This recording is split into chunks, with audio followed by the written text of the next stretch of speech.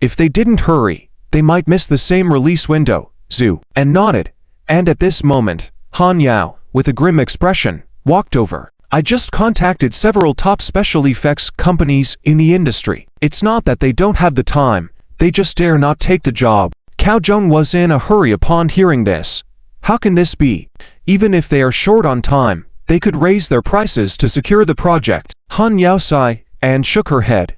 I've already raised the prices to the industry's highest, yet still no one is willing to take it. Cao Zheng frowned, finding this situation very abnormal. No one would leave money on the table. There had to be a reason. Somebody was scheming behind the scenes. At this point, Qinyu also somewhat helplessly said, I contacted some foreign companies. While they are willing to take on the project, the delivery time is longer. This problem had stumped everyone. The expressions of many cast and crew members were gradually becoming despairing. This was different from not having actors or facing other difficulties. Special effects production was an extremely specialized job, with only a handful of companies capable of doing it. If none of them were willing to take on the job, it truly seemed hopeless. Z's family. It must be Z's family causing trouble. Han Yao gritted her teeth in anger. Qinyu remained silent. This was not a difficult situation to figure out. The business world was exactly like this. Once you became enemies, it became a matter of life and death. Walking halfway on a path only to suddenly encounter an insurmountable mountain ahead could be disheartening for anyone. Just when everyone was at a loss, Zuan calmly said, which special effects are the most laborious? Cao Zheng furrowed his brows, saying, the others are manageable, but some of the divide beasts are the most difficult, especially the gold dragon mount of the female lead in the later parts. It has the most appearances and is the most time-consuming. Zuan smiled. Well, I have a solution. What solution? Cao Zheng's eyes lit up. Zuan glanced at the Kiopso dot playing gleefully with his two daughters in the distance and said, since we don't have time for special effects, why not use something real? The night in the film and television city seemed desolate. In the largest studio, Cao Zheng, Han Yao, and Fen Manchu, among others, were dumbfounded as they gazed at the towering giant dragon before them. Is this the latest technology? Cao Zheng looked puzzled and excited as he approached to touch the golden dragon's scales. It's done so realistically, Cao Zheng exclaimed. The dragon disdainfully glanced at Cao Zheng. Just a mere mortal no stronger than an insect. How could they allow such a creature to approach if not for the orders of the authorities? The idea that the esteemed dragon couldn't understand human speech seemed to bother Cao Zheng. Before Zuan could respond, the dragon disapprovingly bowed its head and stared at Cao Zheng with its huge dragon eyes, filled with annoyance and disdain. To claim that the noble dragon couldn't understand human speech. What a foolish creature. Cao Zheng felt a chill run through him and awkwardly apologized. Please forgive me. Great dragon. I was just joking. If all is well, can we start filming now? Wait. Zuan interjected. What is it? Cao Zheng asked. Zuan smiled. You mentioned that many special effects needed to be created. How about using live performances for all of them? How is that possible? Many of those special effects involve various deities. Before he could finish his sentence, in the presence of everyone's focus, Zuan formed an exotic hand seal, softly uttering, all things, from the heart. Countless points of light scattered from Zuan's hand, transforming into various deities and mythical beasts. These deities and beasts were all vividly lifelike and moved and acted naturally. Cao Zheng was completely flabbergasted. Could one really make a film like this nowadays? If a giant dragon was needed, a real one appeared. If immortals were needed, the studio was filled with them. Take your pick. Was this still a film, or had they entered the realm of cultivation? Only Zuan knew that these deities and beasts were merely illusions condensed through his magical powers. Presently, Zuan's strength was not enough to actually summon these deities and beasts. If he could restore even a fraction of his past power, a single command could summon the true forms of these deities and beasts. Nevertheless, creating these illusions for a film or such was still quite impressive. At least, they outmatched conventional special effects by far. Hua Ryu sat proudly on the chair, with her assistant behind her fanning her. Steven's face was grim, filled with anger. They had just finished filming the final scene of the Battle of the Gods, a simple scene where the female lead played by Hua Ryu emerges from the water. However, even for such a simple scene, it took a long time to shoot because Hua Ryu refused to go into the water. In the end, Steven reluctantly agreed to use a body double to finish the scene. This kind of compromise was not the first. Since Hua Ryu joined the crew, Steven found himself having to lower his standards just to get the film made. Thankfully, it was all over now. With today's scenes wrapped up, the filming of the Battle of the Gods was finally finished. Steven didn't even feel comfortable putting his name on the film anymore. He knew that a movie where even the female lead refused to act properly was doomed to fail. But that was no longer his concern. Steven had already bought a plane ticket and was flying back to Europe tonight. Mr. Steven, tonight Mr. Z has prepared a banquet to celebrate your success. What do you think? Hua Ryu smiled falsely. Steven's expression was cold. Sorry, I have something to do. I am leaving for Europe tonight. With that, he turned and left. Hua Ryu stood in place, her face alternating between pale and flushed.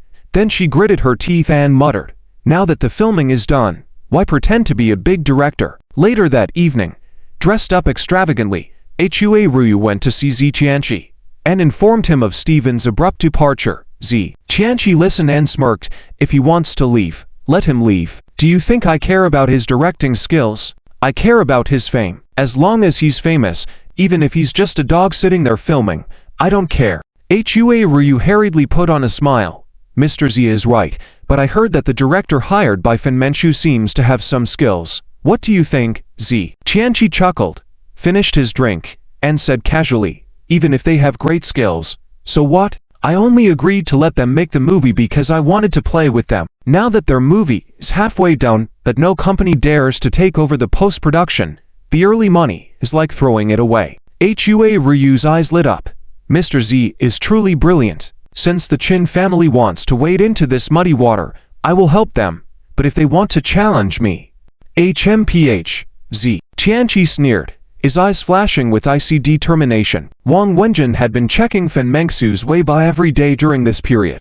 After the press conference for the Godslayer, news about the movie disappeared. Over a month had passed, and many had even forgotten about this movie. Only loyal fans still remembered. In contrast, the powerful publicity campaign for the Battle of the Gods was ongoing. Almost every day, various rumors and news headlines would emerge, one after another. This stark contrast made many lose hope for the future of the Godslayer. Especially after news of the completion of the Battle of the Gods spread, stars throughout the entertainment industry were buzzing, and well-wishes flooded Hua Ryu's Weibo. Meanwhile, Fenmenxu's side remained quiet. Wang Wenjin sighed, guessing he would come up empty-handed today. But when he opened his Weibo, there was a new message. Wang Wenjin was surprised. It was a video. Could it be? Excited, he quickly clicked on the video. The beginning was dark, with a woman softly singing. Then a light gradually lit up, revealing a tall mountain in the middle of the frame. On top of the mountain stood a woman in tattered clothes, but with a determined look in her eyes. It was Fenmenchu. Wang Wenjin suddenly felt his nose tingle, almost feeling like crying. Many had said Fenmenchu had lost, and some maliciously speculated that she had been deceived. But Wang Wenjin and others chose to believe. Finally, they got the video they had been waiting for, the first promotional video for the Godslayer. The video continued, showing the woman at the top of the mountain raising her head, with numerous celestial soldiers standing in the sky above her. They stood high above in the clouds. A solemn voice spoke. "Mortal, do you understand your sins?" The woman replied calmly, "What sins do I have? You go against the heavens, that is your sin." The voice carried frustration. Despite this, the woman smiled, as beautiful as a blooming flower. "So in the eyes of you gods, it is a sin for mortals to seek a bit of freedom." The voice sneered, "Mortals are mortals, they should work on the ground, yet you dare to ascend to the heavens, isn't that a sin?" The woman lowered her head as if yielding. The voice spoke triumphantly, "If you confess now, I may spare your life." Suddenly, the woman raised her head, her eyes seeming to burn with fire. "You are wrong." "Huh?" The voice sounded puzzled. "Gods are not born noble, and humans are not born lowly. You stand high and judge the actions of others, but do you deserve it?" The voice finally erupted, stubborn and unrepentant. "Let her be destroyed, body and soul." A roar resounded, and countless arrows flew, tearing through the sky. But the woman smiled, slowly drawing her sword. "So this is what gods are like." Facing the multitude of arrows, the woman did not flinch. With a dragon's roar, a giant dragon swooped down and carried her away, facing the arrows and the high gods. The video ended.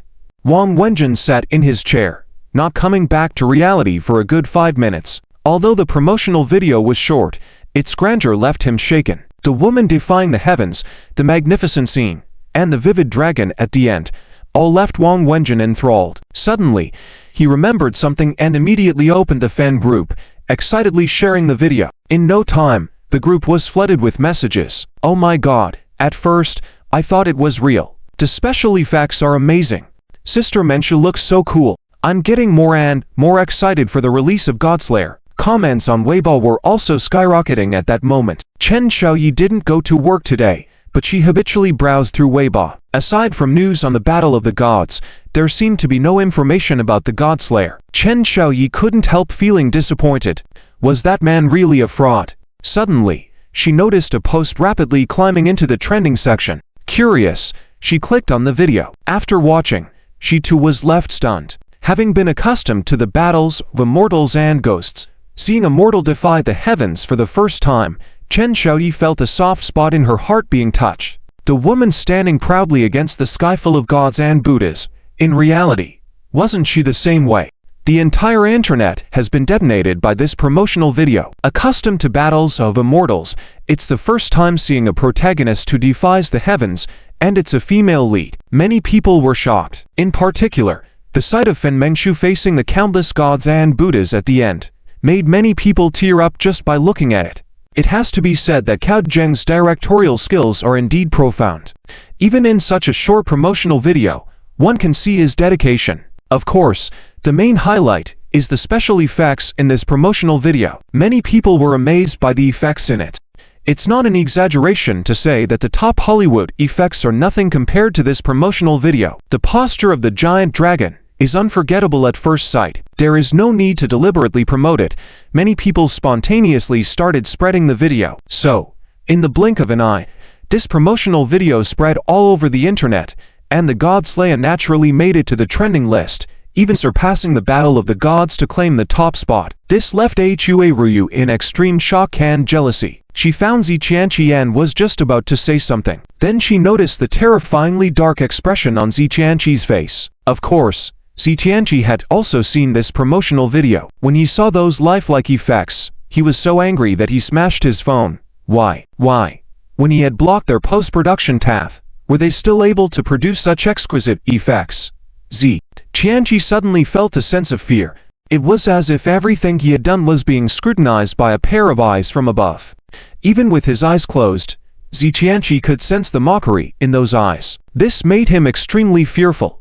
Zi Xiao, what should we do now? Hua Ryu asked anxiously. Zi Qianqi coldly glanced at her, then took out his phone to make a call. I've notified all major theaters to collectively ban this movie.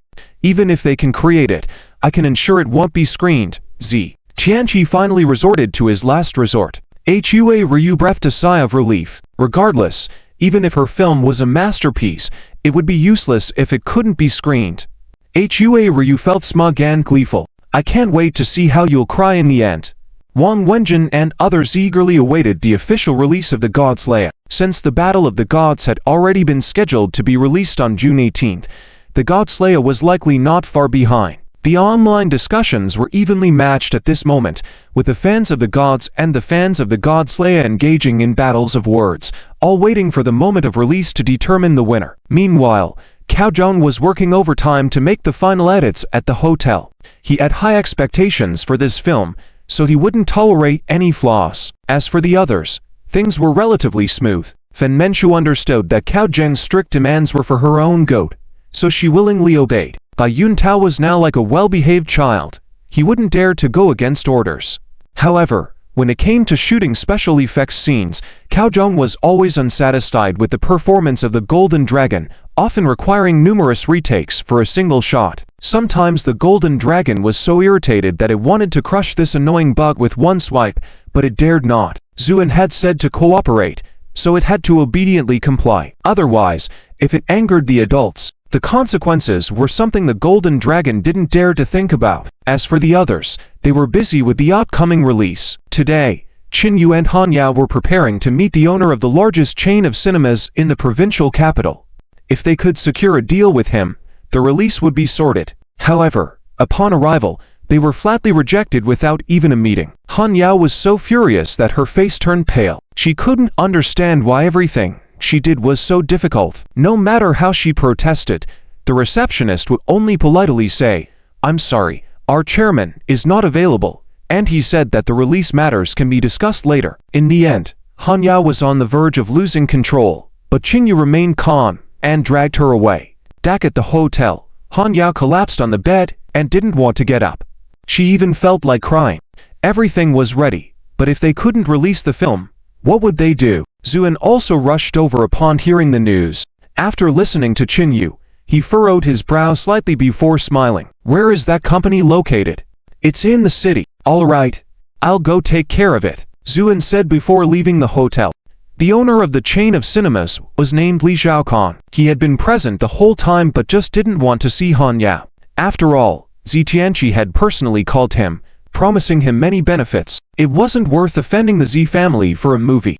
At this moment, he was smoking in his office. Suddenly, there was a knock on the window. He frowned. Who was so impolite? Suddenly, he froze. His office was on the 28th floor. His entire body shook, looking at the man outside the window with a hint of a smile. Zhu, and pointed his finger, and the bulletproof glass shattered. Then Zuan walked in, strolling as if he were taking a leisurely stroll in a garden, smiling at Li Zhaokan. "Are you Li Zhaokan?" Li Zhaokan was stiff all over. That was bulletproof glass. Yet, under this man's finger, it was like paper. His face turned pale, and he trembled as he said, "Immortal, please spare me. What are your orders?" Zhu, and sat down, looking at Li Zhaokan. An eerie silence settled in the room. Li Zhaokan felt like the man's gaze was cutting through him like a sharp knife. "I heard you don't plan to release a certain movie." Li Zhaokan shuddered and quickly said, "Are you talking about the God Slayer?" "It's not that I don't want to release it, it's just that someone talked to me, and I don't dare to provoke them." "But do you dare to provoke me?" Zhu, and said calmly, sliding his finger across the table. As he did, the solid wooden table seemed to be cut effortlessly like butter. Li Zhaokan's face turned white. You, don't worry, I won't kill you. Just release the film obediently. As for the others, I'll deal with them," Zuan said, flashing his white teeth. "Understood." Li Zhaokan nodded frantically. Zhu, and patted his chubby cheek in satisfaction. "If you don't listen, I think I can help you lose some weight." With that, Zuan walked to the broken window, lifted his foot, and disappeared into thin air. Li Zhaokan stood there, taking a while to recover from the shock. If it weren't for the broken glass on the floor, he would have thought it was all a dream. The movie Godslayer is finally set to be officially released. And on the same day, another movie called Battle of the Gods is also premiering. These two films are like archenemies destined to clash, even choosing the same release date. Debates about these two movies online have reached a fever pitch. Many people have joined the conversation, with all of them siding with Battle of the Gods. Especially, the majority of stars in the entertainment industry have also chosen to voice support for Battle of the Gods, boosting its popularity. In contrast, Godslayer is far behind. Besides a trailer, it has not even had any promotion. It relies solely on the spontaneous promotion from its fans. This naturally puts it at a disadvantage in public opinion. However, there are still some celebrities standing on the side of Godslayer, such as Bai Yuntao. He vigorously promotes Godslayer on Weibo and repeatedly promises that he has made a good contribution to the film with his acting skills. But his words only drew a lot of ridicule. Many people commented below, "You can act, haha, if you can act, I'll eat my keyboard. That's right, if he can really act, I'll eat my computer." These taunting comments on Weibo left Bai Yuntao speechless. Helplessly, he had to post another message, "See you at the cinema." This is just a minor episode in the overwhelming flow of public opinion. The focus of attention, Fen Menchu, has remained silent, letting people judge as they please without coming forward to defend herself. Because Fen Menchu believes in Zuan's words, "Let one's strength speak for itself." The more desperate the clamor, the more it shows insecurity. In this highly anticipated situation, the day of release finally arrived. Wang Wenjin went to see the movie with a friend. However, his friend liked Hua Ryu, so they went to watch Battle of the Gods. When Wang Wenjin came out of the cinema full of exclamation marks, his friend also came out, but with a face as if he had eaten a fly. "What's wrong?" Wang Wenjin asked. "It's so awful. It's not worth the ticket at all." "What, Steven? What Hua Ryu? They just acted in a mess. Wang Wenjin's friend cursed. Many other viewers who watched Battle of the Gods felt the same. Even if Steven was perfunctory, it shouldn't be that bad. But because Steven had already returned to Europe during post-production, the editing power was handed over to Hua Ryu to highlight her role in the movie. Hua Ryu forcibly cut her original 30-minute role into 50 minutes. Not enough scenes? Just add some slow-motion shots. So many people saw this scene. Hua Ryu drinking water in the movie in slow motion. And that's not all. The crucial point is that Hua Ryu's acting skills are really not good. She always stares with a pair of innocent eyes, acting like a fool. How could people not complain about that? After cursing for a while, Wang Wenjin's friend asked, "How about the movie you watch?" Wang Wenjin sighed slightly. "I can only say, it's a masterpiece. Is it that exaggerated? If you don't believe, let's watch it again now." Wang Wenjin accompanied his friend back to the cinema once more. After watching this time, Wang Wenjin's friend was silent. "How was it?" Wang Wenjin asked. "Amazing." Meanwhile, the online public opinion gradually started to reverse. Because Battle of the Gods was just too terrible. In a single night, its rating dropped to 3 points, becoming a huge flop. In contrast, Godslayer soared unexpectedly from the start when no one had high expectations for it. When the ratings came out, it shocked many people, 8.8 points. This rating was enough to outperform most domestic films. The comments below were all full of praise. With the reversal of word of mouth, the number of viewers for Godslayer rapidly increased. The theaters wouldn't miss out on making money, so the screening of Godslayer quickly increased. On the first day, Godslayer box office revenue was 1.3 billion, while Battle of the Gods was 1.4 billion, narrowly leading. However, on the second day, Godslayer box office revenue surged to 2.1 billion, while Battle of the Gods rapidly dropped to 80 million. This unyielding fact was like a resounding slap on the faces of those who had initially underestimated Godslayer, especially those fawning celebrities. Their faces were almost swollen. And this was just the beginning. The box office revenue of Godslayer continued to rise from that day on. In just 5 days, it had surpassed 20 billion. As for Battle of the Gods, it hadn't even reached 8 billion, and it was estimated that it might never exceed that. With this fact revealed, the online detractors fell silent. Under Fen Mengsu's Weibo, there were many comments apologizing that the most lively place was still under Bai Yuntao's Weibo. Those who at once vowed to eat their keyboards or computers came back, this time sincerely apologizing to Bai Yuntao. As Bai Yuntao said, his performance in the movie may not have been stunning, but it was commendable. This greatly improved his image in public. Looking at the heartwarming comments, Bai Yuntao couldn't help but shed tears. It seemed that actors still had to act well. Now, even Bai Yuntao was grateful for that beating by Zuan. Without that, how could he have come to his senses? The earth-shattering reversal of public opinion delighted many netizens, as if it were a novel plot coming to life. However, Hua Ryu's Weibo was in big trouble. Countless people began to mock her in the comments. "So the so-called flowery beauty is just about staring wide-eyed. I can do that too. Even drinking water has to be in slow motion. Why don't you just die? Never going to love you again. Goodbye." After looking into your debut, Miss Fen indeed helped you a lot back then, but you ended up throwing her under the bus. Trash. By this time, those once close celebrity influencers were all silent. Everyone could tell that Hua Ryu was finished. Once your reputation goes sour, it's almost impossible to recover. Who wouldn't want to quickly distance themselves to avoid being dragged down?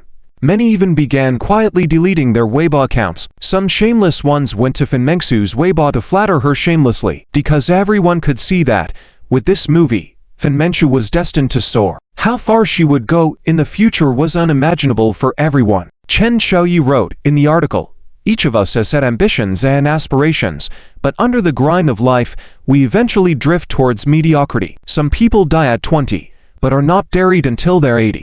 We are all mere mortals. There is no mistake in this. The mistake lies in treating mediocrity as capital and resenting those who refuse to settle for ordinary." The movie Godslayer at first glance seems to be an excellent fantasy film. The special effects and details inside are impeccable. Director Cao Zhong once again shocked everyone with his almost supernatural talent. However, what I saw was not just that. When Miss Fen stood on the mountain, facing the countless gods and Buddhas, slowly speaking that line, Tears welled up in my eyes for the first time. Yes. Why should you be able to arbitrarily judge others' actions just because you are in a high position? And as the giant dragon soared into the sky, the entire cinema erupted in exclamations. It was not just because of the special effects, but also because of its romance. Yes, the giant dragon carrying the hero to challenge the towering gods. Isn't that romantic? Just based on this idea, I'm not saying anything else, but all the domestically produced movies in this theater are garbage. As for Battle of the Gods, I've seen it too. Miss Hua contributed excellent eye-rolling acting in it. As for the rest, I have nothing to say. Because this is just another historical biography film. I like Godslayer because it reminds me of my youth. Back then, we wore white robes, rode bicycles through the bustling city. We were rebellious troublemakers in the eyes of adults, but we had innocent hearts. In the end, I specifically looked at the screenwriter, and it said, Mr. Zhu. Quite interesting. You certainly didn't disappoint me. Chen Shouyi's article vividly captured the voice of many people. Therefore, after a week of its release, the box office of Godslayer increased instead of decreased. And the majority of viewers were middle-aged people who may be struggling in life, leading an ordinary existence. But after watching it, tears welled up in their eyes. Yes, who hasn't been a youth before? And the heat of this movie has become a spectacular phenomenon. Countless people were impressed by Fen Mengxiu's outstanding performance in the film. Especially her scene on the mountain facing the gods alone became an unforgettable memory for many. Fen Mengxiu is affectionately referred to as Miss Godslayer by people. With this, Godslayer returned like a king, almost trampling the battle of the gods under its feet. And it's also slapped all those so-called stars who had been maligned and disregarded. Z. Qianqi watched the comments online with a darkened face. Suddenly, he punched the screen, shattering it. Then he began pacing back and forth in the room. Hua Ryu sat on the couch crying. Her heart was full of resentment. Resentment towards Fen Mengxiu, towards Steven, but never considering her own fault. The Qin family. Ha ha. What a smart move, Z. Qianqi suddenly sneered. And Qing from the Yin family is also getting involved. What? Do you think you can do something to my Z family with just a movie? Z. Qianqi gradually regained his proud look on his face. But it was just a movie. He didn't really care too much. However, behind this movie were the shadows of the Qin family and the Yin family. He needed to be prepared for this. But Zi Qianqi was not worried at all because this was the provincial capital. Who dared to act recklessly on his territory? Thinking of this, Zi Qianqi couldn't help but feel relieved. However, at that moment, in the hotel where Fen Mengxiu was staying, someone was asking Zuan in shock, Mr. Zhu, are you serious about this? That's the Z family's territory. The person asking was Cao Zhang. The cause was Zuan preparing to hold a celebration banquet. This was natural. After all, with the brilliant success of Godslayer, a celebration banquet was in order. But Zuan's chosen location was the Lixu Grand Hotel in the provincial capital. Everyone in the provincial capital knew that the Lixu Grand Hotel was owned by Zi's second young master. It was quite bewildering that Zuan wanted to hold the celebration banquet there. Hence Cao Zhang's inquiry. Zuan smiled at the words, the Z family's territory? No, you got it wrong. It won't be for long. Before Cao Zhang could say anything more, he was pulled aside by Han Yao. Qin Yu's eyes lit up at the words. Mr. Zhu, is he about to take action? Of course, Zuan would not spare the Z family just because they were humiliated in the movie. Killing is an easy task. If Zuan wanted to, then Zi Qianqi and Hua Ryu would have been killed many times over. But killing someone was easy, killing their spirit was the challenge. Zuan wanted to thoroughly humiliate the other party. You want to replace the female lead? Alright, I'll make my own movie and smack your face with ironclad facts. That is the correct way of revenge. But now that the goal has been achieved, Zi Qianqi and others are no longer of any value. In the end, after reaching the peak of cultivation, it all boils down to one thing: protect those you love and let your opponents go to hell. So, Zuan held no mercy in his heart. To him, the Z family was just a trifling matter. If they have to be killed, then they will be killed. And choosing to hold the celebration banquet at Lixu Grand Hotel was also because Zuan felt that if he needed to deliver a blow, were better than on the enemy's own turf. Thinking this, a faint smile appeared on Zuan's lips, and little Sha, who was playing with Zhu Xiang and Zunan, suddenly shivered and cowered in fear as soon as it saw Zuan's expression. Among all present, Only it could feel the terror behind Zuan's smile. Whenever the adult smiled like that, someone would definitely be in trouble. Little Sha thought to itself, this celebration banquet organized by Zuan was very grand. Not only the crew members would attend, but many others were also invited. However, apart from the celebrities who came on their own upon hearing about the banquet, Fen Menchu also sent out a few special invitations. Wang Wenjun had been spending almost every day online lately, engaging with other fans to discuss their views on the movie. Godslayer had now become a masterpiece in the hearts of many. Today was no exception, but as they were discussing, the doorbell rang. When he opened the door, Wang Wenjun found it was the mailman. Strange, do people still send letters these days? Wang Wenjun opened the envelope with suspicion. Inside was a gold-embossed invitation. He opened it and instantly felt frozen in place. It was an invitation personally written by Fen Menchu, inviting him to attend the celebration banquet as a representative fan tomorrow. Wang Wenjun trembled all over. He was already past the age of idolizing stars, and his affection towards Fen Menchu was merely due to her elegant demeanor.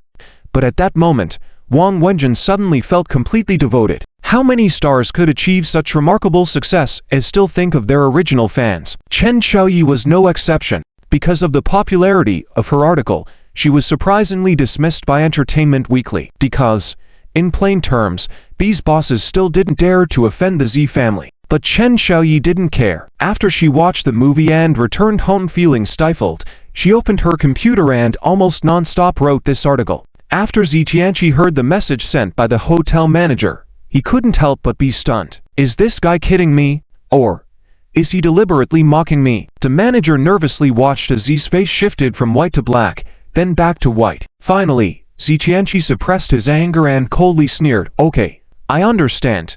You go make the arrangements. Yes, Zi Shao. The manager quickly retreated. At that moment, Hua Ryu approached, her face full of resentment as she said, Zi Shao, this must be the trick of that bitch Fen Menchu. She wants to mock you. Smack. Zi Tianqi slapped her hard. Hua Ryu was stunned. Zi Tianqi coldly said, I don't need you to remind me. Yes, Zi Shao. Hua Ryu shivered as she covered her face. Zi Tianqi pondered for a moment, then made a phone call. Zi De Shao, what are your orders? Came a lazy voice from the other end of the line. Tomorrow, come to the hotel. What's the matter? Murder, Zi Tianqi said fiercely. There was a pause on the other end of the phone. Then the voice said, all right, I'll be there tomorrow. After hanging up the phone, Zi Tianqi's face was full of killing intent. From childhood to adulthood, he had never endured such humiliation. Someone dared to disrespect him like this. Very well, tomorrow, I will give you an unforgettable lesson. And Fen Menchu, don't think you're amazing just because you made a hit movie. Actors are simply actors, no matter how talented. They must kneel before the wealthy families. A faint smile appeared on Zi Tianqi's lips, as if he could see Fen Menchu kneeling before him. At the same time, in a luxurious villa in the provincial capital, a woman asked, Brother, who is it? The man smiled faintly. Zi De Shao is angry and wants me to help him with a murder. The woman sneered.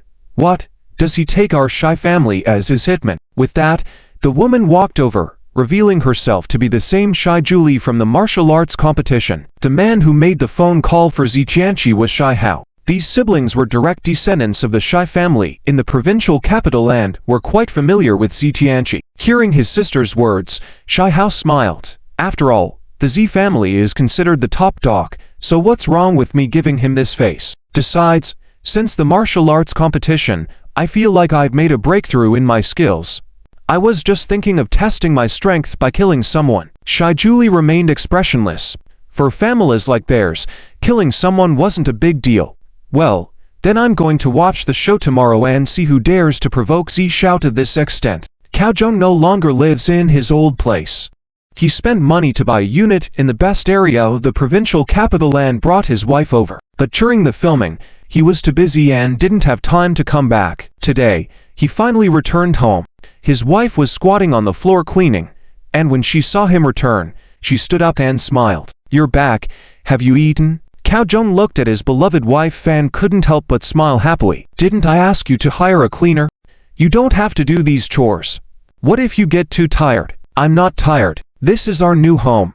I don't want anyone else to touch it. The woman proudly said. The woman cooked a few dishes for Cao Jun and opened a bottle of wine. Cao Jun drank the wine, watching his busy wife, feeling content. This was something the former Cao Jun could never have imagined. He knew it was all thanks to Mr. Zhu. Without Mr. Zhu's help, his wife would probably have died long ago, and he would have been finished too. Tomorrow, our crew is having a celebration banquet. Great. That's a good thing. The woman was surprised and happy. It's at the Liu Hotel. The name seemed to have a magical power, causing the woman to freeze instantly. Cao Jun looked at her and said seriously, Axiu, tomorrow, you come with me. I want everyone to know that you are my woman. Axiu lowered her head, and, after a long time, she trembled and said, Is it Mr. Zhu's idea? Cao Jun nodded. Axiu sighed. Our lives were given by Mr. Zhu. Since he's going there, we naturally have to follow. Don't worry about me. I'll be fine. Cao Jun nodded. Okay. Axiu turned and went to the kitchen, tears suddenly streaming down her face. She used to be a manager at the Liu Hotel, but because she was pretty, Zitianqi took notice of her. After a drunken night, Zitianqi attempted to take advantage of her.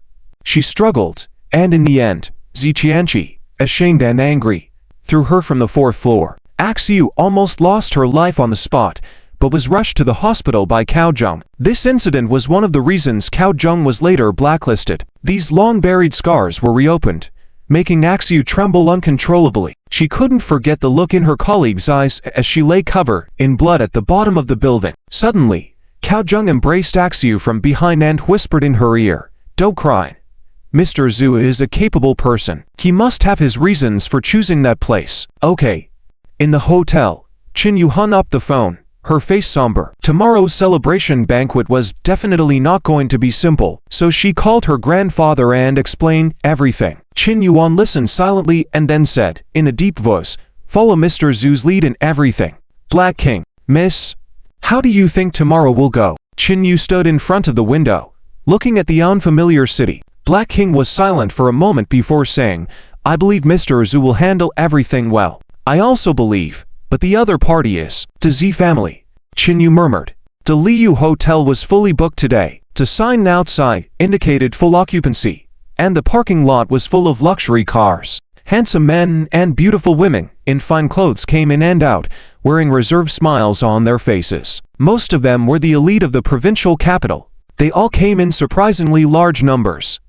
Not because of Fen Mengxu's prestige, but because they wanted to see the show. Who didn't know about the grudge between Fen Mengxu and the Z family? The success of the movie had already embarrassed the Z family. Holding a celebration banquet right under the Z family's nose was unprecedented in these years. So many people came uninvited just to watch the fun. And most didn't hold much hope for Fen Mengxu. After all, no matter how well her movie sold, she was just a star. When Chen Xiaoyi and Wang Wenjun arrived, the hall was already filled with a galaxy of stars. These celebrities and stars were grouped together, wearing self-satisfied smiles on their faces. No one paid attention to Chen Xiaoyi and Wang Wenjun. The two of them also felt a bit awkward. But at that moment, Fen Mengxu, dressed in finery, walked up with a gentle smile on her face.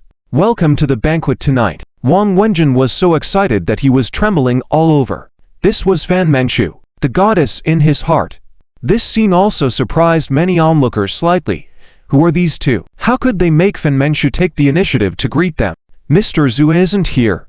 Chen Xiaoyi scanned the room, looking for the shadow of Zuan.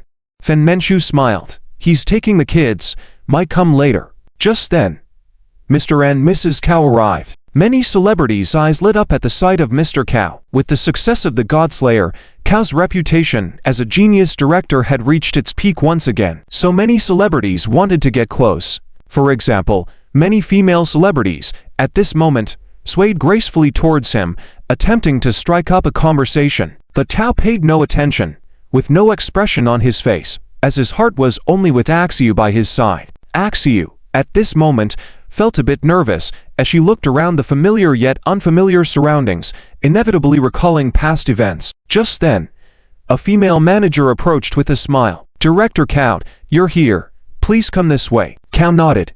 The manager then said, This must be Mrs. Cao, right? Suddenly, the female manager widened her eyes. Axiu looked at the woman and said softly, Molly, do you still recognize me? Molly looked as if she had seen a ghost. You You.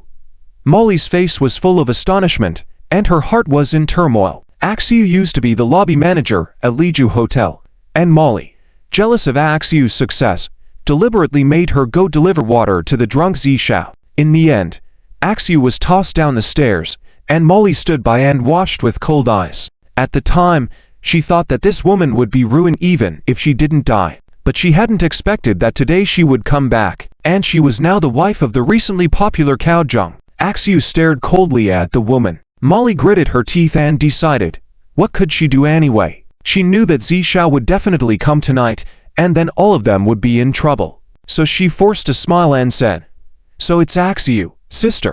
Cao sensed something strange about his wife and was about to say something when there was a commotion at the door. Z, Qianji and Stonehao, along with others, entered. Their arrival shocked many, while some became excited. Here they come. It's going to be lively now. After Zi Qianji entered, he surveyed the room, causing many people to shrink under his cold gaze. Then Zi Qianji's eyes paused on Fen Manchu, who was dressed elegantly, a hint of greed flashing in his eyes. This woman is truly stunning. Zi Qianji then noticed Cao Zheng and the trembling Axiu beside him. A faint sneer appeared on his lips. Meanwhile, Qin Yu and He Wan came over. Mr. Qin nodded in greeting. Zi Qianji looked at Qin Yu and suddenly smiled. I wonder who gave you the courage. Is it Lung Wingke? The whole room gradually fell silent. Stonehao looked at Qin Yu with interest, thinking to himself, this girl looks pretty good. Qin Yu's face turned ugly. Z. What do you mean by that? Coming to my territory, making a movie, and even holding a celebration near my home. Do you really think the provincial capital is your family's Bay River? Z. Qianji said coldly. Qin Yu gritted her teeth. Z. Qianji. Z. Qianji waved his hand, sneering, since you dared to do this, be prepared for retaliation. Stonehao, go ahead. Stonehao grinned and approached. Little girl, with your delicate skin, a punch from me will probably turn you into mincemeat. Why not kneel down and apologize to Z and then accompany me for the night, and I'll let you go. What do you think? Qin Yu's face turned purple with anger. At this moment, He Wan stood motionless, blocking Qin Yu behind him. Looking at Stonehao, your opponent is me.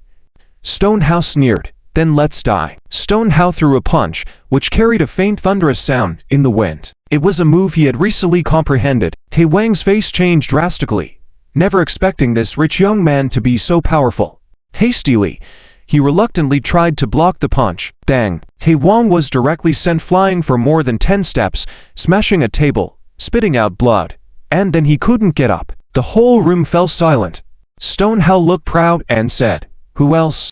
At this moment, Hua Ryu sneered at Fen Mengchu. Miss Fan, did you see that? Don't think that just because you made a movie, you're something special. This is the Z family's territory.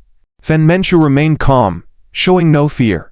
It was Wang Wenjin who, at this moment, in a rush of blood to the head, wanted to step forward to protect his goddess. But he was stopped by Chen Xiaoyi, who shook his head with a serious expression. Wang Wenjin had to give up.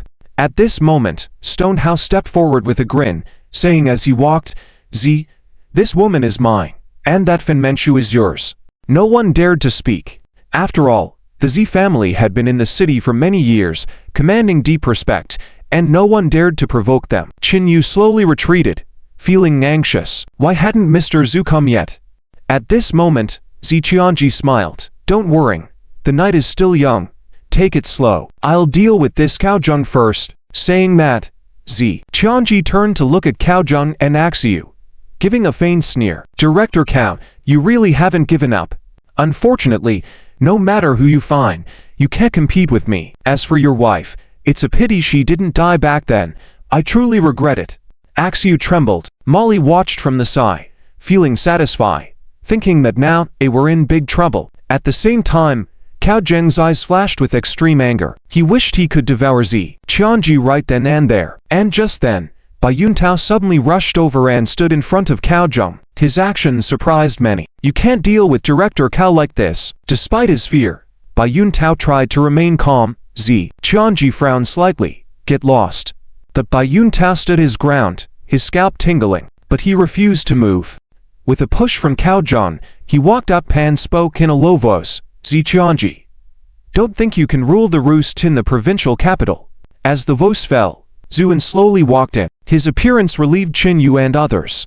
Even Bai Yuntao shouted, "Mr. Zhu." Zuan nodded slightly, then looked at Zi Qianqi and said lightly, "Are you Zi Qianqi?" Zi Qianqi looked at Zuan with a cold face. However, seeing that Zuan did not seem like a wealthy son, he did not pay too much attention, but instead looked at Anqing behind Zuan. "Anqing, are you not afraid that your elders will restrict you when they find out you are causing trouble with the Qin family in the provincial capital?" Zi Qianqi said grimly. Anqing's face also looked bad. She was not very familiar with Zi Qianqi, having only met him a few times, but she knew that Zi Qianqi was quite favored in the Zi family in the provincial capital. The Zi family's influence was not to be underestimated even by the An family in the capital, so she felt that it was inappropriate for Zuan to hold a celebration banquet today. "Zi Shao, we are just holding a banquet. There's no need to make such a fuss," Anqing said. "Holding a banquet? Ha ha," Zi Qianqi sneered, then looked at Zuan. "Did you just say you wanted to cut off my hand?" Zi Qianqi's momentum was intimidating, making Anqing slightly change color. But these things were useless in front of Zuan, who just smiled lightly.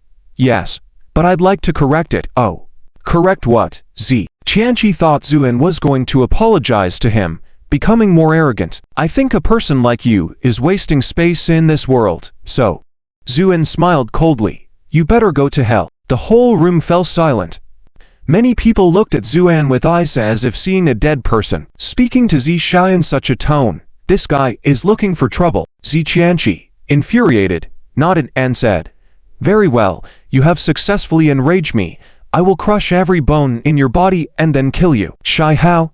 Zi Qianqi was not a fool. He understood that if Zuan dared to say that, there might be some skill, so he called Shai Hao over. He had confidence in Shai Hao, especially since Shai Hao had achieved a ranking in the martial arts contest, entering the top 100, but there was no sign of the expected footsteps. Zi Qianqi turned somewhat suspiciously and found Shai Hao looking pale, staring at Zuan directly. "Shai Hao, disable this guy, and I will give you the piece of land you've always wanted." Shai Hao finally moved. Zi Qianqi was excited, thinking he could already see Zuan with all his bones shattered. But what followed shocked everyone. Shai Hao trembled as he walked unsteadily towards Zuan, then suddenly knelt down. I've met Mr. Zhu." Zi Qianqi's eyes were about to pop out.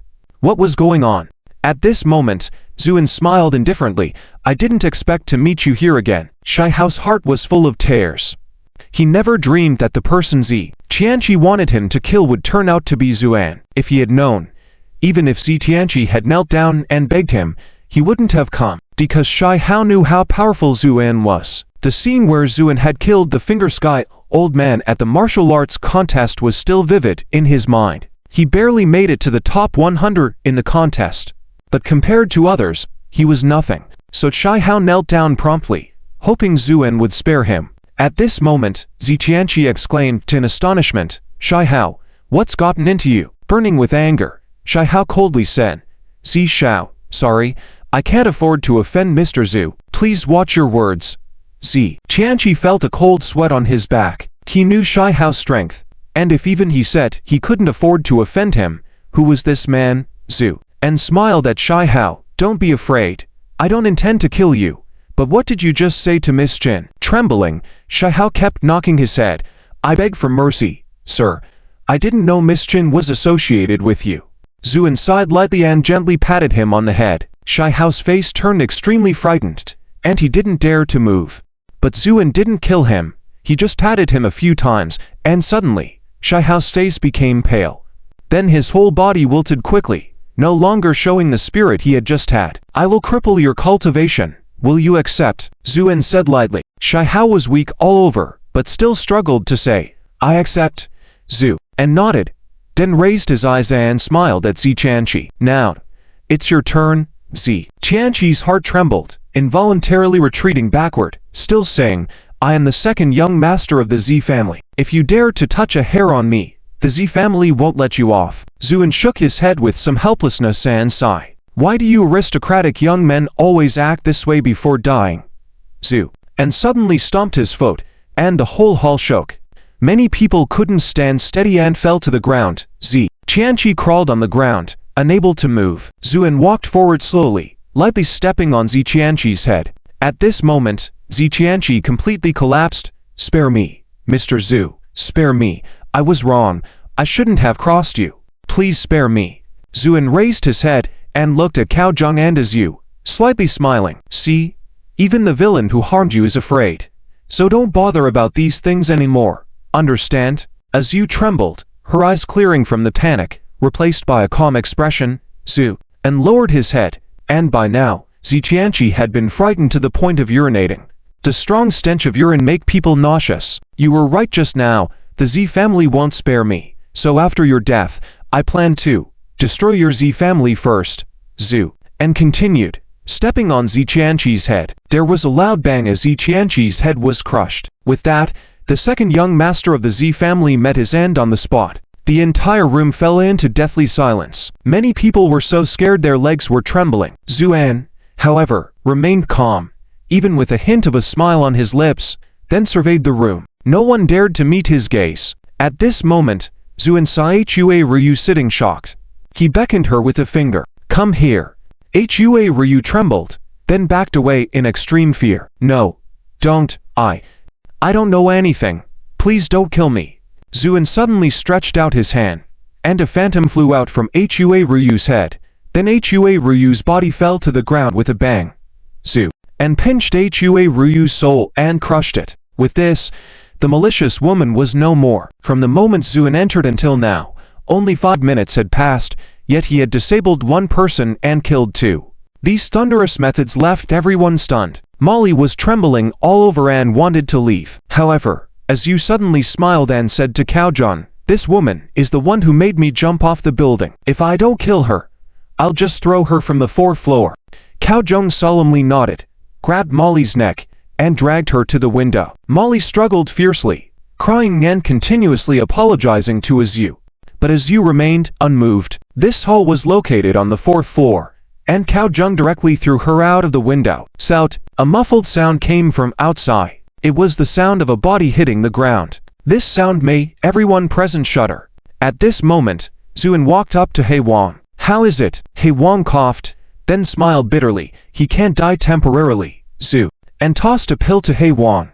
"Take it." He Wang solemnly took the pill. He had witnessed Zhu, and using only one pill to rejuvenate Xin Yuan. "Thank you, Mr. Zhu." Then Zuan smiled at the shocked onlookers. "All right, let the banquet continue." Nobody dared to leave. Jokes aside, this man who always had a hint of a smile on his face was so ruthless that he even killed a second young Master Z. Who would dare to offend him?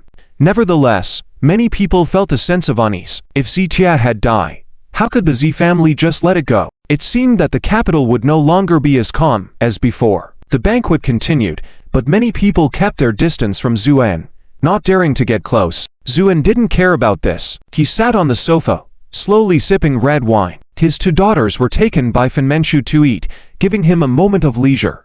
Suddenly, a woman sat next to Zuan and poured herself a glass of wine. Zuan turned to look and recognized her as the female journalist from the press conference, couldn't help but smile. Chen Xiaoyi raised her glass and nodded at Zuan. "Congratulations on fulfilling your promise from the press conference." Zuan smiled. "Thank you," and took a sip of wine. "Aren't you afraid of me, Zhu?" and suddenly asked after setting down his glass. Chen Xiaoyi shook her head. "Not afraid. I've killed 2 people. Ziqian's death was deserved." Zuan smiled lightly. "It seems you really hate him." "How many people in the capital circle don't hate him?" Chen Xiaoyi said. Zhu, and nodded, then fell silent. This beautiful journalist was so proactive, Zuan naturally understood her intentions. Unfortunately, Zuan wasn't interested in such matters. He had been focusing on improving his cultivation during this time, preparing to find Yan as soon as possible. As time passed, his longing for Yan grew deeper. Chen Xiaoyi gritted her teeth inwardly. She had gathered all her courage to toast him. Since they had met at the press conference, she had been thinking about Zuan frequently, remembering that imposing man from the conference. Seeing Zuan's ruthless actions made Chen Xiaoyi secretly shocked. Eventually, she decided to give it a try, but the result, it left her somewhat disappointed. In the underground parking lot of Liu Hotel, Shijili was helping her brother, Shai Hao, get into the car. Seeing her once energetic brother suddenly become so weak, Shijuli's face was filled with resentment. After getting in the car, Shijuli couldn't hold back anymore. "Brother, are we just going to let this matter go?" Shihao lay on the seat, weakly saying, "What else can we do?" Shijuli bit her lip, "But I can't swallow this anger. Why did Zuan disable your cultivation?" Shihao smiled bitterly and shook his head. "All right, silly sister, I don't know how lucky I am now. Do you know how coldly he looked at me back then? If I hadn't acted quickly, I would be a corpse by now. Cultivation is something once lost, is lost forever. But if life is lost, then it's game over." Shijuli pondered. Shihao sighed at this moment. "Blame it on my excessive pride and arrogance. Blame no one else. What about the news of second young Master Z being killed? Should we inform the Z family?" Shijuli hesitated and asked. A mocking expression appeared on Shihao's face. "The Z family.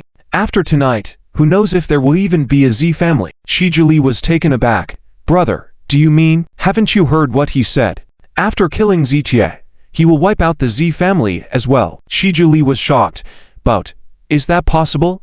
You know the Z family still has an elder alive." Shihao waved his hand. "You think it's impossible, but for him, it's possible." As for the elder of the Z family, a look of fear flashed in Shihao's eyes. This man may have already taken that step. Shijuli felt a chill in her heart. "Let's go back. From now on, our family should not get involved in these matters, especially if the Z family is destroyed. The Qin family will definitely enter the capital, and our family will have to defer to the Qin family," Shihao said in a deep voice. As Shihao had said, Zuan was indeed planning to destroy the Z family, because through Ziqian's soul, he had obtained a lot of information. The atrocities committed by the Z family over the years were enough to warrant their downfall 10 times over. At this moment, the banquet had dispersed. Chen Xiaoyi left in disappointment. As for the others, they all left separately. Zuan took his 2 daughters back to the hotel. After settling them down, Zuan walked out of the room. Anqing was waiting for him in the living room. Upon seeing Zuan, Anqing said solemnly, "Zuan, you shouldn't have killed Zitia." "Oh, why not? The strength of the Z family is far more than it appears on the surface. They even have an imaginable worldly power behind them. And then, by killing Zitia, while he may not be the legitimate eldest son of the Z family, he is greatly favored. So the Z family will not let this go easily. So, you should go to the central capital." And Qing expressed her thoughts. "The Qin family in Beijing may not protect you, but if you go to the central capital, relying on the power of our own family, the Z family will have some concerns." However, Zuan shook his head with a smile, and Qing shuddered all over, unable to hold back her cry. Do you really intend to destroy the Z family?" Zhu and nodded. "Impossible. The Z family is powerful, with many experts, and it is even rumored to have an old ancestor who hasn't appeared in a long time sitting in seclusion. You are just one person. How can you be their opponent?" And Qing said, incredulously. Zhu and smiled, not directly answering King's question, instead saying lightly, "Look, the wind is rising." "So what if the wind is rising?" And Qing was a bit puzzled. "Have you heard of a saying?" Zhu and pushed open the window, and the strong wind poured in. "What saying?" "Dark night, high wine, a night for killing," Zuan said lightly, stepping into the void. An astonishing momentum surged from Zuan, causing the heavens and earth to seem to change color. "Keep your thoughts clear and your intentions pure. I'll be back soon," Zuan said, gradually disappearing into the darkness, and Qing stood lost in thought by the window. The few words Zuan had just spoken had a great impact on her.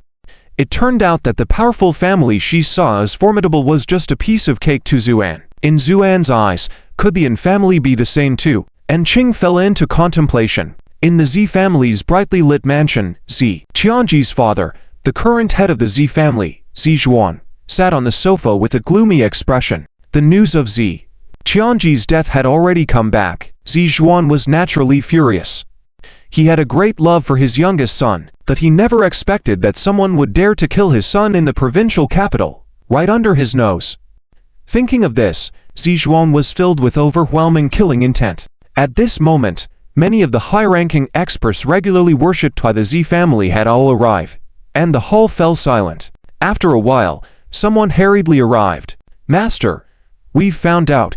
The killer is a member of the Qin family from Beijing, named Zuan." Zuan Zuan frowned and looked at the experts behind him. At this moment, an elderly man, the oldest and most senior among them, stepped forward. Head of the family, I have roamed the rivers and lakes for decades and have never heard of a skilled individual with the surname Zhu. Zuan respected this old man. When he spoke, Zuan nodded in respect. Grandmother Chia. This old man was Master Chia Bin, ranked 5th on the heavenly ranking list, known as the bloodthirsty butcher, a notorious villain who had committed countless killings in the past. Later, he incurred the wrath of many and eventually disappeared without a trace. Unexpectedly, he appeared in the Z family and even became a revered figure. At this moment, Master Chia Bin said, in a deep voice, Head of the family, I am willing to personally lead a team to capture this Zuan and avenge the second young master. Zuan nodded. Very well, I'll have to trouble Master Chia. Master Chia Bin grinned. Don't mention it, head of the family. Since someone dares to oppose our Z family, my reputation as the bloodthirsty butcher is not just for show. But at that moment, a calm voice came from outside the door. No need to go catch him, I'm here. Who? Just as everyone was shocked, the doors and windows shattered with a crash, and the strong wind rushed in. Zuan walked in slowly, giving a stern smile to the people in the room. I am Zuan. Zuan stood up abruptly, his face dark as he stared at Zuan. You killed my son, Zu, and nodded. To be precise, I crushed his head with one kick. Kill him. Zuan's eyes turned red, not wasting any words and giving a direct order. Master Chia Bin couldn't hold back any longer. In his view, this man looked ordinary, so he could impress the head of the family in front of him. So he sneered, Fool, you've walked right into the trap, saving me some effort. Go die. With that, Master Chia Bin raised his red palms and rushed towards Zuan. He was known as the bloodthirsty butcher because of his practice of the deadly blood hand technique. When fully mastered, his hands would turn as crimson as cinnabar. He struck with a gust of bloody wind. Zuan didn't move but watched with interest. Master Chia Bin coldly smiled to himself, having immersed in the blood hand technique for decades, very powerful and a mere touch could be fatal or destructive. Yet this person didn't dodge or flinch. This is seeking death on your own.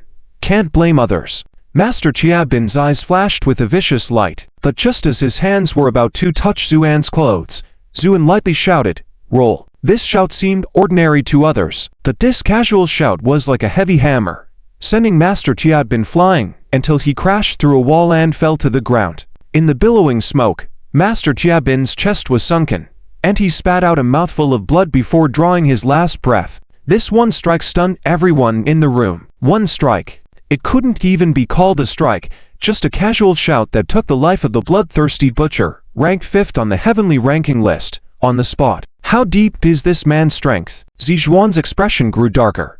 At this moment, Zuan sighed lightly. Looks tough, but actually so weak. He then looked around at everyone in the room and smiled faintly. But don't worry, tonight, none of you can escape. Zuan's expression was extremely unpleasant, but he snorted coldly. No wonder you dare to oppose me, Z family, in the provincial capital. You do have some skills, but did you bother to find out whether the Z family is so easy to provoke? Zu, and shook his head with a light laugh. I know, your Z family relies on having an immortal sitting in seclusion. Hearing this, Zuan's face changed abruptly. This was the most core secret of the Z family. Although there were always rumors outside that the Z family still had an old ancestor alive, no one knew what level the ancestor had reached. But this man just revealed it in one sentence. Who is he really, Zu? And smiled faintly. No need to be so surprised. I think, by now, your family's patriarch should also know that I'm here. With that, the aura around Zuan suddenly increased terrifyingly, causing everyone present to pale. Even those with shallow cultivation kneel directly on the ground. The heavens and earth seemed to change colors. The fierce wind cowered down and dare not approach Zuan. Zuan then said calmly, Now that you know I'm here, why not come out? His voice carried far. Before anyone could react, behind the villa nestled by the mountains and waters, a weathered yet dignified voice rang out. Indeed, heroes emerge from the young, but you are too arrogant. Upon hearing this voice, Zuan couldn't help but feel ecstatic. It's the Ancestor. The Ancestor has come out. Zuan was so excited that he knelt down with a face full of excitement. Grandson has seen grandfather. Yes, this old man is Zuan's grandfather, named Zihang. Because his lifespan greatly increased after becoming a scattered immortal, he appeared to be like a 70-year-old man. Ziheng nodded. Get up. Zuan got up and stepped back to the side, his face filled with joy. In his eyes, as long as his grandfather came out, there would be nothing in the world that he couldn't solve. At this moment, Ziheng looked at Zuan and sneered. Young man, it's impressive to have such cultivation at your age. But do you think that with just your level of cultivation, you can handle my Z family? As he spoke, Ziheng raised his voice, causing the entire villa to tremble slightly, and the flowers, plants, and trees in the courtyard all snapped under this roar. The experts invited by the Z family all changed their expressions. The power of the scattered immortals was unexpectedly terrifying. Although it was just a simple roar, the momentum was like a raging storm. However, Zuan was unmoved, as if this astonishing momentum was as gentle as a breeze, and he just smiled faintly. Whether the first can handle it or not, I have to try to know. Ziheng arrogantly smiled. Then let me fulfill you today. With that, Ziheng suddenly raised his hand, and a huge long knife gradually appeared. The condensing knife, truly the method of an immortal. The many experts were dazzled by what they saw. While Ziheng's long knife had fully congealed, the blade was over 10 meters long, emitting a terrifying aura. Watch my Z family's mad knife. Ziheng shouted coldly and struck down with the knife. Where the blade passed, it seemed to cut through even the wind. Under this earth-shattering knife, Zuan remained as calm as a mountain, gently shaking his head to slow. Saying that, Zuan raised his fist and fearlessly met it head-on. One fist moves heaven and earth. Doom. A deafening roar resounded. Ziheng staggered a few times. The long knife in his hand snapped with a click, turning into nothingness, and his face gradually turned serious. He, a scattered immortal, couldn't even handle this carefree man of the transcendent realm. He even shattered his knife technique with just one punch. This man was indeed formidable. At this moment, Zuan raised his fist, and a fine scar appeared on his originally white as jade fist. A drop of blood slowly seeped out and then dripped down. He was injured. Originally shocked, Zuan and the others couldn't help but be overjoyed. Ziheng also sneered. Young man, considering the difficulty of your cultivation, as long as you kneel down now and give up your cultivation, then tell me the technique of that punch just now, I will spare your life. Greed gleamed in Ziheng's eyes. This man was able to resist his knife technique with just the cultivation of the transcendent realm, surely relying on that mysterious boxing technique. If he could obtain it, his cultivation would surely advance further. However, Zuan chuckled. Indeed, is the transcendent realm not enough? His voice was low, as if speaking to himself. Ziheng grinned.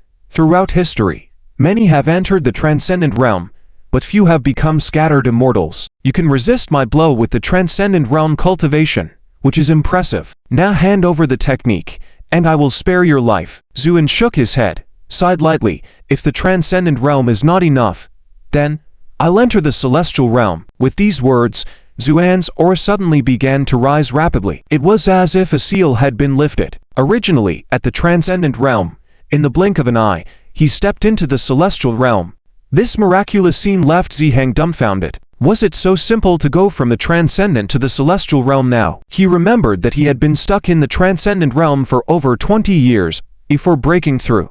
What he didn't know was that Zuan had been refining his cultivation these days, just a tiny step away from entering the celestial realm. Zuan's reason for attacking the Z family was to hone his skills with the help of this scattered immortal. Finally, under that recent blow, Zuan broke through. Initially, Ziheng had the advantage in aura, but after Zuan entered the celestial realm, the tables turned. Zuan's aura was rising sharply, quickly pushing Ziheng back to steps, and a touch of panic appeared in his eyes. Then Ziheng gritted his teeth.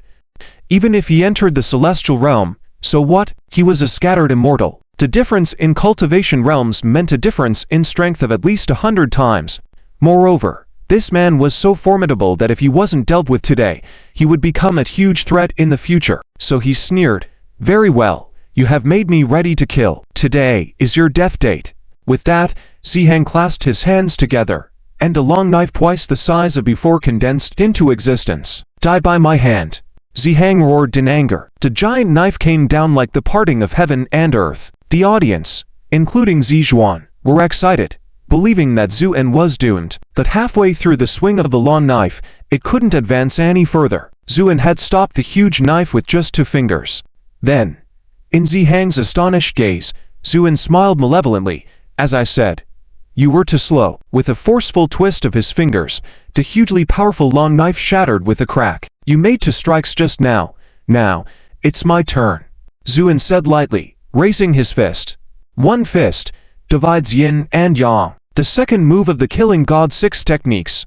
Although Zuan had used it in the transcendent realm, the power of this punch had increased 100-fold after advancing to the celestial realm. After this punch was thrown, everything in the surroundings instantly solidified. Within 100 meters, trees crumbled into dust, and the villa quickly began to collapse, silently turning into rubble. Zihang felt a powerful force binding his entire body. He couldn't help but feel terrifying. This man's capabilities had exceeded his imagination. Helplessly, Zihang had to resort to his life-saving move. He bit the tip of his tongue fiercely. Spurt. A mouthful of lifeblood sprayed out. Zihang began to fade gradually. This was his blood escape technique, which he had paid a hefty price for in the past. However, in this desperate moment, he couldn't care less. Survival was paramount. But just when he thought he could escape, Zuan raised his fist again. Killing God 6 techniques. 3rd form, separation of life and death. The punch was silent, without even a trace of a fist wind. But with this simple punch, Zihang, who was about to flee, let out a miserable cry. Then his entire body aged rapidly, and in an instant, he became ancient and feeble. Spare me. With his last breath, Zihang's life force extinguished, and he quickly turned into a skeleton, dissipating in the wind. At this point, the scattered immortal Zihang was shattered by a single punch from Zuan. Zuan and the others watched this scene in shock and disbelief. Grandfather was dead. Who could have imagined that the invincible patriarch of the Z family would die so quietly and without a sound? Zuan turned to look at them, giving a faint smile. Sorry, it seems like this patriarch of the Z family isn't very good at taking hits. Ha! Zuan shuddered, fear filling his eyes. As for those so-called experts, they all gasped in shock and some, quick to react, began to quietly retreat, preparing to escape. However, Zuan had no intention of letting them go. I've said it before, after tonight, the Z family will become history. I hope that after you've descended into hell, you'll repent thoroughly. No. Please. Zuan cried out in extreme fear. Sir, our Z family has no grievances with you before. It's just that my unfilial son offended you. Now that he's dead and the patriarch has fallen, please spare us. As Zuan spoke, his face was filled with sincerity and respect. Zuan simply watched quietly. After he finished speaking, he calmly said, Go tell these things to those who were harmed by your Z family. With that, Zuan's left hand clenched and gradually condensed a long blade, the same move Z Crossing had used before. Zuan exclaimed in shock, wanting to say something. And flicked his wrist, sweeping the blade across. Thud, thud, thud. Like breaking dry twigs, Zuan and those so-called experts were all cut down. Corpses fell to the ground. Zuan struggled with a hint of unwillingness until now. He finally understood that this man was not someone his Z family could afford to provoke. Unfortunately, it was too late for regrets. With a bang, the magnificent mansion collapsed under the blade, groaning before toppling to the ground. Amidst the rising dust, the Z family vanished into thin air. However, Zuan clearly had no intention of letting anyone escape. Since he had acted, he would ensure complete annihilation. Foolish kindness will only lead to trouble. So he walked up to the last breath of Zuan and calmly said, Are you pleased that your eldest son wasn't in the provincial capital? Zuan made a choking sound in his throat, his face filled with terror. And smiled. I don't want to kill innocents unnecessarily, but the deeds of your Z family are enough to warrant 10 deaths. So, Zuan squatted down, dipped his finger in Zuan's blood. Harmony is most important among family members. I'll send you all on your way. With that, Zuan chanted a spell, and a mysterious aura followed the drop of blood, hunting down through a path incomprehensible to ordinary people. A blood curse. It was a secret technique obtained from an ancient demon by Zuan during his travels through different realms. Now that he had reached the realm of heaven and man, he could barely perform it. At this moment, with rage overwhelming Zuan, he ultimately perished.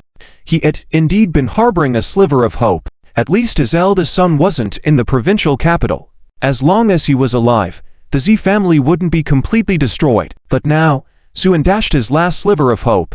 At that moment, in a luxurious bar overseas, Zhuan's eldest son, Bao, was indulging in revelry. Suddenly, a flash of blood light passed by. Bao's expression froze, a choking sound in his throat. Then he fell to the ground, life extinguished. With that, the Z family, which had dominated the provincial capital for decades, was completely destroyed. With a snap of his fingers, Zuan lit a raging flame on the bodies of the dead, reducing them to ashes in an instant. Then he turned and left. Upon returning to the hotel, Anqing was anxiously waiting for him. Along with her, Feng Menxue and Qin Yuan, others were also worried. During the hour or so when Zuan was away, these people were all full of anxiety. Black King had several times prepared to go to the Z family, but ultimately gave up, because Black King knew that even if he went, he couldn't help much. It was better to stay in the hotel and protect everyone. While waiting anxiously, Zuan pushed open the door and walked in. Seeing him safe and sound, everyone breathed a sigh of relief, and Qing patted her chest and sighed. All right, you're back and the Z family hasn't been exterminated. Let's discuss things thoroughly later. In King's eyes, how could the Z family have been wiped out in just over an hour? Maybe Zuan had gone out for a stroll and then returned. But Zuan smiled faintly. The Z family no longer exists. The room fell silent, and Qing looked at Zuan in disbelief. Really? Zu, and nodded. And the patriarch of the Z family, I punched him to death, Zuan said nonchalantly, and Qing closed her mouth. She suddenly didn't know what to say. She had once complained, thinking that her sister marrying Zuan was a mistake, but now she understood. The powerful and wealthy families she relied on were nothing but a joke in front of Zuan. Sister, brother-in-law, you finally have the strength to come back with your head held high, and Qing thought silently in her heart. Meanwhile, Qingyu was looking at Zuan, excited. With the Z family gone, the entire provincial capital had become a vacuum zone. This was immense wealth, but she knew very well that all this was achieved by Zuan. The Qin family hadn't contributed much to this matter. Therefore, she hesitated to speak. Of course, Zuan understood Qinyu's thoughts. He had no interest in such worldly wealth. However, in a vast provincial capital, someone had to take charge. So he smiled faintly. With the Z family gone, I'll leave the rest to your Qin family. Qinyu was startled. This was an immense fortune, but Zuan nonchalantly entrusted it to her. Qinyu was stunned for a moment, then stood up solemnly, bowed deeply, and respectfully said, all of this was obtained by Mr. Zhu. If our Qin family takes over, it will only be temporary management from Mr. Zhu. You can take it back at any time in the future. Hearing this, Zuan smiled, waved his hand, and yawned. I'm going back to sleep. I have to make breakfast for Xiang and Nan tomorrow. With that, he turned and went back to his room. Excited, Qinyu dialed her grandfather's phone. At that moment, Qin Yuan had been waiting in his office for news from his granddaughter. When the phone rang, he immediately answered. How did it go? Qinyu paused, then tremulously said, Mr. Zhu went out for over an hour, and then the Z family was completely destroyed. Qin Yuan couldn't help but take a sharp breath. Although he had done his best to enhance Zuan's strength, he still found it hard to believe that Zuan alone could annihilate the Z family. When the news of the Z family's extermination spread, the entire wealthy families in the provincial capital were shocked. Shai Hao was lying in bed recovering when Shai Juli came in with a pale face. Brother, Shai Hao waved his hand. No need to say it, I already know. Shai Juli sat down desolately on the side. Yesterday, Shai Hao told her that the Z family wouldn't survive tonight. She didn't quite believe it. After all, the Z family had been thriving in the provincial capital for decades, at the peak of their power. Even if Zuan was formidable, it was impossible for one person to wipe out a wealthy family like this. But when the news came this morning, Shai Juli finally felt deep fear. The man who stood tall with a calm demeanor had truly made the Z family history, with a wave of his hand. Such methods were indeed terrifying. Shai Hao, however, wasn't too surprised. What did our father say? Shai Hao asked. Shai Juli shook her head. Father and the uncles deliberated all morning and decided to wait and see. Nonsense. Shai Hao's expression turned stern. Now that the Z family has fallen and the Qin family has taken over, what are they waiting to see? Shai Hao was filled with anger at the moment. Sometimes, his fathers could be too short-sighted. Did they think they were dealing with an ordinary mortal? Shai Hao knew very well that at Zuan's level of cultivation, worldly power and fame were like passing clouds to him. so the most crucial thing now was to make their stance clear. Shai Hao struggled to get up. "Brother, what are you going to do?" Shai Julie hurried over to support him. "Let's go." "Go where?" Shai Julie asked in confusion. "Of course, to the hotel. I want to congratulate Mr. Zhu and the Qin family in person." Shai Hao gritted his teeth. "But..."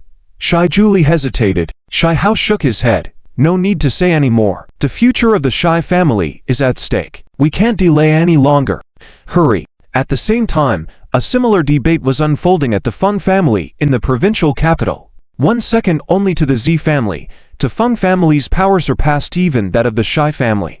The atmosphere was tense today because the fall of the Z family made the Feng family members feel a strong sense of crisis. Feng Che sat in the main seat, looking at the Feng family descendants on both sides, and said, in a deep voice, "How do you all view this matter?" Everyone looked at each other, silent. Just then, a young man sitting at the end stood up. "Father, I think the most important thing now is to quickly show our sincerity to Mr. Zhu." To everyone's surprise, the one speaking was Feng Keachu, the least prominent young master in the Feng family. Although he was the eldest legitimate son, he was not favored by his father, Feng Che, especially after he led a mission to North Zhang some time ago, only to return with losses in battle. His position in the family had declined even further. Feng Che furrowed his brow after hearing the suggestion, "Show our sincerity." "Show what kind of sincerity?" "Naturally, it is to show our willingness to submit," Feng Keachu said firmly. In fact, when he heard the news in the morning, Feng Keachu was almost scared out of his wits. Initially, he didn't know it was Zuan's doing and thought it was an enemy the Z family had provoked. But as he understood the situation, especially after seeing Zuan's photo, he fell into deep panic. Having witnessed Zhu and subduing the dragon with his own eyes that day, he realized this man was not to be trifled with. Left Mr. Yukichi made it clear.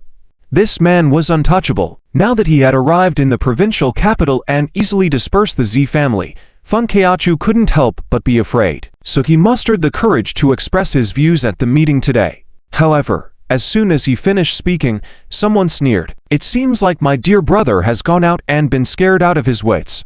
The person speaking had a delicate face, but his eyes were full of malevolence. Feng Qi's expression relaxed upon seeing him. This was the Feng family's second son and the most favored son, Feng Chaos. Feng Keachu's face darkened, and he said with a deep voice, "What do you mean by that?" Feng Chaos stood up, sneering.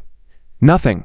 Just that you seem overly timid." Feng Keachu was about to retort when Feng Che waved his hand and then looked affectionately at his youngest son, KOC. "What do you think?" Feng Chaos smiled proudly. "I think, although the Qin family is powerful, the strong dragon cannot oppress the local serpent. I don't believe they can swallow up the entire provincial capital." Feng Qi's expression relaxed considerably upon hearing this. This was also his opinion. Feng Chaos continued, "And I remain skeptical about this matter. Even if a person is powerful, they cannot wipe out a wealthy clan overnight, so there must be forces behind the scenes." The others nodded in agreement, except for Feng Keachu, who sneered. "What are you laughing at?" Feng Chaos disdainfully asked. He had never respected his elder brother. "Nothing. Just laughing at some people's short-sightedness," Feng Keachu said coldly. Feng Chaos's face stiffened. Feng Che was impatient at this point and said, "Stop talking and listen to your brother." Feng Chaos arrogantly said, "So I think we should remain silent for now, then find an opportunity to exert pressure on the Qin family. At worst, in such a large provincial capital, we should get half for our Feng family." Upon hearing this, Feng Che nodded repeatedly, and the other elders of the Feng family also seemed quite pleased. Only Feng Keachu stood quietly on the side, watching everything coldly. He understood that the arrogance of the wealthy families was not easily changed. Only after witnessing bloodshed would they submit. When Shai Hao saw Zuan and Jin Yu, he respectfully bowed. "Greetings, Mr. Zhu, Miss Qin, Zhu," and glanced at him with a faint smile. "Why have you come?" Shai Hao's forehead broke out in a sweat. Although Zuan was just standing there quietly, the pressure he exuded was extremely terrifying. "I have come to represent the Shai family and express our submission to Mr. Zhu and the Qin family." "Oh, submission." Zuan smiled faintly. "Yes, unconditional submission," Shai Hao said firmly. "Zhu," and nodded. "You are a clever one." Shai Hao smiled bitterly. In the face of absolute power, all schemes and tricks were useless. Seeing the reality was the key to survival. Today, you are the first to come, Zuan said, indifferently. Shai Hao dared not look up, and he listened with his head bowed. And the only one. Zuan paused, then continued.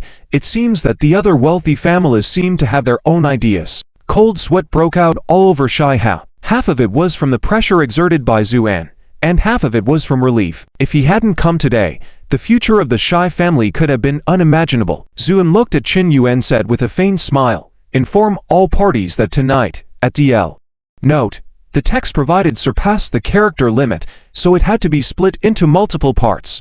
This is the first part of the translation. The news of the Qin family hosting a banquet once again caused a sensation throughout the province. After the Fun family received the invitation, they held another emergency meeting. At the meeting, Fun Koc smiled smugly and said, "See, even the Qin family knows they can't handle such a big piece of cake on their own, so they gathered us local prominent families to attend. Therefore, I suggest that this time, our Fun family show our strength. Let the Qin family and that person's surnames know our power," Fun Koc said. Everyone nodded.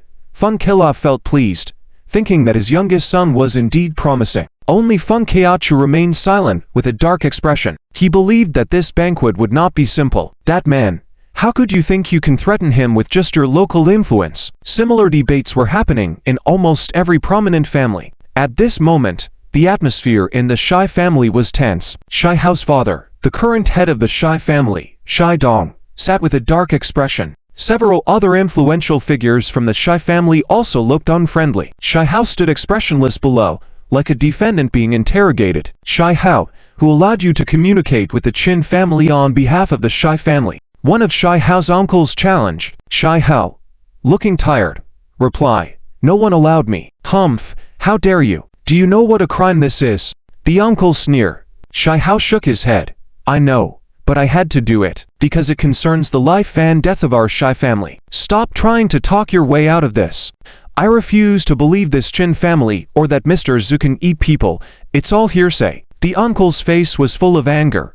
"Yes, now, many people are eyeing the huge cake left by the Z family. But now, unexpectedly, the Shai family decided to withdraw first. Naturally, this made many people unhappy." At this moment, Shai Hao's expression turned serious. "Uncle, whether you believe it or not, I can only say that you can't imagine how formidable this Mr. Zhu is." Shai Hao's second uncle sneered. "Can he be even more formidable, like having 3 heads and 6 arms?" "Stop your..." At this point, Shai Dong waved his hand. "Enough. Let's stop here." Shai Hao's second uncle left angrily. Then Shai Dong looked at Shai Hao and said, "Since you are so confident, all right. Tonight's banquet, we the Shai family will remain neutral first. Let's see what kind of person this Mr. Zhu is." Shai Hao lowered his head. "Thank you, father. But if it doesn't turn out as you say, I am willing to accept punishment," Shai Hao said firmly. From the evening, there was a constant stream of luxury cars in front of the Liju Hotel. Almost all the prominent families in the province had arrived. Many young elites and young ladies also came to join the fun. These well-dressed young people gathered in 2s and 3s, happily chatting. For them, this was a rare grand gathering. As for the disappearance of the Z family, they didn't care. Whether someone died or not, as long as the benefits belonged to them, everything was fine. The heads of these prominent families gathered in groups of 2 or 3, discussing tonight's banquet. "Everyone, why do you think the Qin family invited all of us here?" An elderly man with white hair and exquisite attire asked. "Master Wan, I suspect the Qin family is trying to win us over. After all, they are outsiders and without relying on us, they won't be able to settle down in the province," a middle-aged man said. The crowd nodded. Talking about the Z family's decades-old foundation disappearing overnight, it really is unexpected, the old man said insincerely. That as soon as the topic shifted to the assets left by the Z family, many people's eyes turned red. Those were all benefits. At this moment, there was a commotion outside, and someone exclaimed, "It's the Fun family. Why have they brought so many people?" This time, the Fun family arrived with dozens of people in tow, and the Fun family's head and many influential figures were all present. At this moment, the disparity in status became evident. Many small families hurriedly made way. Fun Che led the way, followed by the arrogant Fun Koc. There were also many important figures invited by the Fun family. Only Feng Qiachu followed at the back. By now, he had become a joke in the family. No one was willing to look at him more than necessary. After Feng Qian and the others took their seats, the atmosphere in the hall became lively. Many people started whispering. The Feng family has such a big show, it seems trouble is brewing. Even a fool could see that. The Feng family is only second to the Z family, and with the Z family's downfall, how could they miss such a rare opportunity? This will be interesting. No matter how powerful this Qin family is, it's just a paper tiger. It seems this time there will be significant losses. Amidst these discussions, Feng Che surveyed the people in the hall without any change in expression. Oh, why hasn't the Shai family arrived yet? Just as she was wondering, Shidong and others arrived. Compared to the grand display by the Feng family, the Shai family was much more low-key. The Feng family and the Shai family had never gotten along, so when they met, both sides exchanged hostile looks. Shidong seated himself with a blank face, accompanied by his people. With this, almost all the prominent families in the province had arrived. Everyone was waiting to see how the Qin family would deal with this situation. At this moment, Qin Yu, feeling somewhat nervous, looked down from upstairs. This was her first time taking on such a significant responsibility. She called Qin Yuan, who entrusted her with full authority over the matter. This added pressure to Qin Yu's shoulders. At this moment, Zuan suddenly chuckled. "Mr. Zhu, why are you laughing?" Qin Yu asked. "Tell me, if we were to kill all these people now, what would be the situation in the province?" Zuan said lightly. This suggestion sent chills down Qin Yu's spine. If so many people were to die here, it would undoubtedly throw the whole province into chaos. Seeing Qin Yu's shocked expression, Zuan smiled slightly. "Just kidding, I'm not a murderous maniac." But Qin Yu still felt a sense of horror. She understood that in Zuan's eyes, these so-called prominent families were not much different from livestock. "Go.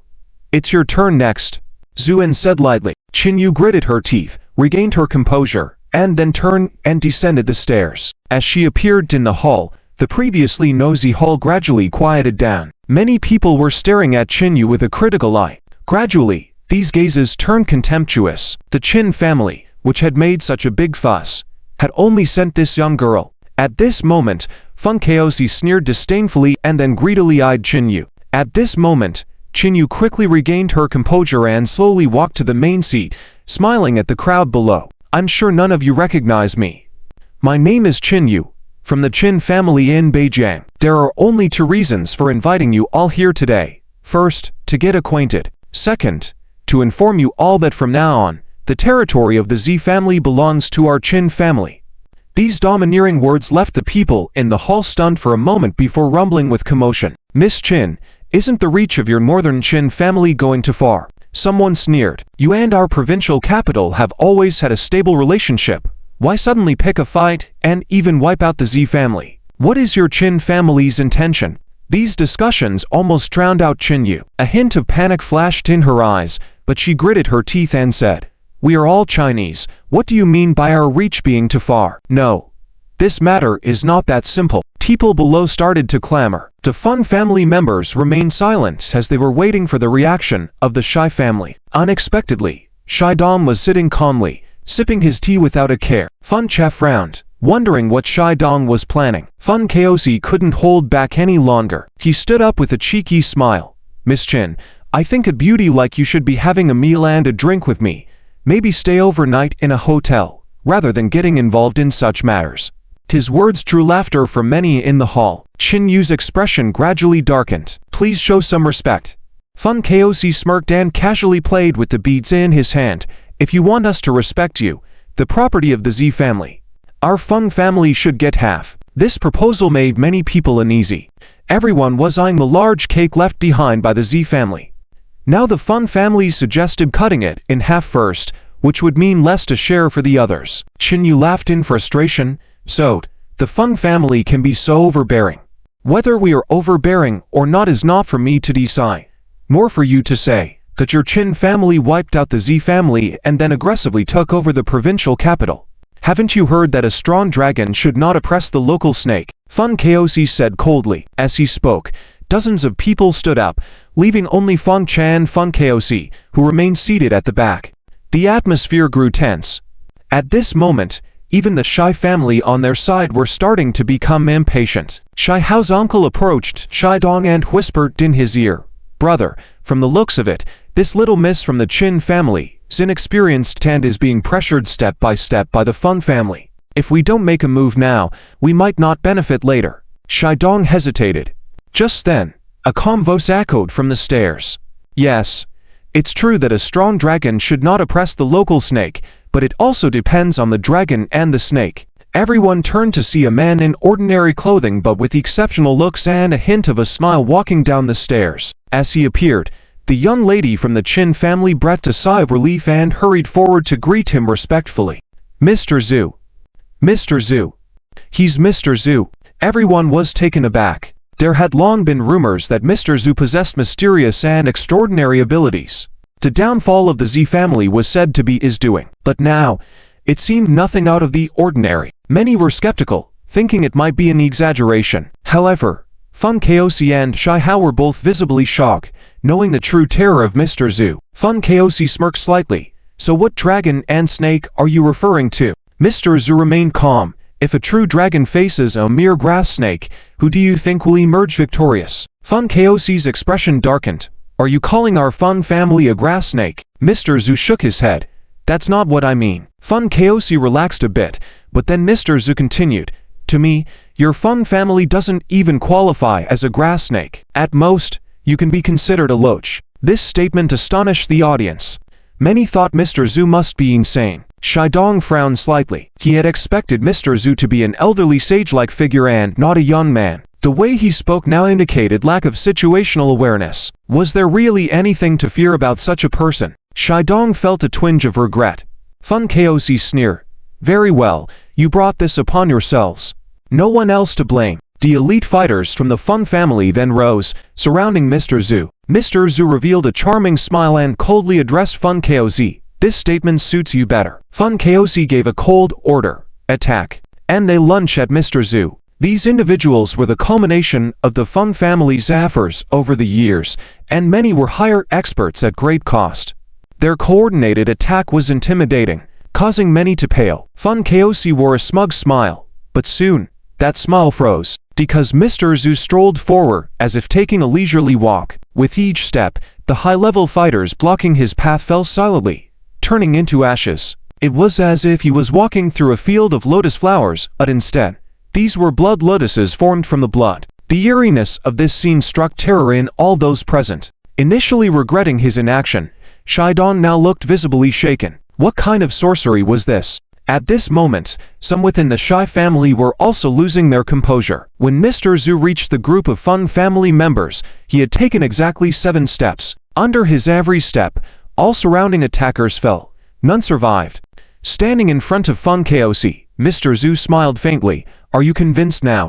Feng Kaosi felt a chill creeping out from within. None of the scenarios he had envisioned had come to pass. He had thought that even if the high-level fighters couldn't defeat Mr. Zhu, they would at least wound him, allowing Feng Kaosi to claim victory, potentially leading to the Feng family's sole possession of the Z family's wealth. However, he never anticipated that this man wouldn't even lift a finger, yet all the high-level fighters turned to dust at his hands. Feng Kaosi struggled to find words to speak. At this moment, Feng Che stood up, her demeanor shifting from arrogance to respect. "Mr. Zhu, this child is young, you don't need to engage with him." Without looking up, Mr. Zhu raised his hand and with a slap, Feng Qi's head exploded.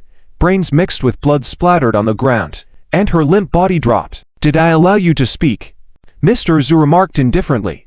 Many people were appalled by this scene. The prestigious head of the Feng family was killed with a slap just for raising his voice. The whole scene fell into silence. Feng Jiaoxi's eyelids were twitching frantically, and his whole body was trembling. You.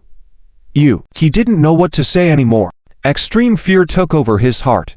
At this moment, Shai Dong suddenly stood up, his eyes filled with astonishment and relief.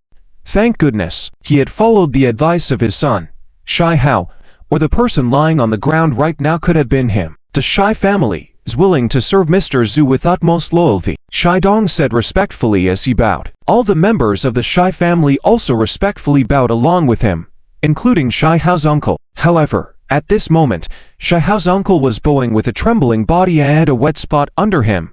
emitting a strong smell of urine. He had actually been scared into wetting himself. Zuan looked at Shidong with indifferent eyes. Shidong felt as if the man's gaze was like a sharp blade cutting him into pieces, causing his forehead and back to be drenched in cold sweat. At the same time, Feng Jiaoxi also snapped out of his daze and forced a smile. Mr. Zhu, our Feng family is also willing to serve you in the future. Zuan shook his head. The Shi family can, but you cannot. This statement caused everyone to pale. What did it mean?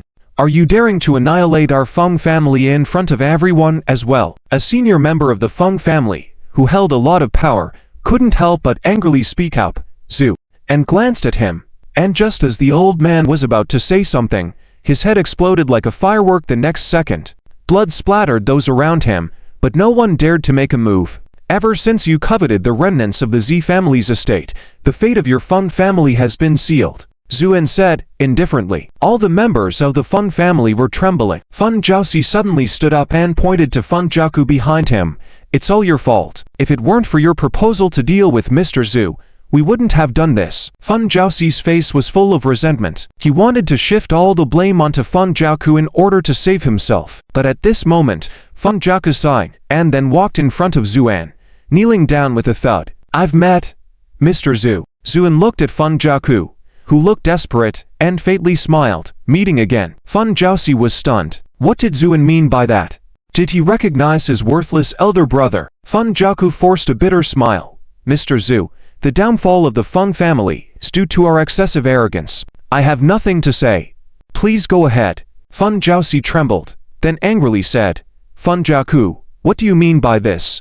Zhu, and frowned. Kneel. Feng Jiaoxi felt a great force hitting him, and knelt on the ground with his kneecaps shattered. He groaned in pain. Zuan then looked at Feng Jiaku and said, You are quite interesting. Feng Jiaku was now less afraid, because he knew the Feng family was finished. Feng Jiaoxi still didn't forget to blame his elder brother, Mr. Zhu. It's all because of his proposal. Zuan ignored him and just looked at Feng Jiaku with a smile. Do you want to take over the Feng family? Feng Jiaku was stunned. Feng Jiaoxi was also stunned. Everyone was stunned. What did Zuan mean by this? Only Shidong sighed softly. He understood Zuan's intentions. In a city as big as the provincial capital, even if the Qing family was powerful, they couldn't possibly control everything. There would definitely be other powerful families.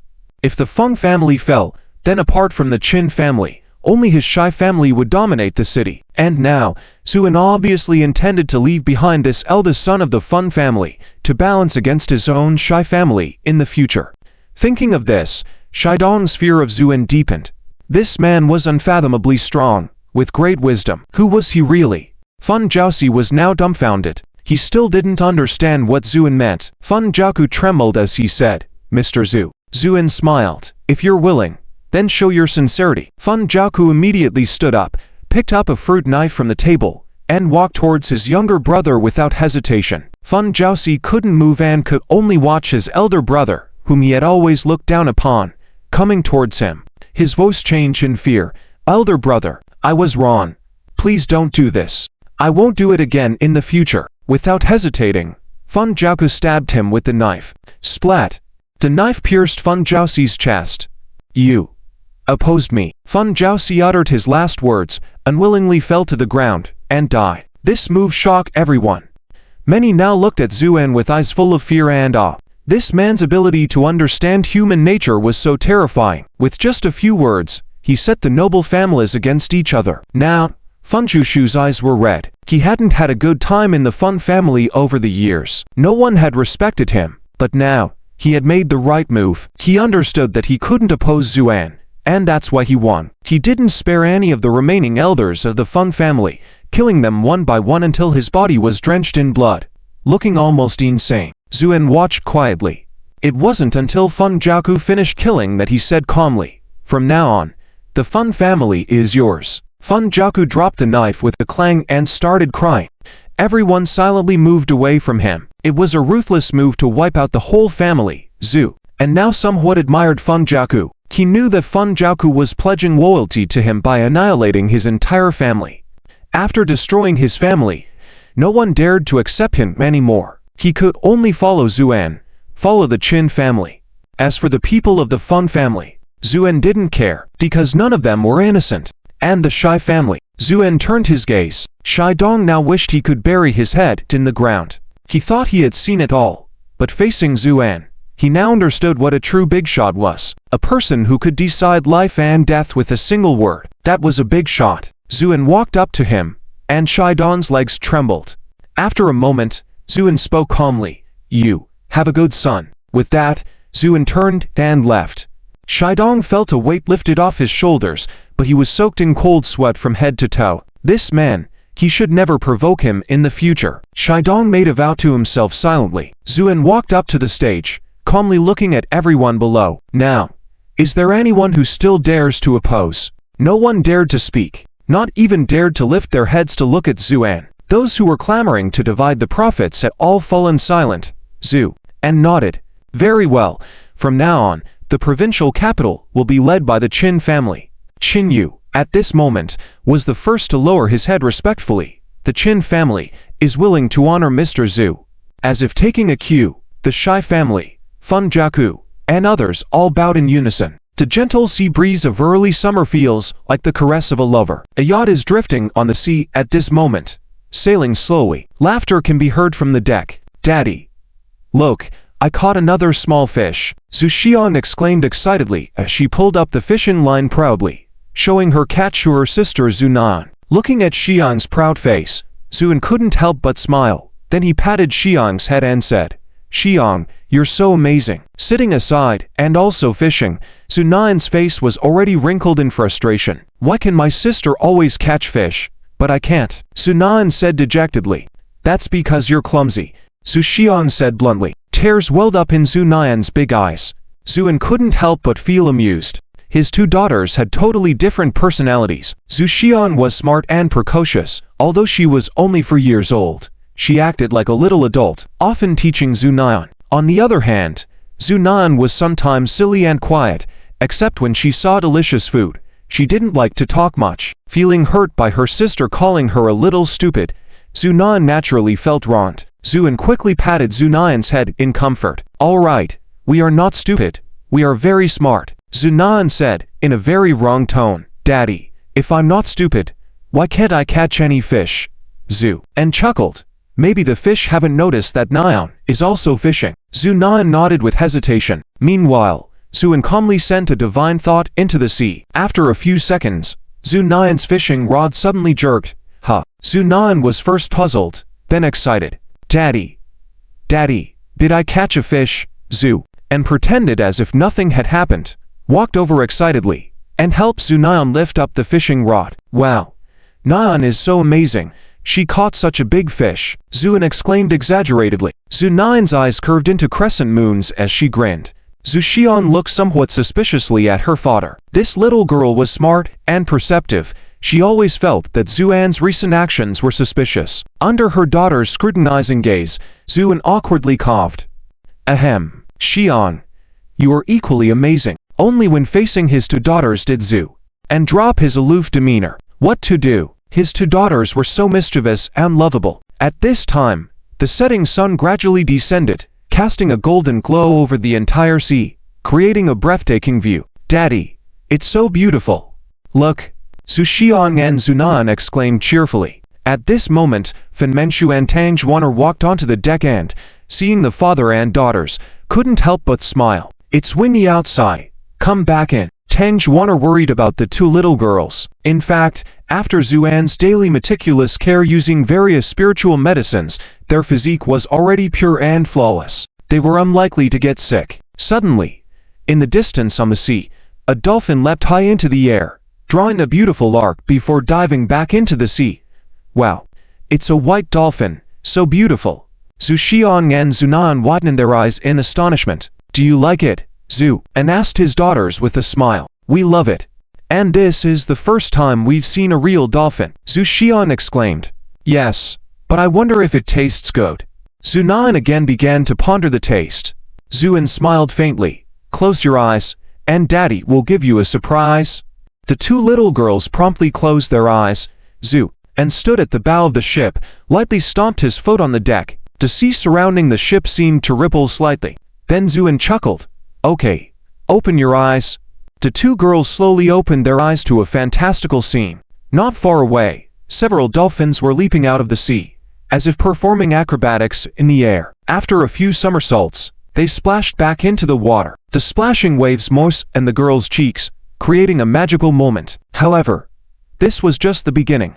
In a blink of an eye, dozens of dolphins leapt out of the water. They drew elegant arcs in the air before splashing back into the sea. The two girls were left speechless in amazement. At this moment, all the dolphins resurfaced and swam to the yacht. Leading the group was an incredibly beautiful white dolphin, seemingly nodding at Zuan and Zuan. "Daddy, what is it? What does it want to do?" Zuan asked. Zuan smiled. "It wants you to touch it." Zuan hesitated a bit but gathered her courage and reached out to touch the white dolphin's nose.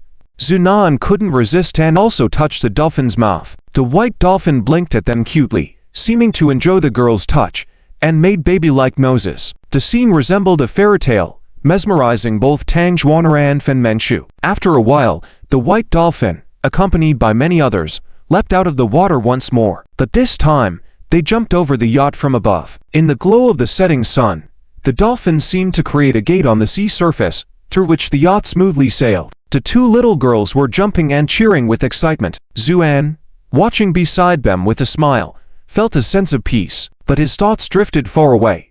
"My dear, our daughters have grown so big, and they are becoming more and more adorable and beautiful. You must be lonely all by yourself. Just wait, I will find you. Even if it means going to the ends of the earth, I won't give up." At dusk, Zuxian and Zunan stood on the bow, waving goodbye to the white dolphins as they swam away. "Goodbye, white dolphins. Goodbye." Zuan stood by, feeling the gratitude conveyed by the dolphins through divine thoughts. He had just summoned all the nearby dolphins using divine thoughts. The leading dolphin was already regaining consciousness, Zu, and instructed the dolphin to lead the others and put on a performance for his daughters. The white dolphin didn't dare to disobey, as even though Zuan wasn't forcing it, his aura was as deep as the ocean. Nevertheless, Zuan didn't want to trouble these sea spirits. As they were about to leave, Zuan gave the dolphins some rewards. Though not very precious, to these dolphins, it was already quite valuable. Zuan had taken his daughters out to sea because the Z family had built a resort on an island. This island is not close to the shore. It takes 2 days for a yacht to reach it. At this moment, the yacht is sailing on the sea. No matter how beautiful the scenery is, one can get tired of it, especially in this vast ocean, which can easily make people feel weary. For example, at this moment, two little girls are huddled in the cabin watching cartoons. Zuan is standing at the bow, gazing out at the sea. Fen Manchu and Tang Zhuaner are accompanying her. Tang Zhuaner is on vacation from the hospital and came from the provincial capital. Zuan took her out to relax. As for Fen Manchu, nowadays, her popularity has increased more than twice before, with advertisements, commercial endorsements, and so on, almost endless. It's worth mentioning that, when Fen Manchu was blocked by the Z family in the past, those businesses who were impatient to terminate contracts are now regretting their decisions. However, Fen Manchu doesn't care about these things. Upon learning that Zuan was preparing to go out to sea for leisure, Fen Manchu immediately pushed all her work aside. As for Encheng, it seems that she had a mission with her Phoenix squad and was called away. This sea area is still very busy. Ships pass by from time to time. The three people are chatting leisurely. A luxurious yacht slowly approached, and a man stood at the bow, shouting loudly, "Manchu, is it Manchu?" Then Manchu found the voice familiar and couldn't help but look up. She saw a man standing on the bow wearing a white suit. Although he was a bit far away and his face was unclear, his action seemed familiar to her. Fen Manchu furrowed her brows. Zuan smiled slightly and asked, "Do you know him?" "Seems like it, but I don't have much of an impression." While they were talking, the yacht on the other side approached slowly. "Manchu, to see you on this vast sea. What a strange fate." The man grinned widely, showing his white teeth, and said warmly. It was only at this moment that Fen Manchu recognized who the person was. It turned out to be a male celebrity in the entertainment circle, named Zichu. Fen Manchu had collaborated with him on an advertisement before, so they knew each other. But they were merely acquaintances. Fen Manchu nodded slightly. "Oh, it's Teacher Z." Zichu laughed. "Why teacher? I'm only a few years older than you. Just call me brother. Wait for me a moment, I'll come over." Without waiting for a response, he briskly instructed people to set up a gangway and walked over. As he got closer and saw Tang Juaner, his eyes lit up again. He had all his attention on Fen Menchu just now, completely ignoring the presence of such a beautiful girl on the side. What a beautiful day to be able to see such a beautiful girl on the sea. Zichu self-consciously smiled handsomely, but all his gestures had no effect on Tang Juaner. She remained expressionless and turned around to return to the cabin. Not feeling embarrassed, he resumed speaking to Fen Menchu. Menchu, I heard your recent movie is doing very well. Congratulations. Fen Menchu felt a bit disdainful upon hearing this. When she was being shunned, everyone in the industry knew about it, and he had kept silent at the time. He had kept his distance even when the promotional video was released, and the public opinion was against Fen Menchu. Now that the storm had passed, and her movie was succeeding, this person came forward with warm congratulations. It showed his character. Thinking this, Fen Menchu couldn't help but show a hint of impatience on her face while nodding. Thank you. Zichu saw this clearly. A hint of gloom passed through his eyes, but he covered it up well, maintaining a big, warm smile on his face. And who is this? Zichu saw Zu, and standing beside Fen Menchu and couldn't help asking. At the same time, his eyes carried a hint of cunning. He thought, the so-called ice-clean character of the entertainment industry, Fen Menchu, would she be sneaking out to sea with a wealthy playboy? If this news were to come out, who knows what it would be like? Zu, and furrowed his brows slightly. This man harbored ill intentions, but immediately, he smiled faintly and said, I'm the captain of this yacht. Oh. Zichu responded dismissively. He didn't even glance at Zuan. Since he was not a rich young man, that was fine. On the boundless sea, being with two beautiful girls, isn't that even better? With this thought, Zichu's smile became even brighter. Menchu, where are you going? Fen Menchu was annoyed by his familiarity, thinking, do we have such a good relationship? Why are you calling me Menchu? Just as she was about to react, Zuan winked at her. Fen Menchu was taken aback. What does this mean? Zichu, however, didn't notice these interactions. With a delighted expression, he said, I was invited to attend the opening ceremony of a resort on the newly developed Qin family island in the provincial capital. When Zichu mentioned the Qin family in the provincial capital, he began boasting loudly. Menchu, why don't you come with me? It's a perfect opportunity to see the fun. Before Fen Menchu could speak, Zuan calmly said, sure. We can expand our horizons together. Zichu glanced at Zuan, thinking this guy knows how to talk. Fen Menchu didn't know what Zuan was up to, so she nodded in agreement. Zichu became excited. If he could take down this well-known lady of the entertainment industry, it would greatly benefit his future development. By this time, they could already see the distant island. Menchu, do you know about the Qin family in the provincial capital? Fen Menchu shook her head. I don't know. Hehe, you too. Haven't heard about them. Heard about what? Who doesn't know now? The former overlord Z family in the provincial capital has fallen, and the backstage manipulator is this Qin family. This Qin family is quite something. From the North River to the provincial capital, they managed to take over smoothly. Sigh. Zichu sighed a few times and then lowered his voice. And have you heard? There's a Mr. Zhu helping the Qin family. Otherwise, it wouldn't have been so smooth. Fen Menchu stifled a laugh and shook her head. I really don't know. Zuan also smiled and asked, is this Mr. Zhu as formidable as you say? Humph, this person is over 2 meters tall. One punch can knock down a wall, and he can eat as much as 10 people at a meal. Zichu bragged. Zichu continued, I was originally very busy with a lot of things, but this time I was invited by Miss Qin from the Qin family. So I pushed aside all my work and rushed over here specially. Then Zichu smiled at Fen Menchu. I will introduce you to her. Meeting Miss Qin from the Qin family will be of great benefit to your future development. Fen Menchu nodded helplessly. Thank you then. Why are you still standing here? Hurry and go open the boat. Zichu gave Zhu and a fierce look. He never had a good expression towards the circus staff. However, Zuan didn't get angry, but instead smiled faintly. No need to open it, because we have arrived. Indeed, at this moment, the island was already in sight, and you could see several beautifully designed buildings standing on this picturesque island. Moreover, the dock was decorated with lights and decorations, as if preparing to welcome some important figure. Zichu proudly said, Miss Qin from the Qin family is really polite, even preparing such a grand welcoming ceremony. Then he smiled at Fen Menchu. See? This is the Qin family's resort. With such a large scale, How much money must have been invested? This shows how strong the Qin family's power is. Fen Menchu remained expressionless. The yacht slowly approached the dock. By this time, many people could be seen standing on the dock. These people were mostly from various prominent families in the provincial capital. At the forefront was Qin Yu, with Feng Zhaoku and Shai Hao standing behind her.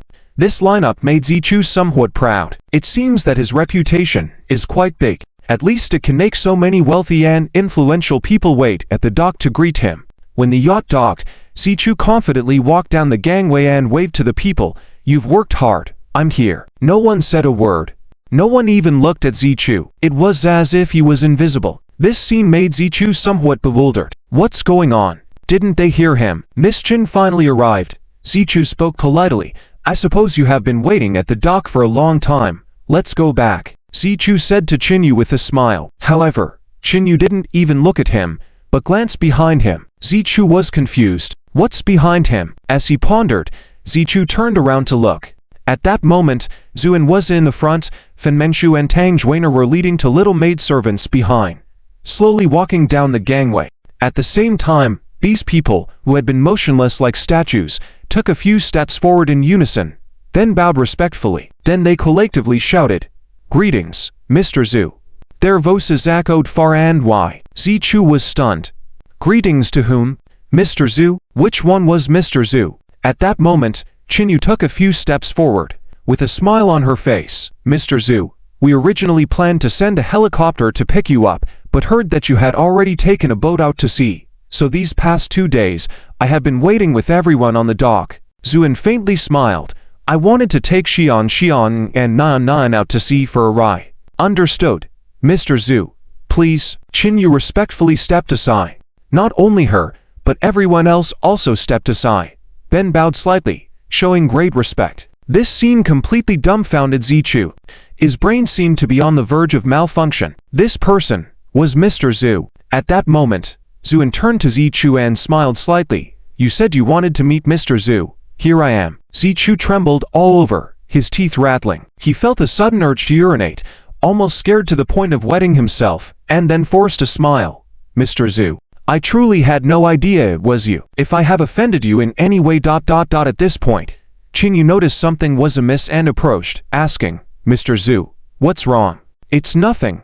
Just met this person on the way, and then he boarded my boat, saying all sorts of nonsense," Zuan said calmly. Then he left with the others. For Zuan, he didn't even have the desire to deal with someone like that. Qin Yu frowned, took a few steps forward, and stared at Zichu. "Who allowed you to come?" Zichu shivered. It's... At this moment, Heiwan came out, looking somewhat embarrassed. "Miss, I've met this person a few times before, and he begged me incessantly, so I let him come." Qin Yu nodded coldly, then let him leave. After speaking, she didn't even look back and turned to follow Zuan and the others. Zichu was now at a loss. He had hoped to use this opportunity to get to know some powerful and influential people. If he could make connections with the Qin family, it would be even better. But unexpectedly, because of his big mouth, he had offended a figure he could not afford to provoke. Heiwan stepped forward at this moment, his face stern. "Leave this place quickly, and let me advise you. Don't stay in the provincial capital any longer." Zichu trembled all over and dared not say a word, quickly sneaking away. At this time, Zuan, accompanied by the others, arrived outside the resort. The place had beautiful scenery and pleasant weather. The resort was beautifully built, truly a treasure. However, upon seeing the resort, Zuan's eyebrow slightly furrowed imperceptibly. As they walked inside, they could see various unique decorations and designs everywhere. It was evident that the Z family had put a lot of effort into this resort. But Zuan remained silent and kept a poker face. His demeanor made the people following him also quiet. Upon reaching the central area of the resort, an elderly man with gray hair was standing by the road with his hands down. When he saw Zuan and the others approaching, he walked up to greet them. "Mr. Zhu, this is the designer of the resort, and also the successor of the Ming family, Master Mingyuan." Qin Yu introduced him with emphasis. "The Ming family of the Harbor of the Seas." Upon hearing this name, Zuan's eyes flickered slightly, then returned to normal. In the world of feng shui, there were numerous masters and experts, but when it came to grandmasters, the Harbor of the Seas' Ming family was definitely at the forefront. Since the Song dynasty, this family had been diligently studying feng shui numerology, spanning over 1,000 years without interruption. The renowned master spoke with an elegant tone, but his demeanor and response were impeccable, displaying his grand demeanor.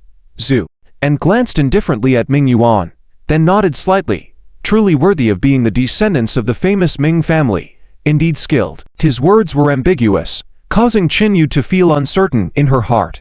Following behind, Shihala and Feng Zhaoku exchanged a glance, then lowered their heads and stayed silent. Only Ming Yuan's expression remained unchanged. He smiled slightly and said, "Mr. Zhu's praise is exaggerated. Nowadays, who doesn't know that Mr. Zhu has surpassed all and reached the peak of the provincial city? Truly a hero in his youth. I admire you." Zuan nodded without comment and then pointed at the tallest building in the distance. "What is this place?" "Mr. Zhu, this is the highest point of the resort, called the Sea View Pavilion. Would you like to come and have a look with me?" Ming Yuan said with a smile. Zuan replied lightly, "Sure. Let's go take a look." The group followed Ming Yuan and ascended the Sea View Pavilion. Located in the center of the island, it was the highest point of the entire island, offering a panoramic view of the surroundings with the vast sea as sky in the distance. Truly magnificent. Truly a masterpiece of the Ming family. This scenery is truly beautiful. Someone exclaimed in admiration. Ming Yuan smiled contentedly. The Sea View Pavilion is the core of the entire resort, and in the future, any high-end banquets can be held here. As he spoke, waiters approached with drinks and various foods. After a while, the Sea View Pavilion was transformed into an upscale venue. The aristocrats who were invited to the island initially felt uneasy. No one knew the motives behind the invitation from the Qin family. Especially Zuan, known for his ruthless methods. What if he had lured them here and planned something sinister? But given the current situation, their worries seemed unnecessary. For instance, Zuan was now standing by the Sea View Pavilion with a glass of red wine, seemingly gazing at the sea in the distance. The atmosphere gradually became lively. The combination of beautiful scenery and sea breeze caused the young aristocrats to relax, chatting and laughing in groups. "Mr. Zhu sir, I'll toast to you." A timid voice behind Zuan sounded. Zuan turned around to see a girl of 18 or 19, quite attractive in appearance, likely from one of the elite families based on her attire. However, in front of Zuan, the girl was nervous and stuttered in her speech. Zuan smiled, raised his own glass slightly, and took a sip. The girl drank excitedly, then ran off joyfully. After a while, the laughter of the girls could be heard in the distance. Qinyu chuckled. "Mr. Zhu, it seems you are quite popular now." As Qinyu mentioned, Zuan had gained significant fame in the elite circles of the provincial city. However, at the mention of Zuan's name, the men were both in awe and fear. On the other hand, the girls, especially the daughters of these elite families, were extremely curious about Zuan, a young man, single-handedly dominating the city's elite. This was already legendary in itself. When these elite girls saw Zuan today, they were all shocked. They hadn't expected Mr. Zhu to be so young and handsome. This inevitably made many girls flutter with excitement. But despite their thoughts, no one dared to approach him rashly. So, these girls started making baits. The loser would offer a toast.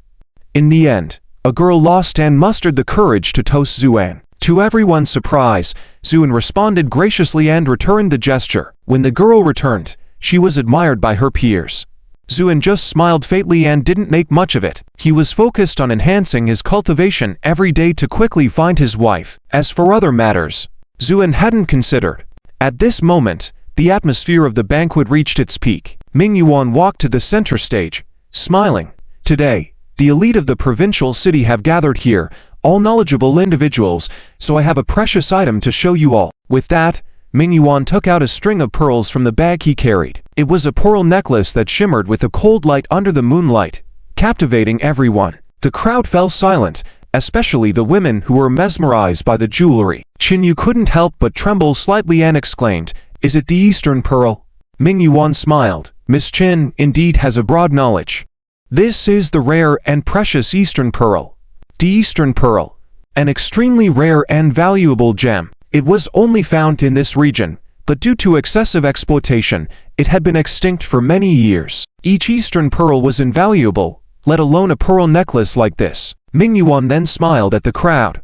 "I will sell this pearl today. Who wants it?" As soon as he spoke, the crowd erupted, with bids escalating rapidly.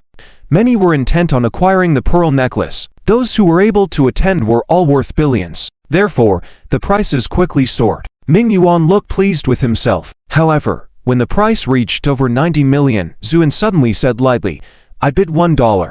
His words quieted the entire venue. Many furrowed their brows, thinking that Zuan was using his dominance to grab the necklace forcibly. Ming Yuan, however, remained composed, just chuckled. "Mr. Zhu, have you had too much to drink? Each Eastern pearl is a treasure. $1. Zhu, and set down his glass, walked nonchalantly to the stage. The crowd made way for him. Ming Yuan's expression gradually darkened. When he reached the stage, Zuan casually held the pearl necklace in his hand, examining it for a moment before smiling. Truly a remarkable treasure. Ming Yuan smiled in response, but the next moment, his smile froze. It's just a pity. Its origins are not legitimate. This statement caused many to change their expressions. Illegitimate origins. What did he mean? Was the necklace stolen by Ming Yuan? He sneered. Mr. Zhu, you need to provide evidence for your words. It's taboo to call someone's possession illegitimate without proof. Many nodded in agreement. Some who were already skeptical of Zuan couldn't help but stir at this moment. The Ming family in the port city was an influential clan. If Ming Yuan publicly confronted Zuan, it would likely damage Zuan's reputation. As the crowd pondered, Zuan smiled faintly, exerted a forceful flick with his finger, and Ming Yuan's expression changed abruptly, his eyes full of shock. You. How did I know, right? Zuan smiled calmly. Then he pointed towards the sea ahead. The feng shui of this island is good, but this place is a feng shui dead zone. Not to mention your Ming family. Even an ordinary geomancer would not have built the observation deck here. Yet you did. Therefore, there must be some secret under this observation deck that is unknown to others. Let me guess. For example, the CI. Zuan said coldly. Ming Yuan's face changed repeatedly as Zuan's words. The others were also filled with doubt. After a moment, Ming Yuan sighed. I didn't expect Mr. Zhu, at such a young age, to be so knowledgeable not only in cultivation, but also in feng shui numerology. Zuan listened expressionlessly. You are right. There is indeed a CI under this observation deck. Ming Yuan said lightly, a hint of derisive smile appearing on his face. I originally didn't plan to do anything to you all. After all, I still rely on this resort as a cover. But now that you have exposed me, I will no longer hide it. But you all. Ming Yuan's eyes flashed with a hint of malice. None of you will leave today. With these words, black mist rose from the ground, enveloping everyone. Ming Yuan grinned. I didn't plan to be so ruthless. But now that you know my secret, don't blame me. You will all be my puppets. As a faint female voice chanting could be heard underground, the voice started low but gradually grew louder and clearer. Many people's eyes began to dull. Ming Yuan triumphantly laughed. Zuan, I admit that for your age, achieving such cultivation is indeed impressive. But this is not something that can be resisted with martial arts cultivation. This is just the song of the sea demon. I thought it was something extraordinary. Zuan said lightly. Ming Yuan was taken aback. How could you? How do you know about the sea demon? Who are you? Zhu. And raised his hand and smiled faintly. Me? I am Zuan. With that, a pure white flame appeared in Zuan's palm. As soon as the flame appeared, the black mist melted away like snow meeting sunlight. With the dispersion of the black mist, everyone immediately regained their clarity. Qin Yu angrily shouted, You old thief! The Ming family's actions like this, are you not afraid of provoking public anger? Qin Yu was not the only one enraged. Everyone present was unusually furious. Ming Yuan's plan to turn everyone into puppets was unacceptable to these usually high-ranking noble offspring. Many secretly looked towards Zuan, as if grateful for Mr. Zhu's timely intervention, without which all would have been in jeopardy. Ming Yuan's expression changed rapidly, eventually turning grim. I underestimated you, but can it end here? Do you know why I chose today for you to ascend the observation deck? Ming Yuan looked up at the sky and sneered. Because today is the night of the full moon. Everyone raised their heads to see. Indeed, a bright full moon hung high in the sky, its silver light covering everything below. Ming Yuan lightly commanded, unlock the feng shui secrets. Silver lines appeared on the observation deck, forming intricate patterns that enveloped everyone inside. At the same time, a stunning figure gradually appeared before them. The upper body of this figure was human, while the lower body was that of a fish. But this unique appearance did not detract from her beauty. Mingyuan looked at the mermaid and sneered, "Kill them all." The mermaid's face showed a hint of struggle, but ultimately she unwillingly bowed her head. Illusory chanting gradually resounded. This time the sound was particularly clear. Regardless of whether one closed their ears, the sound penetrated the mind. Just as the crowd was horrified, Zuan sighed lightly. "You truly deserve to perish." His tone was calm, yet it sounded like a prophecy, instantly suppressing the sea demon's chanting. Mingyuan finally paled. Zuan took a step forward. "Using feng shui to harm others, you've broken the first rule. Harboring ill intentions, using secular power for personal gain, you've broken the second rule." Zuan took another step forward. "By using feng shui secrets, you imprison the peaceful sea demon for your own profit, breaking the third rule." Zhu and stood in the center, hands behind his back, speaking plainly, "You have violated all three rules. Mingyuan, do you acknowledge your crimes?" Mingyuan laughed triumphantly. "Zuan, all these words are useless. This feng shui town is an ancient inheritance I happened to obtain. No one in this world can solve it. Without a way to break it, even a Dao realm golden immortal would be trapped here. You and these people are all doomed." Everyone's faces turned as white as paper in an instant. Sun did not believe, trying to walk outside, but they couldn't even touch the silver threads. Mingyuan chuckled arrogantly. In his eyes, Zuan and the others were already as good as dead. But then, Zuan smiled. "Did I say I was going to break it?"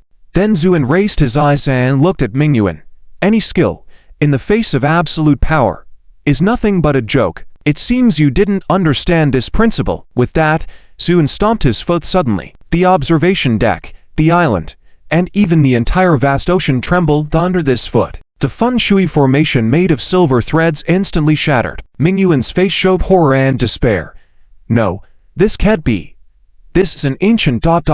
Before he could finish his sentence, the backlash of the shattered formation consumed him. In an instant, the Ming family geomancer aged rapidly from a white-haired old man to a skeleton, dissolving into the wind. Everyone breathed a sigh of relief. However, cries drew their attention. The mermaid was weeping, and her tears turned into large pearls. It became clear to everyone that the pearls Mingyuan sold came from her tears. This revelation shocked many. The tears shed by the mermaid were pearls, making it a veritable money-making machine. No wonder Mingyuan went to great lengths to suppress her. At that moment, Zhu Xiang and Zuan approached. During the recent struggle, Zuan had used a secret method to shield the two girls, as he didn't want his precious daughters to be harmed in the least. "Daddy, is she the mermaid's sister?" Zhu and nodded with a gentle smile. "Yes." At this moment, the little girl Zuan with curiosity approached and picked up a pearl from the ground. "What is this? Can we eat it? Is it tasty?" Zuan asked. This was a series of 3 questions exclusive to Zuan. Zuan couldn't help but chuckle. "Silly Nianer, that's a mermaid's tear." Zuan hesitated for a moment, then picked up all the pearls from the ground and walked towards the mermaid. "Mermaid sister, these are your tears.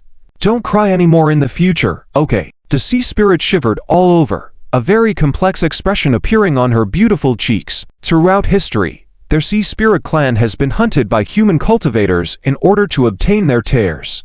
Just like what Mingyuan did, every person's first reaction upon seeing them was to possess them. But this little girl had a heart of gold. The sea spirit's hands looked like those of a normal person, so she reached out to take the pearls, trembling as she said, "Thank you." Zuan blinked her big black eyes and said, "Sister, what's there to thank for? These originally belonged to you." This sentence shook many people. To be honest, if it wasn't for Zuan there, someone would have already tried to subdue this sea spirit, because it was like a moving treasure chest. But Zuan gave everyone a lesson, making many feel ashamed. "Daddy, the mermaid sister is so pitiful. Please help her," Zhu Xiang said at this time. Zuan smiled faintly. "All right, today, I will send her home." After that, Zuan raised his head and looked at the mermaid, saying in a deep voice, "I am saving you today because you have not harmed anyone. If you cause trouble in the future, do you understand the consequences?" The sea spirit shivered and then bowed respectfully, saying, "Master, rest assured, the little spirit understands." "Everyone can leave," Zhu and ordered. The crowd left the sea viewing platform and watched from a distance. Zhu and stood beside the sea viewing platform, looked up at the moonlight, and then suddenly punched. The very solidly built sea viewing platform first made a creaking sound, then completely collapsed under this punch. The sea breeze blew, and the once towering platform vanished without a trace, as if the platform had never existed here. Many people were shocked. At this moment, below the sea viewing platform, there was a deep abyss emitting an extremely cold aura. Several chains bound a sea mermaid covered in scars, hanging above the abyss. Zuan's gaze turned cold.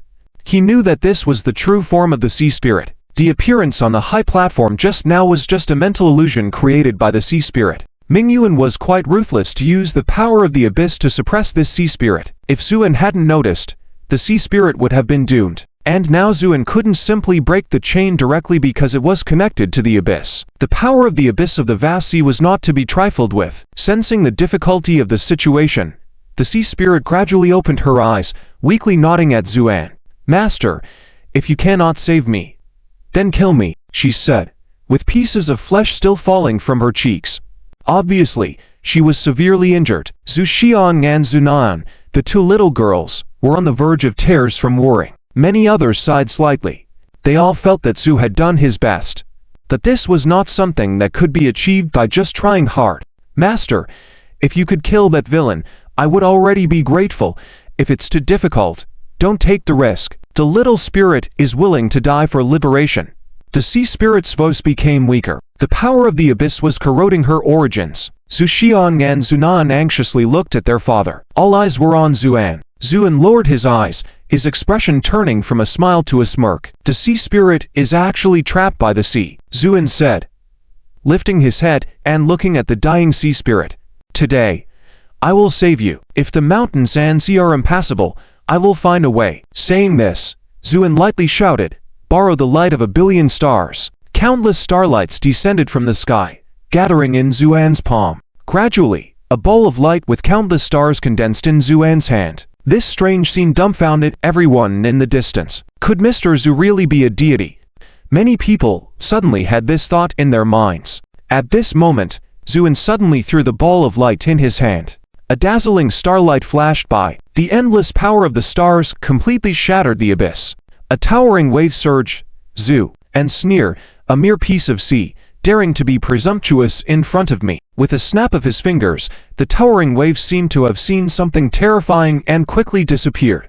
The sea surface returned to calm. The sea spirit had been rescued to the shore. But because she had been suppressed for so long, she was temporarily unable to stand up, only able to look at Zuan gratefully with her eyes, softly saying, "Thank you, Master, for saving me." Zuan looked at the sea spirit, then threw a pill to her, saying, "Take it." The sea spirit respectfully took it and swallowed it. Moments later, the injuries on the sea spirit's body began to rapidly heal.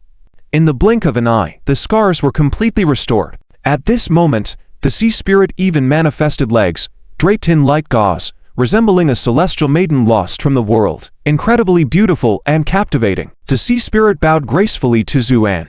The little spirit John Meyer greets Master.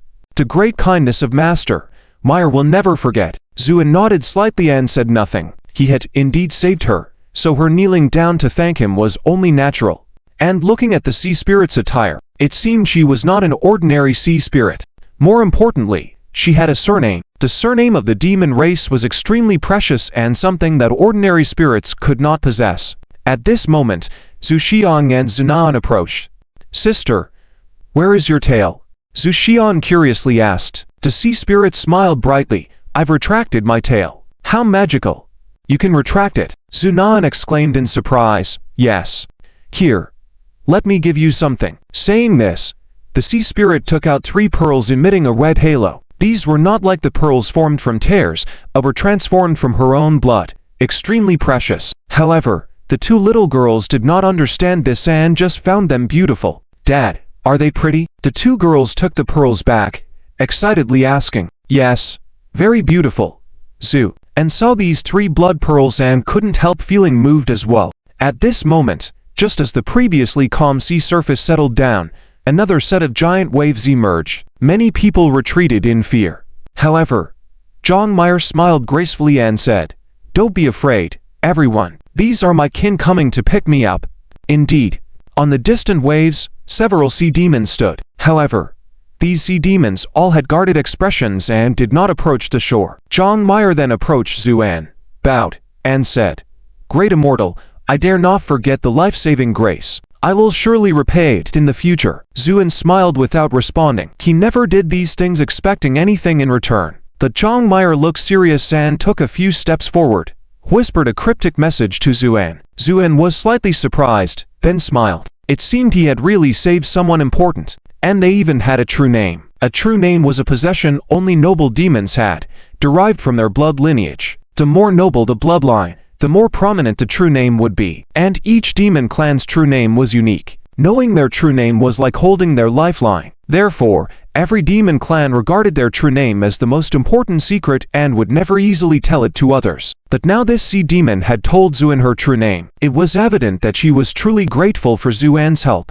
Zhang Meyer transformed back into a half-human, half-fish form and entered the sea. The sea demons who welcomed her all crowded around her. Zhang Meyer stood at the crest of the tide, bowed deeply to Zuan, then sank into the sea and disappeared. The wind calmed, the waves stilled. Everything came to an end. However, many people still pondered over everything that had just happened. From Mingyuan's hidden malice at the beginning, to Zuan's intervention that saved everyone, and finally Zhu, and rescuing the trapped sea demons. These plot twists seemed like a movie, leaving many feeling as if they were still in a dream. Through this incident, Zuan's reputation and authority reached its peak. The aristocrats of the provincial capital no longer dared to challenge Zuan's authority. Not even in their thoughts. Zuan and the others stayed on the island for 2 more days. 2 of the 3 blood beads were turned into necklaces by Zuan for his 2 daughters. The remaining one was kept by Zuan, to be given to Anyan later. While Zuan was playing with his daughters on the island, a ship slowly approached. Tan Dong and Tan Xiaoyu rushed down from the ship and headed straight for the resort. When they saw Zuan, Tan Dong's expression turned serious, and the first thing he said was, "Mr. Zhu, something has happened." "Something happened? What's going on?" Tan Dong took out a delicate small sword from his bosom, but upon unfolding it, they saw that it was actually a unique invitation. After Zuan took it, he saw it read, "Yuan, the abandoned son of the Yu family, was killed by you. Although an abandoned child, he was also of the Yu family blood. Therefore, in 10 days, at Qingfeng River, I will come with a sword to challenge you. The sword will sever the North River. Signed, Yu Yan." Zuan frowned slightly. "What is this?" "A challenge letter." Tan Dong signed and said, "Mr. Zhu, this is the renowned Yu family's challenge letter." "Challenge letter?" "Yes. It is said that in the past 40 years, the Yu family has issued 7 challenge letters, invariably to renowned experts of the time, often due to these individuals offending the Yu family. Among these 7 challenges, no one has survived under the Yu family's sword," Tan Dong said gravely. This was why he hurried here upon receiving the challenge letter. The Southern Yu family. It was regarded as a holy land among martial artists worldwide. 40 years ago, the Southern Sword, Immortal, Yuan, single-handedly defeated 10 top overseas masters with 1 sword, thus establishing an extraordinary achievement. Over the past 40 years, no one dared to provoke the offspring of the Yu family. But this time, Zuan killed a Yu family abandoned child that attracted the Yu family's challenge letter. Naturally, Tan Dong was extremely worried. Tan Xiaoyu also looked concerned as she gazed at Zuan. She had taken over her father's martial arts hall now, and after the experiences of these days, she had matured significantly. However, upon hearing the news of the challenge letter issued by the Yu family against Zuan, she put aside everything and rushed here with Tan Dong. Yet Zuan did not show any hint of fear on his face. Instead, he smiled faintly, "Sever the North River with a sword?" Such grandiose words. Saying this, Zuan exerted a slight force with his finger, shattering the challenge letter into pieces that scattered in the wind. "Mr. Zhu, it's not that I don't trust you, but the Yu family in the south now is truly not to be trifled with, especially that sword, Immortal Yuan. Since the unprecedented date he astounded the world with a sword 40 years ago, he has remained silent, with rumors suggesting that he has been in seclusion. No one knows his current status." Tan Dong expressed his concerns. "Yes, Mr. Zhu, wise men avoid the misfortunes in front of them. How about you go and hide in country age for a while?" Tan Xiaoyu added. Zuan shook his head, smiled calmly, and said, "Thank you, but I'm curious to see the sharpness of the Yu family sword." As he spoke, A cold killing intent flashed in Zuan's eyes. Tan Dong and Tan Xiaoyu exchanged glances, then sighed together. They knew that their persuasions would not have any effect. A true martial artist would never retreat. And now, the news of the Yu family issuing another challenge letter began to spread throughout the world. Martial Arts Forum. Today, the forum was devoid of its usual bickering and frivolous posts. Almost every thread was discussing the recent challenge letter from the Yu family. For 40 years, the Yu family has been formidable, with no one daring to face their edge. I think this time will be no different. Indeed, although this Mr. Zhu has gained some recent fame, and even wound up killing the sky-pointing elder, for a martial arts powerhouse like the Yu family, he falls short. The one dispatched this time, Yu Yan, is also an extremely powerful individual. It is said that when he first emerged, he beheaded a sword master in Singapore, reportedly practicing the deadly kill sword technique, which is extremely fierce. Hehe, I believe this Zhu person is in serious trouble this time. If I were this Zuan, I would run away early and never return to the North River. Exactly. Hehe, you guys don't know anything. If this Zuan leads, then his martial cultivation will stagnate. Fear is the greatest obstacle to martial progress. Even if there is no progress, it's still better than being killed by someone else. These discussions covered the forum, and this news spread all over North River at the moment. Some were shocked, some were regretful, some were gloating, and some were excited. Dragon Tai Building. Qin Yuan stood in his office, silent for a long time. Old Master. Just now, Master Tan called and his persuasion failed. Qin Yuan seemed to have anticipated the outcome, and nodded slightly. Got it. Black Wang didn't leave, still standing aside. Old Black, do you think this time Mr. Zhu can win? Although Qin Yuan had always been confident in Zuan and Zuan had never let him down, but this time, it was the Yu family. Standing in the south of China, for 40 years, a stronghold of martial arts giants, Black Wang lowered his head and said, in a deep voice, I believe Mr. Zhu will win. Qin Yuan's eyes brightened. Oh. Why do you say that? After Zi Jingjing returned home from school, she felt that something was different about the atmosphere today. Instead of cooking in the kitchen, Lao Zi was sitting on a chair sighing heavily. Her mother, Pang Yi, was wiping tears from her eyes from time to time. What's wrong, Zi? Jingjing asked in confusion. Tang Yi looked up, glanced at her daughter, and sighed. Your dad went to buy groceries today and heard some news about your little brother, Zian. What happened to Zian, Zi? Jingjing exclaimed in shock. I also heard rumors, saying that Zian offended some very powerful figure, and now they've come for revenge. Scheduled at the riverside of Qingfeng in 10 days. Lao Zi said with a troubled expression. Zi. Jingjing's face turned pale as she sat dejectedly on the chair, her heart in chaos. What to do? What to do? Zian must not get into trouble. Zi. Jingjing lowered her head, tears falling uncontrollably. The atmosphere in the room was extremely tense. Suddenly, Lao Zi slammed the table, stood up abruptly. Startled, Pang Yi couldn't help but scold. What are you doing? Don't startle us like that. An unprecedented seriousness appeared on Lao Zi's face. I've decided, in 10 days, I will also go to Qingfeng Riverside. Even if I may not be able to do anything. But Zian has been kind to Jingjing and our family. I'm not an ungrateful person, so even if it means risking my life, I will help Zian. Zi. Jingjing and Pang Yi looked at Lao Zi in astonishment, seeing a determination they had never seen before in his eyes. Tang Yi's expression also became excited, nodding. Well said. Truly my man. Then I will also go when the time comes. Lao Zi furrowed his brows. This is men's business. Why would women interfere? Angered by this, Pang Yi retorted. Lao Zi, let me tell you, if it comes down to it, the three of you are no match for me. Lao Zi felt embarrassed by this remark. Come on. Don't talk nonsense in front of the child. What are you saying? What nonsense? This is the truth. Watching this scene, Zi Jingjing smiled through tears. A thought arose in her mind. Zian, regardless of the situation, I will go see. If you are defeated, I will avenge you. Even if it costs me my life. The text continues in a different scene and switches to a conversation between characters named Wu Weidong and his wife, expressing their malicious intentions towards Zuan. Now, as long as this Zuan dies, our son's revenge will be complete, Wu Weidong said with a smile. His wife added, it won't be that easy. After Zuan's death, I will make sure to torture the one who caused harm to our son. The woman was looking to avenge her son, who had been saved by Zuan in a dire situation. The text also mentions characters from the Huaxi National Medical Center and Lingnan, Yu family, setting the stage for various conflicts and plans to unfold.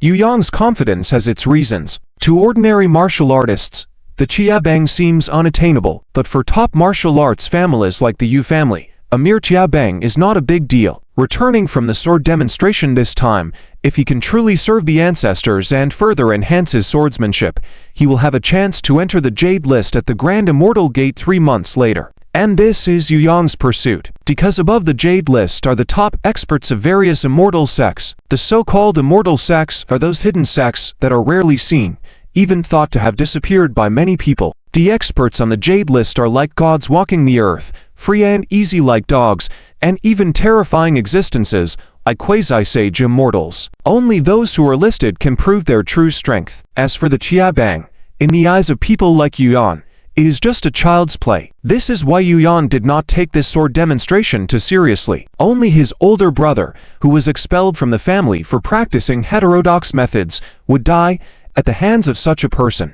On a plane heading to Beijing, in the first-class cabin, a man kept looking towards Tanjuaner not far away. After a while, unable to hold back anymore, he cleared his throat and smiled. "Excuse me, beautiful lady, are you a doctor?" Tanjuaner shifted her gaze from her book and glanced at the man speaking. He was a well-dressed, handsome man, probably around 30 years old, with the demeanor of a workplace elite. Out of politeness, Tanjuaner smiled slightly and nodded. This smile made Zhang Minqi feel his heart skip a beat.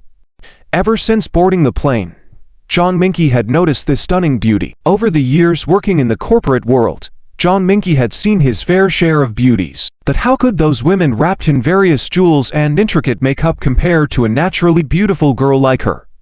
And since boarding the plane, this woman had been reading a professional medical book with her head down. Zhang Minqi sneaked a peek and found that she was reading a very professional medical book. This made Zhang Minqi even more intrigued. Now that Tang Zhuaner had smiled at him, Zhang Minqi felt greatly encouraged and couldn't help but smile. "Hello, I'm Zhang Minqi. Can I get to know you?" As he spoke, Zhang Minqi reached out his hand, as if to shake hands. At the same time, he revealed the limited edition Vacheron Constantine watch on his wrist. However, the expected conversation did not happen. Tang Zhuaner furrowed her brow slightly and then lowered her head to continue reading her book. Zhang Minqi was left hanging there. This made him somewhat annoyed. After all, he was a corporate elite with an annual salary of 1,000,000 yuan. He had pursued many women before. However, he had never met such a woman who showed no regard for him. He also noticed the man sitting beside Tang Zhuaner, Zuan. In Zhang Ming's eyes, Zuan's entire outfit, even combined, couldn't be worth more than a few hundred yuan, not even enough to buy one of his tie clips. So he didn't think this man was anything special. With a beauty by his side, Zhang Minqi couldn't bear to give up. His gaze flickered as he calculated in his mind, and his expression gradually turned sinister. Zuan naturally noticed this man, but in Zuan's eyes, this man was nothing more than an ant. Something he could crush with one finger was not worth Zuan's attention. As the plane slowly descended, and everyone walked through the gangway to the airport lobby, Zhang Minqi approached again, trying to act as elegantly as possible. "Miss, we've been traveling together, and it seems fateful.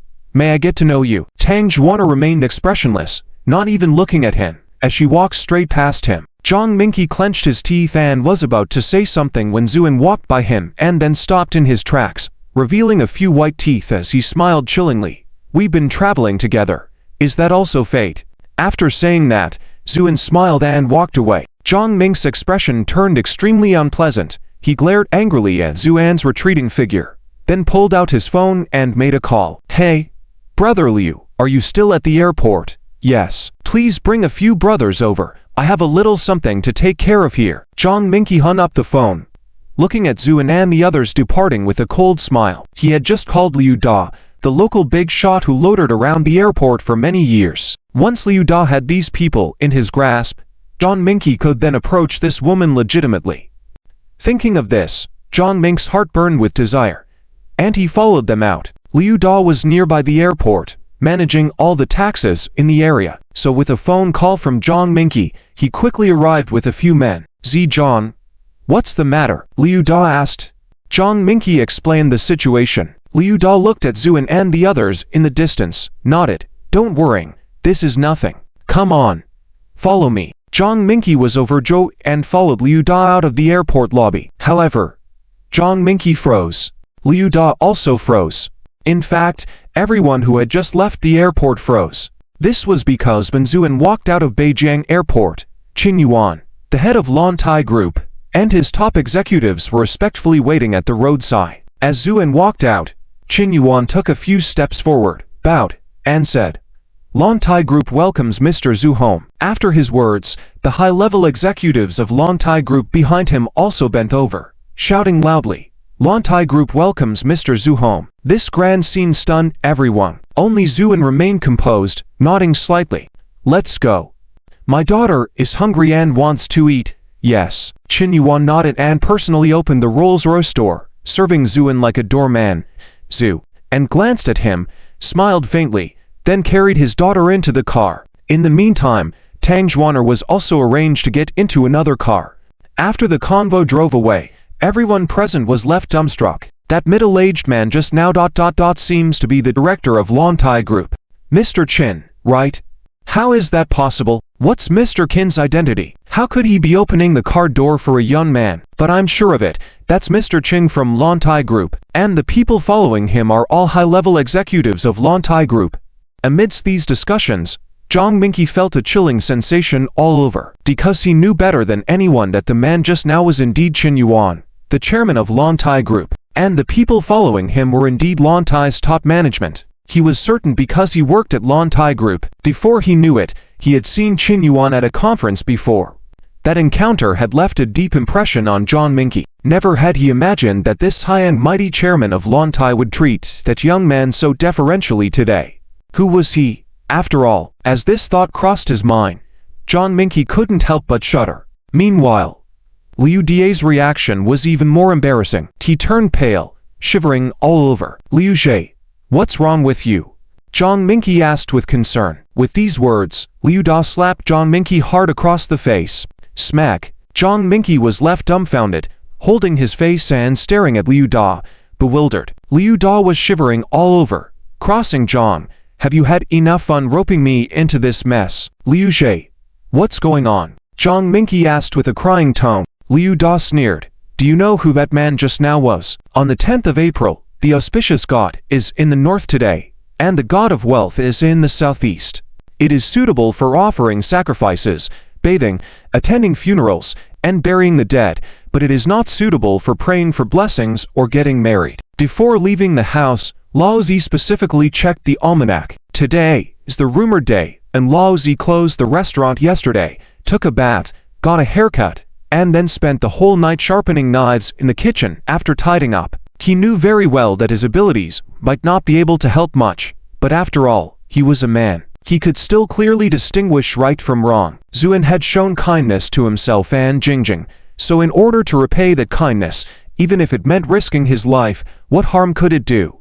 Aunt Tang knelt solemnly in front of the Bodhisattva statue, muttering to herself before leaving. Normally, Jingjing would have secretly mocked this scene, but today, she also knelt solemnly beside Aunt Pang, clasping her hands together and praying silently in her heart. Praying for the blessings of the gods and Buddhas to keep my little Anjay safe and sound. After getting ready, the whole family locked the door and headed towards Qingfeng River. Qingfeng River is located in the southwest of North River, about 70 to 80 miles away. Lao Zi planned to take a taxi there, but to his surprise, when they ventured out, they found the road to be deserted, with fewer pedestrians than usual. It was quite a struggle to find a taxi, and the fare was 3 times the normal rate. But Lao Zi couldn't care less about that now. The taxi driver was very talkative and asked as he drove, going to Qingfeng River to join in the excitement, right? Hey, you're a bit late heading there now. When they got off the car, Lao Zi and the others finally understood what the taxi driver meant. They saw that Qingfeng River, usually sparsely populated, was now packed with people. Countless onlookers crowded the area, making it difficult to move. Of course, there was still a large open area around the small hill in the center, but it was several miles away and impossible to squeeze through. Lao Zi was getting anxious. What if they couldn't get through? Just as he was feeling anxious, there was a commotion in the crowd behind, and then a dozen or so cars slowly drove up. The crowd parted to make way for the road, and after the cars drove in, discussions began. It's the Chin family's cars. The Chin family has arrived. Yes, I saw that. It seems like Miss Chin is sitting in the car behind. It's getting lively now. Jingjing looked up eagerly and noticed that Zuan was not among the people getting off these cars, which relieved her. She didn't want Zuan to come. Several luxury cars passed by, this time with members of other prominent families in North River getting off the cars. In no time, almost all the prominent families in North River had gathered at Qingfeng River. Naturally, this included Wu Weidong. He was currently looking smugly at the Qin family in the distance, but then he noticed the solemn expressions on Qin Yu and the others' faces and couldn't help but sneer. The Qin family's current prosperity was largely due to Zuan. If Zuan failed today, the Qin family would definitely decline. At that time, whether the surname of North River would remain Qin was still uncertain.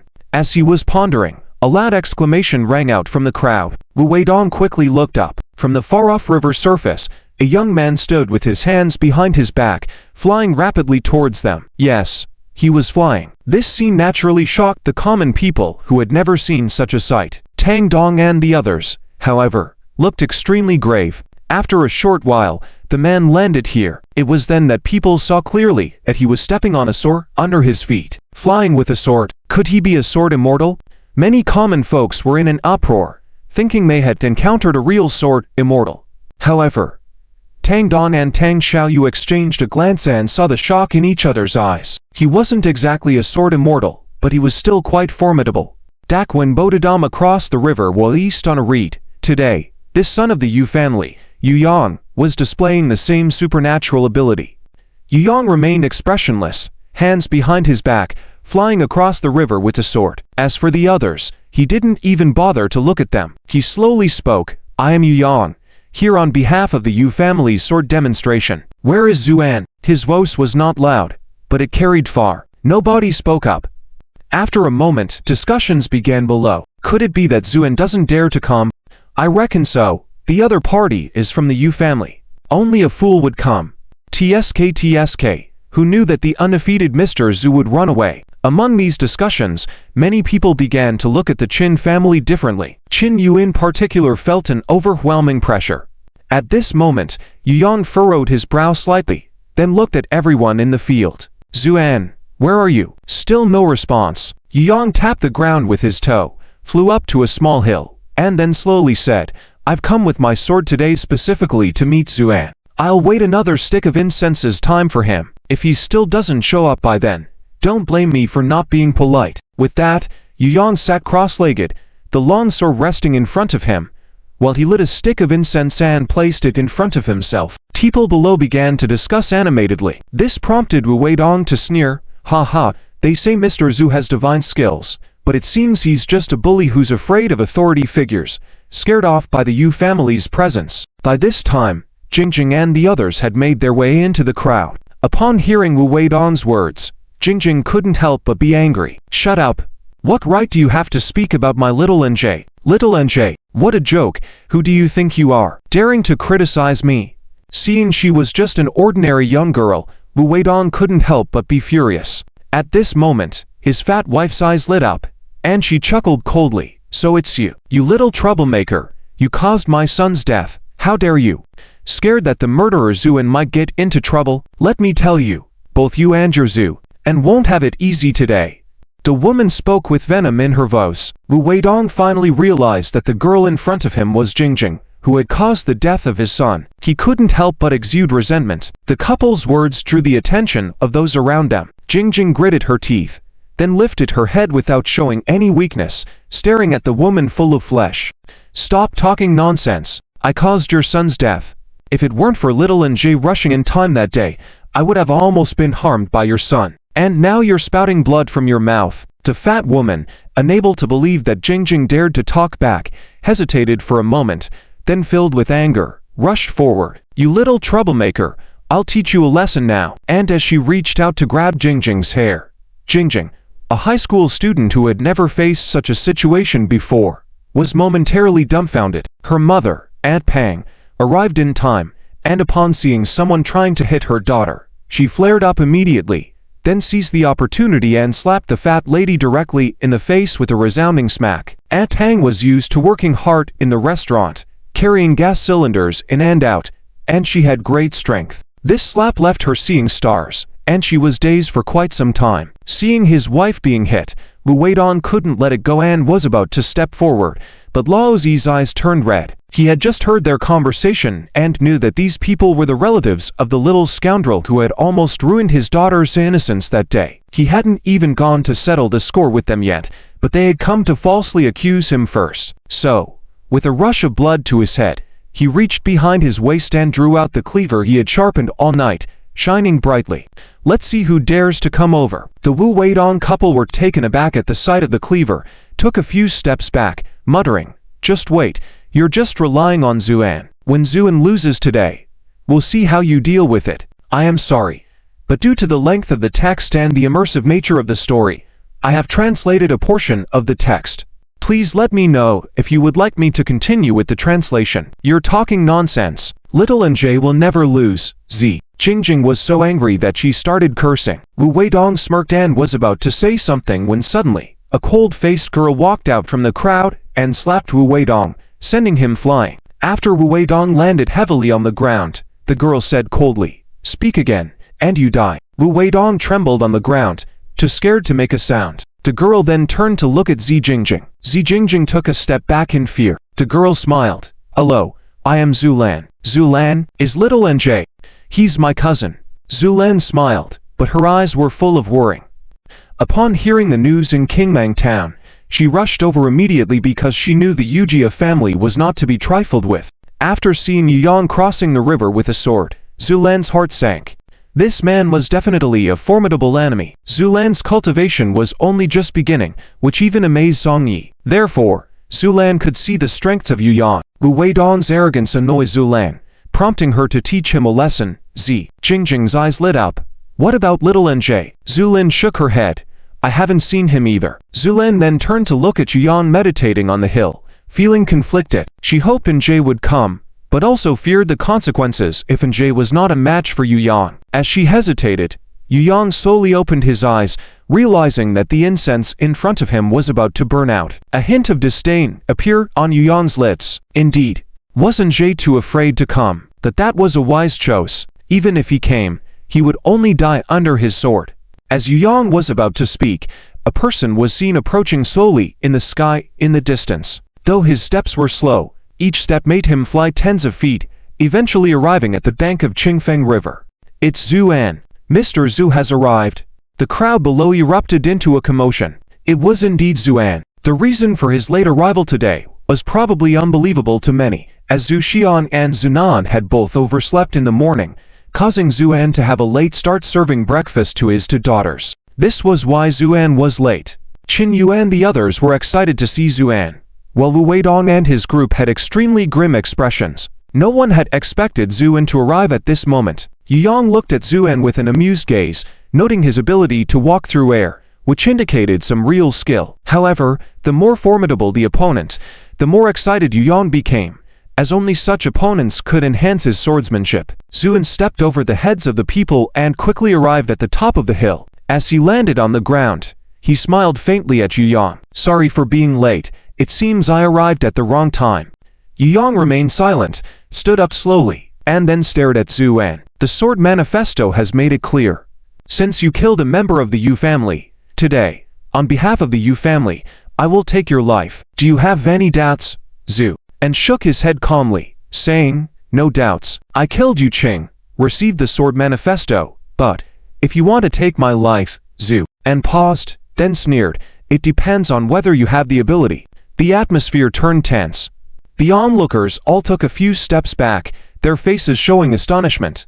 Even before any action was taken, the intimidating atmosphere was already overwhelming. Zi Jingjing, with tears in her eyes, kept praying silently, hoping for little NG's victory. Yuyang nodded. "You're right, but the Yu family sword has never left a grudge unsettled. You will be no exception." With that, Yuyang drew his sword slowly. As the long sword unsheathed, a dragon's roar was heard, and a cold light flashed, breaking all the trees on the hill. "It's sword chat!" Tan Dong exclaimed. "What is sword chat?" Tan Dong replied seriously. Sword che is the ability generated by one's high level of swordsmanship. Extremely sharp and powerful. Tan Ziyu also looked worried now. Suddenly, despite the chilling sword che present, Zuan remained calm, even smiling faintly. This sword is called Dragon's Roar. If you die beneath this sword, it will be your fate. Yu Yang said arrogantly, Zu, and shook his head. The sword is fine, but the wielder is lacking. Yu Yang's eyes turned cold, sneering. In that case, let me show you whether you have the qualification to say such big words. With that, Yu Yang thrust his sword. The speed of his strike created an illusion for the onlookers that it pierced space itself. The handle was still in Yu Yang's hand while the tip had seemingly crossed the distance and appeared in front of Zuan. This incredibly fast strike caused many spectators to gasp. Jingjing even closed her eyes in fear, heart pounding. A smug smile formed on Yu Yang's lips. In his mind, his strike was flawless, even perfect. Even if Zuan was a semi-immortal, he could not avoid this earth-shattering strike of his. However, his smile froze the next moment. In a split second, just as Yu Yang's strike was about to hit, Zuan gently flicked his finger. Crack! His finger landed right on the tip of the sword. Yu Yang felt a tremendous force that numbed his wrist, causing the Dragon's Roar sword to fall to the ground with a clatter. Silence fell over the crowd below. Many almost thought they had seen it wrong.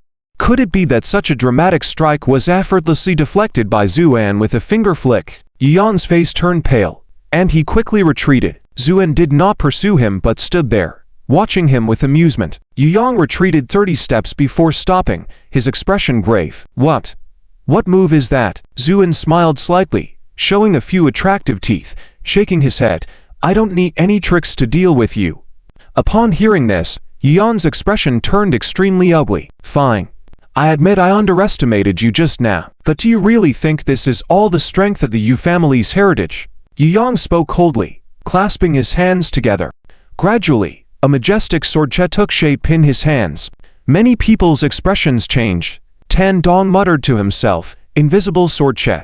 Yu Yang's swordsmanship has reached a terrifying level. Today, I will show you the power of the Yu family's killing sword. With that, Yu Yang raised his hands high, creating a giant sword that was tens of meters long, then violently slashed down. The impact was so great that even the waters of Qingshui River behind Zuan stagnated, leaving a visible mark on the surface of the water. A single strike that cut through the river. The power of the Yu family's killing sword was truly formidable. Under the seemingly earth-shattering sword aura, Zuan remained calm, with a hint of a smile at the corner of his mouth. Yu Yang sneered in his heart, thinking how daring Zuan was, even at the brink of death. Just then, Zuan calmly said, counting this strike, you have already attacked me twice, so this time, it's my turn. With that, Zuan raised his hand and threw a punch. This punch appeared insignificant in the face of the overwhelming sword aura, lacking any momentum, not even comparable to a fist thrown playfully by a girl. Many watching felt disdainful. Was Mr. Zu really that powerful as the rumor said, or was this all he had? Yu Yang had the same thought, even envisioning Zuan being split in half by his sword. But this seemingly casual punch struck like an unstoppable needle, precisely hitting the weakest point in the grand sword aura. Pop. Like a balloon being punctured, the tremendous aura deflated abruptly. Yu Yang felt like he was going to vomit blood, the sensation akin to hitting a lump of cotton with all his might. Simultaneously, Yu Yang recoiled in horror. This man was truly formidable. With just that seemingly insignificant punch, he disrupted the flow of Yu Yang's strike, revealing his terrifying strength. And this was just the beginning. Zuan remarked nonchalantly, thinking of fleeing now. Isn't it too late? And then he struck out another fist. As the punch landed, the whole hill shook like an earthquake, causing Yu Yang to lose his balance and crash to the ground. He felt his joints go weak, making it difficult for him to rise. Zuan slowly walked towards him. Yu Yang's face was filled with utter terror. He never imagined that what seemed like a surefire sword demonstration would result in so many unexpected events. And now, looking at the situation, he seemed to be losing. Seeing Zuan approaching, Yu Yang clenched his teeth, then decisively bit his tongue to draw blood. As blood sprayed from his mouth, Yu Yang coldly said, Zuan, I acknowledge your strength, but you will still die. With those words, Yu Yang's aura dissipated entirely. Simultaneously, he seemed to blend with the hill, and even the clear wine river behind him, becoming one entity. His newfound aura skyrocketed. Most importantly, Any attack from Zuan now would essentially be attacking the hill and the river. Unknowingly, this action weakened Zuan's offensive power. At that moment, Yu Yang stood triumphantly in midair. Zuan, you are indeed formidable, but can you defeat me now? It was a move Yu Yang had meticulously honed over the years, feeling flawless. However, Zuan simply stood still, glanced at Yu Yang floating in the air, and gently shook his head. You're wrong. Yu Yang was puzzled. What do you mean wrong? Zuan replied calmly, I mean your swordsmanship is wrong. Yu Yang found Zuan's assertion ridiculous and burst into laughter. After laughing, he fixed his gaze on Zuan. You dare to say that our Yu family swordsmanship is wrong. I don't know about other members of your Yu family, but you are wrong. Zuan said leisurely. Oh, where did I go wrong? Yu Yang asked with a sneer. Zuan smiled faintly. A swordsman cultivates nothing but the sword energy in his heart, an unyielding momentum. These are the qualities I've seen in true swordsmen. Having traveled through realms, Zuan had encountered more than one sword emperor. They might have had weaker cultivation levels than Zuan, but in terms of sheer lethality, they were outstanding. Many of them possessed no magical artifacts but relied on their sword energy alone to traverse the realms. Zuan had witnessed a sword emperor cutting a star in half with a single strike. That was the pinnacle of swordsmanship. Compared to them, Yu Yang seemed like a child brandishing a stick. Yu Yang's face darkened gradually as he sensed a hint of truth in Zuan's words. Zuan continued, now you rely on some clever tricks to compete with me, already descending into mediocrity. Yu Yang smirked, you speak so confidently, as if you truly understand swords. Zuan nodded, I might not fully understand, but as of now, there's likely no one in this world who understands it better than me. Zuan's words were true. Apart from the few sword emperors, Zuan's expertise in swordsmanship still unparalleled. This is a joke. Yu Yang began to mock, but Zuan calmly said, since you doubt it, today I will show you what true swordsmanship is. With that, the dragon roar sword that had fallen to the ground suddenly soared into the air, circling Zuan a few times and emitting a submissive low hum. Yu Yang stared wide-eyed. The dragon roar sword, bestowed by his father and said to be an ancient renowned sword, appeared as nothing more than an exceptionally sharp blade to him. He had never realized its latent spiritual qualities until now. Zuan gently stroked the sword and smiled faintly. You've suffered all these years. The dragon roar sword let out a resounding roar, seemingly thrilled. Zuan wielded the sword, and a majestic sword energy surged upward. Yu Yang trembled all over, incredulously gazing at Zuan. How can you possess such powerful sword energy? Yu Yang exclaimed in disbelief. Zuan smirked, nothing is impossible. It's just that you all are too weak. Saying this, Zuan delivered a sword strike. One could not describe the strike with words. It seemed as though time stood still beneath the blade, even the flowing clear wine river pausing in reverent silence. Yu Yang's face displayed extreme fear, and then everything shattered, including the clear wine river behind him and the hill beneath his feet, all broken to pieces by that single sword strike. Yu Yang didn't even have time to struggle before being obliterated by the supreme sword energy. Due to the speed of the attack, he had yet to die. Good, amazing swordsmanship, he uttered before dispersing with the wind. Silence enveloped the crowd at the foot of the mountain. Initially, the Yu family had issued a sword challenge to cleave the North River. Today, Zuan, with genuine swordsmanship, proclaimed to the world that he was invincible. Tan Xiaoyu gazed at the man standing confidently with his sword, her eyes brimming with tears. Hua Tingting and Hua Xingyu watched from afar. By the end, Hua Tingting lowered her head, tears streaming down her face. Hua Xingyu sighed deeply, patting her granddaughter's shoulder. From now on, who in the world wouldn't recognize your greatness? Mr. Zhu, you have truly ascended like a dragon. As for Zi Jingjing and the others, they wept tears of joy. No one dared to speak. Zuan had already used his supreme cultivation to inform everyone that going against him would only lead to a dead end. But at this moment, Zuan did not make a move. Instead, he remained in place, his expression becoming very strange. Just as everyone was filled with uncertainty, they saw that the small mountain seemed unable to bear the weight, and after a creaking sound, it collapsed with a roar.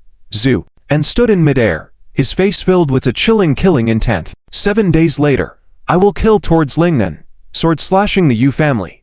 This statement first stunned everyone. Then they all looked at Zuan with faces full of shock. Was he joking? Or did he think that killing Yu Yang would be enough to deal with the Yu family? Remember, the Yu family has the presence of that immortal ancestor. Everyone was uncertain, not knowing why Zuan would do this, but only Zuan knew what had just happened. He had just cut down Yu Yang with a sword, and Yu Yang's fragmented soul also floated out. At that time, Zuan didn't care, casually grabbing the soul in his hand, ready to extract some memories to look at. But unexpectedly, when he searched through Yu Yang's memories, deep within them, he suddenly saw a fuzzy figure. Although very blurry, Zuan still recognized at a glance who it was. Yan. That was Yan's back view. But how could she appear in Yu Yang's memory? Zuan immediately began frantically searching through Yu Yang's memories, but unfortunately, the remaining memories had no clues at all. But no matter what, this gave Zuan a very important clue, that Yan's disappearance was likely related to this Yu family. Thinking of this, Zuan couldn't help but feel a surge of killing intent. This led to his declaration, 7 days later, to slaughter the Yu family. Qin Yu and others were also at a loss, their faces filled with horror, because they too did not understand why Zuan was suddenly so furious. Many people gradually dispersed, and Zuan walked down with a cold expression. Qin Yu hesitated to speak, because Zuan's current expression was too terrifying.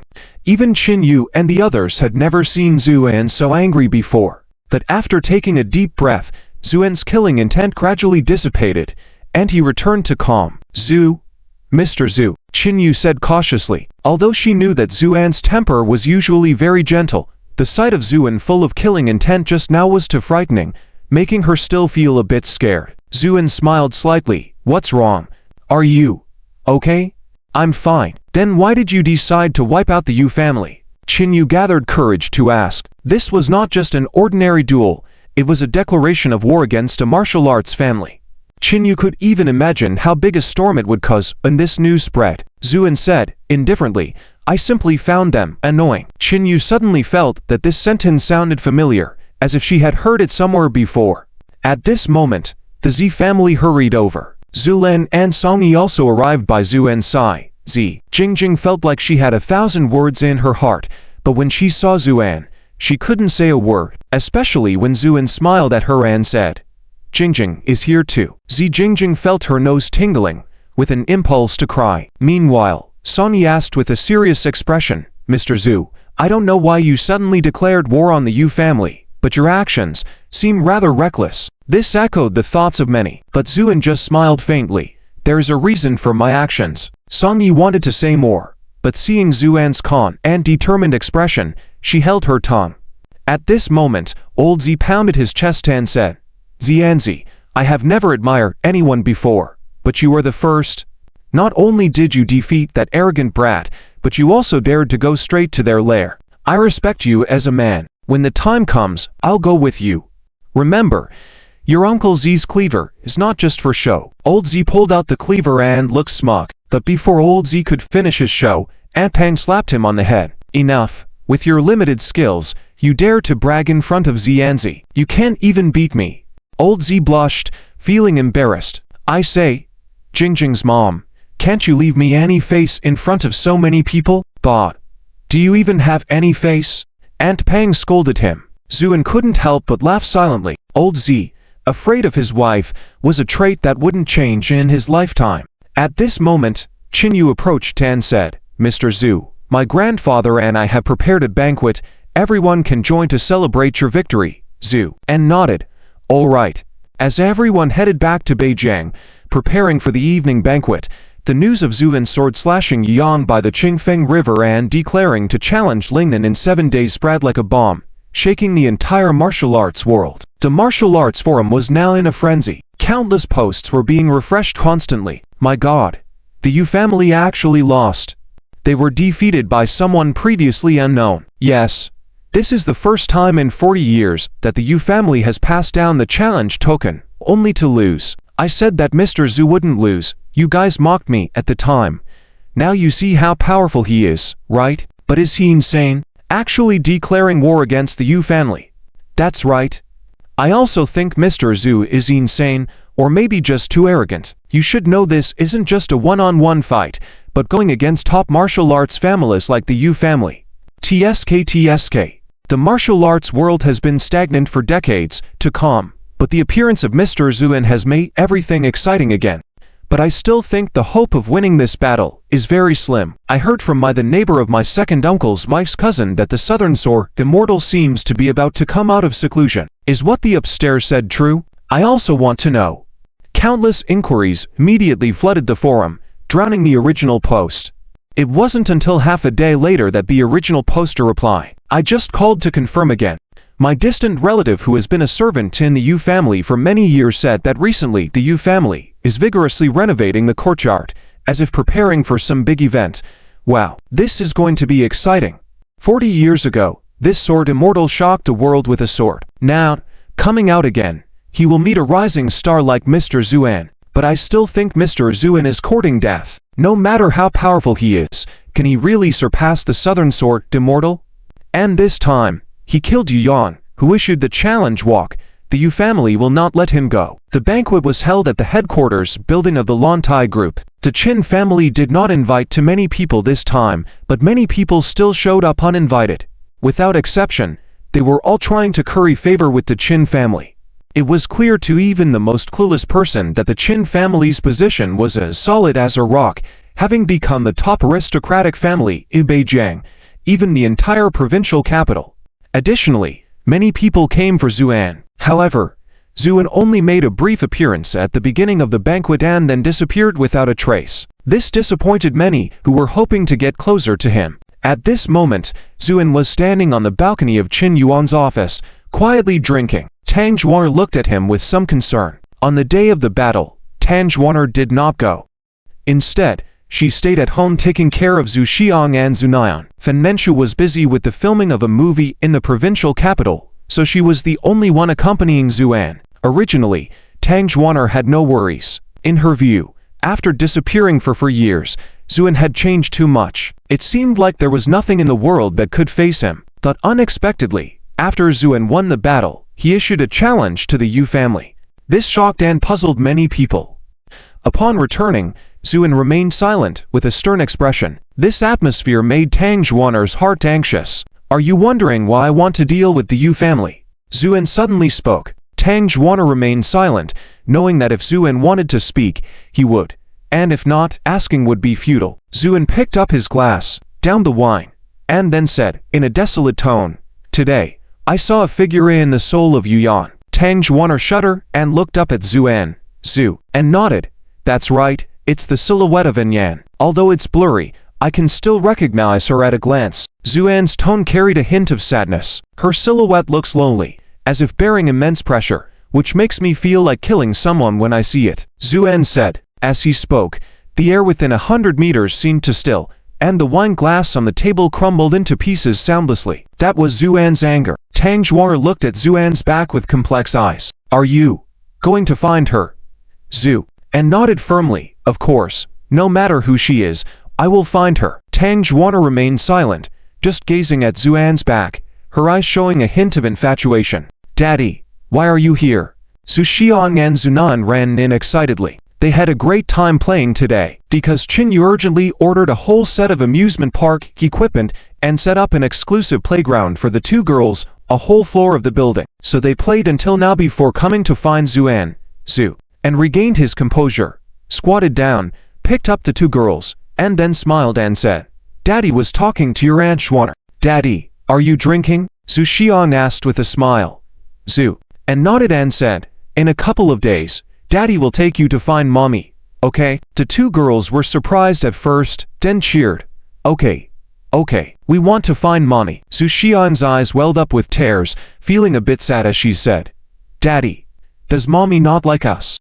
How could she not? Mommy likes you the most. Then why hasn't she come to see us? That's because Mommy has been busy. Now that she has time, Daddy will take you to find her. Okay. Zhu Xiang and Zunan exclaimed joyfully, then turned to look at Tang Zhuar. Aunt Zhuar, let's go find Mommy together. Tang Zhuar brushed her hair and smiled faintly. No, Auntie has to work. I'll be here waiting for you to come back. Okay. Aunt Zhuar, after Mommy comes back, you'll be our favorite Aunt Zhuar. Zhu Xiang and Zunan suddenly said. This made Tang Zhuar's eyes reddened. Then she turned away, trying not to cry in front of the two girls. In terms of emotions, Tang Zhuar had always taken care of the two girls until they were grown up, and only she knew the bitterness and hardship involved. The two girls were also very close to her, even calling her mommy at one point. Later, Tang Xuaner corrected them to call her Aunt Xuaner.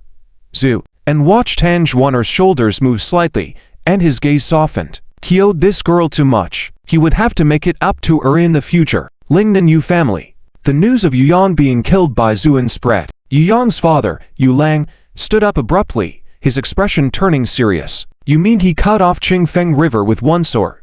Yes. And the third young master of the Yu family also turned into powder under that sword. At the same time, he said that in 7 days, he will come to Lingnan and slay the Yu family with his sword. The messenger said, "All right, you may leave." Yu Lang's eyes flashed with a cold light as he said, in a deep voice. After the messenger left, Yu Lang's expression showed little sorrow.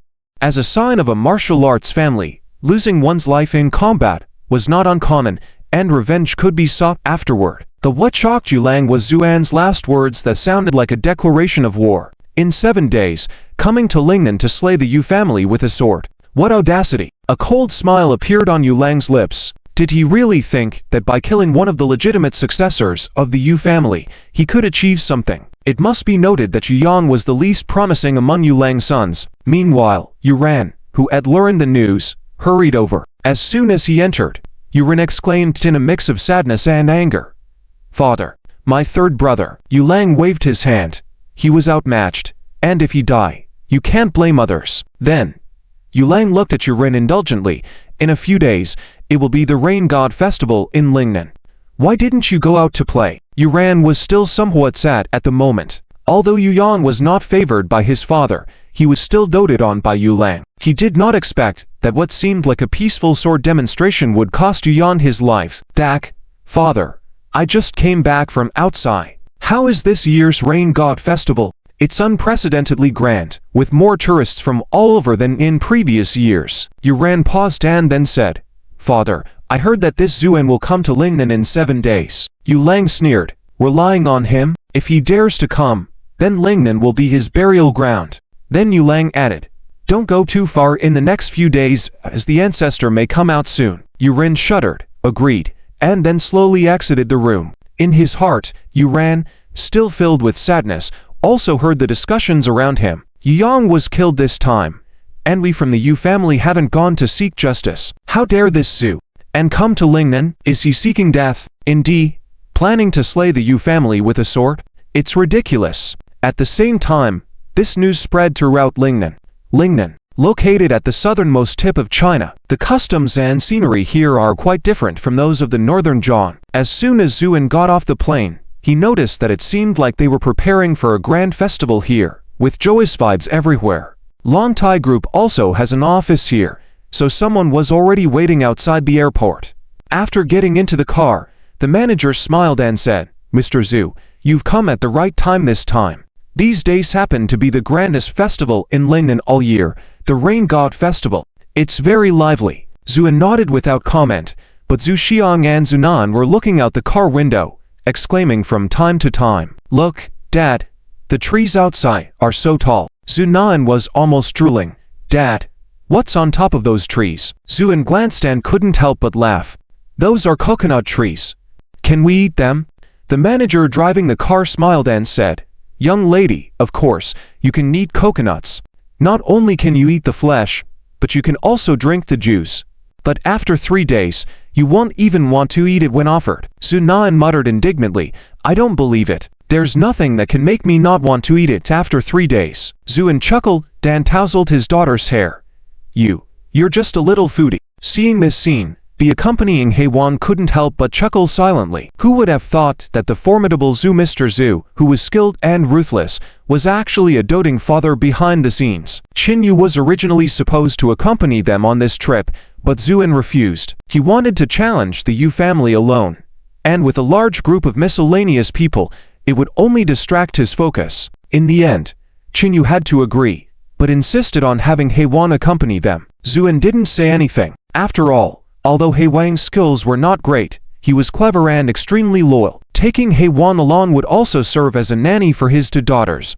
If Heiwan found out about Zuan's thoughts, he might burst into tears. The dignified Heiwan, once the boxing champion of the Northern Zhang, had actually fallen to the point of being a nanny for a little girl. At this moment, the car slowly stopped in front of the office building in Lingnan City. Although there were no particularly important businesses in Lingnan, for the well-off Lontai group, the office here was still very imposing. A 3-story building stood in a bustling area, surrounded by various trees, making it exceptionally quiet. In the evening, the sounds of revelry and laughter filled the streets. "Mr. Zhu, there's water splashing outside. Do you want to go and see the fun?" The manager named Ma Cheng asked warmly. Qin Yu had directly called him, clearly stating that Mr. Zhu was the top VIP of the Lontai group and must not be neglected. Ma Cheng was naturally very respectful. Considering his status, he had never been able to interact with Qin Yu before. But now that the young Miss Qin had given the order, Ma Cheng dared not show the slightest negligence. "Okay, let's go and play. Dad." Zhu Xiang and Zhu Nian's eyes lit up when they heard there was something fun. "All right.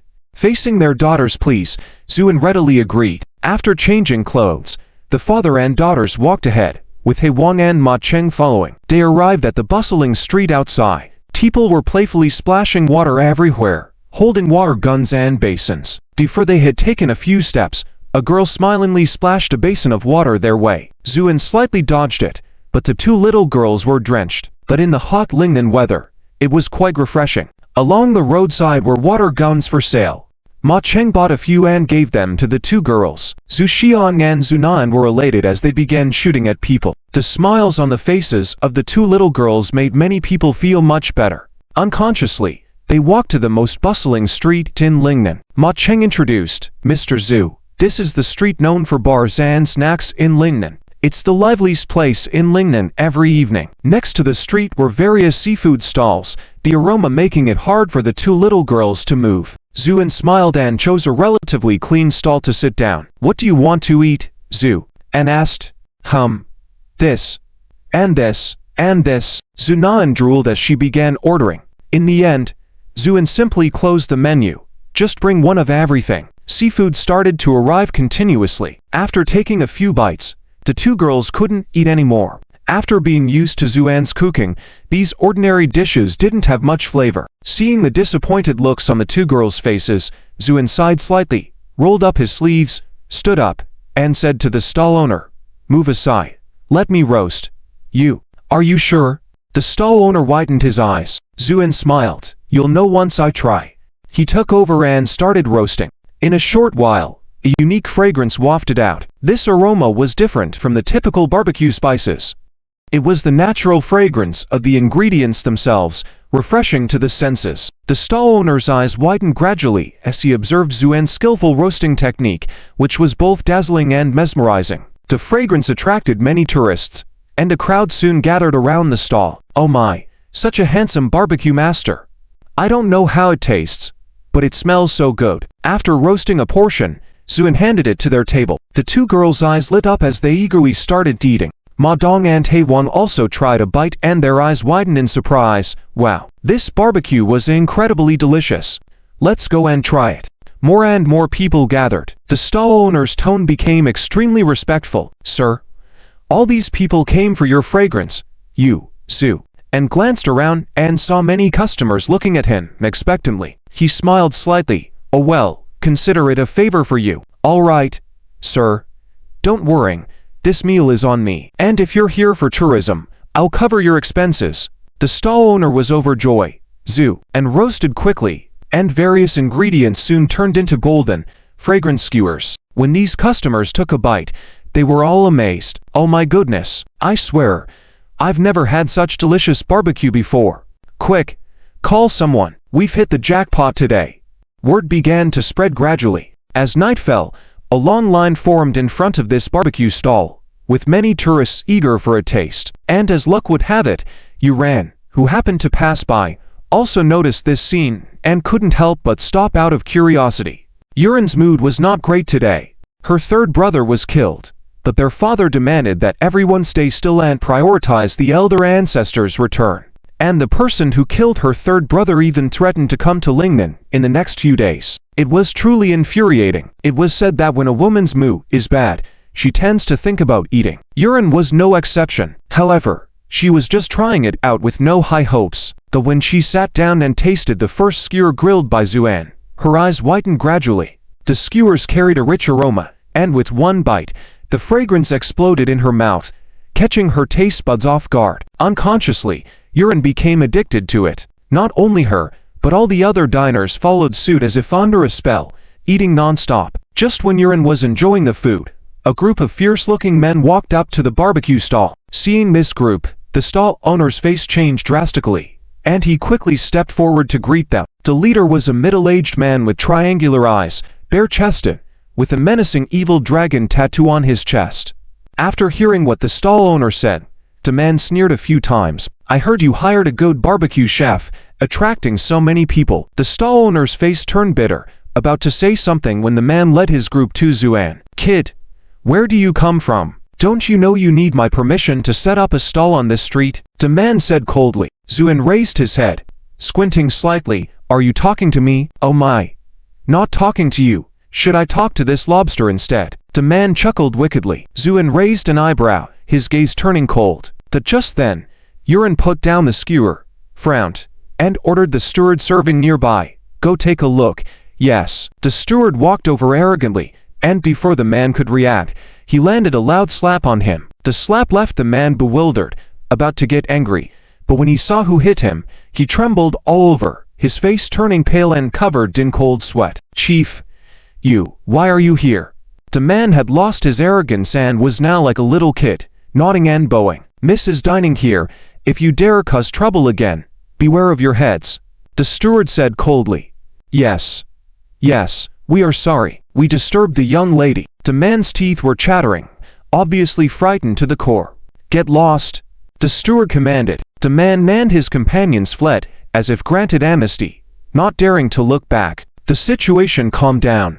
Zuan turned to see a beautiful girl sitting at a nearby table. When she caught his gaze, she smiled faintly at him, then raised her wine glass. Zuan felt a stir in his heart. At that moment, the steward approached them again, politely saying, "This master, our young lady invites you over." Zuan's lips curled into a faint smile. Then he casually walked over to the girl's table. Yuren was also observing Zuan at that moment. Initially not paying much attention, she now looked closer and was impressed.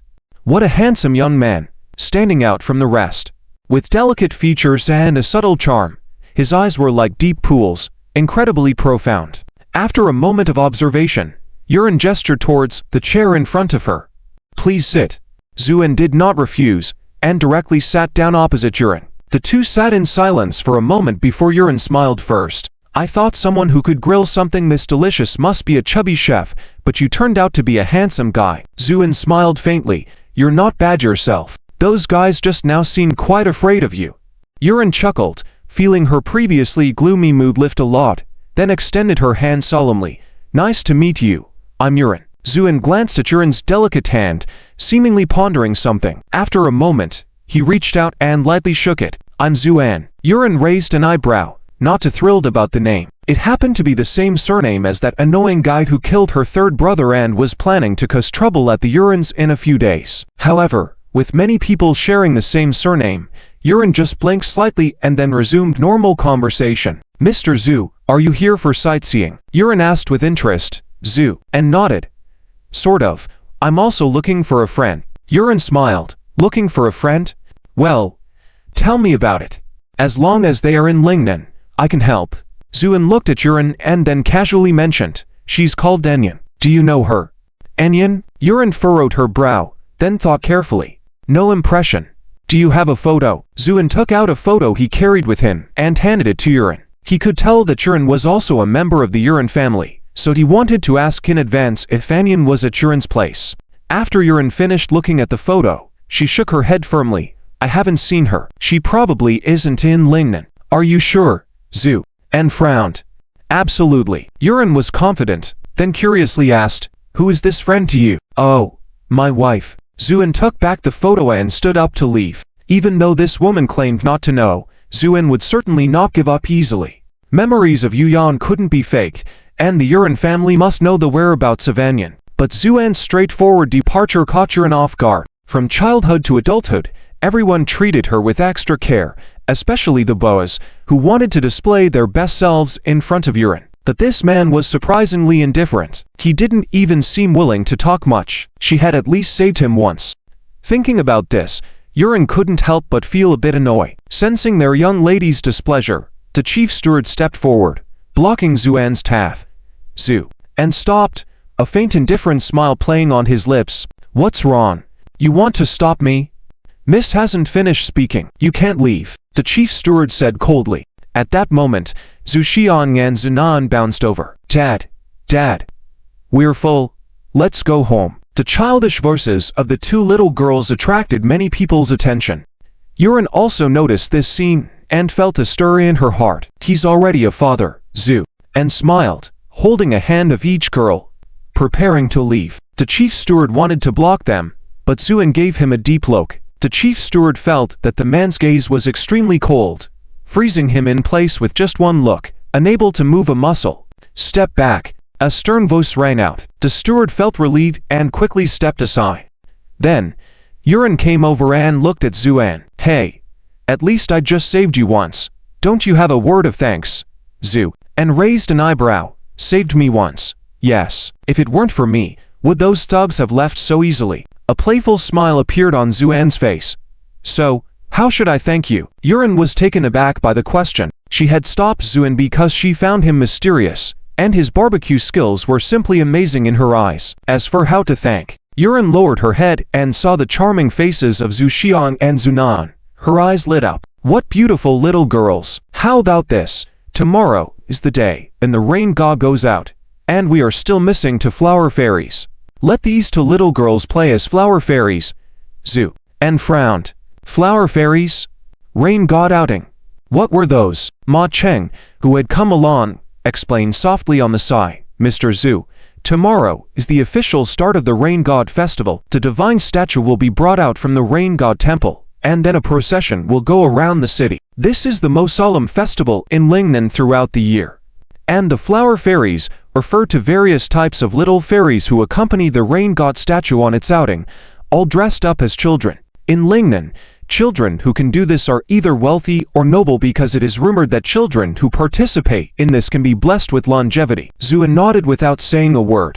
After Zhu and left, the chief steward came over with a solemn expression. Miss, this person is not an ordinary person. Should we tell the master? Yuren wrinkled her brow impatiently and said, he's just someone with good barbecue skills and a little bit of kung fu at most. Do I need to tell my father about him? But Yuren waved her hand.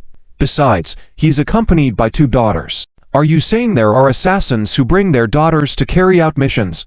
Let's not mention this matter again. Yuren paused, then glanced coldly at the chief steward. Understand? The chief steward was startled and quickly lowered his head. Understood. In the Yurong family and even in Lingnan, no one dared to provoke Miss Yuren, because the current head of the Yurong family, Yurong, only had one daughter. Naturally, she was treasure and pamper. The chief steward was well aware of this, so he dared not speak up. Yuren picked up the last skewer on the table and took a fierce bite. Humph. No one has dared to ignore me like this from childhood to adulthood. You are the first. I must make you know the power of Miss Yuren. When Zuan returned to his residence, Ma Cheng said, Mr. Zhu, that woman today is very likely someone from the Yuren family. Zhu, and nodded. I figured. So, are you? Zuan smiled faintly. I have to deal with the Yuren family swordmaster, not her. And as she mentioned the deadline of 7 days, there are still 3 days left. After 3 days, I will pay a visit and see how extraordinary the Yuren family, which has dominated Lingnan for decades, really is. Zuan said, a hint of chilling murderous intent flickering in his eyes. The next day, the Rain God Festival officially began. When Zuan arrived with his daughters in front of the Rain God Temple, the place was already crowded with people, and worshippers were burning incense everywhere. Zuan walked into the main hall and saw the smoke swirling around, a statue of a woman's face high above, receiving the worship of the people. Legend has it that during the Song dynasty, Lingnan suffered from 3 years of severe drought, and this woman sacrificed blood to the heavens, eventually bringing rain and saving the people from misery. Later, people spontaneously built a temple for her image, and the incense has continued to this day. However, as Zuan raised his head, The entire main hall trembled slightly. Zuan smiled, nodded slightly at the statue, and then left. He knew that centuries of worship by the people had given the rain god spiritual power. His arrival had startled the rain god. As soon as she came out, Yuren came over with a smile on her face. I was just about to find you. Look, little girls, you will wear these clothes later. Do you like them? Yuren held two sets of brand new clothes in her hands, exquisitely crafted. Zuxiang and Zunan were very happy. They're beautiful, they're beautiful. Let's put them on later. We're going out soon, Yuren said with a smile. She was very fond of the two young girls and led them to a quiet room to change into their clothes. When they came out, many people were amazed. They looked like true little fairies.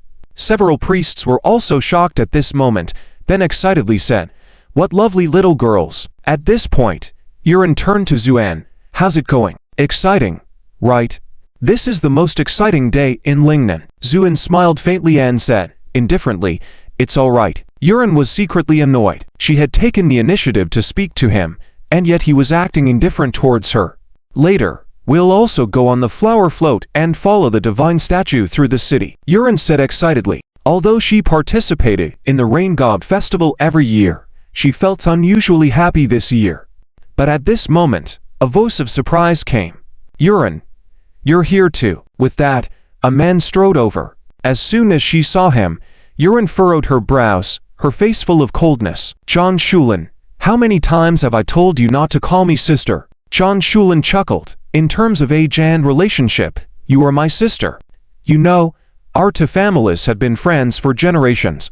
Oh, who is this ... John Shulin noticed Zuan by the side, and a flash of surprise crossed his eyes.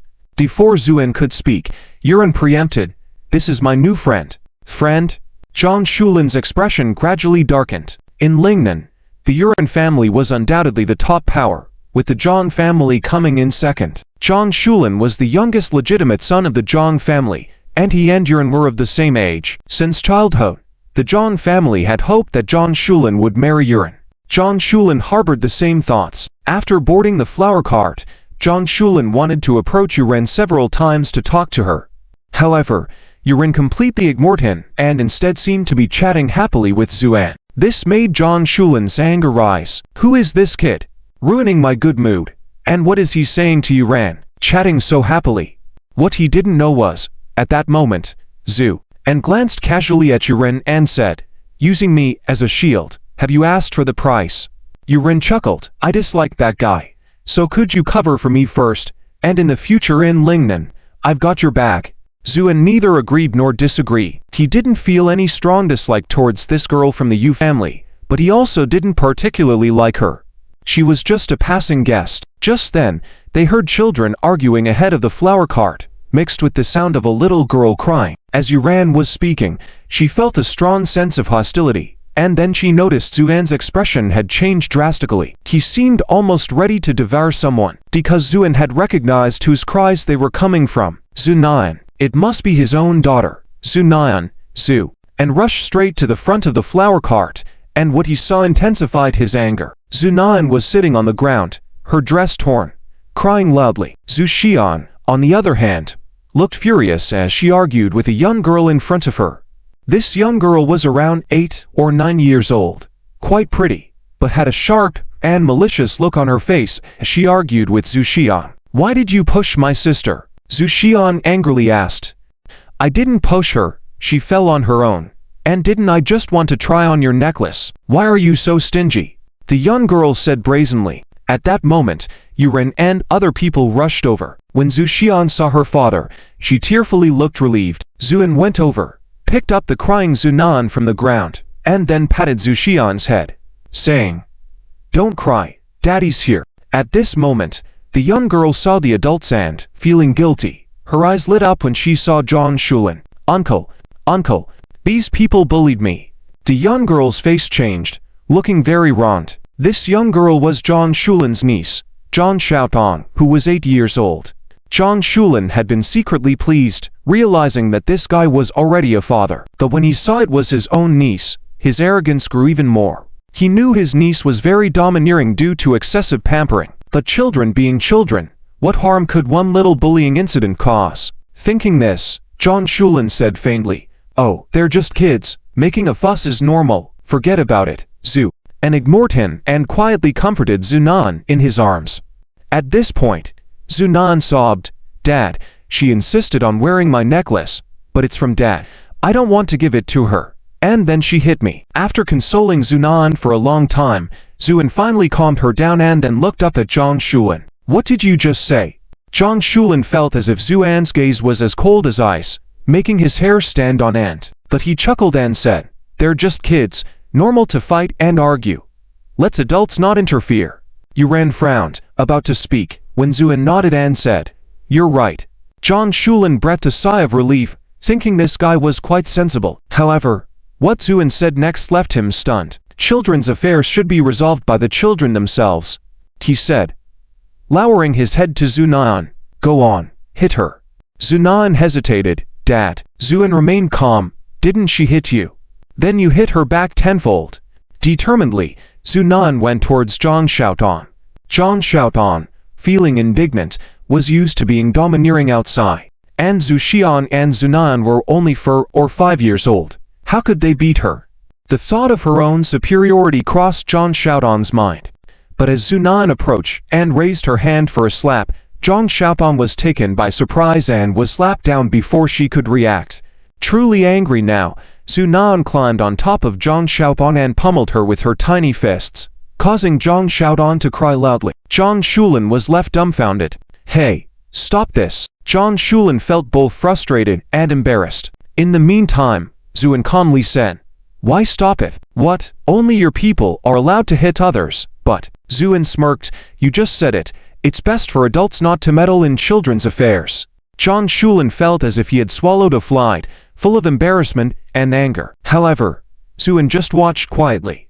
He wasn't inciting his daughter to fight, but sometimes, when others push you around, you have to retaliate without hesitation. Otherwise, you will be bullied even more. Despite his 2 daughters only being 4 years old, after being refined by top-rate essence cleansing pills, even a slap from them could carry considerable force. The 2 girls were naturally gentle and didn't know how to use it in a fight. After a while, Zunan stood up, looked at Zhang Xiaotan on the ground with bruises, and said, Dad is right. If you dare bully me again, I'll hit back 10 times harder. With that, Zunan marched back, full of spirit. Zhang Xiaotan's face was now bruised, and she couldn't continue the parade with the flower cart. In frustration, Zhang Shulin could only pick up his knees and, with a resentful glance at Zuan, leave the scene. Finally letting out the laughter she had been holding, Yuran said, well done. Zhang Xiaotan is notorious throughout Lingnan for being a little monster. Yuran had heard about this troublemaking child from the Zhang family, which showed how much trouble and annoyance she caused.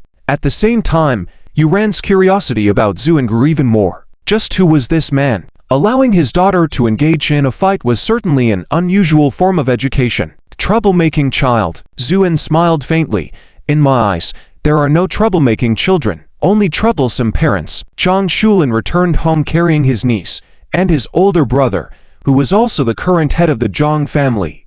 Zhang Yi was at home. When he saw his daughter returning with injuries on her face, Zhang Yi exploded in anger. Who did this? Zhang Shulin embellished the story and made sure to mention the close connection to Yuran. Zhang Yi's expression became even more grim when he learned about the association with the Yu family's young mistress. He had always hoped his brother would marry that Miss Yu. No, this person had to be dealt with. The Zhang family. In a quiet and elegant room, Zhang Yi and Zhang Shulin sat devoutly on chairs. Facing them was a proud-looking woman. She was extremely beautiful, but to the Zhang brothers, she seemed as unattainable as a fairy in the Moon Palace. Speak, what is it? The woman lightly opened her vermilion lips and asked faintly, Miss, today my younger brother encountered someone who is very powerful and also detrimental to our Zhang family, so I kill him? The woman asked coldly. That would be even better. The woman stood up. I have been staying in your Zhang family for a while now. Killing a person is just like a meal to me. The woman seemed indifferent to the idea of killing someone. Zhang Yi became excited. All right. He lives in Lingnan City. The woman nodded. All right, you two wait here. I will bring back his head. With that, the woman pushed open the window and disappeared into the night. In the room, only the 2 Zhang brothers were left. At that moment, Zhang Shulin exclaimed in surprise, "Brother, who is this woman? How is she so powerful?" Zhang Yi smirked. "She is the top expert I brought in from out of town some time ago, known as the Frost Fairy of the Moonlight." "Frost Fairy," Zhang Shulin said dreamily. Zhang Yi had a look of self-satisfaction in his eyes. With the Frost Fairy's intervention, who in Lingnan could stand against them besides the Yu family? After a day of wandering around, Yuan once again managed to freeload a meal from Zuan before reluctantly leaving. Zuan put his two daughters to sleep and sat quietly in the living room. Lingnan was rainy. At that moment, rain began to gently tap on the outside. Heiwan and Ma Cheng had also retired to their rooms, leaving Zuan alone in the vast living room. After some time, Zuan set down his cup and said lightly, "Since you are here, come in." Dang! The glass door shattered, letting wind and rain in, and Xiangbing walked in with a cold expression. "Someone wants to kill." Xiangbing froze. She saw Zuan. His lips curved up in a smile. You. Long time no see." Zuan smiled faintly. Xiangbing trembled uncontrollably. It was him. If she had known it was him, even if the Zhang brothers had begged her on their knees, Xiangbing would not have come, because coming would only be seeking death. To this day, Xiangbing vividly remembered the scene of Zuan punching the elder pointing to the sky during the martial arts competition. It was said that Zuan later challenged the Yu family with his sword skills and declared that he would sweep through Lingnan 7 days later. Now he had indeed arrived in Lingnan. Were his threats true?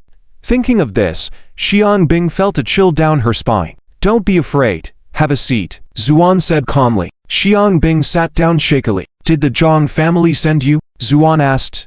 Xiangbing shuddered, then nodded. "Hehe, as expected. People from esteemed families like you consider lads as insignificant as grass." Zuan sneered mockingly. Xiangbing spoke shakily. "Sir, I truly didn't know it was. It was you. I deserve to die 1,000 deaths."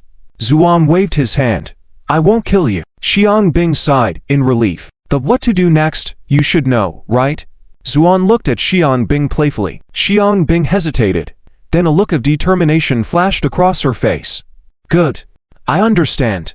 Saying this, she stood up, bit her lip, and took off her coat, revealing her slender figure. Zuan was taken aback. "What are you doing?" "Yes, sir." "You are not." Xiangbing stuttered. Zuan helplessly waved his hand. "What I mean is, since the Zhang family has acted so ruthlessly, there is no need for them to exist anymore, understand?" Xiangbing realized, blushing, and quickly put back on her coat. She had thought Zuan found her pretty and was about to make a move. She even prepared herself to compromise her chastity to survive. But Zuan didn't have that intention. In her heart, Xiangbing even felt a bit disappointed. "Please rest assured, sir, I guarantee that the people of the Zhang family won't see the sun tomorrow." With that, Xiangbing turned and left. Hearing some commotion in the living room, Heiwan hurried downstairs. "Sir, what's going on?" Zuan smiled. "It's nothing, it's just the wind being too strong," blowing the doors open. When Xiangbing returned to the Zhang family, Zhang Yi and Zhang Shulin were waiting for her. As soon as they saw her return, Zhang Yi couldn't contain his excitement and greeted her eagerly. "Fairy, did you kill that person?" "Hehe, I knew the fairy's intervention would be extraordinary." His voice abruptly halted. Zhang Yi's head fell with a thud. Zhang Shulin didn't react at first, only realizing what had happened after blinking a few times. "Brother!" Zhang Shulin exclaimed in shock. Xiangbing coldly stepped forward. "He's dead." "Why did you kill my brother?" Zhang Shulin shouted in fear and anger. "You should ask yourselves for daring to offend the big shot and almost getting me killed too," Xiangbing said coldly as she approached. Zhang Shulin was puzzled. "Big shot? What big shot? What do you mean? How did the Zhang family offend anyone?" Xiangbing shook her head. "It doesn't matter now, because as the big shot said, your Zhang family has no reason to exist." With that, Zhang Shulin's head also fell. His face still carried an expression of shock and confusion. That night, the Zhang family perished. The news shook the whole of Lingnan the next day. When Zuan heard about it, he was also stunned. Xiangbing was so ruthless. He had only asked her to take care of the Zhang brothers, but she had wiped out the whole family, not even sparing a dog. Such a big incident naturally reached the Yu family's ears. When Yuan learned of the news, she was shocked. Zhang Shulin was dead. The Zhang family had been wiped out. Her head spun. Although she didn't like or even despise John Shulin, she never expected him to die overnight like this. Could it be? Yuren's expression turned grim, and she went straight to find Zuan. But when she saw Zuan with an imposing presence, her prepared words suddenly failed her. Zuan glanced at her, then smiled faintly. I didn't kill those people. How did you know I was going to ask that? Because it's written all over your face. Zuan said lightly. It was clear that this Miss from the Yu family was usually pampered and lacked any shrewdness. If he had wanted to harm her, it would have been too easy. Yuren was taken aback, touched her face, and gradually blushed. Ahem, I wasn't. Let them be dead. My family has sent people to investigate. Oh, by the way, do you have time tomorrow? It's my birthday. Come join the banquet. How's it going? Have you found out? Yu Lang asked. Back to the main house, it has been clarified that the Zhang family was likely killed by the top expert they worshipped, a chief steward replied with his head down. Oh, top expert? Who? From the injuries, it should be the technique of Shiyun Hand. Shiyun Hand? Yu Lang smiled slightly. Is that the famous skill that Moonlight Fairy Xianbing is known for? It should be no mistake. All right, understood. A mere Xianbing is inconsequential. Issue the next hunting order. That would also be considered compensation for the Zhang family. Understood. Tomorrow is Ranar's 18th birthday banquet. Are preparations ready? Yu Lang seemed more concerned about this matter. Everything has been prepared properly. Remember to increase the guard. Things have been uneasy in Lingnan lately. Yes.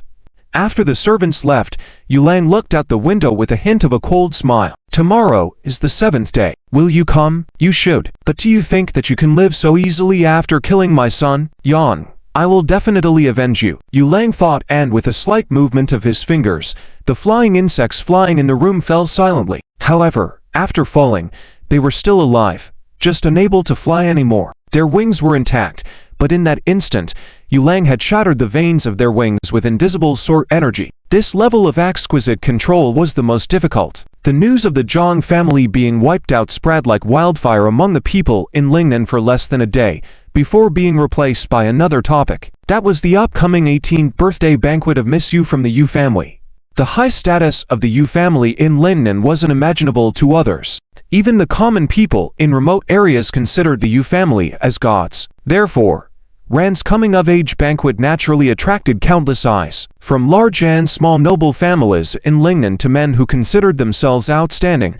All were rushing to prepare. Who wouldn't want to win Ran's favor at this birthday banquet and become a son-in-law of the Yu family, soaring to new heights? On the day itself, the front of the Yu family's house was crowded early with people coming to offer congratulations. The young men were dressed brightly, all eagerly anticipating seeing the lady soon as possible. Finally, Ran appeared. Many people saw Ran for the first time. Although rumors outside said Ran was beautiful, many felt it was just flattery towards the Yu family. But seeing Ran in person shattered those thoughts. They didn't expect the young lady of the Yu family to be so stunningly beautiful. Although she lacked the mature charm of an older woman due to her young age, this youthful beauty fascinated the young men even more. Moments later, young men from familiar noble families approached with smiles, while others less familiar stayed outside hoping to strike up a conversation. Some acted very indifferent, trying to stand out and catch Ran's attention. But despite being surrounded like a constellation, the smiles Ran gave fanned her words were perfunctory, and her eyes kept wandering, as if she was looking for someone. The young men further away were taken aback and excited, thinking, could she be searching for me? So, they puffed up their chests, hoping Ran's gaze would linger on them. But Ran just glanced around and then looked disappointed, lowering her eyes. At this moment, a familiar young man from a noble family asked, Ran, are you looking for someone? Ran couldn't be bothered with them. Though they had only spent 2 days together, Ran felt as if she had fallen in. Unlike the young men's immaturity and shallowness, Zuan was always cold and never disguised his feelings. However, the more he displayed this trait, the more he attracted Ran like a magnet. Ran knew that Zuan was much older than her and had 2 daughters, but she couldn't help but be drawn to him. After being captivated by a man like Zuan, the outstanding young men seemed ridiculously immature to Ran. Why hasn't he come yet? Didn't I tell him to come early today? Ran thought to herself. Just then, she saw Zu, and leading his 2 daughters and others slowly approaching. When Ran saw Zuan, she eagerly went to meet him. Why did you only just arrive? Ran said, a bit displeased. The observing young men felt a pang in their hearts. Ran's expression was too much like a spoiled child. Many of them watched Zuan with hostile eyes. Zuan gave a faint smile. Something held me up. Happy birthday. Let's go inside. Ren felt this was the best blessing she had received that day. Zuan carried a long package in his hand and followed Ren inside. Once they were inside, the young men grouped together with dissatisfied faces. Who is that man? I don't know. He's definitely not from Lingnan. Damn. It looks like Miss Yu values him a lot. Yes, and I thought he was with two little children. Could he be a single father? What kind of taste does Miss Yu have? I can't accept it. The young men complained, but one person remained silent, his eyes sharp and seemingly calculating something. Hey, Yang, why aren't you saying anything? Someone asked the man. This man was Yan Zudong from the Yan family in Lingnan. The Yan family might not be a top-tier noble family in Lingnan, but they had a considerable fortune and were even in the top 3 in terms of wealth in Lingnan. That's why he was there today. He was also already acquainted with Ren and had been vehemently pursuing her. After hearing the question, Yan Zudong smirked slightly. That man is not from Lingnan, and his attire doesn't look like that of a noble family's son. Why should we care about him? Yan Zudong then turned and walked away. The other side and followed suit. At this moment, the Yu family was decorated with bright lights, and the banquet was set in the Yu family's garden.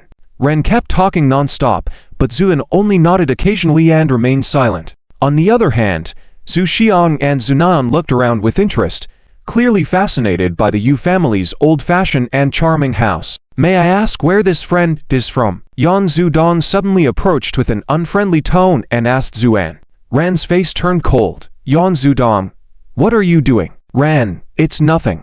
I just find this friend unfamiliar, so I wanted to ask. Yan Zudong's expression was icy as he stared at Zuan. Zuan smiled faintly. Me, I'm not from Lingnan. Yan Zudong's expression turned even more unfriendly. Not from Lingnan. Then, what about these two little girls? My daughters. Yan Zudong looked at Ran, implying, see, he already has children. But Ran just waved her hand impatiently. All right, the banquet is starting soon. You don't need to keep asking questions. Yan Zudong was left speechless, giving Zuan a resentful look before turning and walking away. Brother Dong, what should we do? Don't worry. Let him see in a bit. Yan Zudong gritted his teeth and said. As the dusk approached, Yu Ran's birthday banquet finally officially began. Naturally, Yu Lang was the first to speak. With a smile on his face, he stood on the stage and raised his glass, saying, "Thank you all for coming to celebrate my daughter's birthday. Cheers to everyone." After finishing his drink, the people below cheered loudly, with someone joking, "The Yu family head is indeed generous." Then Yu Lang continued, "As you all know, this birthday banquet is also my daughter's coming-of-age ceremony. From now on, my daughter has grown into an adult." Laughter erupted below, and many young people gazed at Yu Ran with fiery eyes. Yu Ran blushed slightly and lowered her head, sneaking a glance at Zuan. Zuan was calmly drinking his wine as though unaffected by the events around him. Yu Ran bit her lip in annoyance. Just then, a young man couldn't contain himself and rushed forward, holding a box in his hands, and said excitedly, "Miss Yu, happy birthday. This is a gift for you." Yu Ran accepted it politely, smiled, and said, "Thank you." The young man didn't leave and insisted, "Miss Yu, please open it and take a look. It's a token of my affection." Yu Ran had no choice but to open the box, revealing a luxurious dress inside. The young man started to say more, but Yu Ran impatiently closed the box, saying, "I'm not interested in these things." Unable to continue, the young man left awkwardly. Yu Ran's actions made many others who were eager to present gifts hesitate. However, Yan Zudong chuckled. He had researched Yu Ran's preferences in advance and knew she didn't like overly extravagant things. Therefore, the gift he prepared today was unique. Yan Zudong cleared his throat, then approached Yu Ran with a smile. "Younger sister Yu Ran, what do you think of this?" With a smile, Yan Zudong presented a box he had brought with him. The crowd held their breath as they saw inside was a painting of a woman sitting alone by the river. Although the painting seemed plain at first glance, the more they looked, the more it resembled Yu Ran. Even Yu Lang couldn't help but be briefly surprised. Could this be from the hand of the master painter Kuyu? Uncle Yu indeed has a sharp eye. Yes, this was painted by Master Kuyu himself, Yan Zudong proudly declared. The crowd was amazed. Kuyu was a master in the world of Chinese painting, residing in the capital for a long time. It was rumored he had retired, so it was unexpected to see his work here today. Yan Zudong emotionally turned to Yuren and said, "Younger sister Yuren, this is how I saw you by the river last year. This image has been lingering in my mind ever since, so I asked Master Kuyu to paint it for me, and now it's yours." The thoughtful and meaningful gift earned admiration from many people, yet Yuren remained calm, merely nodding her head slightly. Disappointed, Yan Zudong smiled and gracefully stepped down from the stage. Instead of returning to his seat, he headed straight for Zuan, attracting everyone's attention. Standing in front of Zuan, Yan Zudong smirked. "My friend, you've come to celebrate Miss Yu's birthday as well. Where is your gift?" Many young people silently cheer in their hearts. Yan Zudong's move was clever. Judging by the man's attire, he probably hadn't prepared a gift. At this rate, he might feel too embarrassed to stay any longer. Yuran's expression darkened, indicating her brewing anger. But Zuan smiled and replied, "You mean my gift, Zu?" and calmly stated. Yan Zudong nodded, "Of course." Zuan shook his head. "I'm sorry, but I didn't prepare a gift for her." Yan Zudong's face held a mocking smile. "Did you not prepare one, or couldn't afford it?" Laughter erupted from the crowd. Some bluntly remarked, "Look at him, probably couldn't afford it. I just can't understand why they invited such a poor guy here." Amidst the chatter, Zuan remained composed. "Although I didn't prepare a gift for Miss Yu, I prepared a generous gift for Uncle Yu." "Oh, for Uncle Yu?" Yan Zudong was taken aback, Zu, and picked up a long package and, with a smile, handed it to Yan Zudong. "Please deliver this for me." Initially hesitant, Yan Zudong's curiosity got the better of him, causing him to accept the package. At this point, Yulang was also puzzled. It was his daughter's birthday celebration, so why was someone giving him a gift? Upon receiving the parcel, his expression changed slightly. Calmly, Zuan smiled. "Open it and see. I believe you will be pleasantly surprised." His voice, although soft, reached every ear clearly. Yulang's expression turned grave as he quickly unwrapped the package. Upon seeing its contents, the crowd's reactions varied. Inside was a sword. A long sword reminiscent of autumn water. Some sharp-eyed observers immediately recognized it, causing them to gasp. "It's the dragon's roar sword. Isn't this the sword that young Master Yu always carries?" Yulang was especially stunned and turned to look at Zu, and seated at a distant table. You finally came, Zu, and nodded. "Since I said I would, I had to come. Isn't that right, Master Yu?" With those words, the dragon's roar sword in Yulang's hand emitted a light hum. His expression turned dark and terrifying. "Zuan, you killed my son Yuyan and dared to show up here. Do you truly believe my family is defenseless?" This statement seemed like a massive bombshell, rendering the whole venue in silence. What? This man was the one who killed Yulang's son, Yuyan. Many recalled the rumors. It was said that the man who killed Yuyan with a sword once claimed he would invade Lingnan within 7 days to decimate the Yu family. At that time, no one believed it, deeming it impossible. Yet today, Zuan's presence confirmed otherwise. No one expected him to actually arrive. Not only did he come, but he also brought the dragon's roar sword. Only Yuran sat there, her face pale, staring blankly at Zuan. Is he the killer who took away her third brother? No wonder his surname is Zu. I'm so foolish, I should have realized it sooner.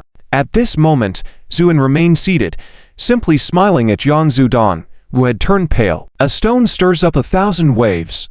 Zuan's words caused a commotion among the people present. Daring to say that the swordsmanship of the Yu family was insufficient, in the eyes of the crowd, it seemed like a huge joke. Yulang sneered, "Zuan, do not think that by killing my son Yuyan, you can do anything to the Yu family. You cannot possibly understand the depth of the Yu family's heritage." As he spoke, a mighty and unmatched sword chest suddenly emanated from Yulang. The pressure was so great that even the tables, chairs, and utensils in front of him shattered in an instant. Despite this intimidating display, Zuan remained calm and stable in his seat, even looking pale, while Yuren nodded with tears in his eyes. "I'm sorry, your birthday banquet may be ruined."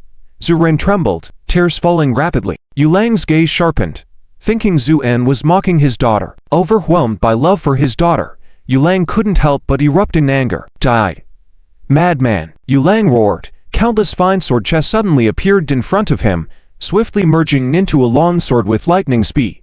Go, Yu Lang lightly commanded. The sword disappeared in an instant, only to reappear in front of Zuan, the tip of the sword just 1 centimeter away from Zuan's nose. That 1 centimeter might as well have been an insurmountable gap, as Zuan had already gripped the sword with his left hand. This scene shocked Yu Lang, who cried out, "How is this possible?" Indeed, this sword was condensed from sword chet, sharp and unstoppable. How could someone grab it with their hand? But Zuan revealed to cute tiger teeth and coldly smiled. "In my presence, nothing is impossible." With that said, Zuan exerted a slight force with his left hand. The sword was crushed in his hand and dispersed into smoke. This astonishing feat left everyone in shock. Yu Lang's expression became solemn. He had assumed that Zuan was at most at the level of transcendent realm cultivation, while he himself was on the verge of becoming a semi-immortal. Dealing with him should have been easy. However, Zuan's abilities were utterly unpredictable. Yu Lang took a deep breath, sneering, "Impressive skills indeed, but do you think with just this, you can go against my Yu family? Swordsman, obey my command." At Yu Lang's order, over a dozen men with impassive faces and holding long swords emerged from the corner. Each of them was at the transcendent realm level. Such cultivation levels would make them significant figures elsewhere, but in the Yu family, they were only mere swordsmen. "Deploy the sword formation," Yu Lang ordered coldly. The swordsmen raised their swords. With a bang, a menacing sword formation enveloped Zuan. The sword light swirled like a curtain of light, making it impossible to see inside. People breathed a sigh of relief, thinking Zuan's fate was sealed. Only Yu ran, finger tightly gripping her clothes, her eyes filled with anguish. At that moment, Yan Zudong tactlessly approached and said, "Yu ran, don't worry, I'll protect you." Yu Ren coldly glanced at him and snapped, "Get lost." Yan Zudong was stunned by the rebuke. Then a surge of anger rose within him. How dare she insult me? She must be upset about Zuan, who was bound under the sword formation. With jealousy clouding his vision, Yan Zudong's eyes turned blue. What's the use of being upset? I bet that Zuan has already been chopped into minced meat under the formation. But just then, a calm voice resounded from within the sword formation, quite amusing, but too weak. With those words, the torrent of sword energy abruptly halted, then shattered into pieces. All the swordsmen were sent flying, silent and defeated. Looking at Zuan, still sitting calmly, even holding a cup of wine. "You family head, your sword formation has failed," Zuan said, indifferently. His words silenced the room. Yan Zudong's face turned extremely unpleasant. If even the formation couldn't handle him, what level of cultivation did he possess? "I underestimated you." At that moment, Yu Lang slowly said. As everyone turned to look, they saw Yu Lang slowly unsheathing the sword at his waist. Many people's expressions shifted slightly. For the first time in 10 years, as the head of the family, Yu Lang was drawing his sword. This sword is called Consoling the Wine and Dust. Not a renowned sword in the world, but to me, it is my most faithful companion. With this sword, I have slain 12 swordsmen of the country sword sect in one go. So, Yu Lang's eyes were filled with a cold killing intent. If you perish under this sword, it is my respect for someone as young as you to possess such cultivation. With each word, Yu Lang's aura diminished until he seemed like an ordinary person, without any remarkable qualities. However, those knowledgeable in swordsmanship had their faces changed drastically. They understood that Yu Lang's control over his aura had reached its pinnacle. Yet, Zuan remained unfazed, calmly drinking his wine and smiling lightly. "I have a cup of wine, enough to console the wind and dust." "A nice name. You family head, draw your sword." With those words, Yu Lang thrust his sword out. It was an unremarkable strike, void of noise or pressure. The only thing visible was a faint red glow on the tip of the sword. Yet, this slight red glow made the sword aficionados in the room grow incredibly serious. They knew that the plain and unremarkable strike stemmed from Yu Lang focusing all his sword energy into the tip, without any loss. This was the strongest strike, compared to the sword formations and sword che moments ago, which now seemed like mere tricks, beautiful but hollow. Before the sword reached halfway, a slender hand suddenly appeared, lightly flicking the sword tip. With a muffled bang, a powerful shockwave radiated out, overturning all the tables and chairs nearby. Even the trees and buildings in the distance were not spared, all chattering simultaneously. Yu Lang was horrified, as Zuan's nonchalant flick almost caused him to lose grip of his sword. Hastily retreating, fear finally crept onto his face. Currently, the highest cultivator in the Yu family was Yu Lang's eldest son, Yu Ming, who was waiting atop the sword pavilion in the rear mountains for the immortal swordmaster to emerge. The entire Yu family's power rested solely on Yu Lang. If he truly lost, the Yu family's reputation of decades would be ruined in an instant. The momentum is so strong that it even scattered the dark clouds in the sky. Yu Lang was first stunned, then ecstatic. "It's the Ancestor, the Ancestor." Coming out of seclusion, his words made everyone's faces change. The only person Yu Lang would call Ancestor is one person. That is Lingnansor, immortal, who shocked the world 40 years ago by killing 12 sword masters with one sword. Yuani. Could it really be him coming out of seclusion? Just as people were uncertain, they heard someone on the mountain behind softly singing. Sword energy spanning 3,000 miles, a sword's cold light covers all 19 provinces. The voice was not loud, but it seemed like little swords striking directly at people's hearts. Those with shallow cultivation turned pale just hearing that sentence. At the same time, a sword-like shot strayed from the mountain behind, and people suddenly saw two more figures in the courtyard. One was a young man in his 20s, the other a middle-aged man with a sharp brow and star-like eyes. As soon as he saw this person, Yu Lang knelt down on the ground with excitement and terror streaming down his face. Grandson pays respect to the Ancestor. When Yu Lang knelt down, everyone from the Yu family also knelt down, shouting in unison, "We pay respect to the Ancestor." Yuani smiled faintly. "Get up. After all, you are the head of the family now." Crying like this, "What kind of appearance is that?" Yu Lang stood up and then said with utmost respect and admiration, "Grandson congratulates the Ancestor on achieving mastery in swordsmanship, advancing to eternal life." Eternal life.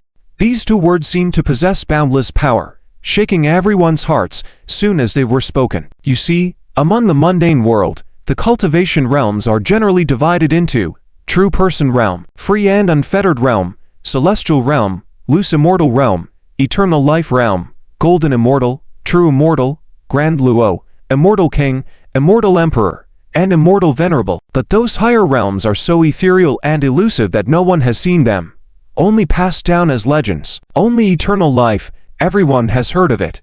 It is said that once you achieve eternal life, your lifespan can exceed 1,000 years, free from all constraints. However, since the last eternal life expert disappeared 100 years ago, there have been rare reports of anyone reaching eternal life again. If Yuani had indeed achieved eternal life, it would be the most shocking news in the martial world of China, possibly even changing the world order. Just as many people were feeling fearful, a childish voice rang out, "Daddy, what is eternal life? Can you eat it?" Everyone turned to see a little girl talking to Zuan. At this moment, many had already judged Zu, and as good as dead, believing he was doomed. So seeing this scene, those people couldn't help but sneer. Only Zuan remained calm, even smiling faintly. "Eternal life, for me, it's just an ant." This statement caused many to chuckle, thinking Zuan must have been driven crazy by fear. At this moment, Yu Lang's eldest son, Yu Ming, the truly top young expert among the younger generation of the Yu family, stepped forward and said coldly, "Ancestor, let me handle this person." Yuani looked calmly at Zuan and remained silent, tacitly agreeing. Yu Ming raised his head, his eyes coldly fixed on Zuan, and after a moment he slowly said, "My brother was killed by you, Zu," and nodded. "Very well, today is the day you die," Yu Ming said, his eyes shining with confidence. As a young expert painstakingly cultivated by the Yu family, he had long been at the brink of loose immortal realm cultivation. Now, after following the Ancestor for several days, his cultivation had advanced even further, just a step away from becoming a true loose immortal. At his age, once he entered the rank of loose immortal, he would undoubtedly be one of the top young experts of the generation, and Zuan was only at the celestial realm.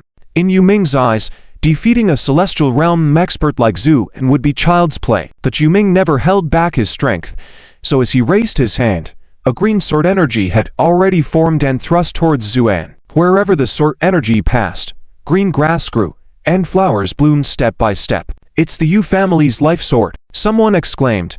Yu Yang, who was killed by Zuan by the Qingfeng River, practiced the killing sword, full of murderous intent. Yu Ming, on the other hand, cultivated the Yu family's life sword, completely opposite in nature to the killing sword, and had already mastered it to perfection. In terms of strength, he was more than 10 times stronger than Yuan. Yuan couldn't bear to watch, feeling heartbroken. Yan Zudan, on the other hand, was delighted, waiting to see Zuan's immediate demise. But Zuan laughed.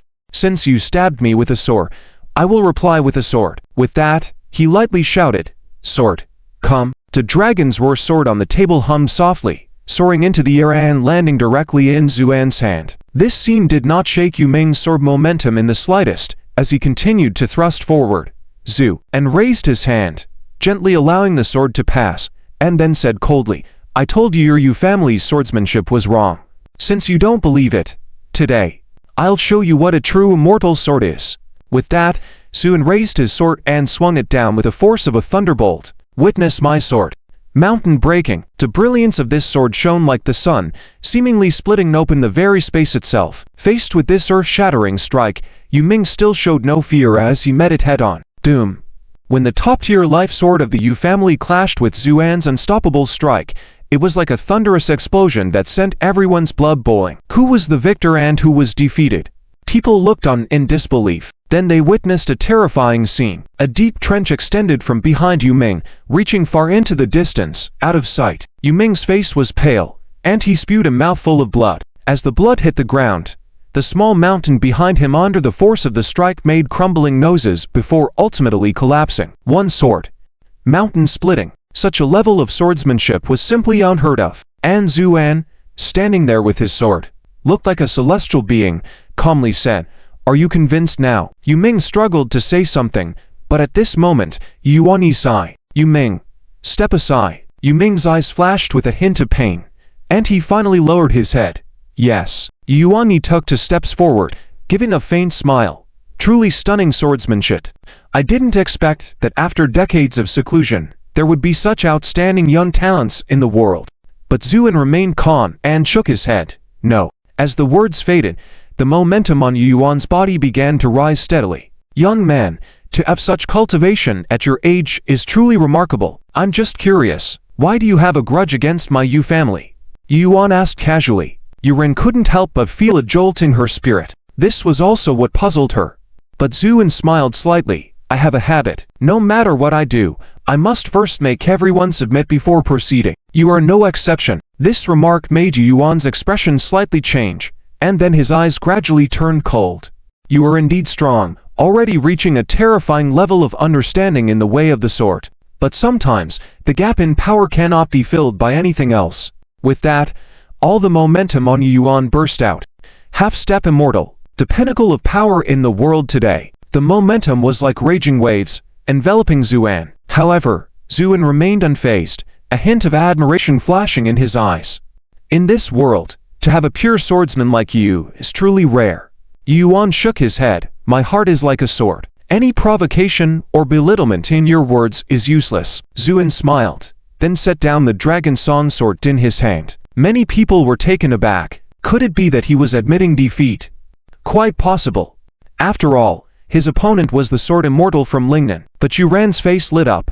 However, the words that Zuan said next wiped the joy from Yuan's face. "You are the first practitioner I've encountered. Out of respect, I will face you with my best skill, which is my fists," Zuan said nonchalantly. Many people were stunned. Was this Zuan crazy? Facing the unparalleled sword immortal, he wanted to fight with his fists. Wasn't this seeking death? Yuan's eyes showed a hint of amusement, and he nodded. "I'm curious, where does your confidence come from? But courage is commendable, so be it. Let's begin." Zuan smiled indifferently. "You go first." Many people gasped in shock. Yang Zudan almost burst out laughing. People really can't prevent their own death. Acting so arrogantly. Letting the sword immortal make the first move, but Yuan just smiled, unperturbed by all this. To him, only the sword remained in his life. Everything else had already been discarded by him. "All right. Since you keep saying that my Yu family swordsmanship is wrong, I'll show you what true Yu family swordsmanship is." With that, Yuan pulled out a sword from his waist. A wooden sword. A wooden sword made from a tree branch that he casually cut down. But when Yu Ming saw this sword, a fanatic look appeared in his eyes, because only he knew the horror of this wooden sword. Yuan raised the wooden sword and said calmly, "After 30 years of seclusion, today the sword is finally complete. This is my immortal sword. Be careful." With that, Yuan thrust out with the sword. Under this sword strike, it was as if it stirred up monstrous waves. The sword energy rushed straight towards Zuan. Standing in place, Zuan's expression remained unchanged as he raised his fist and lightly shouted, "One fist moves heaven and earth."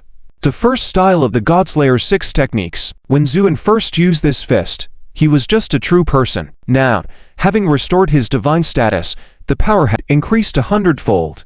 Many people felt that this fist shook heaven and earth. Yuan's face showed a hint of surprise, but it didn't stop his sword from moving forward. Doom! The unmatched sword energy collided with Zuan's heaven and earth movement. After a resounding bang, Zuan was directly knocked back and sent flying into the distant forest, his life or death unknown. This move astounded everyone present. Many people sneered inwardly, thinking that Zuan was undoubtedly dead. Black King even stood up in shock. However, the two little girls weren't too afraid because they were in tune with Zuan and could sense their father's aura. At this moment, Yuan showed a look of appreciation and regret on his face. Truly a brilliant talent, but too young and reckless. In his view, being hit by his sword could only lead to death. Yuan's gaze was desolate, feeling lost. But at that moment, a calm and superior voice rang out, "Do you know why I chose my fist against your sword?" With those words, a powerful aura surged.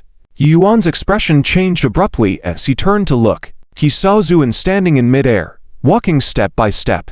With each step, his momentum grew stronger. By the time he reached the entrance of the Yu family, his aura had already broken through the heavenly realm, stepping into the ranks of half-step immortals. Yu Ming and the others all changed color.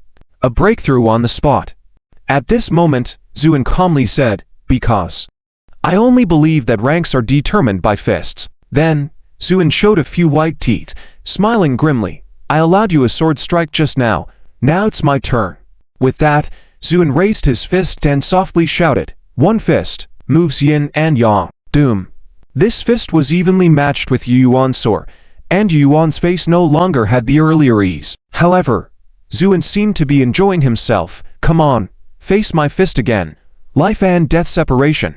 This move, Zuan once used it on the immortal patriarch of the Z family and it nearly took his life with just one punch. Now, using it again, Yuan was forced back half a step. Although it was only half a step, to others, it was inconceivable. With the ability of a half-step immortal, being able to force the half-step immortal Yuan back was a challenge across a major realm. Yuan's demeanor was no longer at ease, his face serious as he uttered, "Good fist technique, but not good enough." With that, Yuan swung his sword. The force of this sword pressure others to retreat tens of meters. But Zuan didn't dodge or avoid. Instead, he smiled. "Well done. Come at me with another punch." Zuan raised his hand, his eyes cold. Fourth style, severing love and hatred. The fourth style of the Godslayer 6 techniques, severing love and hatred, was finally unleashed by Zuan. The first three styles were techniques, but the latter three had already touched upon the realm of death. Just like severing love and hatred, often, love and hatred are hard to remove, but Zuan insisted on severing them. In Zuan's dictionary, there were no such words as cannot. This fist made Yuan's face drastically change, no longer calm and composed. There was no earth-shattering sound, no direct clash. Zuan's fist seemed to go through Yuan's sword style, like water entering the ocean, directly breaking the seemingly inconspicuous wooden sword. And the momentum didn't stop, knocking Yuan back. "Ancestor!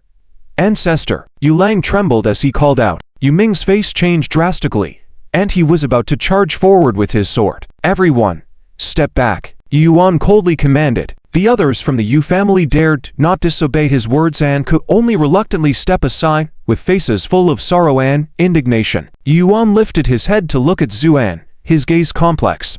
"Impressive fist technique, Zu," and nodded. "You're not bad either. Unfortunately, your swordsmanship is still misguided. I secluded myself for 30 years, diligently practicing swordsmanship. Now you say I'm wrong. Then what is right?" Swordsmen have 3 levels. The lowest controls the sword with the body, the middle controls it with Che, and the highest controls it with the spirit. Zuan calmly explained. "You have chosen to control the sword with your spirit, which is not wrong, but your so-called seclusion will only corner you. You have detached yourself from worldly affairs, forgotten about life and death, only to make your swordsmanship more ethereal. But in my view, This in itself is misguided. So-called immortals are simply powerful individuals who go against the natural order. At their core, they are still human. Since they are human, they shouldn't pretend they are not human, purposely suppress their emotions and desires, and elevate themselves above all others. This kind of swordsmanship, isn't it also wrong? Zuan's words were like thunder, causing Yuan to stagger and his complexion to turn paler. Have I been wrong? Have I truly been wrong? Yuan had already forged his heart into a sword, but with a few words from Zuan, his sword heart shattered. At this moment, Zuan sighed softly. To cultivate your swordsmanship to this level in this mortal world is already no easy feat. Yuan remained silent, the fire in his eyes gradually extinguishing. Meanwhile, a light rain began to fall from the sky. No one spoke. Everyone was stunned by the events of the day. The immortal swordsman who had never been defeated had actually been defeated. And at this moment, Yuan's once black hair began rapidly turning white. His body stooped, his skin starting to show signs of aging. Ancestor! Yulang cried uncontrollably and knelt on the ground. The rest of the Yu family members also knelt in the rain, their faces wet with tears. Yuan slowly raised his head, his eyes clouded but with an inexplicable sense of acceptance and liberation. Thank you, he said, directed at Zuan. Zuan gave a faint smile. You're welcome. He understood what Yuan meant. For someone who had devoted their life to swordsmanship, to understand where they had erred before passing was the greatest blessing. It's laughable that after decades of arduous practice, only now do I understand that the mortal world is the true path of swordsmanship. Ha ha. Yuan self-mockingly said, his voice becoming increasingly hoarse and aged. I have two requests for you. Yuan suddenly raised his head to look at Zuan. And nodded. Go ahead. After I die, the Yu family will face many challenges. I don't ask you to take care of them, but only to spare them. And nodded. I agree. Yuan then turned to look at Yulang and Yuming who were kneeling on the ground. Both of you. Listen, after my death, you must not hold any resentment or thoughts of revenge against Mr. Zhu. Serve him with the same respect you served me. Do you understand? Yulang cried out. Ancestor. Yuan's hair stood on end. Do you both understand what I'm saying? Yulang and Yuming both cried as they nodded. We understand. Yuan struggled to turn his head, and Zuan sighed softly. I know. I will take care of the rain god of Lingnan. This statement startled Yuan for a moment, then he nodded. So, you know everything. Zuan smiled. A few days ago, I visited the rain god temple and noticed a peculiar sort intention on that small deity's body. I didn't know the origin until I met you. A hint of nostalgia appeared in Yuan's eyes. Although she is a deity, she is very timid and naive. I was afraid someone would bully her, so I imparted a sword intention to her. And fell silent. Yuan's breath became increasingly disordered, as if he was rapidly aging. Mr. Zhu. Could you come closer? Yuan struggled to speak. Zuan took a few steps forward, kneeling in front of Yuan and looking at him. Yuan whispered to Zuan, You aren't a worldly person, are you? Zuan nodded slightly. Yuan sighed. I see. No wonder you have such profound understanding of swordsmanship. Yuan paused, took a breath, and asked, I just want to know if those legendary states of being really exist. Zuan nodded again. Light gleamed in Yuan's eyes, and he asked eagerly, Are there many sword cultivators outside? And whispered, There are many, and they are all formidable. Some powerful sword cultivators can even destroy stars with a single strike. Yuan looked up with infinite longing. I truly wish to see them. With those words, a smile of contentment spread across Yuan's face, and he closed his eyes slowly. As he slipped into eternal darkness, he seemed to return to his youth when his clothes fluttered in the wind, and he saw that timid, yet brave young girl who was a deity. A gentle breeze passed by, and Yuan's body gradually dissipated into dust, carried away by the wind. From then on, Lingnan's most formidable sword had been broken. The light rain, which had been falling steadily, suddenly turned into a torrential downpour, the wind whistling mournfully as if someone was crying. In the rain god temple, the busy priestesses and worshippers were unaware that tears were sliding down the eyes of the statue. Yulang and the Yu family members all remained prostrate on the ground, weeping uncontrollably.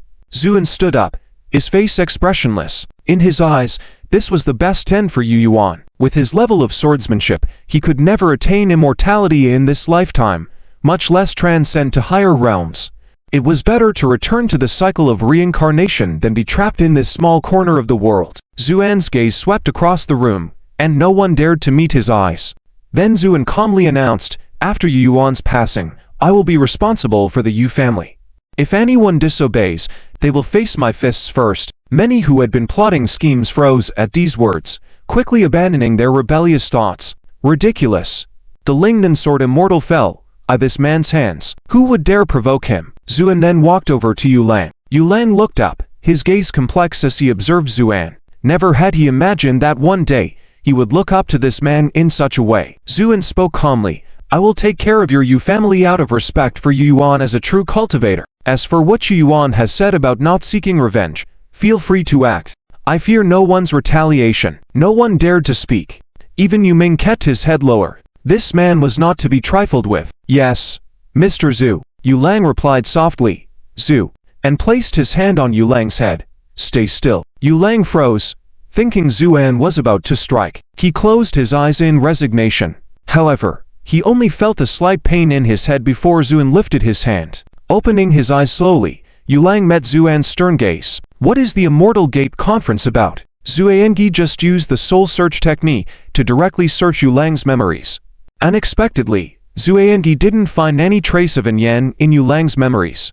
The only connection he found was that 2 years ago, Yuan had followed Yuming to attend a gathering of the Immortal Sect. Besides that, this Yuan had never left Lingnan. Yulang was stunned for a moment, then said, "As the name implies, the Immortal Sect gathering is a meeting of various hidden sects, usually held once every 2 years. It is attended by young talents from major sects and aristocratic families. At the Immortal Sect gathering, they compete for rankings on the Jade List."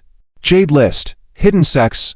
These names made Zhuang's heart stir. When will the next Immortal Sect gathering be held? In just over 2 months. And this year's Immortal Sect gathering will be held in Lingnan. Zhuang's eyes flickered slightly, nodded, and said, "Got it." With that, the matter was settled, and everyone dispersed. As they left, the expressions on their faces were complex. Although they might have some grievances and dissatisfactions with the Yu family, after all, Yuan had protected Lingnan with just one sword for so many years. Today, the sword immortal had fallen, which made people couldn't help but sigh. In contrast, with an extremely dominant posture, Zuangi overwhelmed everyone and ruled over Lingnan. Everyone clearly understood that Lingnan's situation had changed. Many people stole glances at Zuangi before leaving, wondering if they could get close to him now. However, there was one person who was trembling with fear, not daring to even look up. Yes, it was Yan Zudong. His heart was full of regret and fear. If he had known that Zuangi was so powerful, he wouldn't have dared to provoke him. Now all he could do was silently pray in his heart, praying that Zuangi had forgotten about him. Zuangi naturally remembered him, but he simply couldn't be bothered to deal with such an insignificant existence. He picked up his 2 daughters and left. Only after he left did everyone from the Yu family breathe a sigh of relief. Yulan picked up the broken wooden sword, the only thing left by Yuan. Everyone was silent. A heavy atmosphere weighed on everyone's hearts. Yuan sighed softly, feeling a mix of emotions. This man was initially mysterious and attracted her, but in the end, he conquered her family with his powerful strength. At this moment, Yuming's face turned fierce, saying, "I will surely avenge Eldoran in the future. Smack." Yuming was stunned by the slap. "Father, why did you hit me?" Yulan looked at him with a stern face, saying, "I hit you to wake you up. Eldoran fought to secure this opportunity. We can't let you ruin it in vain." Yuming still felt aggrieved. Yulang sighed deeply. If Eldoran hadn't trapped this man with his words, do you think he would spare our Yu family? Yuming fell silent. Even if he spared us, so what? Countless people are eyeing our Yu family, but no one dared to move because of Eldoran. Now that Eldoran is gone, they will show their fangs. Do you think the 2 of us can sustain the Yu family's power? Yuming's face turned pale. Yulan lowered his eyes, saying bitterly, "I hate him more than anyone, but I understand that if the Yu family wants to continue, we can only submit to him." Yulang, being the head of the family, although initially a bit impulsive, quickly saw the situation clearly. He then looked up at his daughter, Yuran. Yuran felt a bit anxious being stared at by her father. "Ran, how did you meet Mr. Zhu?" Yuran briefly recounted the story. After listening, Yulang fell silent for a while before saying, I understand. In the future, you don't have to worry about the family. Just stay close to Mr. Zhu. Yuan was taken aback. Father, what does that mean? Yu Ming gritted his teeth, looking down in silence. Will he stay in Lingnan? Yuan asked timidly. Not for the time being. At least, he will wait until after the immortal sect gathering before leaving, Yulan replied softly. Will the person you are looking for appear at the immortal sect gathering? Yulang pondered in his heart. After a busy day, Tan Xiaoyu took out her phone and opened the martial arts forum. It had become her daily habit. Nowadays, she also had some reputation on the forum as the inheritor of the Jinbei Martial Arts Hall. However, in the past 2 days, Tan Xiaoyu had been restless because Zuangi had left Beijing for 4 or 5 days. Today was the 7th day. Would the sword slashing of the Yu family he mentioned really happen? Tan Xiaoyu was filled with worry. It was different from the previous one-on-one fights. This time it was one person against the whole martial arts family. When she opened the forum, Tan Xiaoyu froze. The headline was a post. Sword Immortal Yu Yuan Dai. After breaking his sword, Mr. Zhu dominates Lingnan. How high is his cultivation level? This astonishing title was bold and in bold font, very eye-catching. Tan Xiaoyu took a deep breath and trembled as she clicked to open it. The post was made by a forum user based in Lingnan, and the person's writing was good, depicting how Zuangi attended a birthday banquet, defeated the Yu family head Yu Lang, split the mountain with one sword against Yu Ming, and killed Yu Yuan with his fists, creating a thrilling and exciting narrative. Tan Xiaoyu was excited as she read, and after finishing, she saw the comments below were all expressions of shock. For once, I won't fight for the second floor sofa today, because Mr. Zhu is too awesome. Oh my god.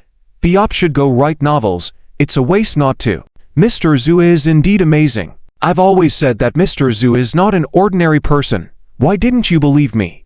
The third floor is talking nonsense. Your posting record clearly shows you weren't optimistic about this operation. Who knows Mr. Zhu's contact information? I want to be his disciple. Waiting online. I seek the same. I'm willing to pay $1 million tuition fee. A tycoon spotted upstairs. Tycoon my ass, wanting to be Mr. Zhu's disciple with just $1 million. He's capable of exterminating half-step immortals. $1 million might not even be enough for him to look at you. In just over an hour, this post topped a hot search list. Tan Xiaoyu was so excited that she left a comment. Thumbs up for Mr. Zhu. Soon, someone replied to her. Wow. Look what I've caught. Xiaoyu. You're finally here. I missed you. The poster has no shame. Xiaoyu. I heard you're also from Beijing. Do you know this Mr. Zhu? Yes. I remember Xiaoyu saying she knew Mr. Zhu. Oh my god. Quick. Hug his thigh. Pervert. But I want to hug too. This is a temple hidden deep in the mountains beyond the Great Wall. The mountain path is extremely steep and difficult to traverse, with many artificial obstacles set up along the way, so it has remained unknown to the outside world. Only true experts would know that this somewhat unimpressive temple is actually the ancient and prestigious Kuchen Temple among the secret immortal sects. At this moment, in the Kuchen Temple, a monk with his upper body exposed, revealing bronze-colored skin, muscular like a dragon or serpent, is in cultivation. His method of cultivation is extremely simple and brutal, carrying giant rocks from the mountain slope outside the temple to the temple itself. These rocks are all at least a person's height, made of green granite, each weighing over a ton. Ordinary people wouldn't even be able to lift them, let alone 4 or 5 people pushing them. But on this monk, it seems like the weight is inconsequential, as he strides along the mountain path as if flying. Finally, all the rocks are carried to the temple. The monk's face shows no signs of sweat. His physical strength is truly terrifying. Senior brother, master is asking for you. A young monk respectfully said. The monk nodded, put on his outer robe, and walked into the meditation room. Inside the meditation room, a robust monk with a beard was sitting in meditation. Master. The chubby monk slowly opened his eyes, and a sharp light shot out. Huinayan. Here. In the last immortal sect assembly, what place did you rank? Master. 12th. Huinayan replied in a deep voice. And this time? The chubby monk asked. This time, I will be the champion, Huinayan said confidently. The chubby monk burst into laughter, shaking the room. Good. The disciples of Kuchen Temple should have this spirit. However, I just received news that Lingnan Sword Immortal Yuanyi has died. This explosive news didn't seem to faze Huinan. Life and death are common occurrences. Although he is called Sword Immortal, it doesn't mean he truly became immortal, Huinan said calmly. The chubby monk chuckled. I only told you this news to let you know that this immortal sect assembly will likely be very interesting. The person who killed Yuanyi is definitely not an ordinary expert. I understand. Whether they are experts or mediocrities, in my eyes, they are all the same. Huinan bowed his head respectfully, his expression indifferent. Yet a powerful aura emanated from him. The chubby monk smiled with satisfaction. Have you achieved the level of Scatter Immortal? Master, I broke through just last month. Good. The chubby monk stood up abruptly. We have been staying in this remote area for quite a long time. Many have forgotten our existence. This time, let them see what a true immortal sect is. Huinan remained silent, but a hint of unknown meaning flashed in his eyes. In a country far away, a similar conversation was taking place in H Nation. Jin sang, I just received news that Lingnan Sword Immortal has died. A man with a solemn expression knelt at the main seat, speaking in a deep voice. Sitting below him was a tall and handsome man. If the people of H Nation were present, they would surely recognize this man. He was the brightest star in H Nation's martial arena, known as a once-in-a-century genius, Jin Changsuo. Hearing his father's uncertain tone, Jin Changsuo didn't seem to care. Father, Yuanyi's death is just that. He's already from the previous generation. What's there to fear? His father Jin Cheng sighed. Jin sang, your cultivation is not bad now. You also achieved a good 14th place in the last Immortal Sect Assembly, but this Yuanyi is truly extraordinary. Anyone who can kill him is definitely not simple. Jin Chengsuo smiled faintly. Father, no matter who the opponent is, I will defeat them using our Great H Ghost Country's unparalleled skills. You can rest assured. Jin Cheng nodded as he looked at his confident son. Meanwhile, in a very secluded valley, the only female cultivation sect in the secret immortal sects, the head of the Wang Yu Pavilion, Le W Shun, also received the news. Her expression was somewhat serious. The immortal sect assembly was approaching, and this sudden event naturally added a lot of variables. After pondering for a moment, Le W Shun ordered, go call Shi Yingao. Soon, one of the top disciples of the Wang Yu Pavilion, Shi Yingao, arrived.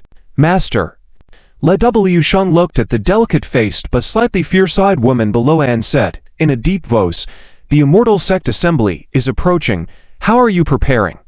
Master, I have been diligently cultivating recently and feel that I have improved, Shi Yingao said proudly. Le W Shun nodded in satisfaction. Good. This time it will still be up to you. Remember to be careful, as this year's immortal sect assembly should not be that simple. Shi Yingao looked delighted. Yes. After speaking, Shi Yingao stepped back slowly. As she left the hall, several disciples approached, very polite. Senior sister, are you going to participate in the immortal sect assembly again this time? Shi Yingao nodded proudly. Then take us with you. It's so boring in the pavilion. These junior sisters began to plead.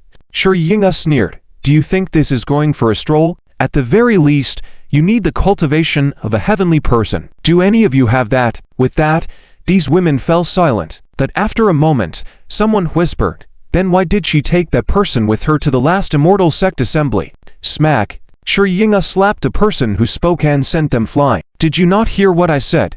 If anyone mentions that waste in front of me again, I will skin you alive. Shi Yingao said cruelly.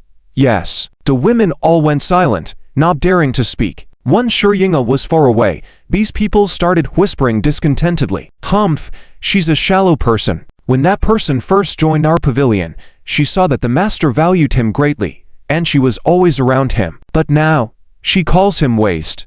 True. Didn't you notice the bracelets she wears are all from him? Ha ha. It's the poor guy's bad luck. Outstanding talent, but unable to cultivate. The upcoming Immortal Gate Conference has stirred the activity of many ancient immortal clans with centuries of heritage. It's as if a giant beast lurking in the darkness is slowly awakening one by one. As the host of this Immortal Gate Conference, Lingnan naturally attracts countless attention. The sky is now drizzling lightly. Outside Lingnan Airport, Li Hao is waiting for clients. Business has suddenly been booming lately, and Li Hao is naturally very happy about it. Today, he wonders if there will be any generous clients coming. As he ponders, A woman walks out from the airport lobby. She is stunningly beautiful and captivating. Li Hao is a bit dumbfounded. He has never seen such a beautiful woman before. Especially the way she carries herself exudes infinite charm, making one's bones go soft. Lost in admiration, the woman walks up to him, opens the door, and gets into the car. A refreshing scent immediately fills Li Hao's senses, and he feels his heart beating faster than usual. "Miss, may I ask where you would like to go?" The woman's eyes twinkle as she asks, "Where is the most bustling place in Lingnan?" Her voice is enchanting. Li Hao stammers, "The busy street in the city is the bar street." The woman nods, "Let's go there." Li Hao feels like he wishes this journey could last longer. Finally arriving at the destination, the woman gets out of the car, giving a slight smile. This smile makes Li Hao feel like his heart has stopped as he watches the woman walk away, only then realizing that she might not have paid. Shizuking enters the largest bar in Lingnan. The lively music mixed with the scent of alcohol unconsciously relaxes people. Shizuking's presence catches many people's eyes. What a gorgeous woman.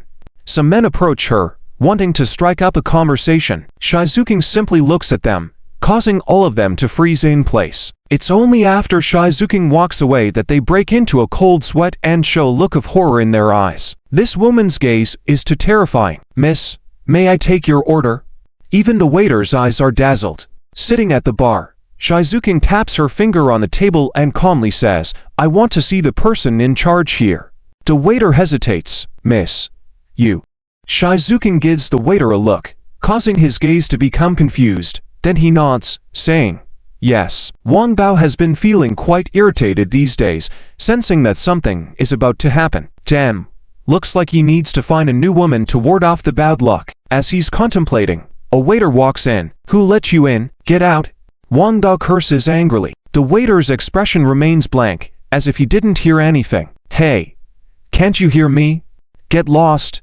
Wang Bao growls. Just then, Shizuking walks out from behind. "You're the person in charge here, right?" Wang Bao is stunned. In all his life, he has never seen such a beautiful woman. Compared to her, the hostesses in his bar have become street corner beggars. "I'm Bao Zhe. You." Shizuking nods. "I want to use this bar for a while." Wang Bao suddenly grins. "Girl, do you know who you're talking to? You can use it, but you have to serve me comfortably." Shizuking raises her head, a glint of cunning in her eyes. Wang Bao is struck dumb. Then his gaze gradually becomes empty. "Do you understand now?" Shizuking says. "Yes, mistress." Wang Bao's voice is hollow. Shizuking nods. "Go check on the person who killed the sword immortal from the Yu family some time ago. Whether they are still in Lingnan, I want all their information." "Yes, mistress, you may go. And also," Shizuking pauses, "in the future, address me as Your Majesty." "Understood, Your Majesty." Both Wang Bao and the waiter leave. Shizuking sits on the sofa, pours a glass of wine, takes a sip, then furrows her eyebrows. "It's really unpleasant. Used to drinking aged wines from Fanjing Mountain, these worldly wines taste like water." Yes, she is from Fanjing Mountain, the current leader of the Lingying Palace. The Lingying Palace is a unique sect within the immortal clans that worships fox spirits. Therefore, almost every disciple from the Lingying Palace possesses a captivating aura, relying on unparalleled charm to triumph. Shizuking is no exception. This is her second time descending the mountain. In the previous Immortal Gate conference, she was defeated by Yu Mingjian. This time, she refuses to give up easily. However, upon learning that the Yu family's sword immortal has been killed, she is greatly shocked. Hence, she arrived early in Lingnan to investigate the person behind the sword immortal's death.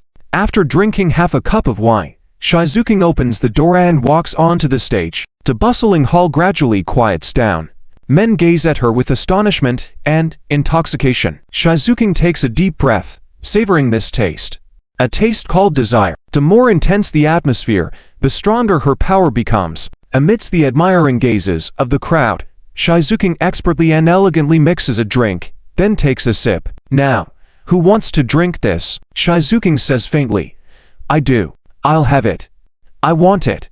The men below go crazy, starting to shout frantically, evolving into a massive brawl. Even friends start fighting each other with red eyes. In the midst of this chaos, a faint smile appears on Shizuking's lips. That night, Shizuking, the current leader of the Lingying Palace from Fanjing Mountain, caused a sensation at the Zhu bar in Lingnan. When Yuren walks into the room, he sees Zhu, and sitting on the sofa, watching cartoons with his two daughters. This loving scene leaves Yuren somewhat stunned. Is this the same decisive man? Seeing her enter, Zuan looks up, smiles, and nods. Have a seat. Yuren sits down beside him, feeling complex emotions. She has been feeling lost during this period. The upheaval in the Yu family has caused the once united clan to gradually fall apart. Yuren has also faced many rumors and criticisms, especially from branches outside the main family, accusing her of leading the Yu family, which ultimately led to an irreparable situation. This makes Yuren feel very wronged, but she has no way to defend herself. With this conflicted mindset, she feels very uncomfortable staying in the Yu family. She ends up wandering around all day, or coming to see Zuan. Just then, Ma Cheng walks in excitedly from outside. Mr. Zhu, there's a piece of news outside causing a stir. What news? I heard that a peerless beauty came to Zhu bar last night, causing a brawl among the patrons. Ma Cheng exclaims with admiration. Zuan raises an eyebrow. Oh. Hehe, I heard this woman is utterly charming to the core. Ma Cheng says excitedly. Men, when talking about beautiful women, generally have such expressions. However, Zuan remains calm, simply nodding. Noted. Mr. Zhu, how about we go see it tonight? Yuren's heart tightens as she looks at Zuan. He probably won't go, right? After all, he's with the children. But Zuan smiles, then nods. Sure. The Purple Night Bar is located in the bustling area of the city center of Lingnan. When Zuan arrived here, he found that the front was already filled with various luxury cars. Ma Cheng enthusiastically introduced. Mr. Zhu, this is the Purple Night Bar. Usually, there are many luxury cars here, but not as many as today. It seems that the power of beautiful women is astonishing. Zhu, and nodded without comment, and was about to go in when he heard a voice behind him. Hey, isn't this Manager Ma? The voice was full of sarcasm, making people feel very unpleasant. Ma Cheng turned around and saw well-dressed and arrogant men standing not far away. A hint of embarrassment and anxiety flashed across Ma Cheng's face. Then he lowered his head and smiled. It turns out to be Manager Kui Chen. I really didn't notice just now. Kui Chen nodded arrogantly and said mockingly. What? Manager Ma, are you also here to join the fun? Hehe, I just came along to take a look with someone. Ma Cheng replied with a nod and a smile. Kui Chen smirked lightly, looked at Zuan beside him, and the shadow behind Zuan. Seeing that Zuan was dressed plainly and not from a wealthy background, he couldn't help but raise his chin arrogantly and walked into the bar. Ma Cheng breathed a sigh of relief, then quietly explained to Zuan, this Kui Chen is our main competitor for the Qin family's business in Lingnan, and this person has a lot of influence. Zuan nodded lightly. Are you afraid of him? Ma Cheng's face showed a hint of embarrassment. Well, when I first came to Lingnan, I offended him. Later, it took a lot of effort to settle things. Zuan smiled faintly and walked inside. The Purple Night Bar truly lived up to its reputation as the #1 big bar in Lingnan, both in terms of equipment and interior design. There are usually a lot of people here, but today there are significantly more guests. Almost everyone who comes keeps glancing at the woman behind the bar not far away. The woman was wearing an off-the-shoulder gown, her delicate collarbone swaying enticingly in the flickering lights. But what really captivated men's attention was the woman's faint, elusive smile. No matter from which angle you look, it seems like she is smiling at you, making people's hearts skip a beat involuntarily.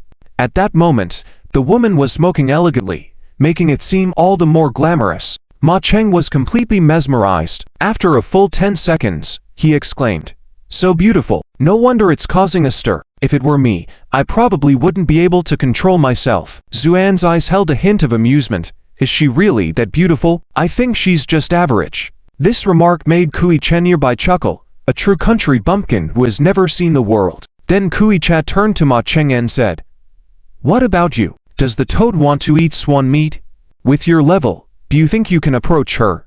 Ma Cheng was embarrassed and didn't know how to respond. Zuan raised an eyebrow. Oh, so are you not a toad? Kui Chen sneered. Whether or not, it's not up to people like you to decide. Although this woman only arrived last night, she already has a nickname called Rose. Ordinary people are not moved by approach, but I think it's because they haven't used the right method. With that, Kui Qi's eyes gleamed as he confidently walked up to the woman. Approaching her, his gaze grew even more greedy. Up close, the woman was stunning, making it almost impossible to breathe. Especially her charm. It was truly irresistible. Thinking to himself, Kuiche sat down with great gentlemanly manners and then snapped his fingers at a waiter. "Bring me the most expensive wine. A beautiful woman deserves the best wine to accompany her." Upon hearing this, the waiter swiftly opened a bottle of Royal Salute, poured to glasses, and Kuiche lifted one, smiling as he said, "Beautiful lady, would you be honored to have a drink with me?" This woman was Time Zuqing, of course. She looked at Kuiche, then smiled slightly. Kuiche was pleased. Many people had approached the woman, but none had received a smile. Looks like he had successfully impressed her. However, just as he was feeling proud, Time Zuqing took the glass, shook it, and then suddenly splashed the contents in Kuiche's face. Caught off guard, Kuiche found himself drenched in wine. Then Time Zuqing said coldly, "Leave." Kuiche's face turned dark and frightening, his gaze shifting as he stared at Time Zuqing. Time Zuqing took a puff of smoke, exhaled, and said coldly, "Didn't you hear what I said? Leave." As Kuiche stood up, his face grim, he turned around and left. Many had predicted this scene would happen. After all, since the beginning, there had been at least 40 people who had approached Time Zuqing. 20 had been splashed with wine, 10 had their wine models smashed, and the rest had fled under Time Zuqing's cold gaze. In short, this woman was simply terrifying. When fiery, she drove everyone crazy as she did last night. When cold, she was like an eternal iceberg, making people fear to approach her. At that moment, another figure slowly walked towards the bar. Many slightly sneered, thinking another one seeking trouble. But Ma Cheng and Yuran were shocked. Among them, Yuran was the most astonished. Did he like this kind of woman? Kuiche also saw this scene, and couldn't help but smirk slightly. It seemed as though he could envision Zuan's embarrassed departure later. Zuan walked to the bar, sat down casually, and didn't say anything, just quietly gazing at Time Zuqing. Zuan had already reached the level of a half-step immortal, and he could perfectly control his aura. Keeping his energy contained, he appeared just like an ordinary person, without any signs of abnormality. Time Zuqing's brows furrowed slightly as she raised her eyes, meeting Zuan's gaze. Time Zuqing couldn't help but feel a shock. What kind of eyes were these? Pure and clear, yet carrying a high and imposing air, almost like an emperor. She was taken aback. At that moment, Zuan smiled faintly, revealing his two white canine teeth. "Don't be nervous, because your nerves won't help. If I wanted to kill you, you would be dead by now." When Shizukan shivered, a look of horror appeared on her face, because at that moment, the momentum on Zuan's body suddenly skyrocketed. It was a kind of powerful aura like the vast ocean, which was awe-inspiring. However, this only lasted for a moment, and then Zubian returned to calmness as if it were just an illusion. Shizukan tried to regain her composure, and with her eyes full of charm, she said, "All right, but the wine here is too ordinary. Let me mix a drink for you." With that, Shizukan stood up and started to personally mix a cocktail for Zubian. This scene left everyone stunned. What's going on? Why did this man not get pushed away when he approached and even personally had a drink mixed for him? Kuiche's eyelids were twitching uncontrollably, his face turning green with anger. As for M. Chen, at this moment, he exclaimed in amazement, increasingly admiring Zubian. It seemed that Mr. Zhu not only had strong cultivation skills, but also was adept at dealing with women. Only Yin Ran watched sadly, especially noting Shizukan's every move, feeling that compared to her, she didn't even count as a woman. No wonder in these days, Zubian never spared a glance at herself. Shizukan then finished mixing the drink and poured a glass for Zubian. After Zubian took it and looked at the amber-colored liquid in the glass, he took a sip. "What's the name of this drink?" Shizukan looked at Zubian and slowly said, "I call it Night Rose." Night Rose ... Zubian shook his head. "I think it's more suitable to call it Bewitching Flame of the Mortal World." Bewitching Flame of the Mortal World ... Shizukan murmured to herself, looking as if she was enamored. Zubian continued, "To speak of the mortal world's lust and flame, isn't it a perfect match for your natural charm?" Shizukan's expression changed drastically, about to say something. However, Zubian waved his hand gently and said, "I smelled a very familiar scent outside the bar. It's just strange. Why does someone like you, a human, have the aura of a fox spirit?" Shizukan was finally shocked. Who is this man exactly? Why were all her secrets not secrets in his eyes? Let me guess, Is the one you worship the fox immortal? What a strange sect this is, Zhu Bian said, taking another sip of his drink. Shizukan was now taking him seriously, and with great respect, she said, Shizukan of the Spirit Awakening Palace in this world. May I ask for the honorable name of the Yunsir? Zhu Bian calmly replied, My name is Zhu Bian. Zhu Bian. Shizukan widened her eyes suddenly. Zhu Bian nodded. That's right, I am the same Zhu Bian who killed Yin Yuan. Shizukan lamented inwardly at this moment. If she had known this person was so powerful, she would not have exposed herself. Zhu Bian smiled. Don't be afraid. As I said, I won't kill you. I am simply curious about you. Shizukan lowered her head. The young sir has extraordinary abilities, and I fondly admire it now. Saying this, Shizukan bowed respectfully. Her elegant posture made many men salivate, but Zhu Bian didn't even raise an eyebrow, just saying, As I said, your charms have no effect on me. Shizukan looked pitiful, saying, Zhu sir, I didn't intentionally use it. It has already become a part of me. Zhu Bian just smiled without saying whether he agreed or not. When Ma Cheng mentioned it at home, he had a rough idea. After all, even if a person was very beautiful, they couldn't cause such a massive disturbance. The only possibility was someone with bewitching skills causing trouble. Sure enough, outside the bar, Zhu Bian smelled the scent of a fox spirit. The reason he was so sensitive to this scent was that during his travels in the various realms, he had been chased by a nine-tailed celestial fox from the Chinku fox realm for several hundred years. Zhu Bian was quite excited, thinking it might be a fox spirit. Turned out it was a person. Zhu Bian then set down the glass, saying,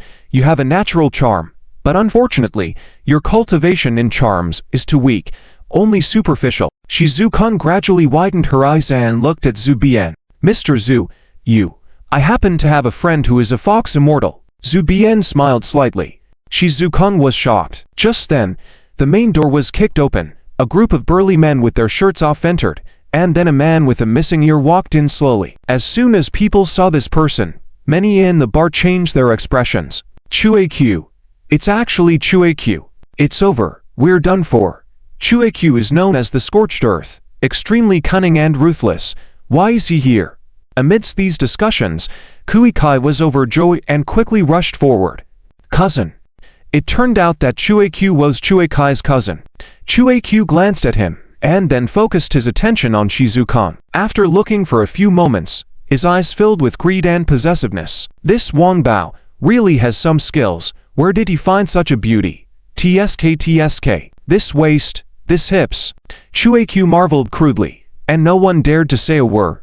In Lingnan, everyone knew Chue Quest's name. He was a ruthless person who could silence a baby's cry at night. Shizukan frowned slightly, while Wang Bao mechanically stepped forward. Please leave here. Sighed Wang Bao mechanically. Wang's surname?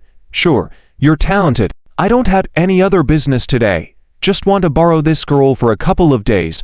I'll return her to you afterward. How about that? Wang Bao's entire focus was now controlled as if he were dazed. Chue Q furrowed his brows. Damn, not speaking is consent. Brothers, attack. The group rushed forward, driving everyone else into a corner. Meanwhile, Chue Q smirked as he approached.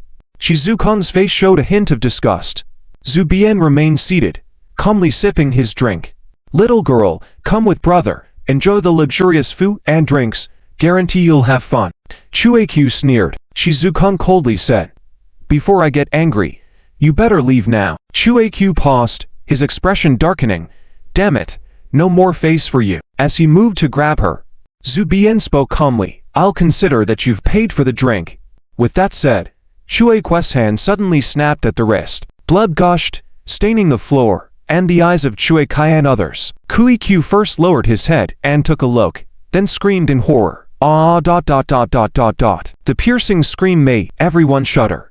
But Kui Q was indeed ruthless. He reached into his pocket with his remaining hand and pulled out a homemade mud gun. I'm going to kill you. I will chop you into minced meat. Kui Q roared with a fierce expression. As he spoke, Kui Q pulled the trigger. Dang bang bang. The deafening sound of the gunshots reverberated through the entire bar. The smell of gunpowder filled the air, and many people closed their eyes, thinking it was over for this man. Kui Che smirked triumphantly. Dare to offend my cousin in Lingnan? He doesn't know the word death. But before the gun smoke had cleared, a faint voice rang out. Is the gun only this powerful? Too slow. With the words, Zuan slowly emerged from the darkness, raised his palm, and slowly released it. The golden bullet fell from his palm with a few crisp sounds. This scene stunned Kui-Q and the others. Catching bullets with his hand. Is he even human?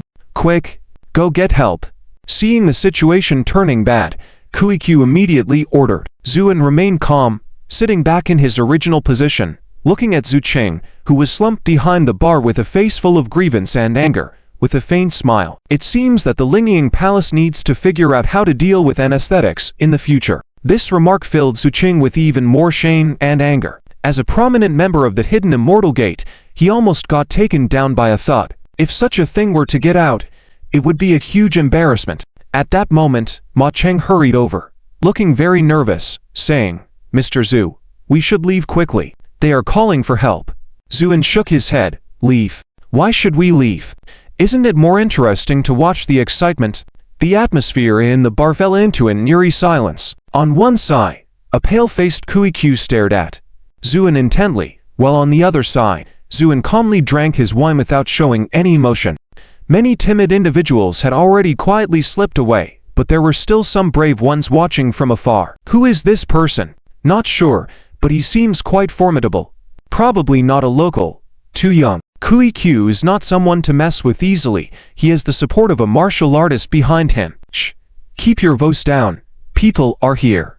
Amidst the whispers, the sound of chaotic footsteps came from the doorway, followed by a voice as resonant as a bell. Who dares to bully my people? With the words, a tall man over 2 meters tall, with a robust stature like a mountain, walked in. It's Hao Beishan, the owner of the Lingnan Golden Dragon Martial Arts Hall. This is bad. That guy probably won't survive tonight. Many people whispered to each other. Kui-Q and Kui-Che, however, showed signs of delight and quickly approached. Master Hao, it's this guy. He actually cut off my wrist. And he's not a local. Please, Master Hao, do justice for me. Kui-Q pleaded. Yes. And this woman, she's no good person either. She's probably some kind of demoness. Please, Master Hao, deal with her too. Kui-Che added fuel to the fire. Hao Beishan seemed indifferent. In Lingnan, although the Yu family undeniably ranked first, due to the stringent conditions for entry into the Yu family, there were still numerous martial arts halls in the local community. Hao Beishan was one of the best among them. At the age of 40, he had already reached the realm of ease, a strength that was enough to be proud of. And Kui-Q and the others were only daring to be arrogant in Lingnan because of his strength. After listening to their words, Hao Beishan nodded with a cold smile. Rest assured, I will do justice for you. As he turned to look, the first person he saw was Zhu Qing, slumped at the bar. Then he froze. This woman was too beautiful. Hao Beishan found himself breathing heavily. Kui-Q also noticed what was happening and quickly whispered as he approached. Master Hao, I have inquired. This woman just arrived in Lingnan yesterday, with no local connections. After you take her back, you can do as you please. A smug smile flashed in Hao Beishan's eyes. Then he solemnly said, so she's a demoness. I will personally interrogate her later. But before he could finish speaking, a soft laughter sounded. Who's laughing? Hao Beishan's face was full of anger. At that moment, Zuan calmly spoke. A personal interrogation. Master Beishan, you are indeed imposing quite the authority. Hao Beishan turned to look and finally noticed Zhu. And sitting beside him, he furrowed his brow slightly, then sneered with disdain. Because Zuan's current aura was no different from an ordinary person. Who are you? How dare you speak to me like this? Hao Beishan asked in a cold voice. Master Hao, it was this person who cut off my wrist. Kui-Q said with hatred. Hao Beishan squinted slightly, feeling murderous intent rising within him. But at that moment, Yu Ran, who had been silent at the back, stepped forward and spoke with a cold expression. Hao Beishan, with your actions in Lingnan, have you consulted our Yu family? His words rang out like thunder in everyone's ears. The Yu family. They were like gods in Lingnan. Initially, Hao Beishan didn't pay much attention, but upon closer inspection, he was stunned. And at that moment, Kui-Che sneered and said, Yu family, what kind of nonsense are you spouting? What gives you the right to call yourself part of the Yu family? As soon as he finished speaking, Hao Beishan slapped Kui-Che to the ground with one swift motion. Kui-Che was dumbfounded, looking at Hao Beishan, about to say something, but what happened next left him stunned. Hao Beishan's expression turned extremely humble, and he bent down with a flattering smile, saying, Miss you. I didn't expect to see you here. Miss you? How many miss yous were there in Lingnan? Kui Che and Kui Q shuddered all over, their faces showing extreme fear. Meanwhile, Yuren looked on with a cold expression. Why can't I be here? Hao Beishan was on the verge of tears. He hadn't noticed Yuren's presence at first, and if he had known, he wouldn't have dared to be so arrogant. But now it was too late to say anything. He could only tremble and say, Miss you. I didn't mean it. Then, what did you mean? At this moment, Zuan stood up, walked to Yuren's side, and looked at Hao Beishan, gnashing his teeth inwardly. Where did this guy come from? How dare he interfere with my affairs? Before Hao Beishan could speak, Yuren took a step back and respectfully said, Mr. Zhu, it's our fault that such scum has appeared in Lingnan. Mr. Zhu ... even causing the young mistress of the Yu family to show such respect. Doom. The sentence was like a thunderbolt, causing Hao Baixian's vision to black out, his face as pale as paper, and sweat beads the size of beans falling down relentlessly, because he knew deeply that in Lingnan, the Yu family was not to be provoked, but this man was even more formidable than the Yu family. However, at this moment, Kui Q seemed to be clouded by pain, and he disdainfully said, Kid, when has it become your turn to interrupt while Master Hao is speaking? Why don't you? Before Kui Q could finish speaking, he felt the great force hitting him from behind, causing him to fall to the ground. When he turned his head, he realized it was Hao Baixian with a fierce look kicking him. Master Hao, you. Hao Baixian didn't say a word. His punches and kicks rained down as if on fire. Kui Q wailed in agony. This scene astonished all the onlookers. What was happening? Why did this man's mere words terrify Hao Baixian to this extent? After a while, Hao Baixian finally stopped, and at this moment, Kui Q looked extremely miserable. Not only had he lost a hand, but his teeth were also shattered by Hao Baixian. Hao Baixian then looked carefully at Zuan and said respectfully, Mr. Zhu, I was blind. I deserve to die. Zuan waved his hand, and Hao Baixian quickly closed his mouth. Later, Zuan turned to look at Ma Cheng and signaled for him to come over. Ma Cheng approached, puzzled, as Zuan pointed to Kui Che on the ground. How did he bully you in the past? Ma Cheng, shaken, faltered. At this moment, Kui Che was trembling all over, because he remembered a rumor. Only the person in the rumor would be treated with such respect by Miss Yu, and would scare Hao Baixian just by mentioning the name. Before Ma Cheng could speak, Kui Che had already turned over and knelt on the ground, banging his head loudly. Manager Ma. No. Sir Ma. I was wrong. I deserve to die. I didn't know you actually knew Mr. Zhu. Please spare me. I will repay you double what I owe you. No. 10 times. Ma Cheng was dumbfounded. Before he could say anything, Kui Che was already terrified into submission. Even Kui Q, despite his stupidity, sensed that something was amiss. However, he was beaten up all over and couldn't move, only able to watch Zuan in fear. A whiff of urine was suddenly present. The scene left everyone speechless. Many had quietly begun to leave because they had also guessed Zuan's identity. Besides Mr. Zhu, who single-handedly defeated the Sword Immortal and dominated all the prominent families in Lingnan, who else could command such authority? Zuan, with an indifferent expression, turned back to Ma Cheng. Do you accept his proposal? Ma Cheng hesitated for a moment. Kui Che quickly said, Sir Ma, rest assured, after tonight, all markets in Lingnan will be yours. I will leave Lingnan immediately and never return. It was a wise choice. Kui Che had offended both the Yu family and Zuan. There was no place for him in Lingnan anymore. Ma Cheng nodded. All right then. Kui Che looked hopefully at Zuan, who waved his hand. Kui Che felt pardoned, knocked his head a few more times to Zuan, and then stood up and walked away without even glancing at his cousin Kui Q lying on the ground. Zuan then turned to look at Hao Baixian, who had been bending over all this time, a faint smile crossing his lips as he slowly walked over. Each step made Hao Baixian's muscles tremble. When he approached, Zuan raised his hand and gently patted Hao Baixian's large bald head. Hao Baixian's teeth chattered in fear and he trembled all over. After reaching him, Zuan raised his hand and lightly patted Hao Baixian's big bald head. Hao Baixian was so scared that his teeth chattered, and he shivered like sieve chaff. How should I punish you? Zuan's tone was calm. You are also a martial artist now, so I won't bully you. Give me a punch. If you survive, I will let you go. Do you agree to this proposal? Hao Baixian was about to cry. Give him a punch.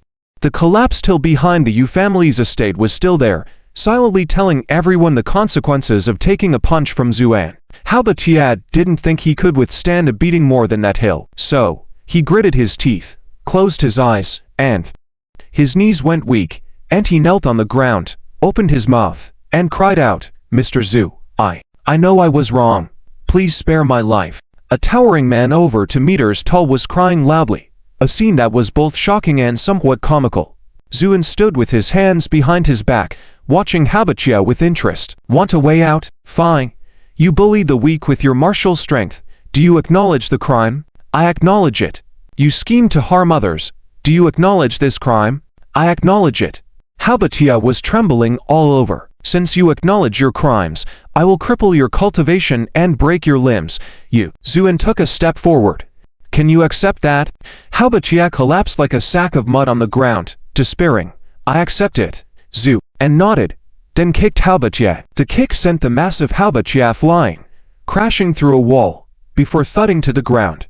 Amidst the dust and smoke, Sabotage spat out a mouthful of blood, his body weakening rapidly, yet he struggled to say, "Thank you, Mr. Zu, for sparing my life." People took away both Sabotage and QEQ. The bar returned to normalcy. Many looked at Zuan with reverence. However, Zuan, with a calm expression, turned back to the bar counter and looked at the still lying Snowy Blue.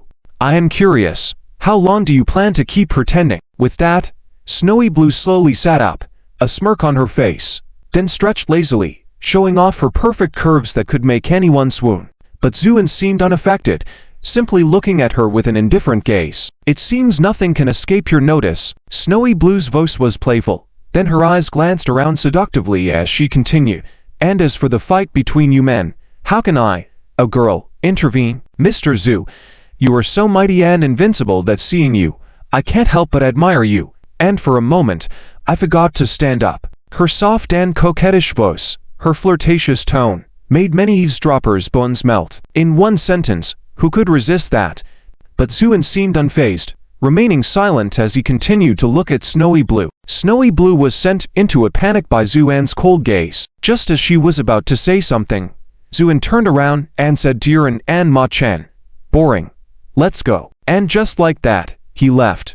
Snowy Blue looked bewildered, watching Zuan's departing figure, feeling defeated. In reality, she had already recovered when Zuan dealt with Kuiche. She decided to continue pretending, hoping to ensnare Zu, and tonight.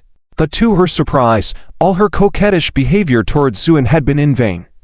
"No, we can't give up just because of these things. We must win over Zuan. Otherwise, we will definitely not fare well in this Immortal Gate conference." Especially when Snow King's mind conjured up that detestable face, it only strengthened her conviction. There is no cat that doesn't steal food, and no man who is not moved by a beautiful woman. Snow King has always believed in this principle. The fact that Zuan shows no interest in her must be for a reason. Could it be he doesn't like her type, right?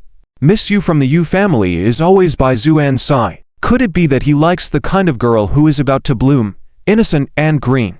Thinking of this, Snow King lowered her head to look at her alluring figure, couldn't help but sigh. Damn it, for the Immortal Gate conference, for slapping that despicable person's face, I will fight this time. That night, what happened at the Purple Might Bar spread at a terrifying speed. The Golden Dragon Martial Arts Hall took down their sign overnight. As for QEQ, he was killed by enemies on his way back. Only Kuiche acted fast and ran away that night, saving his life. And when Yuran returned home, he was quickly summoned by Yulang. "Tell me every detail. Leave nothing out," Yulang said sternly. Yuran then recounted the detailed events. After listening, Yulang frowned slightly. "The Vira Palace? Hasn't this sect already declined long ago?" At this moment, Yu Ming, who was sitting by the side, said, "Father, I know this Snow King. At the last Immortal Gate conference, she was defeated by me." "Oh, how is she?" Yu Ming pondered for a moment, then said slowly, "Her cultivation is average, not to powerful techniques, but her charm is unparalleled. Many sect disciples were defeated by her charm at the last Immortal Gate conference. If my sword heart hadn't matured, I would have also fallen for it." Yulang nodded, then turned to Yuren and said, "Daughter, you need to follow Mr. Zu more often during this time, especially since the Immortal Gate conference is approaching, and it is being held in our Lingnan region. Both me and your brother are injured. If Yulang didn't finish his sentence, but Yuren understood what he meant. Over the years, the Yu family has made many enemies, and these people might take advantage of the Immortal Gate Conference to cause trouble. The strongest fighters are dead. Yulang and Yuming are injured. The Yu family is at its weakest now, so they can only rely on Zuan. It's ironic, but that's the reality. Yuran nodded. Yes, father. But when she thought of Snow King's enchanting figure, Yuren felt a bit insecure. In the morning, Ma Cheng had just gotten up when he heard someone knocking on the door. He was puzzled. Who would come so early? But when he opened the door, he was stunned by what he saw. Snow Ching was wearing a slightly worn-out shirt, paired with vintage jeans and white shoes, looking like a girl next door. Very fresh and pure. You. Ma Cheng was at a loss for words. Has Mr. Zhu not woken up yet? Snow Ching smiled sweetly. This smile made Ma Cheng freeze in place. Too beautiful. Meanwhile, Snow Ching walked into the room gracefully as Zuan came down the stairs. Their eyes met. Zuan furrowed his brows slightly, but Snow Ching greeted him naturally. Mr. Zhu. Zuan came down the stairs. What are you here for? Snow Ching smiled. I'm here to repay your kindness from last night. Oh, how will you repay, Zhu? And sat down, putting his legs on the coffee table. That depends on what Mr. Zhu wants. Will it be through physical intimacy or serving as a slave? I can do both, Snow Ching said earnestly. Zhu, and suddenly looked up, then leaned back on the sofa, and said coldly, I don't need either. Snow Ching then approached confidently, and started massaging Zuan's legs gently, as if like a servant girl serving a landlord in ancient times. Zuan was somewhat amused and exasperated. Did he just save a clingy person as a reward? But after 3,000 years of cultivation, Zuan's heart was as steady as a rock, unwavering, with no ripples. It made Ma Cheng feel envious as he watched. Snow Ching, on the other hand, felt lucky. It seemed that she was on the right track, as Mr. Zhu seemed to be falling for her act. But the next moment, her sense of luck disappeared. It seems like you really want to repay me, Zhu, and said teasingly. Of course. All right then. This house needs cleaning. Get down and scrub the floors. Huh. Snow Ching thought she misheard. Remember, all the rooms, Zuan said calmly. Snow Ching, recovering from her shock, stood up and asked Ma Cheng, where's the mop? It's, Zuan then said, use your hands. 10 minutes later, Snow Ching was kneeling on the floor, tears of frustration in her eyes as she scrubbed the floors. She, a descendant of the Vira Palace, was now reduced to scrubbing floors for someone else. She couldn't understand what Zuan was thinking. She, an alluring beauty offering herself willingly, yet he remained unmoved. As she lamented, a lazy voice came from behind. Daddy, who is this auntie? Snow Ching glanced back to see two charming little girls with bright spirits, rubbing their sleepy eyes, talking to Zuan. These were Zuan's daughters. They are so adorable and pretty. Snow Ching was amazed in her heart. Zuan said, oh, she's the new cleaning lady, in charge of cleaning. This almost made Snow Ching choke on her own blood. Endure. For the greater good, she must endure. Snow Ching gritted her teeth, turned back, and continued scrubbing the floor with determination. Meanwhile, a couple emerged from Lingnan Airport. The man was tall and handsome, while the woman was petite and beautiful. The woman smiled at the man. Yuan Shao, with the Yu family in Lingnan severely weak, and this time, you might have a chance to surpass last time, and even reach the top of the rankings. Yuan Zonfang smiled proudly and then embraced the woman. I have to thank your help with the yin energy. The woman stiffened, then forced a smile. It's an honor for Yuanzi. Yuan Zonfang looked confidently at Lingnan in the distance. This Immortal Gate Conference will be dominated by our Yuan family. Kan Yuan Dai, who was watching on the side, felt a mix of emotions. She was a descendant of the Night Demon Valley, practicing the arts of seduction. But this time, to climb up to the Yuan family from Jibai, she suffered heavy losses, having her yin energy, cultivated for over 20 years, forcibly taken by Yuan Zonfeng. This greatly weakened her strength. Yuan Zonfeng then said, Yuanzi, you have a rift with the people from the Vira Palace. This time at the Immortal Gate Conference, I will defeat the people from the Vira Palace. Kan Yuandai's face lit up. Thank you, Yuan Shao. During the summer in Lingnan, the sunlight is extremely intense. At this moment, it is noon, as if the earth is being roasted. In such scorching weather, unless necessary, no one is willing to come out. However, At this hour, on a small path in the Lingnan countryside, a bare-chested monk walks slowly with his head down. Although the sun is so fierce, there is not a drop of sweat on the monk's body, only the muscles that undulate like a giant dragon as he walks. On his back, there is a huge stone inscribed with scripture. The stone is about 1 meter square, extremely heavy, and securely tied to the monk's back with iron chains. Such a stone, even an ordinary person couldn't push, let alone carry on their back, but the monk carries it as if it were weightless. After turning a corner, there is a small inn on the side of the road that provides food and lodging for passing vehicles. It is now lunchtime, with few vehicles on the road, and the innkeeper's wife is dozing off against the wall. The monk looked up and slowly walked in. Startled, the innkeeper's wife stood up abruptly and greeted, "Welcome, would you like to eat some?" Then she saw the visitor clearly and was stunned. "Master, what would you like to have?" The people in Lingnan are simple and respectful, especially towards monks.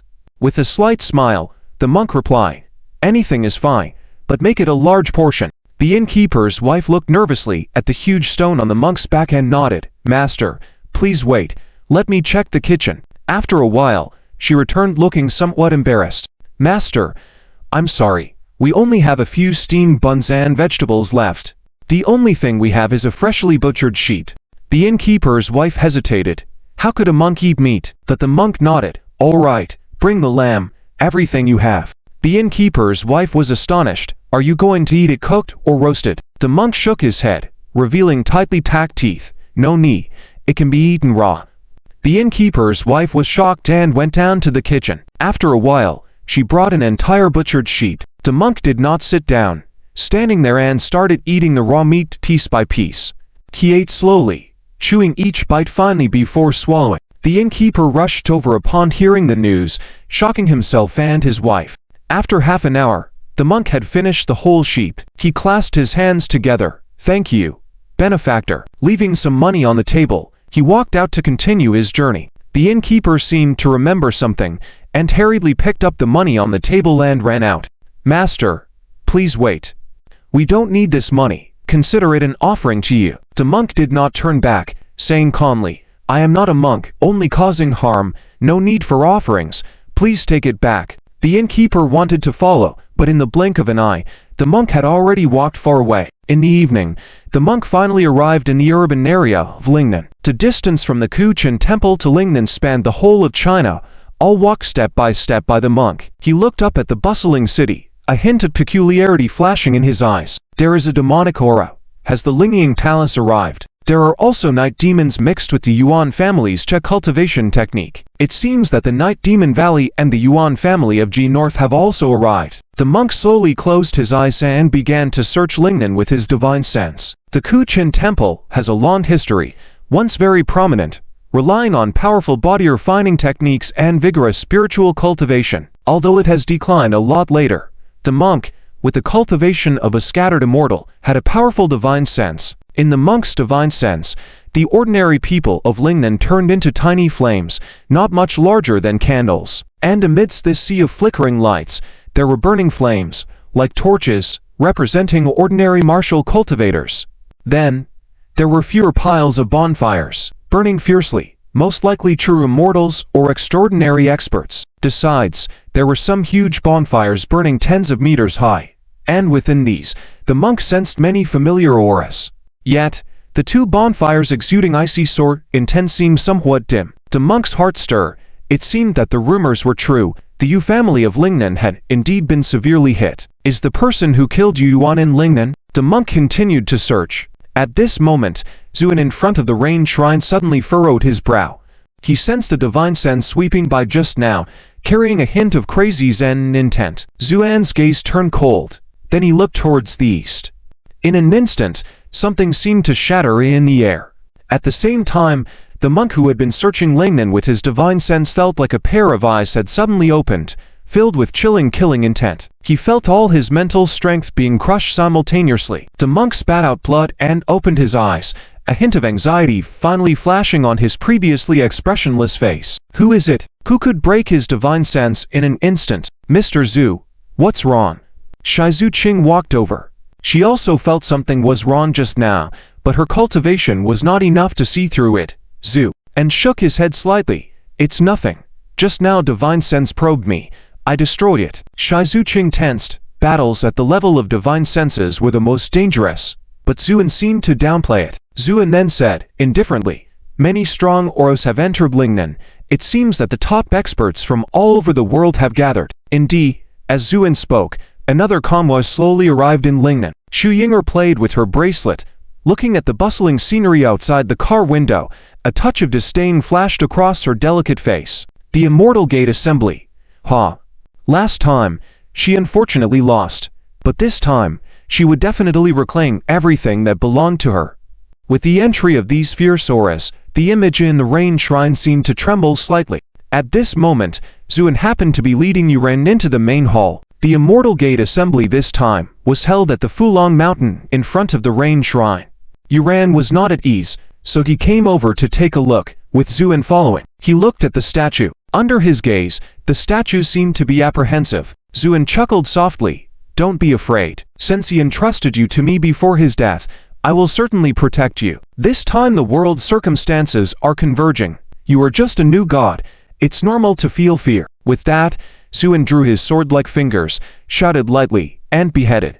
Fulong Mountain is originally a scenic spot in Lingnan, and it is usually crowded with tourists. But today, there are many more security guards in front of Fulong Mountain. I'm sorry, sir. Fulong Mountain is temporarily closed today, and we are not accepting visitors, the security guard said politely. The wealthy man who was stopped narrowed his eyes. Do you know who I am? How dare you stop me?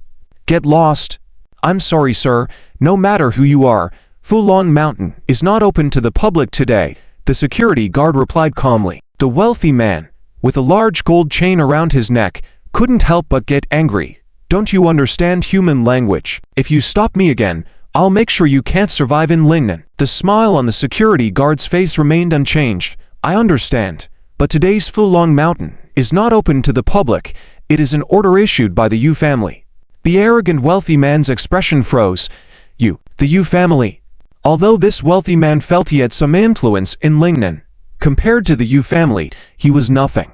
The atmosphere became awkward, and at that moment, a monk carrying a large stone slowly approached the mountain. All the security guards respectfully made way for him, and the monk stepped into the mountain.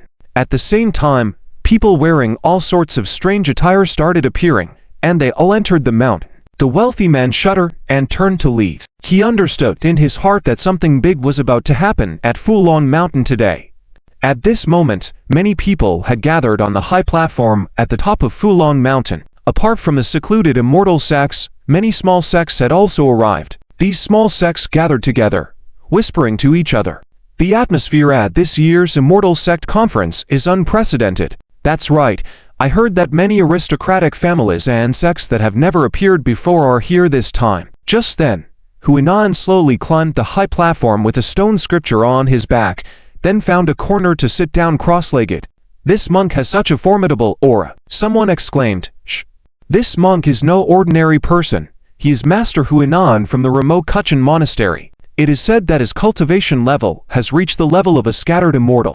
Many people gasped in shock. A scattered immortal. Looking at Huinan, who appeared to be around 30 years old, achieving the level of a scattered immortal at such a young age was astounding. More people arrived one after another. That's Elder White Dragon from the White Dragon sect. I heard that this sect has been closed for many years, and yet they are here. Heavens, isn't that Taiji Master from the Taiji Pavilion? And the Prince of Slaughter from the Shura Island? People from the Golden Lion Tower. Amidst the astonishment of the crowd, various long-hidden immortal sects began to make their appearances. Their unmatched auras made the entire Fulong Mountain tremble slightly. And at that moment, Xu Yinger also ascended the high platform. The Full Moon Pavilion held a special position among the secluded immortal sects, so when she arrived, many people nodded respectfully to her. Especially Elder White Dragon from the White Dragon sect. His eyes brightened when he saw Xu Yinger and walked up to her with a smile. Yinger. Long time no see. Xu Yinger smiled faintly. Brother White Dragon, I didn't expect to see you here. White Dragon smiled proudly. I was in seclusion during the last Immortal Sect conference, so I didn't attend. I couldn't miss it this time. The two of them walked aside while chatting. Next to climb the platform was Jin Cheng Suo from Country H, and his appearance made many people slightly uneasy. Isn't that the demonic sword young master from Country H? Damn. This guy killed many of our Huaxia experts last time, and he dares to show up this time. Jin Chengsuo scanned everyone in the area with narrowed eyes, but to his disappointment, he did not see the figure he longed for. Meanwhile, Kong Yuandai and Yuan Zhongfeng also ascended the high platform together. Many people were completely shocked this time.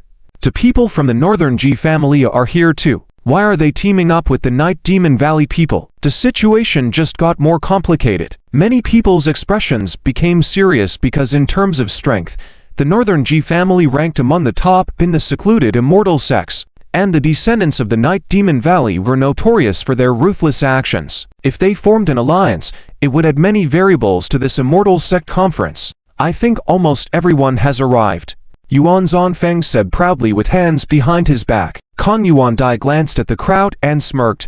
One person is missing though.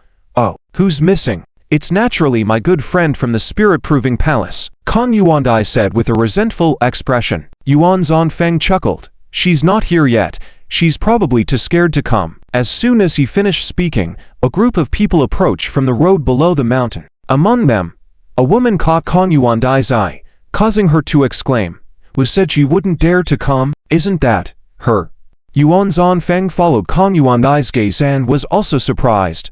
In terms of appearance and demeanor, Shai Zuking far surpassed Kong Yuandai. Yuan Zhongfeng could tell that Shai Zuking had a pure aura, indicating she was probably still a virgin. It was rumored that the descendants of the Spirit-Proving Palace, like those of the Night Demon Valley, would greatly benefit their own cultivation if they could possess their Yuanian.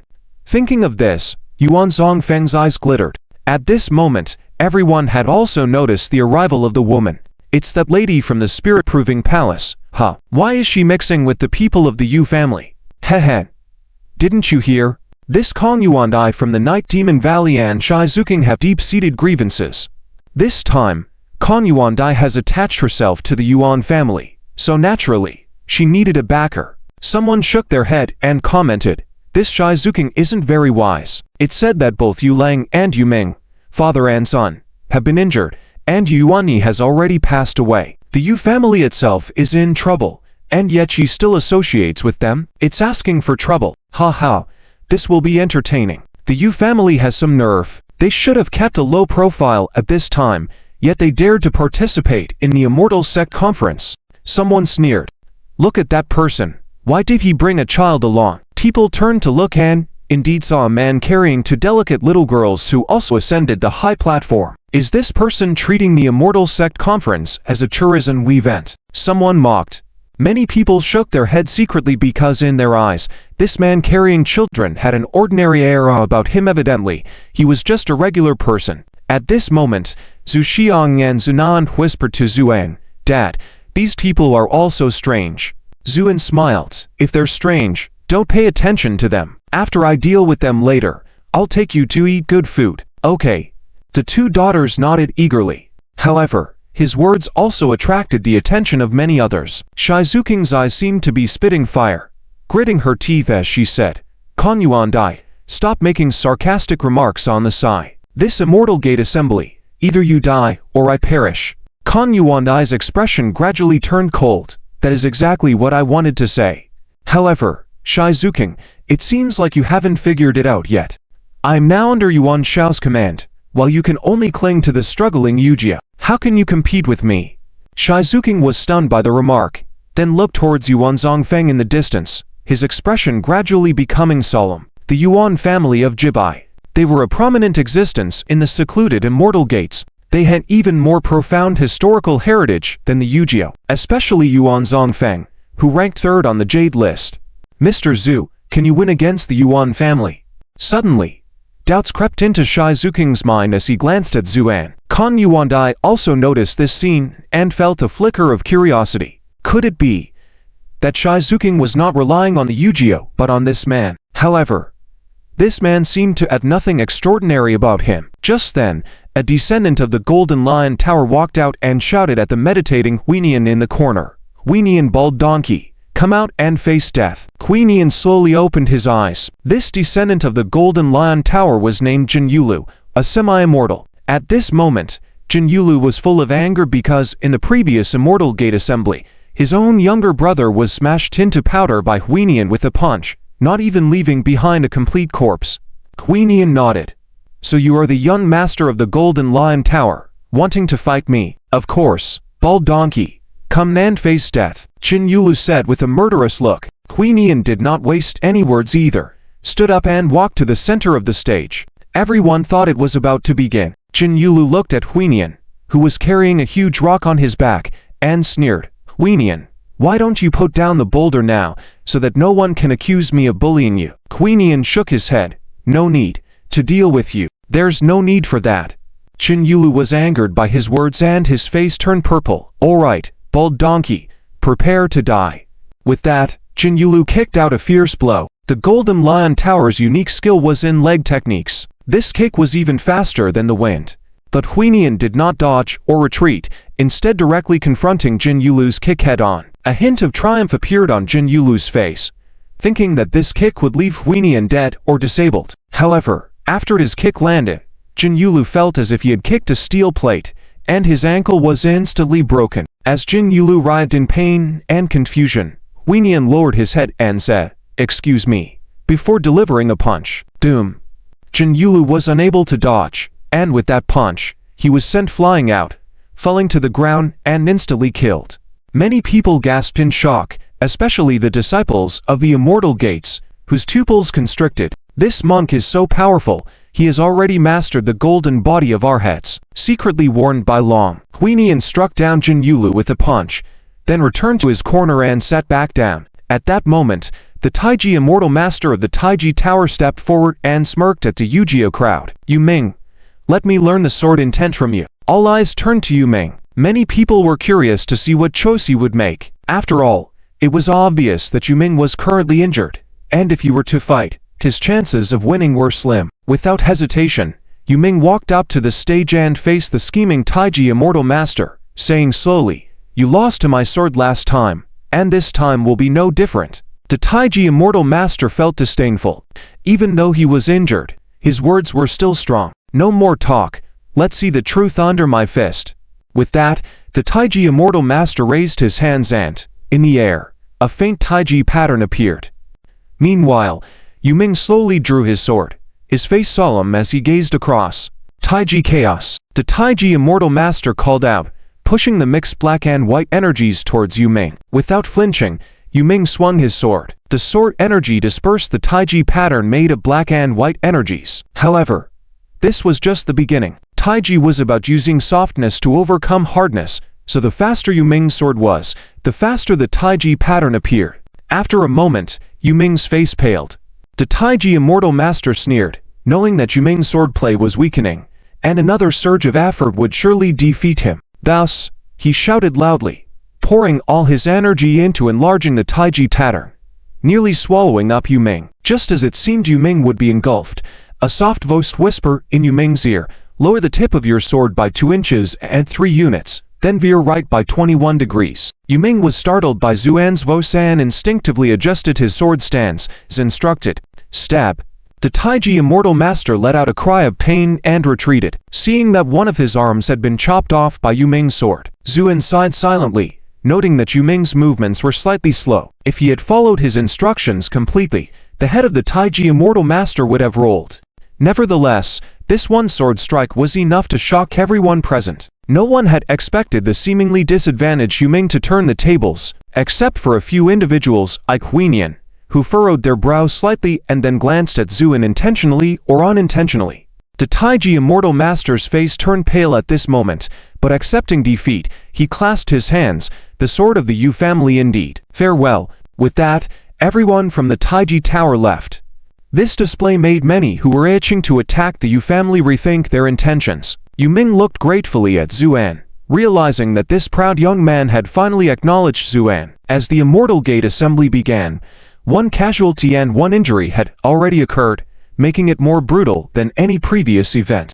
Many faces turned pale. Just then, the Prince of Slaughter from the Shura Island walked slowly to the front, gazing at Shizuking with shining eyes. Unfurling a paper fan, he chuckled, "I've long heard of the unparalleled charm techniques of the Ven Jing Temple.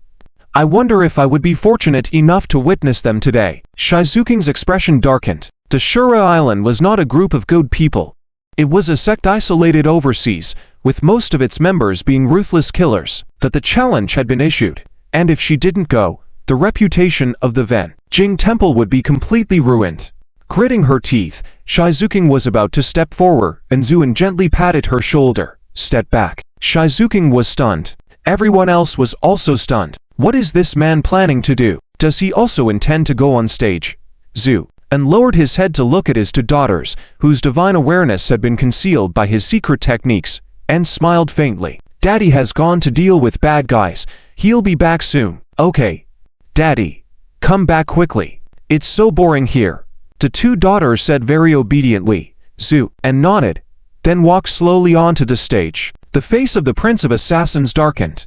His plan was to fight Shizuking, then use force to subdue her, and finally take her back to Shura Island for his own enjoyment. But he didn't expect to be stopped halfway, and by a man with an average demeanor. Kid, I'm here to fight the Lingying Palace people. Who do you think you are? Now get out of the way. This prince will pretend nothing happened, otherwise, I'll take your life. The Prince of Assassins said disdainfully. Zuan lightly cracked his knuckles, making a cracking sound, then tilted his head slightly and said casually, Are you done talking? The Prince of Assassins was taken aback, then furiously said, Very good. You have successfully angered me. I will slowly torture you to death later. Zuan smiled. I apologize for angering you, but unfortunately, you won't have the chance. With that, Zuan lifted the seal on his own strength. A powerful and chilling aura rose into the sky. Everyone's faces changed. Bai Longsheng and Yuan Zanfeng also couldn't help but look serious. The Prince of Assassins was also surprised, about to speak, but Zuan raised his hand and delivered a punch. No name, no frills, just a simple punch. Then the Prince of Assassins seemed to freeze as if he had been acupunctured.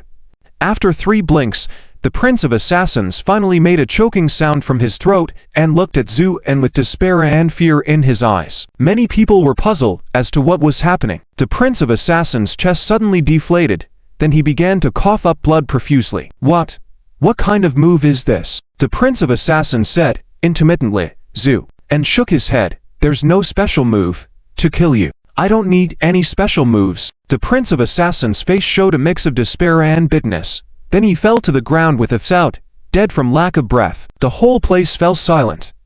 Many people looked at Zuan with puzzlement and suspicion. Shizuking's eyes flickered, and she glanced provocatively at Kong Yuandai across from her. Kong Yuandai's expression at this moment was unpleasant. She thought Zuan was just an ordinary person, but she didn't expect him to be so powerful. However, just when these people were still in doubt, Zuan calmly scanned the venue with his eyes and shook his head. Dealing with one by one is too slow. I still have to watch cartoons with my daughter. So, come at me all together. This statement was like a bolt from the blue, causing everyone to think they had misheard. Then Bai Longsheng was the first to sneer. You think you're invincible just because you killed the young master of Shura Island. You really don't know the heights of heaven and earth. Bai Longsheng couldn't finish his sentence because Zuan gave a cold smile. All right, since you're not convinced, then take my punch first. Zuan raised his hand and threw another punch. Bai Longsheng wanted to show off in front of Shiner, so he said arrogantly, Fine, let me show you the power of our White Dragon Gate. Shiner watched the proud figure of Bai Longsheng and couldn't help but feel a flutter in her heart. But the next moment, this scene turned into a nightmare, because Zuan's punch, like a heavy hammer, struck Bai Longsheng's head before he could react. Dang. There was still a trace of pride on Bai Longsheng's handsome face, then it was directly shattered into a mist of blood by Zuan's punch. The dead body fell to the ground. The audience was shocked. Bai Longsheng was not like the Prince of Assassins, he was a powerhouse at the peak. But he was still punched to death by Zuan. As people were in commotion, Huinayan's eyes shone brightly, and he took 3 steps forward. With each step, the golden light on his body shone brighter. After 3 steps, Huinayan was shining with golden light, like a god or Buddha. Someone exclaimed, Indestructible Vira body. This is the indestructible Vira body of Kuchen Temple. The indestructible Vira body, known as the strongest body in Buddhism, second only to the Bodhisattva golden body and the Tathagata Dharma body. It was an extremely domineering body protection technique. And at this moment, Huinayan's eyebrows rose, his face full of anger. Vira anger, another powerful Buddhist divine ability. But facing the imposing Huinayan, Zuan just smiled faintly. Good. Come. Zuan then raised his hand. Take my punch. Let's see whose fist is tougher, mine or your indestructible Vira body. Doom. The entire Fulong Mountain seemed to be shaking. Huinaan took 7 or 8 steps back, his body glowing with golden light, his face showing a hint of pain. But Zuan laughed heartily. Good. You took my punch. Now watch this move. Move the heavens. This was Zuan truly using his killing move. As the punch moved the heavens, Huinaan's face turned serious, his eyes closed, and his hands folded. Sagely bow of the Bodhisattva. It seemed that Huinaan had already practiced all the great Buddhist divine abilities. With this sagely bow of the Bodhisattva, he seemed to have disappeared from the world. Although he was still standing there, his breath had vanished. This feeling was very uncomfortable for others. But Zuan slightly raised his lips. Very good, but not enough. Indeed. This punch hit Huinaan solidly once again. Huinaan was sent flying like a ball, until he landed with a crack. It turned out that the iron chains binding Huinaan broke, as Huinaan spat out blood and nodded towards Zuan. Mr. Zu's cultivation truly exceeds the divine realm. I admire you, Zu, and stood with his hands behind his back, looking at Huinaan. In a day's time, the injuries of the divine realm can be repaired. It seems that the divine abilities of your Buddha sect are not without merit. Huinaan's eyes were clear, and of course, he had already realized that the person who destroyed his divine realm last night was Zuan. And at this moment, many people started to whisper, Heavens, this man is actually Mr. Zu who killed Yuan. It can't be wrong. Otherwise, how could he be so powerful? But he's too arrogant. He actually challenged everyone. Shh, let's watch. Zuan looked down at the scripture stone with a faint smile, using the scripture stone to suppress the demonic thoughts in your heart. This sentence finally changed Huinaan's expression greatly, Zu, and continued, Unfortunately, the more you suppress the inner demons, the stronger they become. I guess, you should be possessed by a demon now. Indeed, the voice of wisdom has changed. Everyone's expression changed as well, but Zuan chuckled lightly. Just a mere demon from beyond the domain, daring to talk nonsense. This made the already corrupted wisdom look stunned, then somewhat incredulously said, Who are you? How do you know about the demon from beyond the domain, Zu? And revealed to beautiful fangs and smirked menacingly, surprised, because I already knew. With that, Zuan raised his fist and calmly said, The second punch, separating yin and yang. This punch was like the vast ocean, directly engulfing wisdom. At this moment, wisdom seemed dumbfounded, muttering to himself, separating yin and yang. Suddenly, he trembled all over, then looked at Zuan in extreme shock. This is the 6th killing god technique, you are. But he didn't have a chance to finish his sentence, because Zuan's punch shattered wisdom into pieces. The demon from beyond the domain that possessed wisdom was also dispersed, and before dying, this arrogant demon didn't even dare to resist, just filled with fear and regret, because he knew that this man, even the gods from beyond the domain couldn't afford to provoke. Wisdom perished. Zuan retracted his fist and scanned everyone present. Now, who else dares to challenge me? Come at me together. I'm in a hurry. The whole place fell into silence. Many were intimidated by Zuan's momentum. After all, as soon as Zuan appeared, he swiftly killed 3 people. This kind of power was truly astonishing. And at that moment, someone clapped and said with a smile, Impressive moves. Following those words, Yuan Zongfeng slowly walked up to the stage. Would the Northern Yuan family finally make a move too? And not just him. Many disciples from various sects silently followed behind Yuan Zongfeng and stood behind him. Shizuking's face turned pale, feeling anxious. She felt that Zuan was too arrogant. Even if he was powerful, he couldn't be a match for so many people.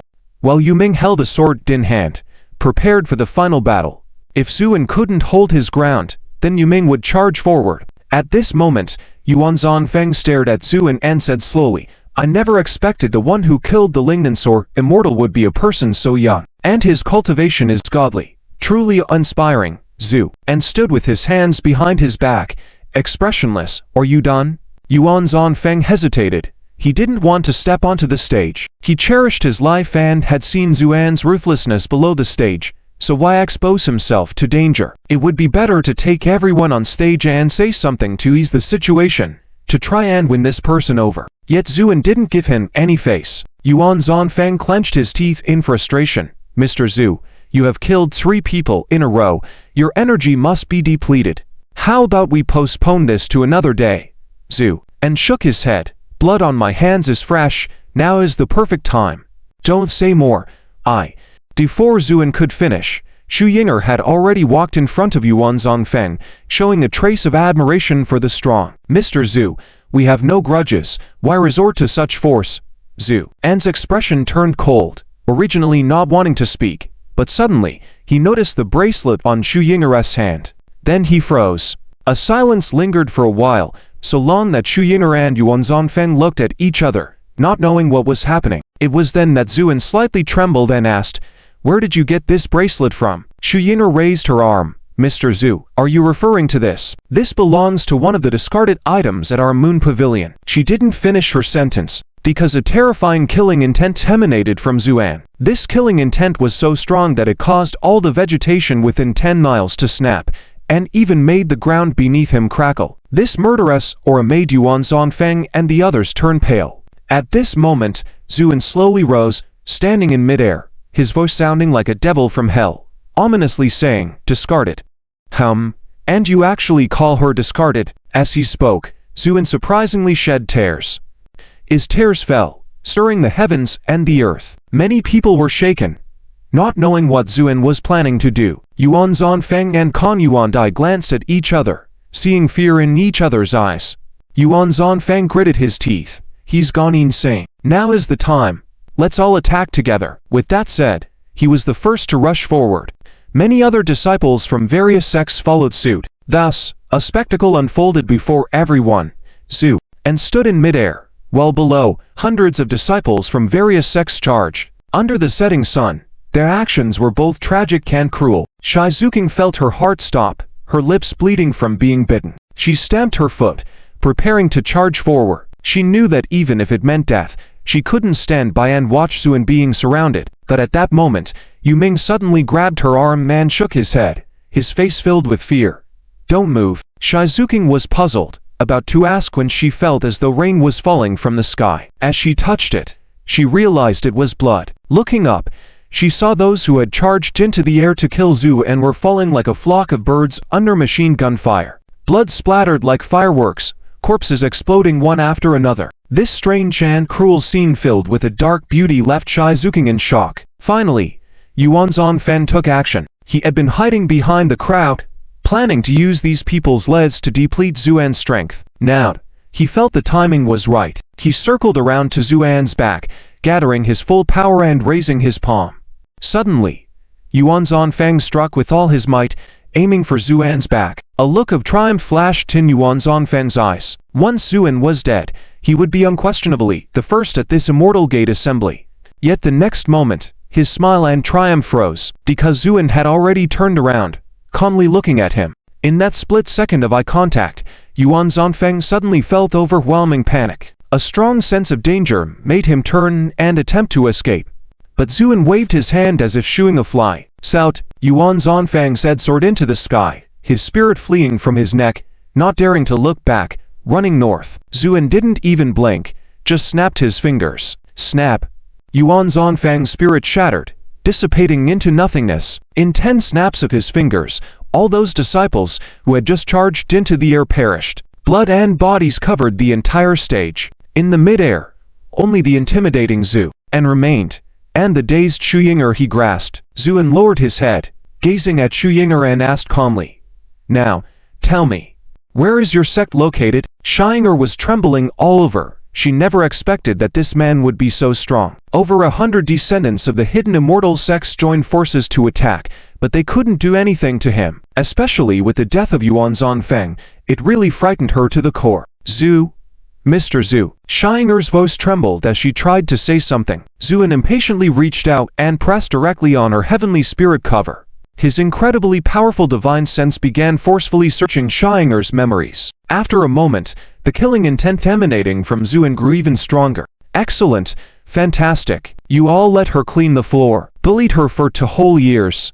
Ha ha. Zuan's tone was as cold as ice. Xu Yinger's head ached terribly, and she became more and more terrified by Zuan's expression. He wanted to find that waste.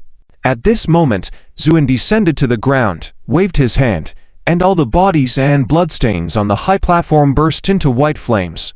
In an instant, all the bodies turned to ashes. Then Zuan released the enchantment covering his daughters. "Dad, what's wrong with you?" Both daughters noticed Zuan's abnormal behavior, and smiled. But this smile was full of sadness and yearning. Softly, he said, "Dad is fine. Come, Dad will take you to find Mom." "Now?" Su Xiang and Zunan asked excitedly. And nodded.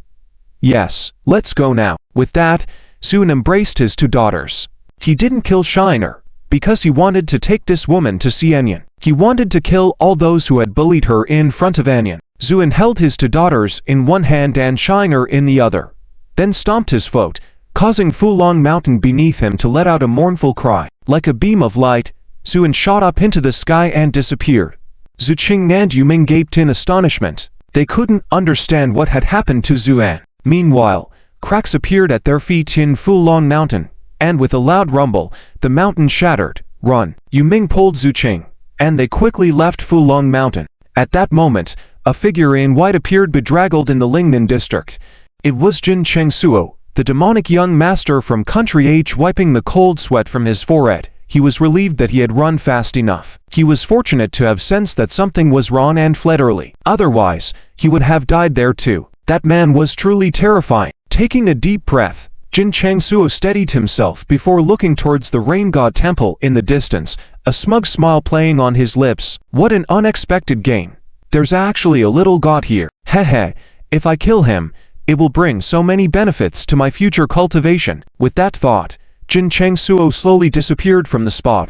At the moon-watching pavilion, Yue Wushuang felt uneasy today, as if something was about to happen. After lighting an incense stick at her ancestor's tablet, she was about to bow when the incense unexpectedly broke. She was startled.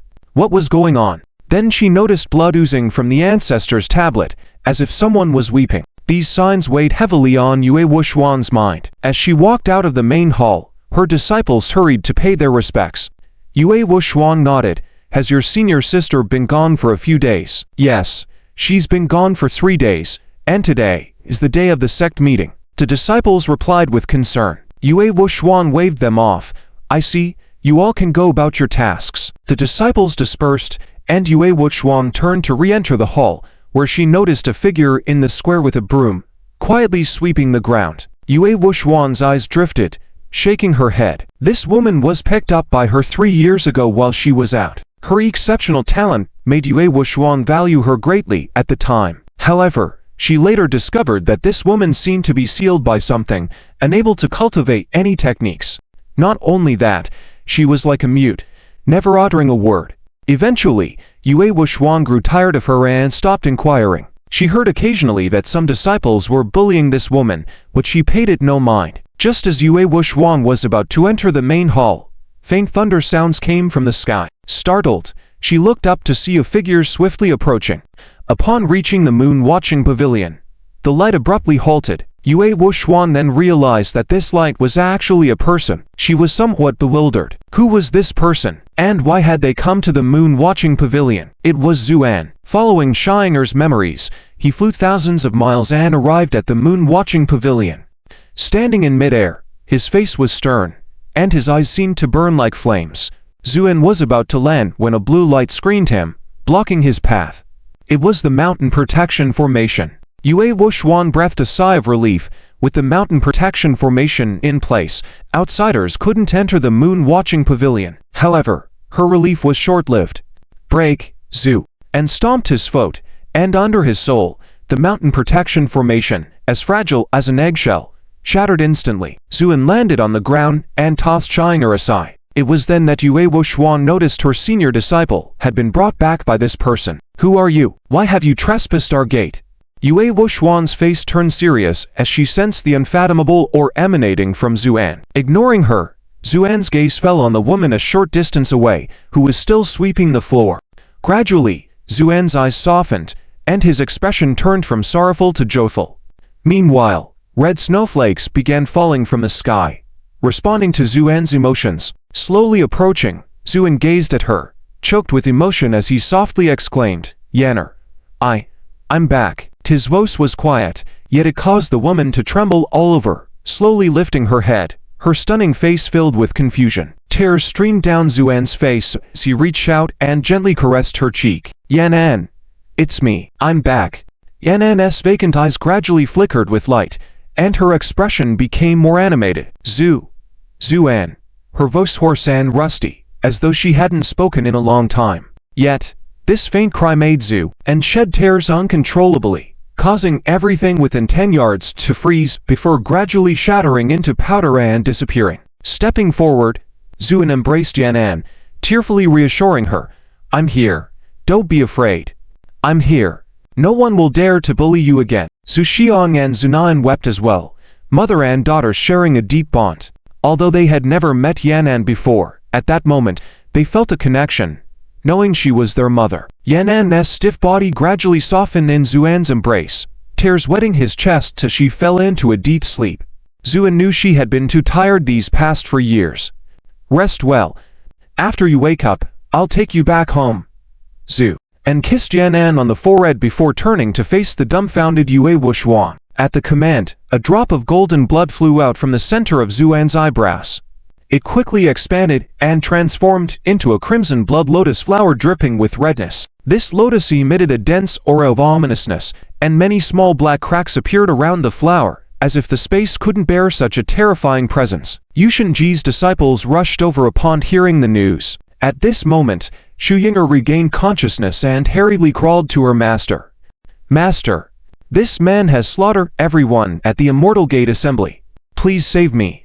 Xu Yinger shouted fearfully. What? This man has slaughtered everyone at the Immortal Gate Assembly.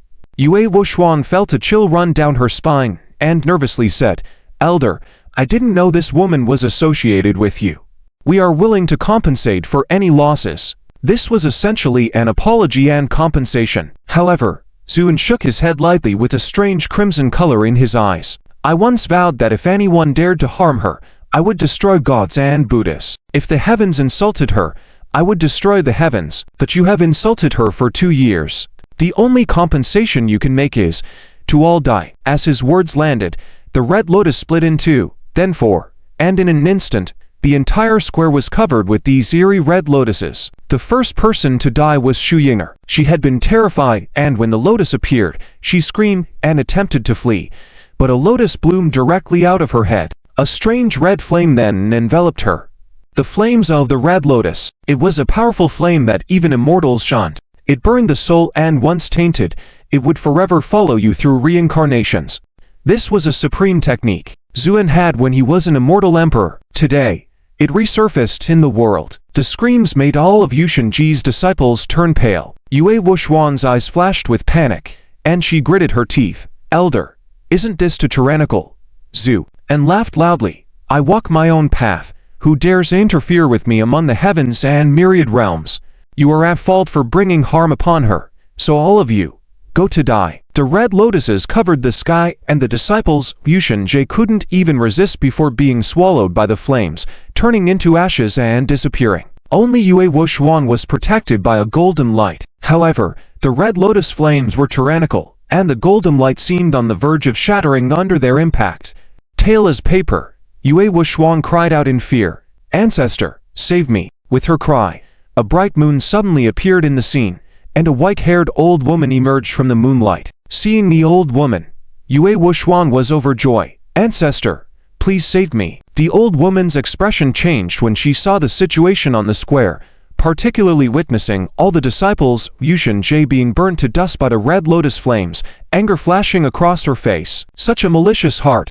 Even if Yusheng-ji has offended you, there is no need to exterminate all of us. Zuan turned to look at her, his crimson eyes chilling. Who are you? The old woman stepped forward proudly. I am the former head of Yusheng-ji, the ancestor of Yue Wuxuan, and my name is Mo Hanyan, the moon in the cold clouds.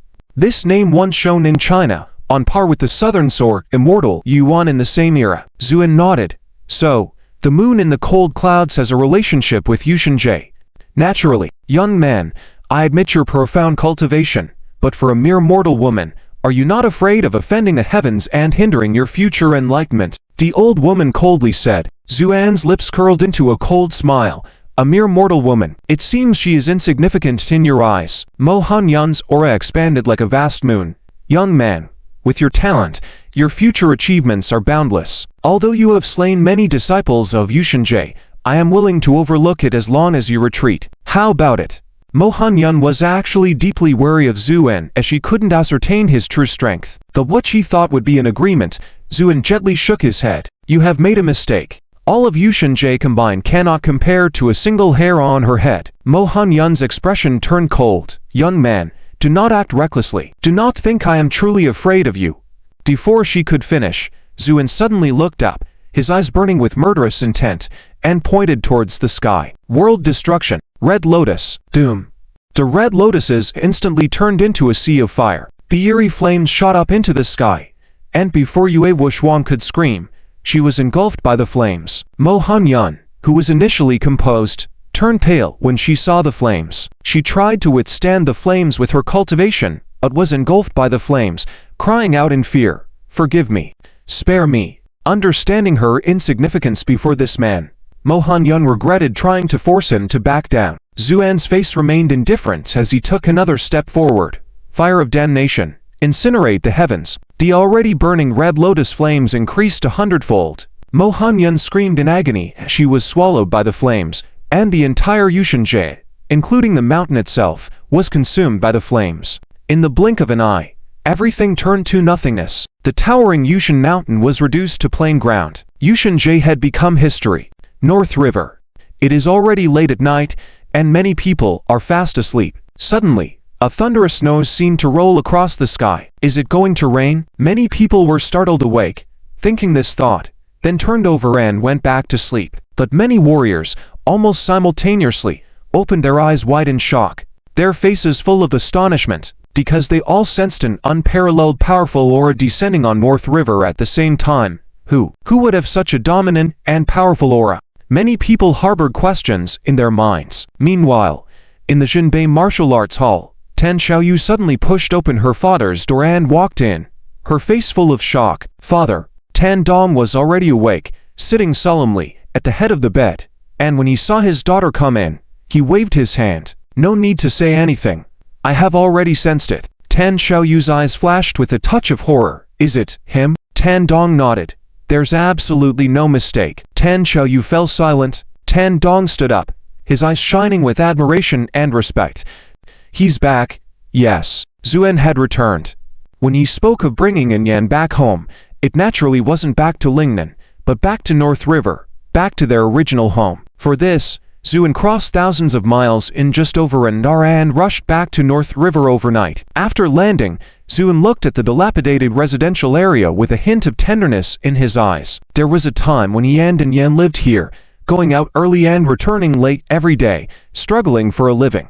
But those days were happy. Later, Zuan lived in many magnificent houses, but none of them gave him the feeling of home. Zuan opened the door, put the still sleeping Yan on the bed, and placed his two daughters beside her. Just as he was about to get up, Zuan felt a hand tightly holding onto him. He looked down and saw Yan's hand. Although still in a deep sleep, Yan's hand gripped tightly, and Yan seemed to be murmuring in her sleep. Don't leave me. Please. Don't leave me. Zuan's nose tingled. He sniffed hard, bent down to kiss Yan on the forehead, and whispered softly in her ear, I'm not going anywhere. I will always be with you in the days to come. Yan gradually calmed down. The gloom on her forehead faded, and she continued to sleep soundly. And remained motionless in this position, quietly and attentively watching Yan. She had become thin, much thinner, and her complexion was somewhat pale. It was evident that she had not been well these past 2 years. Perhaps she was constantly thinking of him, thinking of their two daughters, and perhaps she had been bullied. Each thought of this made Zuan's heart ache. Zuan gently placed his hand on Yan's arm, wanting to use his cultivation to cleanse her marrow. But suddenly, his face darkened, his eyelids twitched frantically, and a fierce killing intent surged forth, because he discovered that Yan's aptitude had been sealed by someone. This meant that Yan would not be able to cultivate. Moreover, the aura on this seal was strange, neither divine nor non-divine, but also mixed with a mysterious and powerful force. With Zuan's current cultivation, he did not have the confidence to break the seal without harming Yan. Zuan took a deep breath, trying to calm himself down. No matter what, even if it meant going to the ends of the earth, he would find the person who had sealed his wife's aptitude and crush them. Apart from that, Yan's body was perfectly normal, except for looking a bit haggard from yearning day and night. There were no other injuries. Zuan checked meticulously, even using his primordial power and supreme divine sense to conduct a comprehensive physical examination on Yan. As the night passed, the morning sun shone in. Yan's eyelids fluttered slightly, then slowly opened. The first thing that caught her eye was Zuan's smiling face. Yan was taken aback, then closed her eyes again, tearfully saying, "Is this another dream? Why can't I forget about you? I keep dreaming of you over and over again, and then waking up again." These words completely shattered Zuan's defenses. He thought that 3,000 years of cultivation had made his heart as solid as a rock, but Yan easily shattered those so-called Dao hearts. Zuan struggled to keep himself from crying, and smiled slightly. "Yanner, this is not a dream this time, it's really me, I'm back." And Yan, somewhat unbelieving, cracked her eyes open slightly, seemingly afraid that Zuan would disappear. Zuan reached out, flicked Yan's nose, and smiled helplessly. "Still don't believe it? It's really me." Yan leapt out of bed and threw herself into Zuan's arms. Zuan gently stroked her trembling back, his face filled with guilt. At that moment, Yan suddenly bit down on Zuan's chest with all her might. Despite the pain, Zuan smiled. "Wife, it's really me. This time it's not an illusion." As he spoke, Yan burst into loud sobs. Sobbing, she pounded at Zuan's chest with all her strength. "Why did you only come back now? 4 years. Where were you all this time?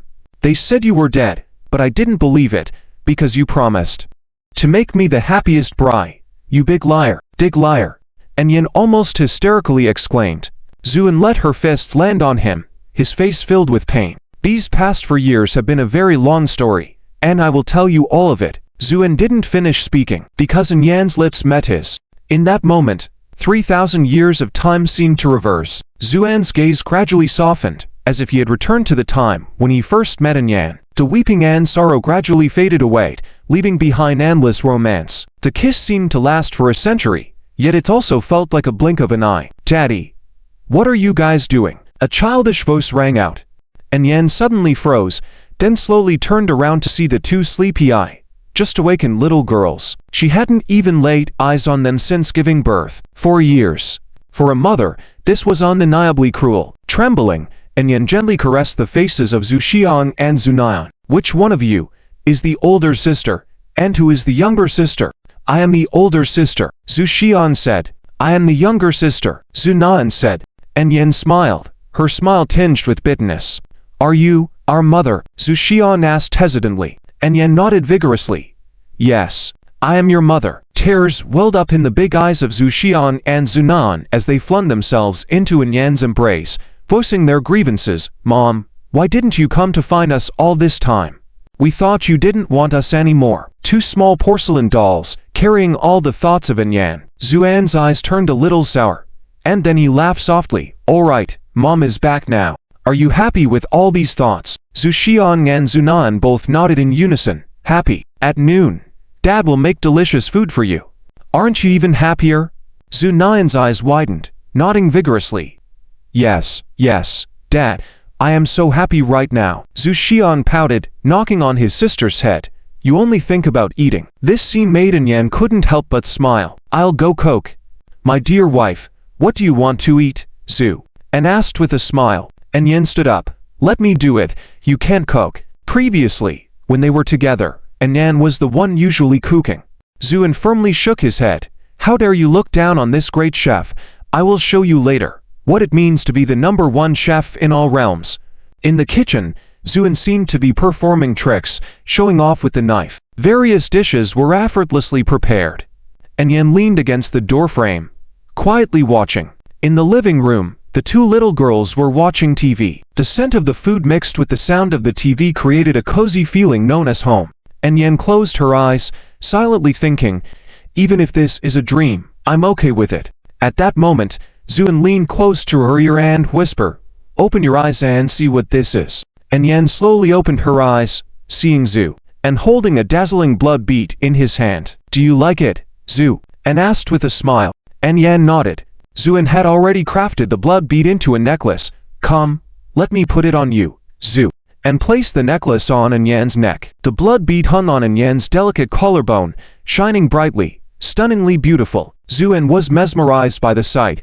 It looked so good. Anyan's pale face blushed slightly, lowering her head and nervously fiddling with her clothes. "Oops, the food is burning." Zuan suddenly smelled something burned and hurried to rescue the meal.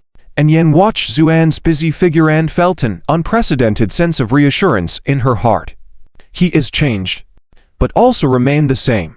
He has become mature and assertive. What hasn't changed is his feelings for her, for the eyes can't deceive. "Okay, it's time to eat." Zuan brought all the dishes to the table, and the family sat down together. Zuan suddenly said, "Wait a moment."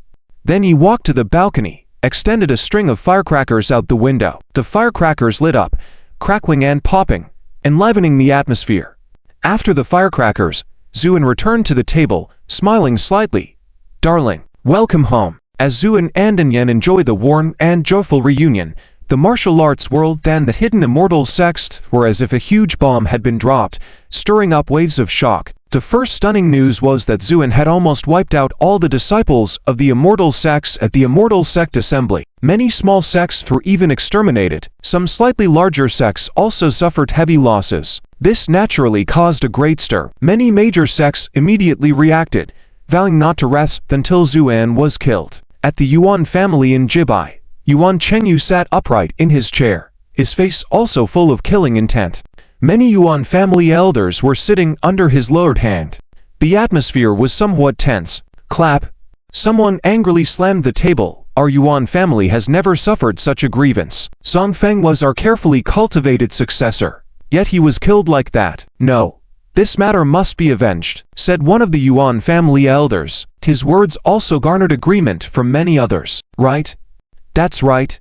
I don't believe the rumors outside, saying that Zuan alone killed all the disciples of the immortal sects. That's just a joke." The crowd began to discuss heatedly. Yuan Chenyu's face was as calm as water, and after a while, he slowly said, "How do the other sects respond?" Kuchen Temple is maintaining silence. Night Demon Valley is also quiet. Only the Shura Island has threatened retaliation. Yuan Chenyu said lightly, "It seems that many people just want to sit back and watch." Someone sneered, "Just a Zuan. Indeed very powerful, but I don't think he is a tiger." The crowd nodded. Just then, a steward with a pale face rushed in, looking flustered. "Master." Yuan Chenyu furrowed his eyebrows slightly, in such a panic. "What's the matter?" The head steward swallowed hard, hesitating. "What?" "Speak up." Yuan Chenyu picked up a cup of tea, sipping it slowly. The head steward finally mustered his courage. "Master, just received news. The Moonview Pavilion is gone." "Moonview Pavilion is gone? What do you mean?" Yuan Chenyu hadn't quite understood. The head steward looked pale.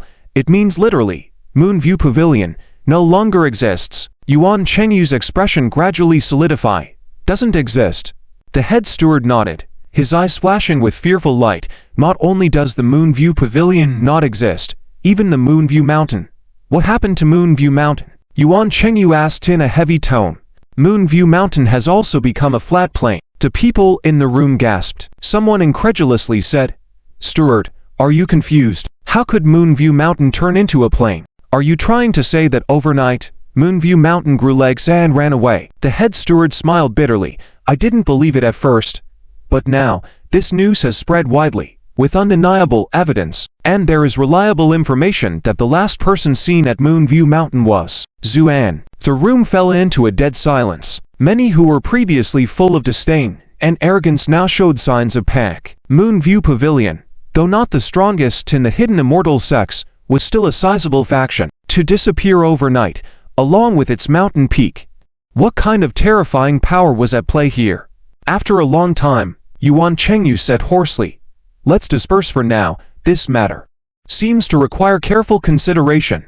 It wasn't just the Yuan family. As the news spread, the sects and families who were just clamoring for revenge fell silent collectively, because they were filled with fear. What methods had Zuan used to make an entire mountain disappear? This collective silence created a strange atmosphere in the martial arts world. It seemed like no one dared to speak of Zuan's matters any longer.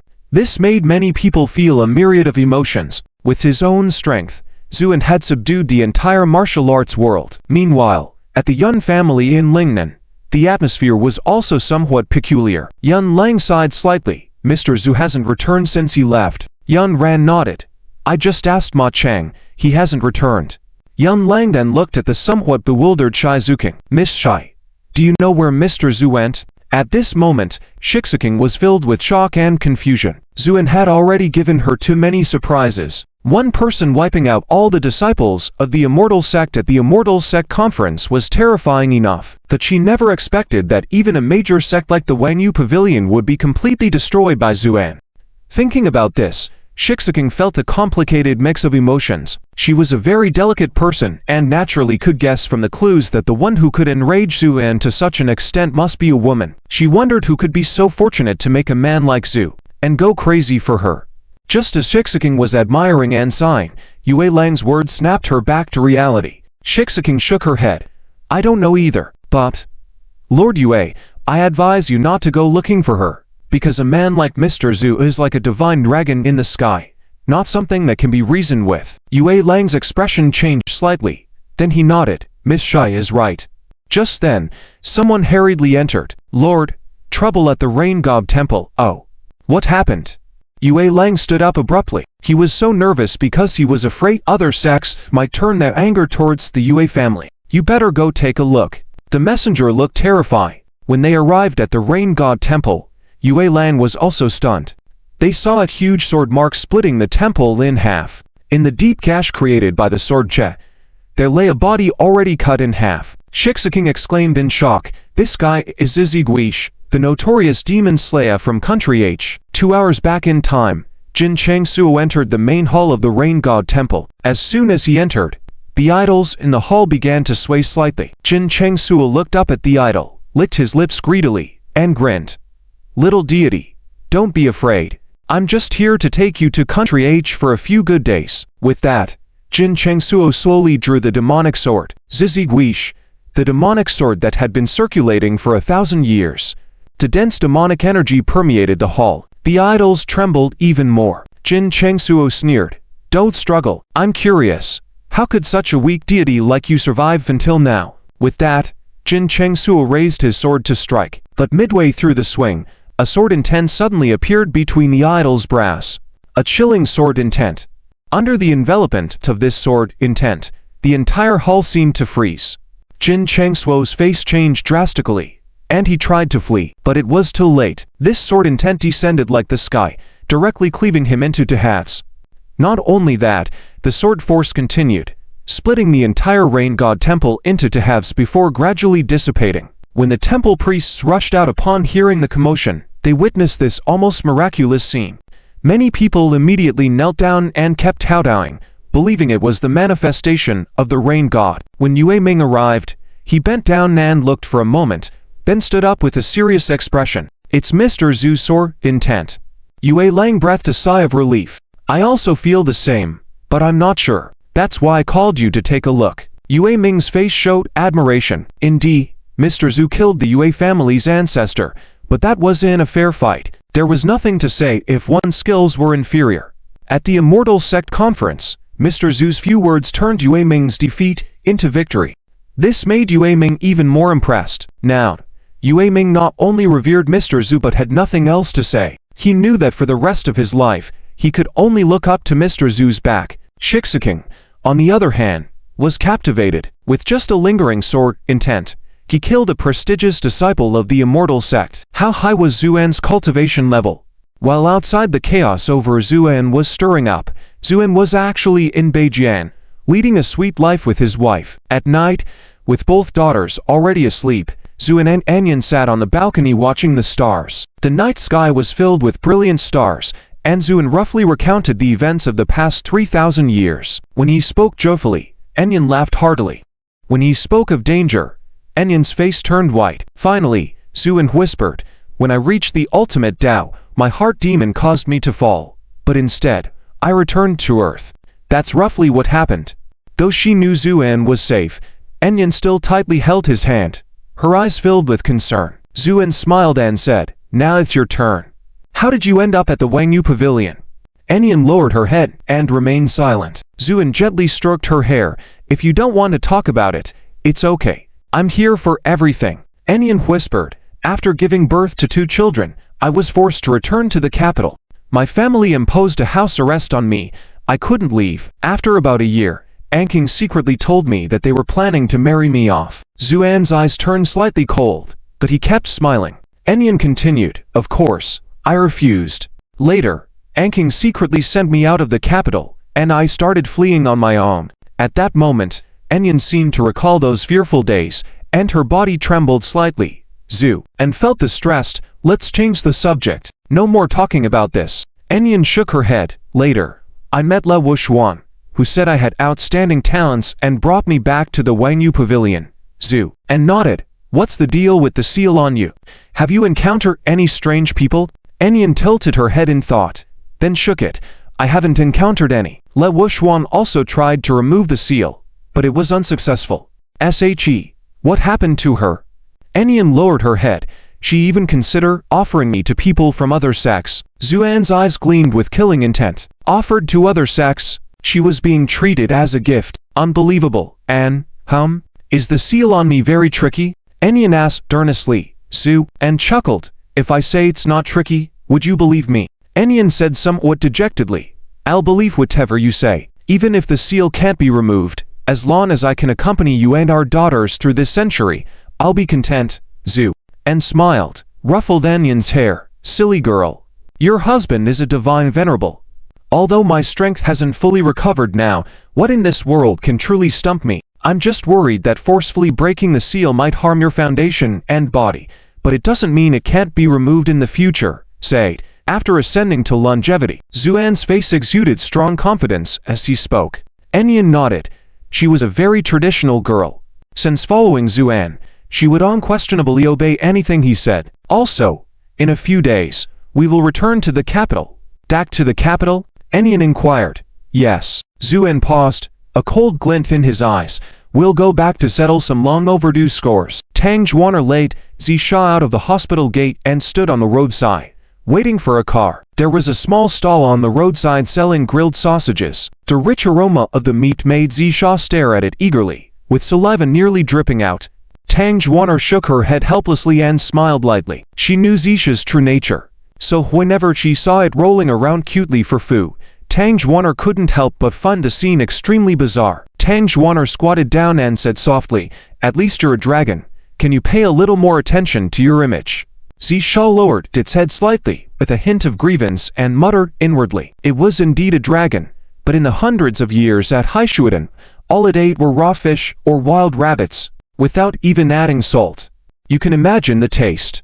Now that it finally arrived in this world full of wonders, tasted various delicacies, wasn't it allowed to eat a little more? Watching Zisha in this state, Tang Zhuaner felt a mix of heartache and amusement. All right, just this once, said Tang Zhuaner as she came to the stall. Give me 20 grilled sausages. The stall vendor, upon seeing Tang Zhuaner, couldn't help but laugh. Miss Tang, buying these again to feed the dog. Let me tell you, Miss Tang, you shouldn't spoil this Beijing dog too much. Eating like this every day, it will get fat sooner or later. Zisha thought, if Tang Zhuaner weren't here, I would definitely tear this guy's mouth apart. But after the warm grilled sausage entered its mouth, all the resentment dissipated. Zisha was happily devouring when a man and a woman approached from the opposite side of the road. This couple appeared to be around 50 years old, with sharp and sarcastic expressions on their faces. As soon as they saw Tang Zhuaner standing by the roadside, their eyes lit up, and they waved eagerly. Zhuaner, it's us. Listening to the shout, Tang Zhuaner looked up, and upon seeing the couple, her face turned pale. The two then crossed the road, coming up to Tang Zhuaner. The chubby woman grinned widely. Zhuaner, it's been a few years, and you've grown so pretty. Tang Zhuaner flashed a hint of annoyance in her eyes, but she took a deep breath and whispered, Auntie, hey. Heh, Zhuaner, it's been a while, and I and your uncle came specially to find you today. Find me? Tang Zhuaner raised an eyebrow. This couple was indeed Tang Zhuaner's uncle Zhao Ying and Aunt Jufan. However, Tang Zhuaner didn't have a good relationship with them, especially a few years ago. After the sudden death of Tang Zhuaner's parents, This couple used all kinds of despicable means to seize all the property that should have belonged to Tang Zhuaner. At that time, Tang Zhuaner was still young and didn't understand these matters. When Tang Zhuaner later grasped the situation, she couldn't be bothered to deal with such people. Zhao Ying then chuckled. Zhuaner, you are my niece after all. Your uncle has always been concerned about you. You are getting older. It's time to find a good match.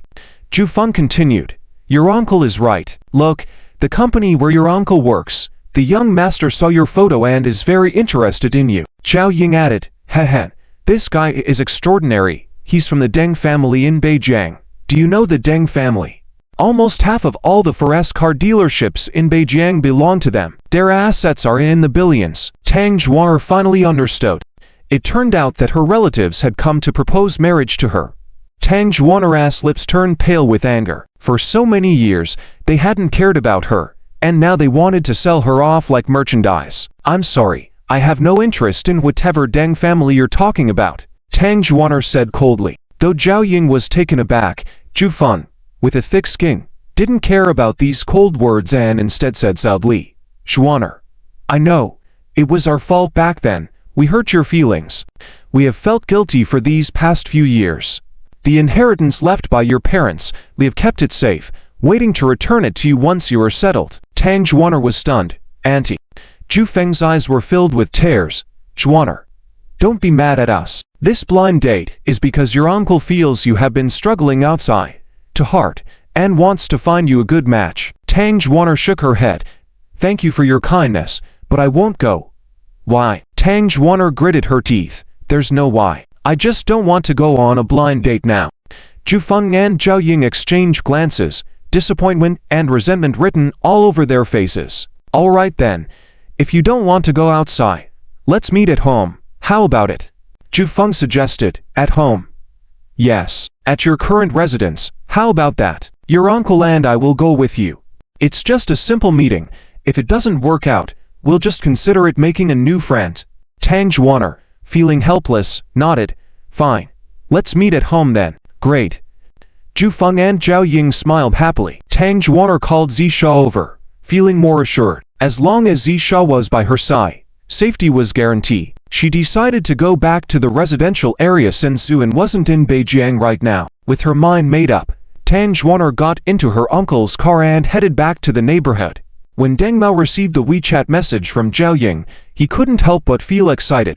Zhu Feng hadn't been completely honest. Deng Mao didn't fall for Tang Zhuaner based on the photo but rather when he saw her a few days ago while visiting a patient at the hospital. Deng Mao was enthralled by her, returned to investigate Tang Zhuaner's background, and was surprised to find out that Tang Zhuaner's uncle worked at his family's company. This discovery thrilled Deng Mao, who quickly found Zhao Ying to inquire about it in detail. Zhao Ying was delighted, thinking that the young master of the Deng family was interested in their niece. This was a significant opportunity. After discussing with his wife, the couple immediately decided to visit Tang, the Qin family. It wasn't until today that Qin Yu learned the news that Zuan had returned to Beijing. This news startled her, and she immediately prepared to go see Zuan. However, she was stopped by Qin Yuan. Don't rush. Since Mr. Zhu didn't make a public announcement and didn't even go to the heavenly #1 villa, but instead returned to the neighborhood where he used to live, it means he must have his own matters to attend to.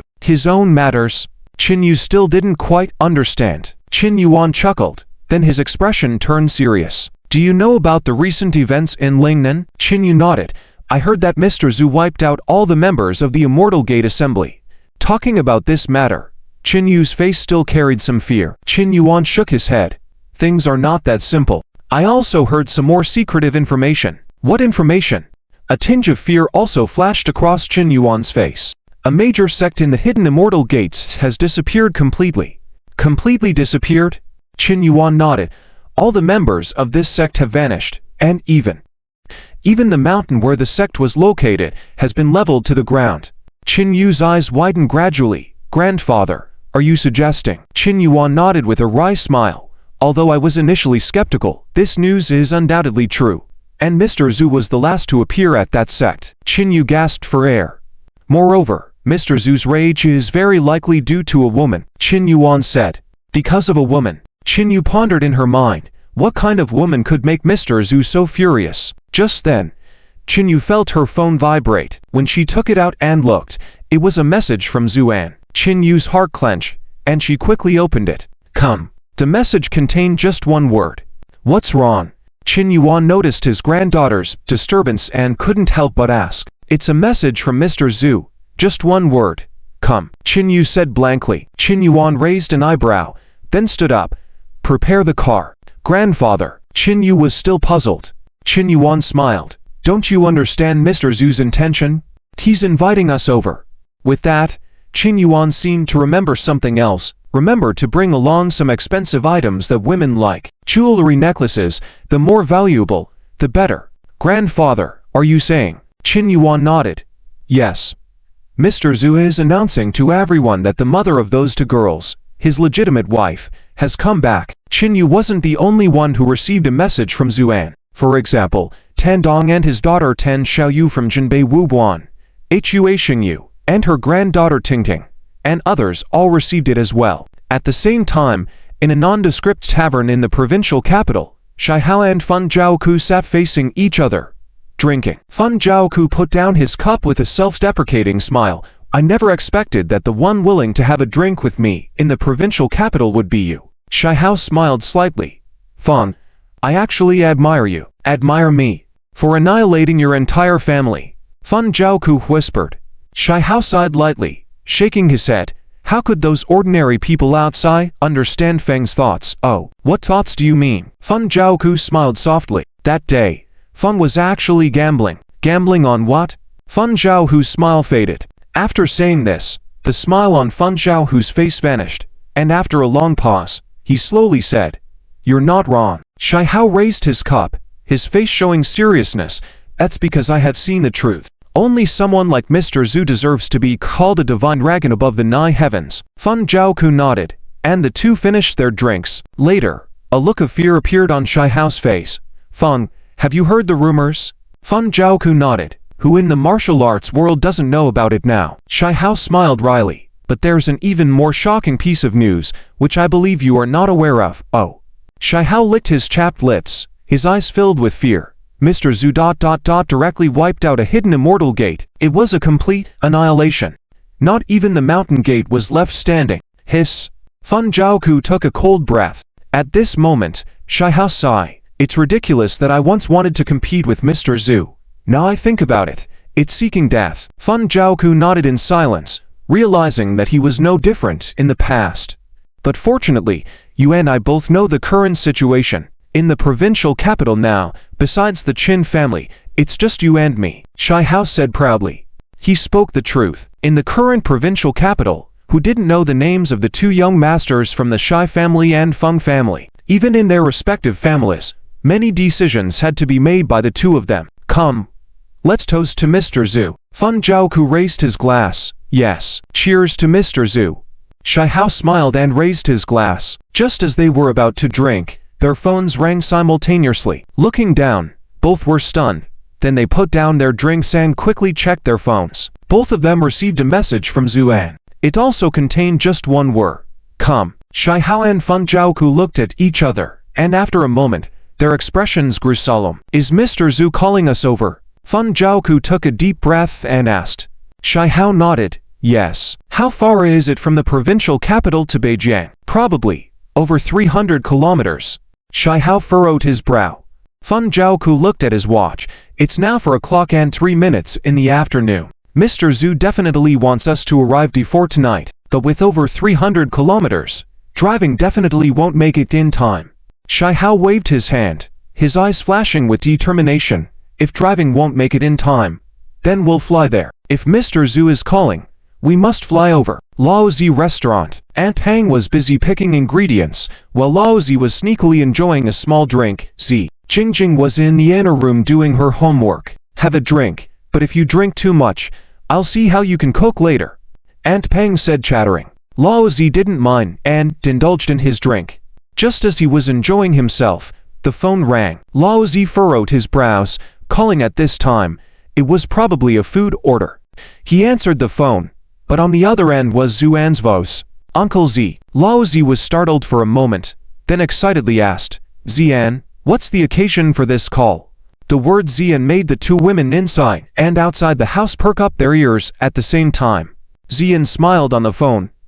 Nothing, I've returned to Beijing now. Tonight, Yuan and Pang come over, and Yan is back. And Yan. Laozi was stunned for a moment, then said with great joy, Great. Great. You and your wife are finally reunited. It's a joyous occasion. I and Aunt Pang will definitely come over. After a few words, Laozi hung up the phone. Aunt Pang looked at Laozi, excitedly asking, Did Zian's wife come back? Laozi nodded, then waved his hand, close the shop, change clothes. Tonight, we'll go celebrate in Yan's reunion with his wife. Aunt Pang nodded, an idea forming in her mind, and she walked into the inner room. Inside, Zi Jingjing was quietly doing her homework. Zuan hung up the phone, smiled at Yan, and said, Uncle Z and the others will also come over later. And Yan said somewhat helplessly, Why make such a big scene? Zuan walked over, embraced Yan, and lightly rested his chin on Yan's head. Because I want everyone to know that you are my woman. Yan shivered all over, then hugged Zuan's waist and softly agreed, Didn't you call Zuno? Yan suddenly asked. Zuan smiled. She now lives in the villa at Tianzi No. 1. We'll go visit her later and give her a surprise. Yan nodded, his face filled with guilt. At that time, thanks to Zuno, otherwise, I probably couldn't have even stepped down from the operating table. Zu. And hugged Yan tenderly. It's all in the past. Everything has passed. In the future, I will make you happy and content, become the happiest woman in the world. Yan suddenly leaned close to Zuan's ear and whispered, What about that female celebrity Fen Menchu? Zuan was taken aback. Yan smiled like a little flower cat. Xian and Nan told me everything. Zuan smiled bitterly. Yaner, between me and Menchu. Yan reached out to cover Zuan's mouth, gently shook his head, and looked at him with love. No need to say it, I understand. Then Yan whispered, I am not a petty woman. I know that you have me in your heart. And that's enough. She is not a bad person. Liking someone is not wrong. Call her over. It's better to have a lively gathering together, isn't it? Zu. And nodded. All right. I'll make the call. Meanwhile, Fen Menchu was shooting a new movie not too far from Beijing. After a long shot was completed, the director nodded satisfactorily and poked his head out from behind the camera, smiling. Menchu, that crying scene was excellent. Take a break now. Fen Menchu nodded politely, wiped away the tears from the scene, and then sat down on a nearby chair. The other crew members looked at her with admiration. Many actors with far less fame than Fen Menchu had big egos and tempers. However, Fen Menchu had always been approachable and her acting skills were excellent. Such an actor naturally won the admiration of the entire crew. The male lead was a veteran actor who had been famous for over a decade. He walked over at this moment, with a smile on his face. Menchu, your crying scene just now, I almost thought it was real. Fen Menchu nodded in gratitude. Thank you. The male actor leaned in closer. It's so hot now. How about we go for some skewers after we finish shooting? Fen Menchu smiled faintly, then shook her head. Sorry, I don't want to go. Oh. The male actor's smile turned somewhat forced. Then, how about we exchange WeChat? We have been working together for so long on set. I don't have your personal WeChat yet, he suggested. Fen Menchu was about to refuse when her phone rang. She looked down and was stunned. Menchu, the male actor wanted to say something. Fen Menchu stood up abruptly. Sorry, I don't have WeChat. With that, she turned and walked away, leaving the male actor looking awkward in place. Fen Menchu walked to a distance, took a deep breath, and then answered the phone. Menchu. When Zuan's voice came through the phone, Fen Menchu's nose tingled, almost tearing up. Yes, I'm here. Come back to Beijing tonight. I'm back. Okay. Fen Menchu said without hesitation. And Yan is back too. Zu. And added. Fen Menchu was stunned. And Yan. That was a name she had never dared to think of. Had she finally returned? After a moment, Fen Menchu wiped away the tears, ulling up and smiled. Congratulations. Zuan fell silent. Fen Menchu wanted to say she had something to do and couldn't return, but she couldn't bring herself to say it. Just then, Yan whispered softly next to Zuan. Menchu, I'm Yan. Come back, let's have a meal together. Hearing this voice, Fen Menchu shivered, then said in a slightly trembling voice, Okay, I'll come back now. After Zuan hung up the phone, Yan's hand gently stroked Zuan's waist, then suddenly gripped a piece of flesh and twisted it forcefully. A sharp pain shot through Zuan and gritted his teeth, pretending to look pained. In reality, Yan's strength felt like tickling to Zuan, and Zuan had to exert control, otherwise, a slight reaction could hurt Yan. Yan let go with a pout. No fun. You're not really in pain, are you? Zuan chuckled. You made me call, and now you're pinching me.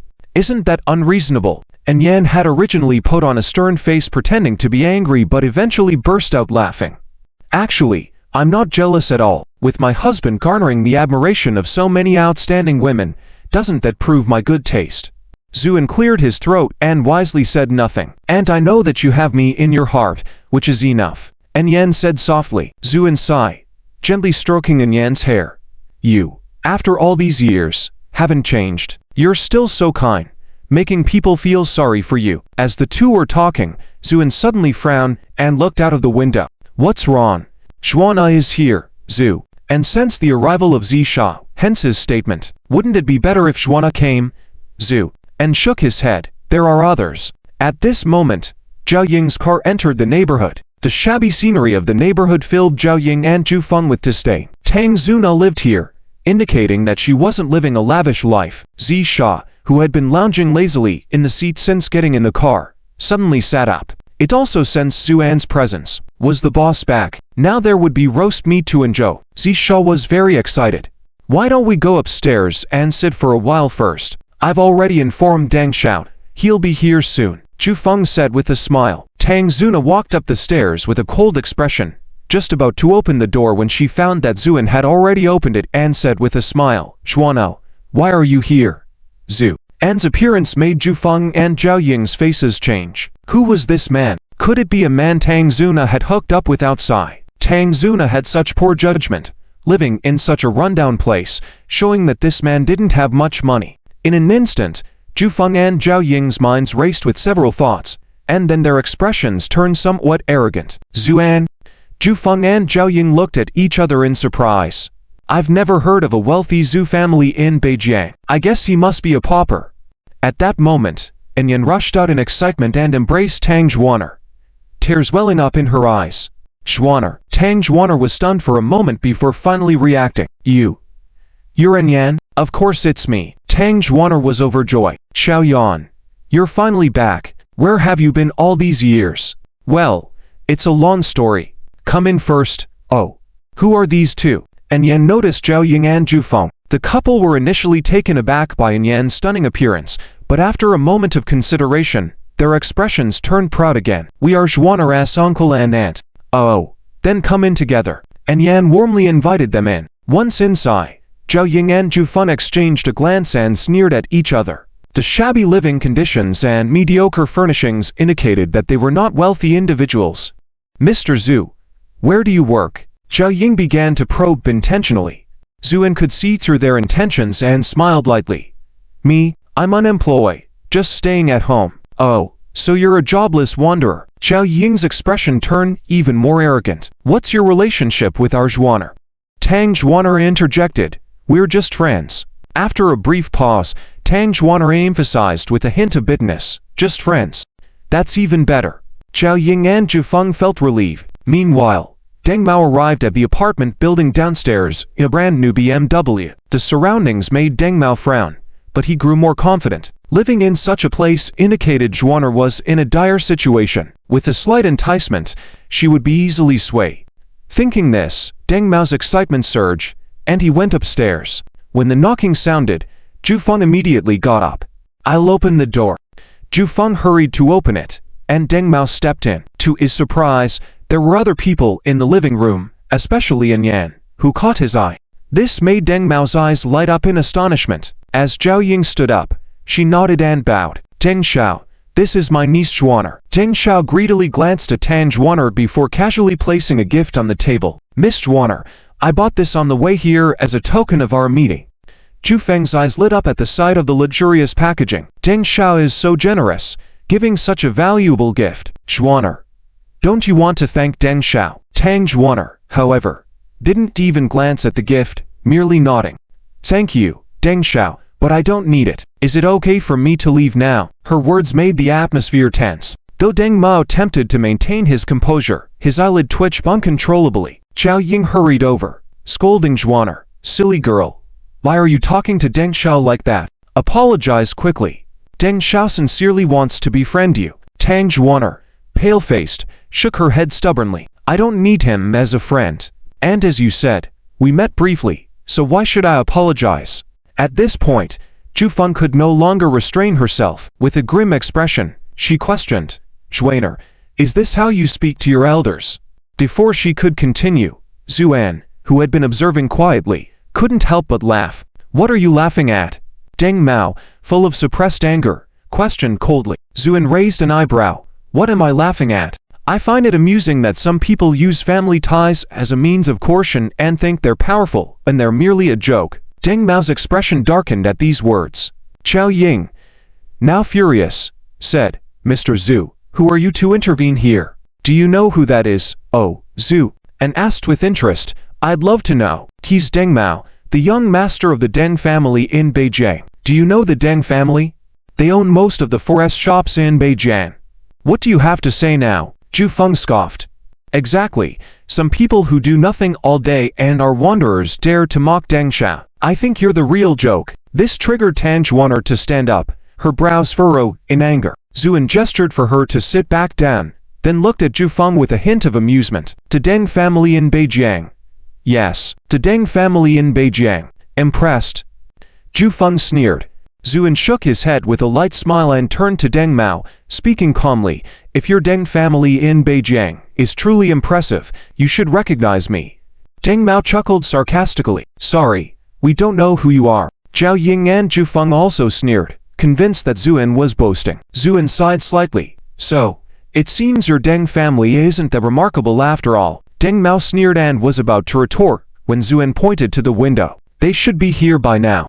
Why don't you take a look? What did he mean? Deng Mao, Zhao Ying, and Zhu Feng were puzzled. Deng Mao walked disdainfully to the window, assuming Zuan was playing tricks. As expected, there was nothing outside. Zhao Ying and Zhu Feng joined him, ready to mock Zhu, and when they were all stunned by what they saw, a procession of tear black Rolls Royces was slowly entering the neighborhood. These vehicles were not only identical in color and style, but their license plates were also sequentially numbered. The first one was 001, followed by 0002, and so on. With over a dozen in total, Deng Mao was taken aback. Being in the car business, he knew these Rolls Royces were of high value. But the most impressive part was the sequential license plates, which money couldn't buy. And that was just the beginning. As the Rolls Royces parked, a convoy of military green Hummers quietly arrived. These Hummers were so exclusive that they were not even available domestically. Beads of sweat formed on Deng Mao's forehead. Outside, 20 to 30 luxury cars of various makes started to pull in. Porsches, Bentleys, all neatly parked. The grandeur left everyone in the neighborhood in awe. Zhao Ying and Zhu Feng were incredulous. What is going on? This shocking scene left all three of them dumbfounded. At that moment, Zhao Ying struggled to swallow a mouthful of saliva and forced a smile, saying, maybe there's a secret tycoon in this neighborhood. But as the words left his mouth, even he felt it was unlikely. Deng Mao remained silent, standing there with a puzzled expression on his face. Who was this man? Why were there so many luxury cars gathered here? As he pondered, the sound of high heels echoed from outside, followed by a stylish woman walking in. This woman was beautiful, dignified, and exuded an aura of power. Deng Mao found her somewhat familiar, but couldn't place where he had seen her before. The person who entered naturally was Qing Yu, and upon entering, she saw Zuan and Yan sitting on the sofa, especially Yan, catching her eye. Such a stunning beauty. She bowed respectfully and said, Greetings, Mr. Zhu. Zuan gave a faint smile. You've come quite early. Qin Yu smiled. There are some matters in the group. Please wait a moment until my grandfather arrives. At that moment, Deng Mao trembled all over and suddenly remembered who this woman was. However, this realization left Deng Mao's mind blank. It was her. But how could this be possible? What was her status, and why was she showing such respect to this man? Zhu Feng noticed Deng Mao's reaction and couldn't help but ask, Young Master Deng, what's wrong with you? Deng Mao was shaking all over and could hardly speak. Meanwhile, Tan Dong, Tan Xiaoyu, and Hua Xingyu, along with Hua Tingding, enter. These were all prominent figures in Beijing whom Deng Mao had seen before. He watched as these dignitaries bowed respectfully to Zuan. This scene made Deng Mao's vision blur, almost causing him to fall to the ground. Zhao Ying and Zhu Feng were even more terrified. Even a fool could see that Zuan was definitely not an ordinary person. When Qin Yuan walked in, Deng Mao's legs gave out, and he collapsed like a pile of mud. He had visited Qin Yuan with his father before, so he recognized him at a glance. When Feng Keachu and Shai Hao also entered the room, nearly all the elite families of Beijing and the provincial capital were gathered there. They all respectfully bowed to Zuan. "Greetings, Mr. Zhu." The overwhelming force of the scene filled people with awe. There was despair and fear in Deng Mao's eyes. Just who was this man? At that moment, Zuan turned around, revealing two bright white fangs, and said with a chilling smile, "I said, if your Deng family is capable in Beijing, you should recognize me." Deng Mao trembled, his teeth chattering, unable to utter a word. Qin Yu furrowed her brows. "Mr. Zhu, who is this person?" Qin Yuan spoke indifferently. "I know him. He is the eldest young master of the Deng family." "The Deng family?" Qin Yu pondered for a moment before realizing, "Is it the Deng family that sells cars?" Qin Yuan nodded. At that moment, Deng Mao rushed to Qin Yuan, pleading, "Mr. Qin, please have mercy, save me." Qin Yuan remained expressionless, shaking his head. "Young Master Deng, you've paid your respects to the wrong person. Only Mr. Zhu's words hold any weight here." Deng Mao quickly turned to Zuan and obsequiously said, "Mr. Zhu." Zuan shook his head and looked at Zhao Ying and Zhu Feng cowering in the corner. "Have you three already discussed your plans?" This question caused the three of them to turn pale. Deng Mao forced a smile. "Mr. Zhu, I don't know what you're talking about." Zuan sighed lightly. "I noticed as soon as you enter. If I hadn't been here today, and if Zhuana hadn't come to me, were you planning to use force?" His tone turned threatening, exuding a murderous aura. Zhao Ying fell to his knees, repeatedly kowtowing. "Mr. Zhu, spare me, spare me." It was all at the behest of young Master Deng. The room fell silent. Tang Zhuanara's eyes welled up with tears. She never expected her so-called family to be so vicious. "Zhu," and glanced at Qin Yuan. "This Deng family." Qin Yu interjected, "Mr. Zhu, rest assured, by the end of tonight, the Deng family will cease to exist." Deng Mao's face turned deathly pale, sweat pouring down his face. "Zhu," and nodded towards Yan. "Wife, close your eyes." Yan obediently shut her eyes. "Zhu," and calmly stated, "It's not that big of a deal." Actually, Zhao Ying and the others were relieved, thinking that Zuan was going to let them off. But then Zuan smiled chillingly. "Just remember it in your next life." With that, Zuan waved his hand lightly. Flames erupted from under Deng Mao, Zhao Ying, and Zhu Feng, reducing them to ashes in an instant. The ruthless method shocked everyone present. Decisive and ruthless. This was Mr. Zhu. The space was too small to accommodate so many people. Qin Yu suggested moving to a restaurant owned by the Qin family or to the Tianzi No. 1 villa. However, Zuan shook his head. "Let's stay here. Set up tables in the open space downstairs." Since Zuan had spoken, no one dared to object. With a phone call from Qin Yu, the five-star hotel chefs from the Qin family arrived in full force, along with tables and chairs brought over from a furniture market. Qin Yu was meticulous in preparation, ensuring that even the ingredients were top-notch. The master chefs began cooking on the spot. They all knew that they were entertaining someone who even the former chairman respected deeply, so they brought out their best skills. The aroma of the food wafted out into the distance. When the banquet was ready, everyone looked to Zuan, waiting for him to start. However, Zuan wasn't in a hurry. He simply gazed at the moon in the sky. A little more wait. He remained silent, and no one dared touch their chopsticks. They sat quietly for over 10 minutes. Then, a white nanny car arrived. When Fen Mengshu got out of the car, there was a stir in the banquet hall. "Hey, isn't that Fen Mengshu?" "It's her. No doubt. I love watching her movies the most. Why is she here?" "Shh, can't you see? This Fen Mengshu also knows Mr. Zhu."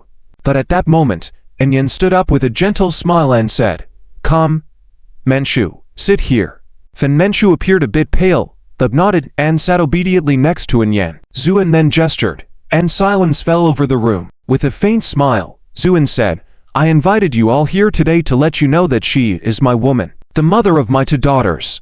Saying this, Zuan embraced Yan. The crowd buzzed with excitement, and Shai Ha and Feng Kaiachu exchanged glances before everyone collectively rose from their seats, bowing respectfully and saying, "Greetings, Mrs. Zhu." Their voices thundered through the hall, with tears shimmering in her eyes, and Yan was at a loss. Zuan laughed heartily, raised his cup, and said, "Today, I offer you all a toast."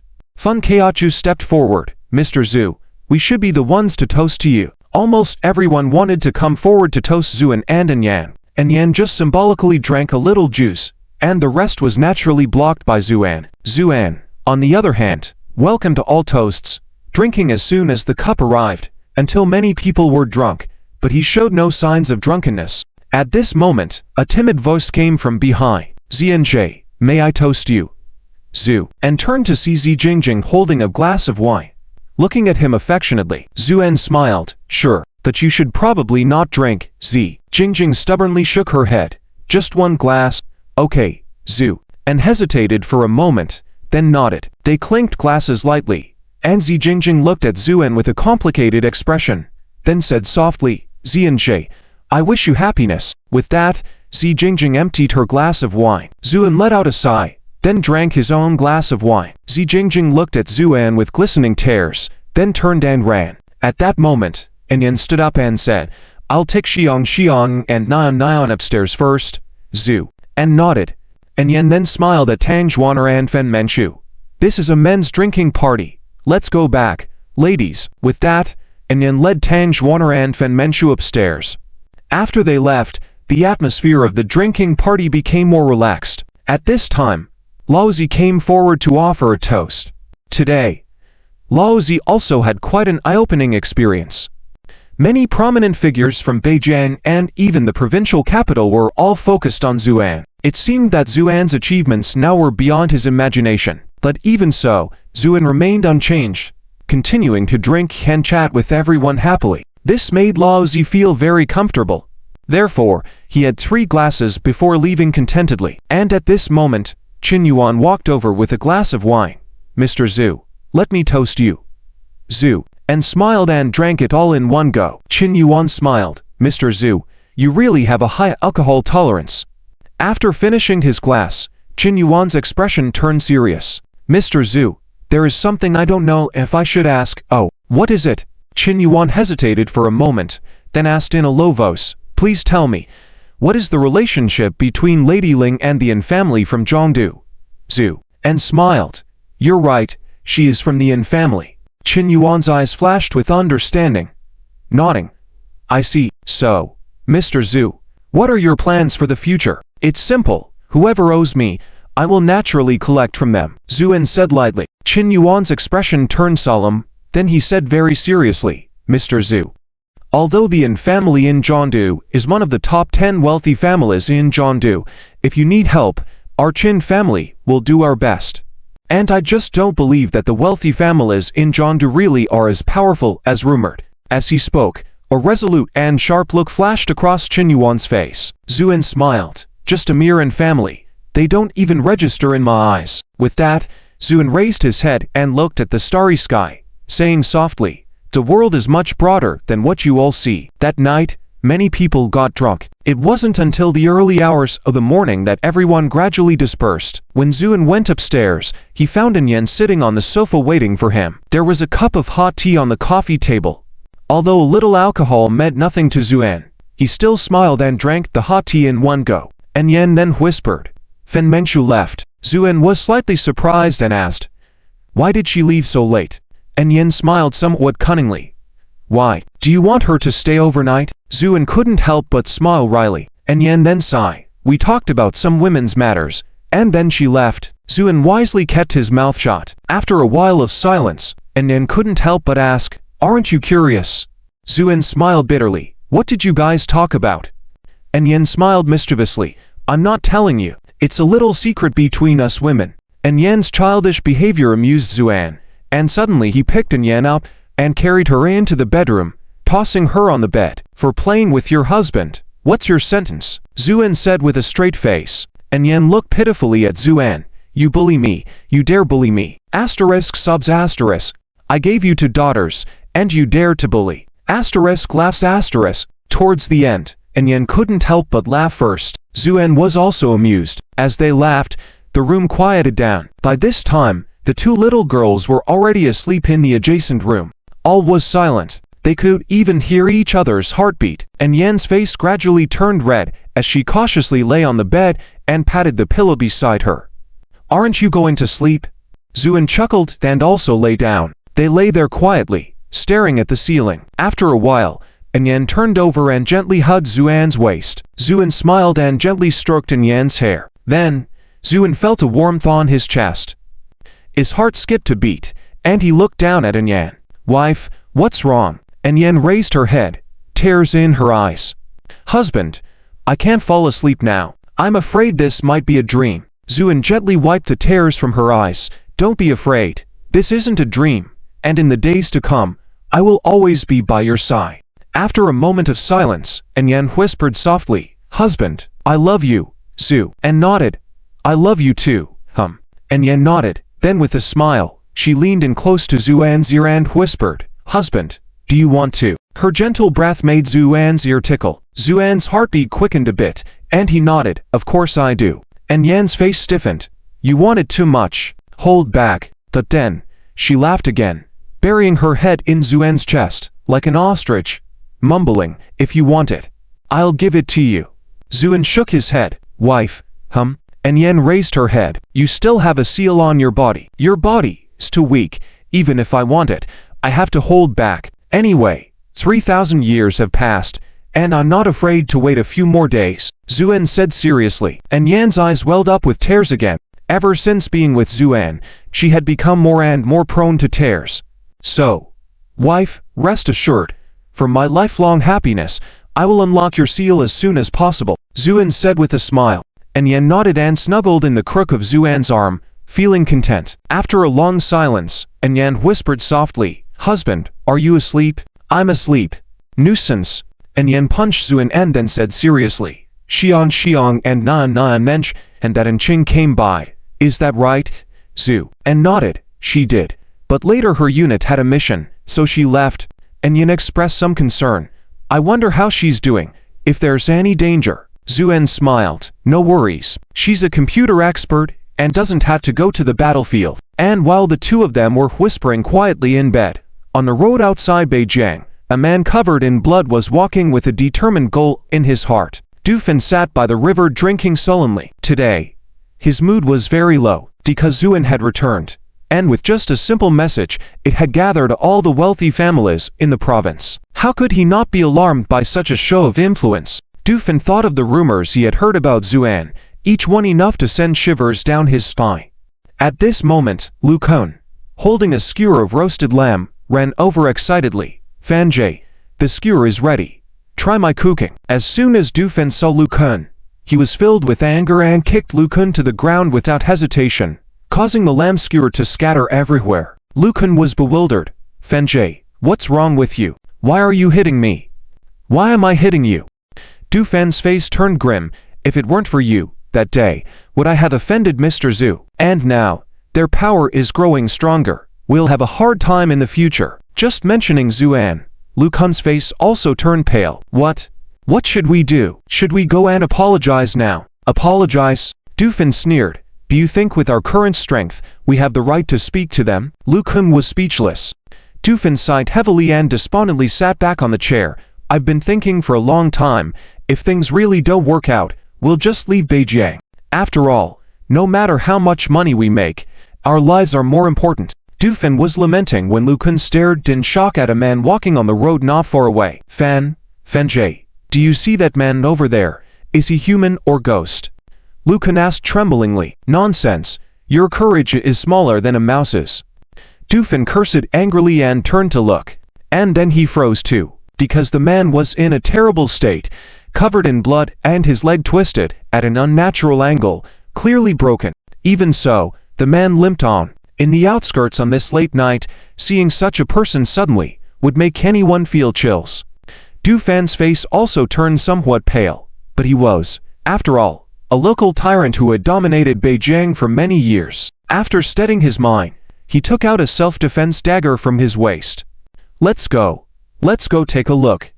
Lu Kun hesitated, or Should we call the police? Nonsense. If I call the police, wouldn't it be embarrassing for me? Dufin said as he walked onto the road. At this moment, the man approached. At this distance, they could even see the man's blank expression. With the knife in hand, Dufin bravely asked, "Hey, kid, where are you from? How did you get so injured all over?" The man slowly turned his head, his eyes vacant, muttering to himself, "Beijing, Zuan. Save people." The hoarse and intermittent voice made Dufan's scalp tingle, but when he heard the two words Zuan, his heart stirred. "Brother, do you want to go to Beijing to find someone?" The man ignored him and kept muttering, "Zuan, save people." Dufin finally understood this time. Joe surged in his heart, and he hurriedly said, "I am from Beijing. Do you want to find Mr. Zhu to ask for help?" The man finally nodded. Dufin was thrilled. This was a godsend. He was just thinking about how to get close to Zuan. And then this man appeared. Dufin was not a fool. Seeing the man's miserable situation, he knew this was a very urgent matter. So he immediately turned to Lucan and shouted, "What are you standing there for? Hurry! Prepare the car. I'll take this brother to the city." Lucan trembled and quickly rushed to the car. With the vehicle ready, Dufin personally helped the man into the seat. As soon as the man leaned back on the chair, he fell into a deep sleep. Dufin couldn't help but feel moved. The man must have traveled a long way and was exhausted. Dufin then drove himself, speeding towards the city at a speed of at least 200 kilometers per hour. Running countless red lights along the way, they finally arrived at the bottom of the residential building where Zuan lived. After getting out of the car, Dufin was anxious as he didn't know which floor Zuan lived on. But this matter couldn't be delayed, so he gritted his teeth and shouted loudly, "Is Mr. Zhu here?" His voice echoed far in the quiet night. "Mr. Zhu." Before Dufin could finish the second shout, he saw Zhu, and appearing in front of him. The ghostly speed at which Zuan appeared made Dufan's heart pound. Zuan looked at Dufan, furrowing his brow slightly. "Aren't you that Fan J? It's late. What's the matter?" Dufan nodded and smiled obsequiously. "Oh, I dare not, Mr. Zhu. You can just call me Xiao Fan. I don't want to disturb your rest at this late hour, but there is something urgent. Dufin wanted to continue, but Zuan caught a whiff of blood. His face turned cold, and he went straight to the car and opened the door. The man was still in a coma. "It's this man. He has been insisting on seeing you, saying he wants to save someone. I was afraid of delaying something important, so I hurried to find you." Dufin whispered on the side. Zuan's face was as calm as water, and he took out a pill and directly stuffed it into the man's mouth. It was the element-nurturing pill that Zuan had refined. Although the medicinal effects were subtle, it was enough to save a life. Indeed, within minutes of taking the pill, the man's injuries began to visibly heal. His broken leg gradually recovered, his complexion turned rosy, and he slowly opened his eyes.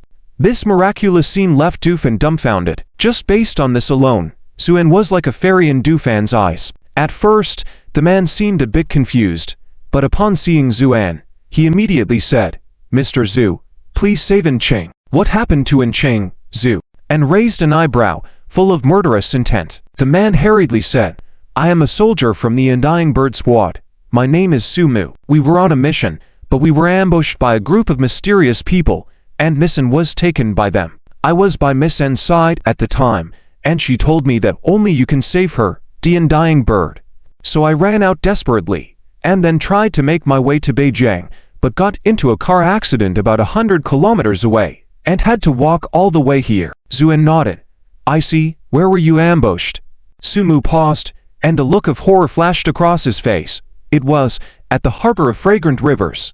Zuan will certainly not forget the Ming family. In the beginning, the descendants of the Ming family, led by Ming Yuan, built a seaside resort on an island for their own benefit, sealed off the sea and imprisoned sea monsters out of wicked intentions. If it weren't for Zuan exposing and killing them, they would probably have harmed more people. Now Encheng has gone missing in the Hong Kong harbor. No one believes it has nothing to do with the Ming family, Zhu, and asked Sumu in a deep voice, "How are the injuries on your body now?" Sumu got out of the car and walked around, looking incredulous. "Mr. Zhu, miraculously, my injuries are all healed, and even my spirit has improved a lot." At this moment, Du Fanyan envied. "Can it not be go? Mr. Zhu personally fed you a fairy pill just now." Sumu was stunned and quickly said respectfully, Thank you, Mr. Zhu. Zuan waved his hand. You crossed thousands of miles to find me just to save Cheng. You are indeed a loyal person. This is just a small reward for you. Zuan turned to Dufen and nodded. You did well too. Dufen was delighted, his face blossoming with joy, nodding and bowing. Mr. Zhu, you are too kind. This is what I should do. And at this moment, Yen also came downstairs with some worrying. Honey, what's wrong? Zuan didn't hide anything and just smiled faintly.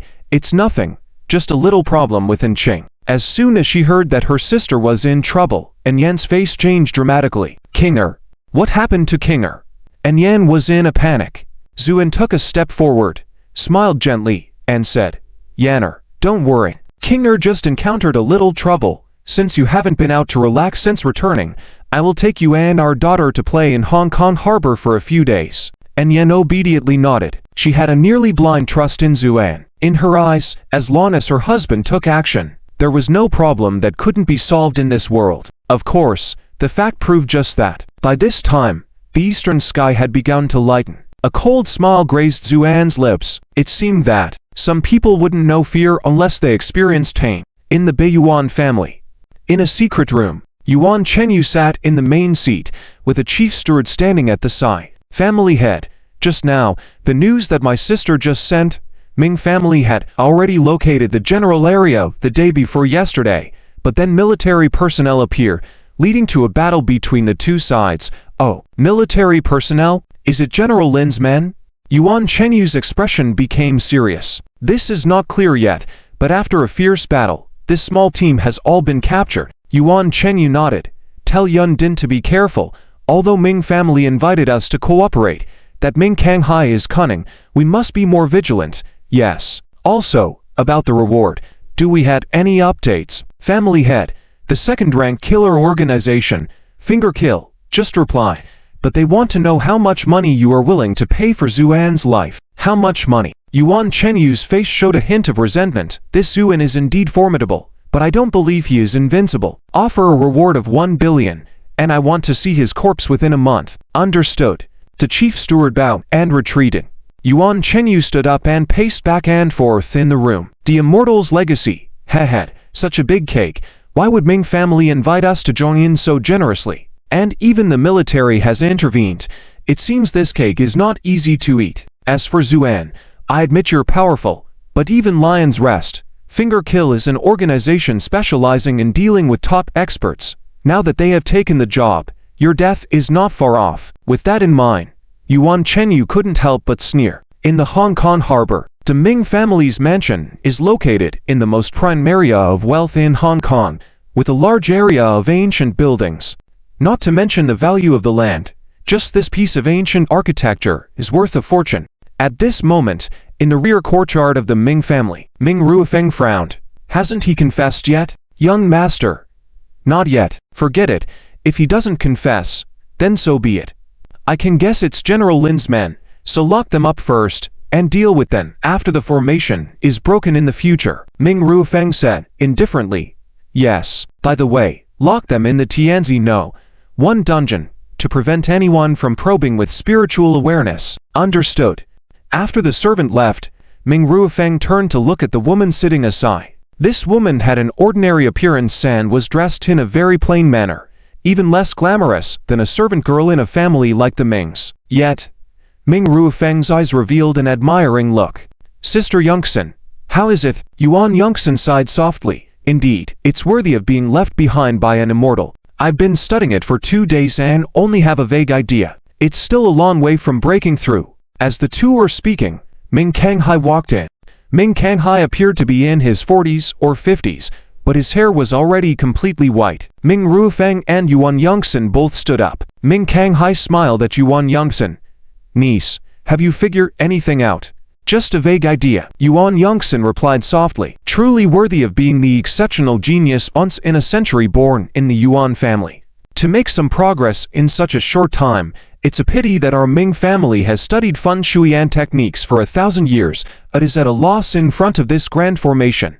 Ming Kanghai sighed with some truth and some falsehood, then smiled and said, no need to rush, I have spread the word. In a couple of days, there will be a great feng shui gathering, where all the top feng shui masters in the world will gather together. We will definitely be able to crack this formation. Yuan Yongsan remained calm, nodded, and said, "In that case, I will go back to my room first." With that, Yuan Yongsan excused herself and left. At this moment, Ming Ruofeng approached. "Father, why did you invite all the top feng shui masters in the world to come and review this formation? If it leaks out..." Ming Kanghai waved his hand with an indifferent expression. "The news of this immortal's legacy cannot be concealed. The military's small team is proof of that, so it's better to break this formation quickly, to prevent more trouble in the future." "Understood. And also..." Ming Kanghai raised his head and looked in the direction Yuan Yongsan had left. "Although this girl usually doesn't say much, she clearly has plans. She is much cleverer than that foolish Yuan Chengyu. I'm afraid that if we delay for too long, she will have other thoughts." "So, father means that after breaking the formation, everyone who knows about it must all..." Ming Kanghai made a throat-slitting gesture. The plane slowly landed at Hong Kong International Airport. As an international metropolis, though it has been caught up by cities from the mainland in recent years, its heritage and grandeur still remain. Waiting for the plane, Anyan became a bit anxious and said, "With such a big Hong Kong, where should we even begin looking?" Zhu and smiled. "Give me your hand first." Obediently, Anyan handed over her hand, and Zuan held it, closing his eyes. He wanted to use the connection between Anyan and Anqing through their bloodline to search. This was the most efficient way to locate someone. However, after a moment, Zuan opened his eyes and furrowed his brow slightly. "How is it? I didn't find her." Anyan couldn't hide her disappointment. Zuan smiled. "Don't worry. Even though we didn't find her, through the power of your bloodline, I can still sense that Anqing is alive and well. This means she is alive and doing just fine. Then why couldn't we find her?" Anyan still couldn't let go of her worries. Zuan looked at the high-rise buildings in the distance and said lightly, "It seems that someone has used a secret method to shield her consciousness. After operating here for over 100 years, your Ming family has indeed made quite an impact."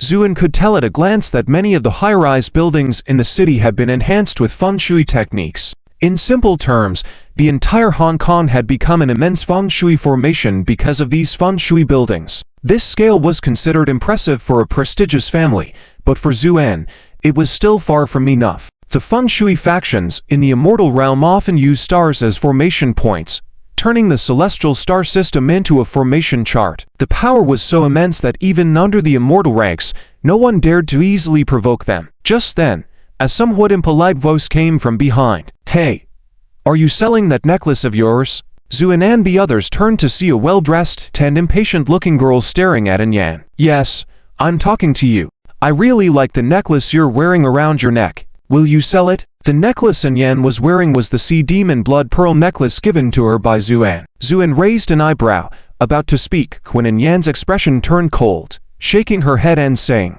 "Not for sale. I'll offer 1 million. The girl arrogantly held up one finger. In her opinion, Zuan and Anyan looked ordinary and did not seem to be wealthy. 1 million should be a substantial sum for them. Zhu and shook his head, with a nonchalant tone. "If you want it, you should know how precious this item is." 1 million? Hehe. I doubt it. Zhu and paused and his eyes turned cold. "Were you never taught how to behave properly by your parents?" The few words from Zuan made the girl's face change from white to red, then from red to black. "Then I'll offer 10 million. Will you sell it for 10 million? Zuan became a bit impatient. This woman was testing his limited patience. Just then, a dignified woman in her 40s walked out of the airport lobby. "ZZ, step aside." The woman looked at Zuan hatefully and moved to the side. She approached and smiled slightly. "Sir, the child doesn't know how to speak. Please don't lower yourself to her level." Zuan remained indifferent. The woman continued, "However, this item is extremely important to us. If you are willing to part with it, the Chong family of Qizhou will surely show great appreciation." When mentioning the Chong family of Qizhou, a look of arrogance flashed across the woman's face. To her surprise, Zuan showed no sign of recognition, as if he had never heard the name before. The woman furrowed her brow slightly, about to say something when Song Yi, sweating profusely, ran out of the airport lobby. "Mr. Zhu, I'm really sorry. The security at the exit insisted that this item of mine is a prohibited substance, which held me up." Zhu and nodded. The woman expressed great astonishment. "You Aren't you Master Song Yi? Song Yi looked at the woman for a moment, then nodded. So it's junior sister Changju. Have you also received an invitation letter from the Ming family to attend this feng shui seminar? At this moment, Changju was quite shocked. The Chang family of Qizhou excelled in the art of feng shui and were considered a powerful force. Song Yi, on the other hand, was once a well-known feng shui master in the capital, and Changju had met him a few times before. She held great admiration for his feng shui skills. She never expected to see him here in the harbor of Hong Kong. Moreover, the respect this man received was truly surprising. Who exactly was this man? Could he be the young master of a prominent family in the capital? Changju was pondering on this question. Song Yi turned to Zuan and asked, Mr. Zhu, shall we head to the Ming family now? Zhu, and nodded, then glanced at Changju and the girl before walking away. Once they were out of earshot, Changzi approached with a hint of dissatisfaction. Master, why did you let him go? Didn't you say that the pearl was an extremely rare sea demon blood pearl, with significant benefits for our feng shui cultivation? Changju shook her head solemnly. That Song Yi is no ordinary person. I met him before when he was just an old man with white hair. I didn't expect that after several years, he had already broken through to the realm of freedom, rejuvenating his entire being. Although that man is dressed plainly and behaves like an ordinary person, his status must be high. Otherwise, he wouldn't command such respect from Song Yi. We need to come up with another plan. Changzi, feeling discontent, glanced at Zuan's retreating figure. They are also going to the Ming family. We can take advantage of this opportunity to think of another plan, Changju said, a glimpse of greed flashing in her eyes and quickly fading. Meanwhile, in the car, Song Yi asked, Mr. Zhu, how do you know Changju and the others? Know them? Zhu, and shook his head, then roughly recounted the events. After listening, Song Yi furrowed his brow slightly. I've long heard of the domineering ways of the Chang family of Qizhou, but I didn't expect it to be true. They dared to resort to coercion, and now they've come after you, Mr. Zhu. They are truly courting trouble. Zuan smiled. I usually don't kill women, but my patience does have limits. If they keep bothering us, they shouldn't blame me for not being polite. Seeing Zuan smile, Song Yi shuddered. As someone who had known Zuan from the very beginning, he knew his temper well. Zuan was decisive and never burdened by external factors. Whether you were from a prestigious family or not, if he decided to kill, he wouldn't show mercy. After receiving the invitation from the Ming family, Song Yi found the situation suspicious, so he hurried to the North River to meet Zuan. Ming family mansion. Today's Ming family is very lively. Feng shui masters from all over the Huaxia and even overseas have all arrived one after another. Ming Ruofeng personally stands at the gate to receive guests from all directions. When Zuan and Song Yi arrived, Ming Ruofeng couldn't help but be slightly surprised. Why did they bring their family members? However, Ming Ruofeng was very shrewd and quickly recovered, greeting Song Yi with a bow. So it's Master Song. And this is ... Before Song Yi could speak, Zuan calmly stated, I am his disciple. Ming Ruofeng suddenly realized they looked like master and disciple at first glance, so he smiled faintly. In that case, please come in. Once inside the Ming family, Song Yi looked around at the layout of the buildings. Strange, the Ming family is considered the top feng shui sect in the world, but the architectural layout here is surprisingly ordinary. Song Yi exclaimed in surprise. Zuan smiled. That's because your vision isn't broad enough. In feng shui, the simplest uses houses as power, the intermediate uses mountains and rivers as power, and the most advanced uses heaven and earth as power. The architecture of the Ming family is based on heaven and earth. It may seem ordinary at first glance, but if you look at the overall layout of Huaxia, you will see the difference here. Song Yi suddenly understood and nodded admiringly. Mr. Zhu truly has extraordinary knowledge. However, Zuan just smiled. He did not say a word. The truly powerful feng shui technique involves changing the heavens and earth, harnessing the feng shui of thousands of miles in the palm of your hand. That is the kind of immense power that can overturn the world. Oh, isn't this Master Song Yi? It's been several years. You finally broke through to the Xiaoya stage. I thought you had died somewhere. A grating voice interrupted, and Song Yi looked up to see a middle-aged man with a sinister expression walking towards him slowly. When Song Yi saw him, his face turned extremely unpleasant, gritting his teeth. Pan Yin, you dare to come see me? Heh. Why wouldn't I dare? My good master. Tan Yin sneered. Song Yi's face turned pale, and he laughed bitterly, shaking his head. I'm embarrassed in front of Mr. Zhu. This guy used to be my disciple. Song Yi sighed. At first, this person had exceptional talent. Coupled with my careful teaching, he quickly learned all my skills, but I never expected him to be so heartless. Once I finally obtained a pill that could help me break through to the Xian realm, he took advantage of my unpreparedness, injured me, and then ran off with the pill. As a result, I have not made any progress in my cultivation for over a decade. Zuan remained indifferent. He had seen too many instances of disciples turning against their masters throughout his 3,000 years. I never expected him to come with so many feng shui masters gathering this time, Song Yi said angrily. At this point, Chang Ju and his disciple Chang Xiaoxia also arrived. With their arrival, almost all the feng shui masters in the world had gathered. Ming Ruofeng arranged a sumptuous banquet. During the banquet, feng shui masters from all over Huaxia gathered together, chatting and enjoying themselves. Meanwhile, Zhu Xiang and Zunan were enjoying ice cream. Their cute faces, smeared with cream, attracted many amazed looks. After all, among so many people, Zuan was the only one with family members, making them stand out. On the other hand, Penyin and Changju's group kept glancing at Zuan from afar. So, this man should be the new disciple your master has taken in, Changju asked. Tan Yin nodded, then looked at Chang Xiaoxia sitting beside him with greedy eyes. I'm sure it's him. I bet my master even gave him the sea demon blood bead. That old guy, with so many good things, he didn't want to give them to me, Tan Yin shamelessly remarked. Changju nodded, pondering silently. Just then, Ming Kanghai appeared at the banquet. Many people quickly stood up, toasting and flattering. Master Ming, old Master Ming, good health to you. Ming Kanghai ascended the stage, waved his hand with a smile, and the crowd quieted down. He then said, Today, inviting all the masters here is to strengthen the friendship among our fellow practitioners and also to request something from the Ming family.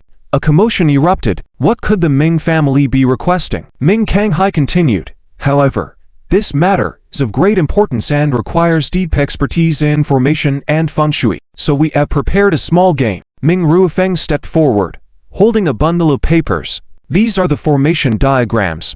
Whoever can solve them will be asked to stay. After distributing them, everyone picked up the diagrams and scrutinized them carefully, furrowing their brows.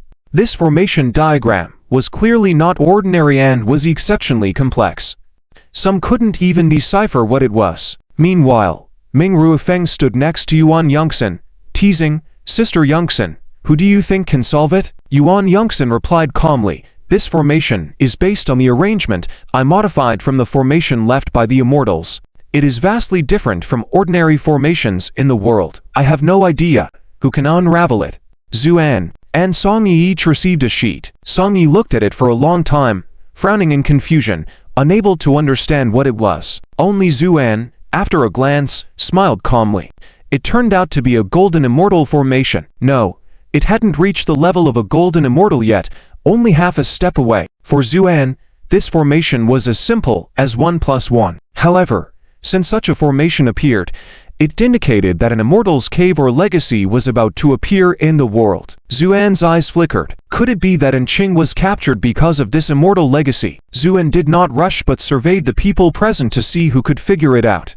Tan Yin was lost in thought, and Changju was frowning. Only Chang Xiaoxiao knew her own abilities were limited, so she didn't bother straining her brain. Soon, Changju also relaxed his frown, evidently having found a solution. Apart from the two of them, probably only 3 to 5 people were able to decipher the formation. Everyone else was at a loss. Yuan Yongxin looked through all the solutions submitted by the crowd. Basically, they were all considered acceptable. Among them, Penyin's solution was the most efficient. Therefore, Yuan Yongxin couldn't help but glance at Penyin a few more times. Penyin knew that this young woman was the renowned formation genius, so he couldn't help but smile contentedly. Then he noticed Song Yi in the distance, furrowing his brows, and couldn't help but sneer, then strolled over.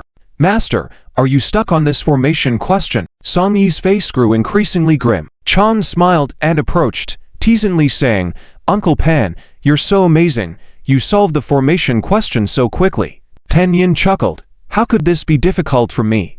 It's just that some people are getting old and can't keep up with the times, that's why they can't solve it. I suggest those people hurry home to play with their grandchildren. Song-yi looked grim. If he couldn't solve the formation, he had no way to retort. Yuan Yongsan, watching from afar, couldn't help but shake her head lightly. She also recognized Song-yi's fame.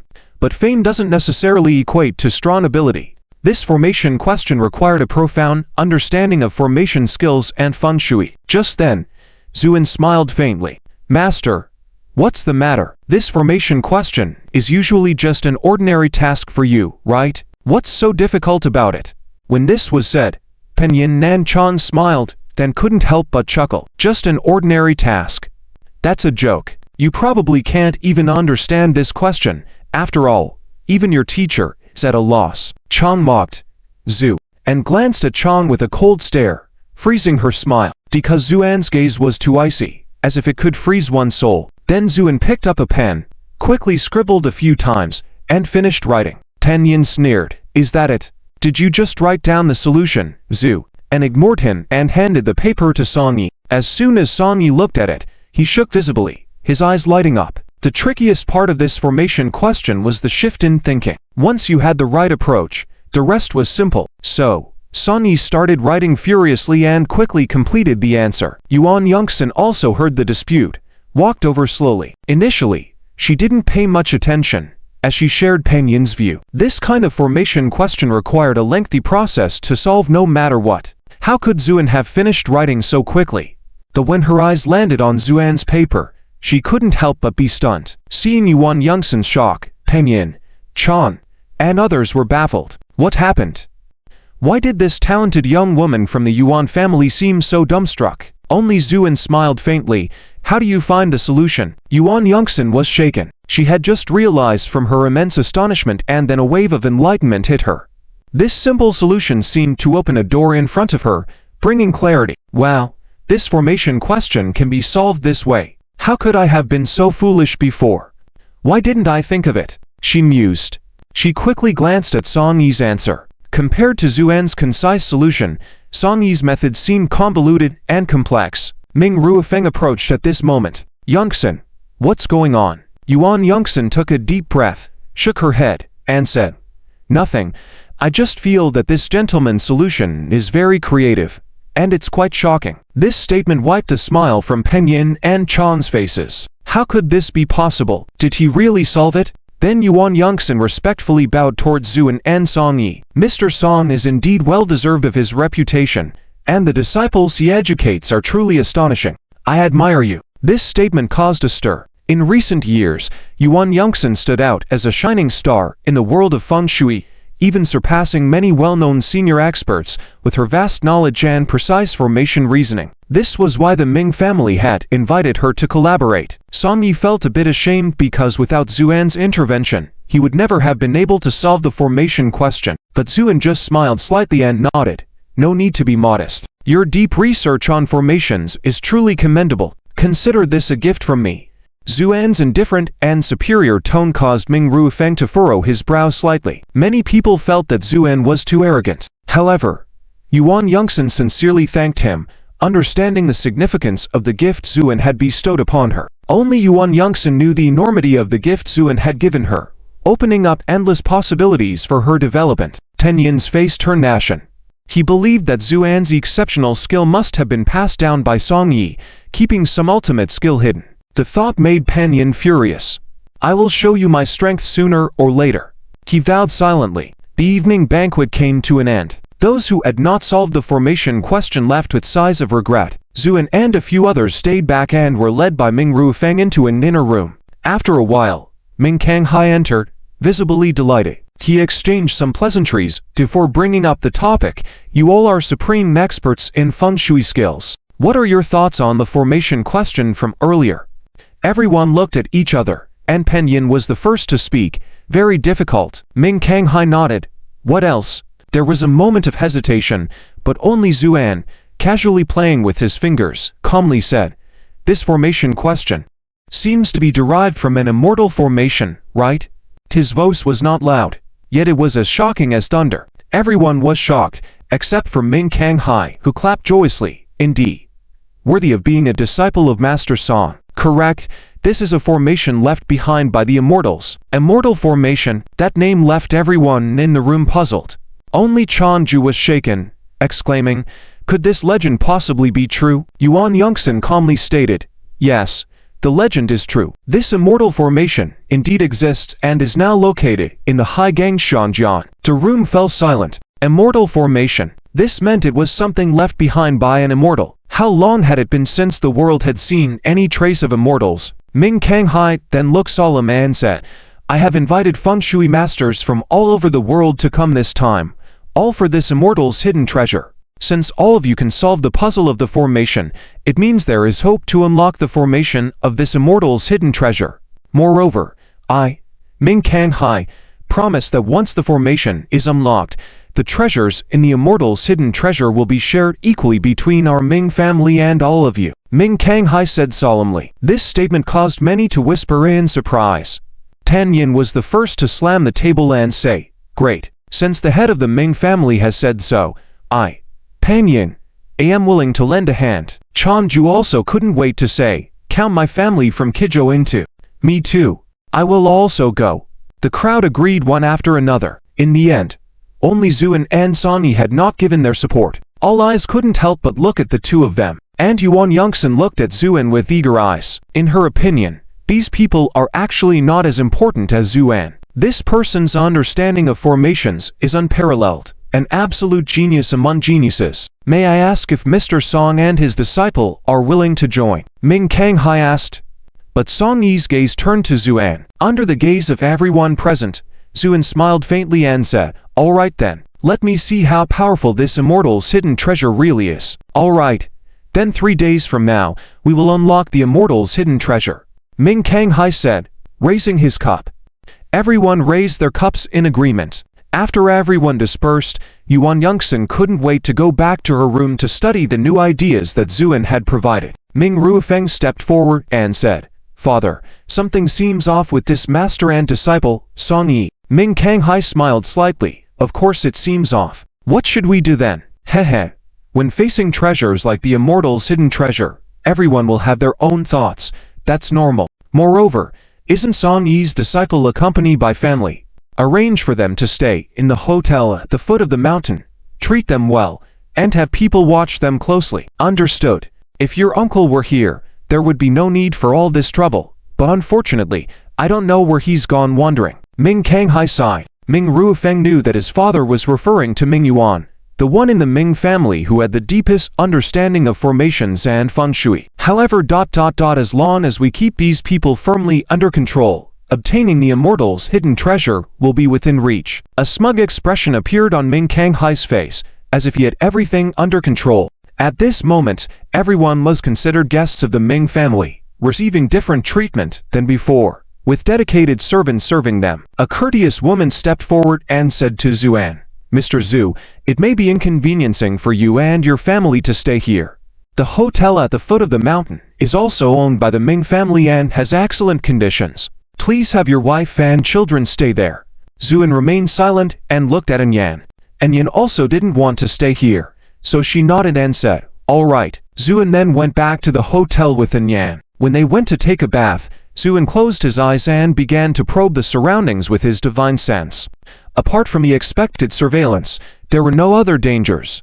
Zuan still felt uneasy and lightly scratched his forehead with his finger. A drop of golden blood flowed out. This was Zuan's innate power, extremely precious. Zuan then solemnly wrote 3 heavenly protection talismans in the air and waved his hand. These 3 talismans were all attached to the souls of Anyan and her 2 daughters. With this, unless a true immortal descended, no one could harm them. In fact, Zuan had already imbued the mother and daughters with many powerful protective formations. However, no matter how safe it was, Zuan thought it was not enough for his wife and daughters. After doing all this, Zuan stood by the window and looked at the Ming family mansion on the distant mountain, his expression indifferent. When he was in the Ming family, he had probed with his divine sense more than once but found no trace of Anqing. However, Zuan could now confirm that Anqing must have been detained by the Ming family. There were many treasures that could shield divine sense, so this was not surprising. As long as he knew Anqing was safe, things would be easier.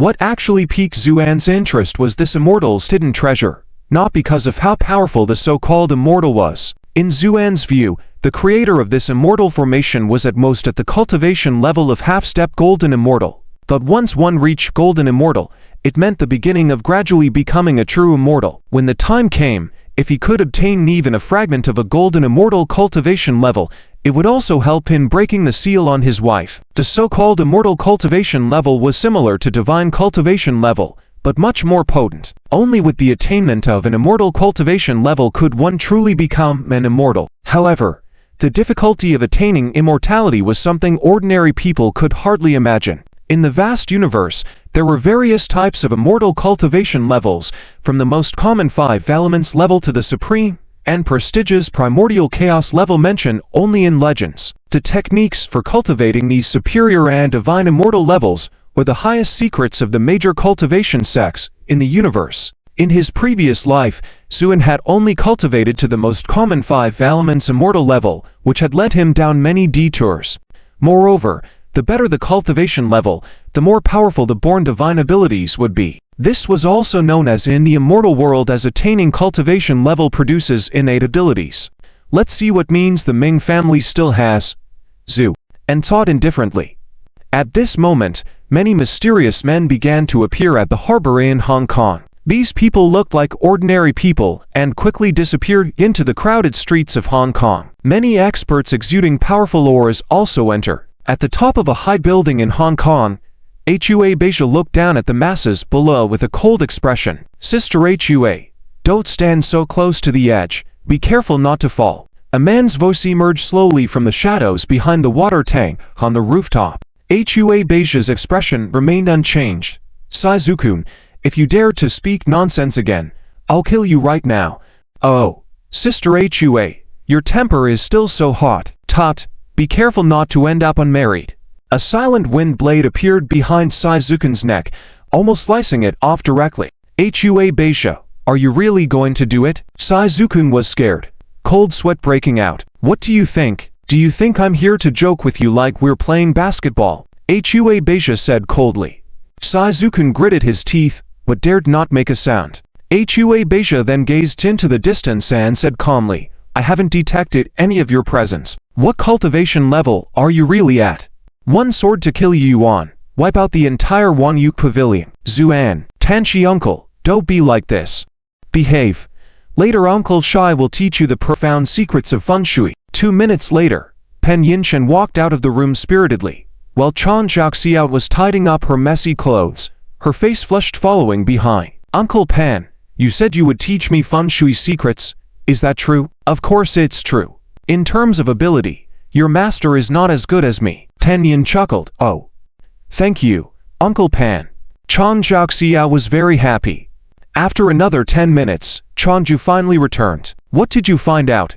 Tenyin asked with a smile. Chanju shook his head. I just asked some friends here. The port of Hong Kong is calm and peaceful recently. There is nothing unusual. Tenyin sighed. The Ming family has been in business here for hundreds of years, as solid as a rock. Even if there is something unusual, it won't be known to outsiders. Then Pen Yin said in a deep voice, this is a great opportunity. We can form an alliance. It will be convenient for us to act later. That's great. Chanju nodded happily. Ten Yin's words echoed Chanju's thoughts. After all, he was alone and this Pan Yin was even more skilled than himself. If they united, it would benefit him a lot. And you've been wanting that sea demon blood bead, right? When we break the formation, we can secretly make some moves. After all, breaking the fairy's inheritance isn't killing someone normal, Ten Yin said with a dark expression. Well, okay. Chanju reluctantly agreed. Ten Yin gave Chan Jiaxiao a meaningful look, then went back to his room. After the two were alone in the room, Chanju said in a deep voice, so, did you get any information out of him? Chan Jiaxiao pouted and said dejectedly, this guy is all talk and no action, but he's not that capable, making people feel stuck in a difficult situation, really annoying. But he also said he will teach me feng shui secrets in the future. Chanju nodded. Remember to squeeze out all the information from him. Understood.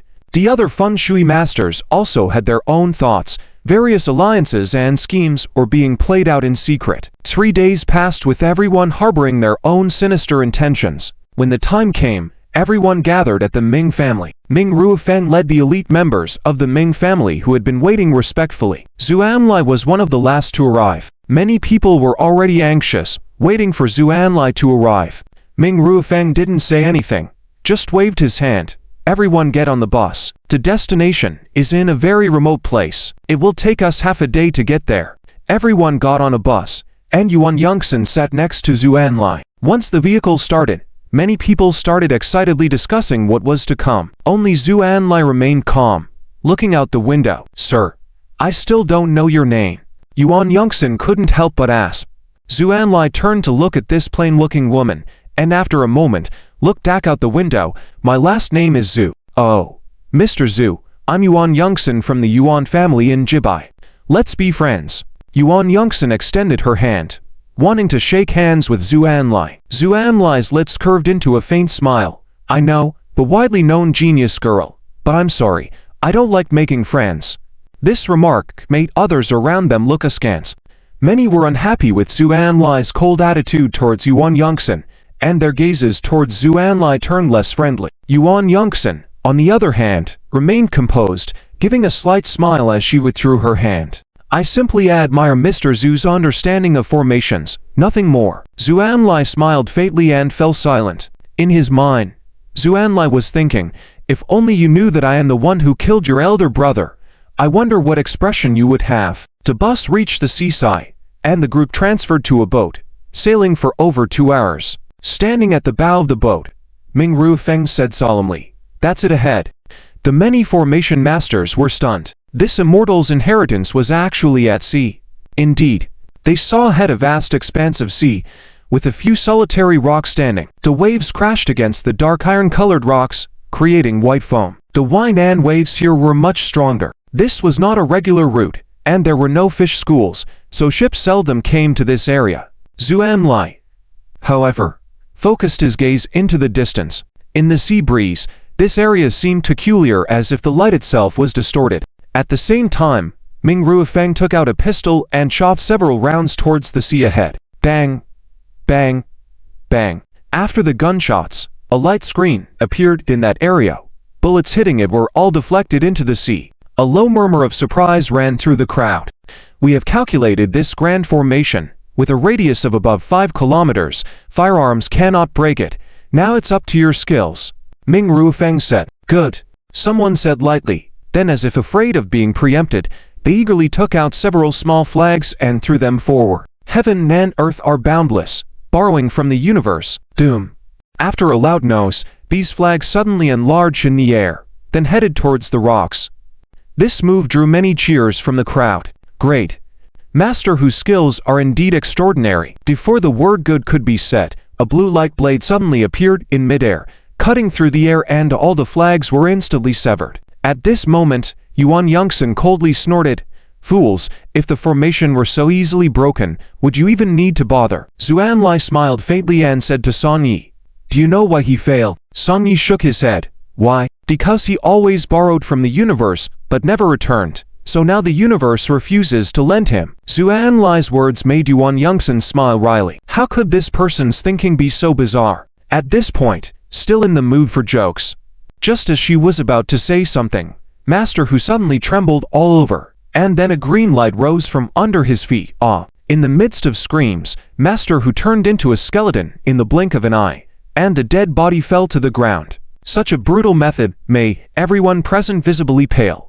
It was only then that people remembered this was an array left behind by an immortal. How could it be so easily broken? Yuan Yongsan's face turned serious. This immortal's legacy is extremely dangerous. Listen to my command. Do not act on your own. Now let's focus on dealing with that rock. Yuan Yongsan pointed to the easternmost rock. In a moment, everyone used their own methods to attack that rock together. Only by breaking it can we have a chance to open the immortal's inheritance. Yuan Yongsan's expression was very solemn. Everyone nodded. 3, 2, 1. Go. Yuan Yongsan ordered. Many people used their own artifacts and attacked the rock together. As soon as Zuan finished speaking, The eastern reef suddenly increased not just by 100 times. It was as if a huge pillar had risen above the sea, reaching into the clouds. As for the attacks, they were like mudcas entering the sea in front of this giant rock, not even raising a single wave. Yuan Yongsan's face changed drastically, exclaiming, "How is this possible?" She had calculated this formation countless times, so how could it suddenly change? Everyone was dumbfounded, and at that moment, a row of golden characters gradually appeared on top of the towering rock. Immortal King's Mansion. Intruders die. With the appearance of these characters, someone trembled and said, "Look at this shit." Everyone looked down and saw the huge ship gradually floating away from the sea surface. At the same time, everyone felt a huge force coming at them, pressing everyone down, making them all grovel on the ground, barely able to lift their heads. The entire ship also creaked under this terrifying pressure, the sound of metal being destroyed by immense pressure. This momentum made everyone's hearts tremble. Yuan Yongsan's face was filled with despair. She finally understood. In the face of such powerful force, all human efforts were futile. All the calculations were just a joke. Tenyin was so scared she started crying. "I don't want to die. It's all your fault. The Ming family. It's all your fault." Oh. Everyone looked miserable. Then, a calm voice came from the bow of the ship. A mere half-step golden immortal dares to call himself an immortal king. Everyone struggled to lift their heads and saw Zuan standing on the bow of the ship, his clothes fluttering in the sea breeze, his eyes as deep as the vast ocean. Yuan Yongsan and the others were stunned. What was he going to do? Just as everyone was puzzled, Zuan shouted lightly, "Show yourselves." Suddenly, dense golden runes appeared on the towering rock. Countless sword aura blades appeared in the air, all turning towards Zuan. This shocking scene left Yuan Yongsan and the others dumbfounded, but Zuan just smiled slightly. "So it's an inverse 5 elements innate formation. With your half-step golden immortal cultivation, being able to set up this formation is quite impressive, but for me, it's not enough." The sword aura blade seemed to understand Zuan's words. They receded and then descended like an overwhelming flood. Yuan Yongsan despair and closed her eyes. In her view, Zuan was doomed. Tenyin and Changju, on the other hand, glanced at each other, feeling a bit of schadenfreude. Just then, a calm but majestic voice rang out. "Today, let me show you what a true immortal formation is." With that, Zuan formed a complex and mysterious hand seal with both hands and then shouted, 10,000 formations, merge into one. Doom. The sword aura blades that had already reached Zuan's vicinity all stagnated, gradually becoming transparent and finally returning to nothingness. The golden runes on the towering rock suddenly lit up, then dimmed completely, followed by a cracking sound from inside the giant rock, which then shattered. Crack! The blue light curtain that enveloped the sea disappeared like a soap bubble. Everyone suddenly felt lighter, and the immense pressure also disappeared. The ship landed back on the sea. Everyone stood up, staring blankly ahead. They saw a delicate and translucent small island emerge on the previously empty sea surface. The island was only about a mile in diameter, with a tall palace in the center. "Is this the legacy of the immortals?" Yuan Yongsan muttered to herself. Ming Ruofeng looked at Zuan's back, his eyes flashing, pondering. Zuan took a step forward, striding towards the island. Tenyin woke as from a dream. "Quick, let's get ashore." Everyone came to their senses. Even though Zuan had broken the formation, they were at the doorstep. How could they not go in and take a look? So, they shamelessly followed him ashore. At that moment, Zuan walked to the center of the island, looking up at the magnificent but lifeless palace. On the palace was written in ancient seal script 3 words, "Little Penglai." Zuan smiled faintly, then stepped inside. Just as he entered, Ming Ruofeng, Pan Yin, and the others caught up. The only building on the small island was that palace. They knew for sure that the immortals' treasures must be inside. Thinking of this, Ming Ruofeng and the others' eyes turned greedy, and Feng Shui Master couldn't wait to rush in, but after one step, the surroundings changed. It seemed as if they were suddenly a primordial jungle, with everyone around them disappearing. The man's face turned pale. What was happening? Could it be an illusion? As the Feng Shui Master was in disbelief, a loud whir came from behind. He turned around and saw a giant beast over 100 meters tall staring at him with its eyes. The man was so scared he almost peed himself. He tried to run, But before he could take a step, the giant beast opened its mouth and devoured the unfortunate Feng Shui master in one bite. From Yuan Yongsan and the other's perspective, the man stood in place, suddenly with a terrified expression, then turned into a bloody piece of flesh and died a tragic death on the spot. This scene shocked everyone. Yuan Yongsan cried out, "It's an illusion. Be careful, everyone." But as soon as she spoke, everything around her also disappeared. While the others were trapped by the illusion outside, Zuan stood inside the palace. It was empty, with nothing else inside except a pile of white bones sitting on a mat in the center. Zuan approached and saw blood-written words in front of the bones. "I have cultivated immortality for more than 1,000 years, envied by the world for my freedom, but little do they know, this world is a prison, preventing me from achieving true immortality. Today, I will pass away. If I cannot break through this boundary, this place will be left to those fated." Finally, sigh. Zuan looked at the skeleton that had died who knows how long ago, feeling a bit of lamentation. Once you embark on the path of immortality, there is no turning back. You must advance courageously and break through, or the pain of being trapped by your cultivation level will be worse than death. This half-step golden immortal, who ultimately chose to die, could be considered a true practitioner of the path. Zuan waved his hand lightly, and the bones turned into dust, scattering in the wind. Dust to dust, earth to earth. I hope you will reincarnate and continue on the path of immortality. Zuan sighed, then bent down to pick up a book and a sword from the ground. The book had a line of words written on it. True understanding of formations. No wonder this person could set up an inverse 5 elements innate formation with only half-step golden immortal cultivation. It turned out he was a practitioner specializing in formations. The sword seemed to be eroded by 1,000 years, looking dull. Zuan wiped it with his hand, and the blade shone with brilliance. On the hilt were 2 ancient seal characters, flowing light. Zuan smiled. This time, the immortal's legacy hadn't been in vain. Unfortunately, this guy's enlightenment took too long, and his body had decayed. Otherwise, obtaining some residual immortal essence would have been good. After picking up these items, the magnificent palace quickly decayed, becoming dilapidated in an instant. Changju and Changzizi, the two of them, stood in front of countless colorful poisonous snakes, trembling with fear. This illusion is tailored to each person's deepest fears. Master. Master, didn't you say this is an illusion? Why do these snakes seem so real? Changzizi was on the verge of tears. Changju's face turned dark at this moment, and he suddenly pushed Changzizi. With a scream, Changzizi was surrounded by the poisonous snakes. She cried out, "Master, please save me." Changju did not move. She wanted to see if these snakes would let her go after eating something, but the outcome obviously disappointed her.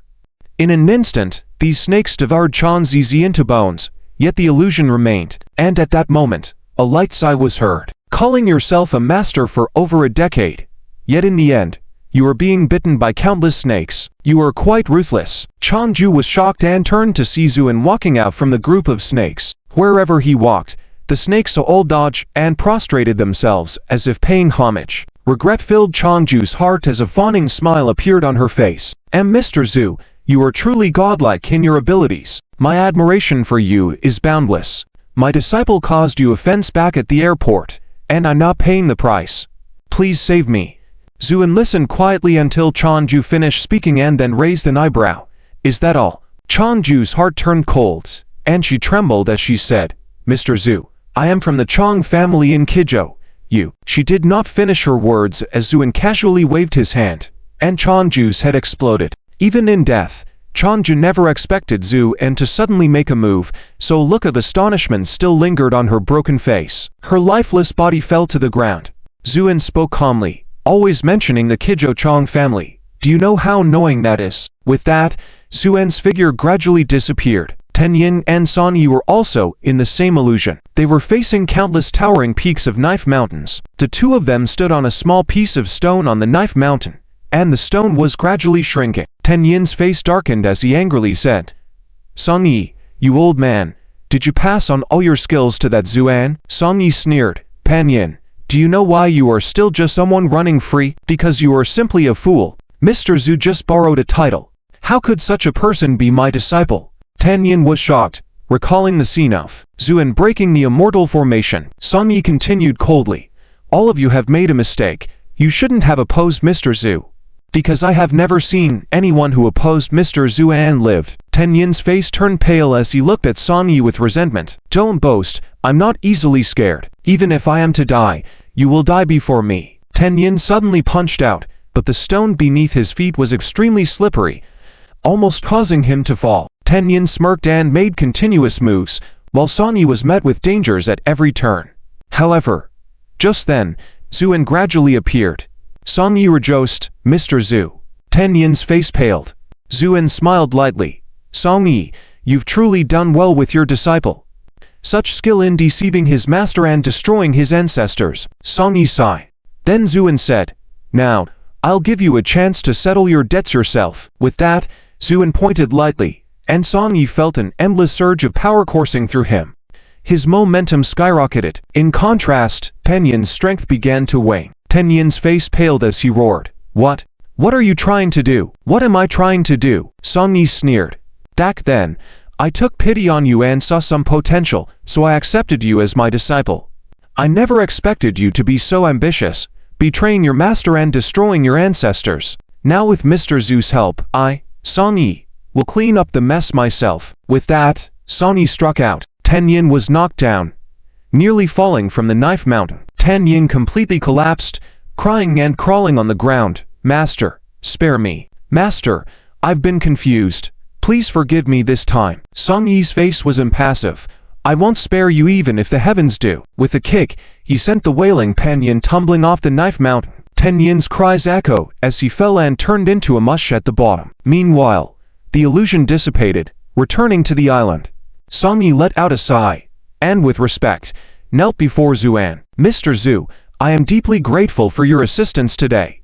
I, Song Yi, swear that from now on, I will serve you like a dog and a horse, Zhu. And smiled and casually threw a formation token in his hand. I have no use for this, but it suits you. Practice with it yourself. Song Yi looked at it and was shocked. This is, Zhu, and nodded. This is a treasure left by immortals. Tears welled up in Song Yi's eyes. He suddenly extended his hand, bit his middle finger, and wrote a seal on his forehead, saying aloud, Disciple Song Yi pledges to serve Mr. Zhu for life. If there are any treacherous thoughts, may my soul be obliterated. This was an oath sworn by Song Yi. Zuan simply smiled, then turned and entered the illusion of Ming Ruofeng and Yuan Yongxin. These two faced a battlefield filled with the sound of slaughter. Ming Ruofeng was covered in wounds, and Yuan Yongxin was bloody. Yuan Yongxin, didn't you say this was an illusion? Why does it feel so real? Ming Ruofeng fiercely killed a soldier and roared. Yuan Yongxin's face was filled with despair, and she said, in a lost voice, It's no use. This is an immortal illusion. Once trapped inside, unless you die or find a way out, it's unbreakable. No. I don't want to die. It's all because of you, you bastard. Aren't you the so-called genius girl?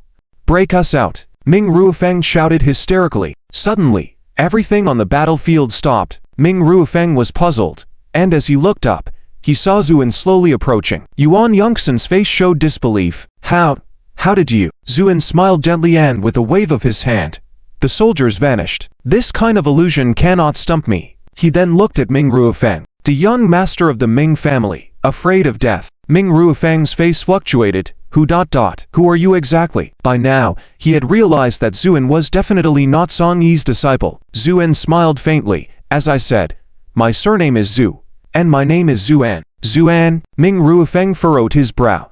That name seemed familiar. At this moment, Yuan Yongxin trembled and said, You are Zuan, the one who killed my elder brother, Zhu, and nodded.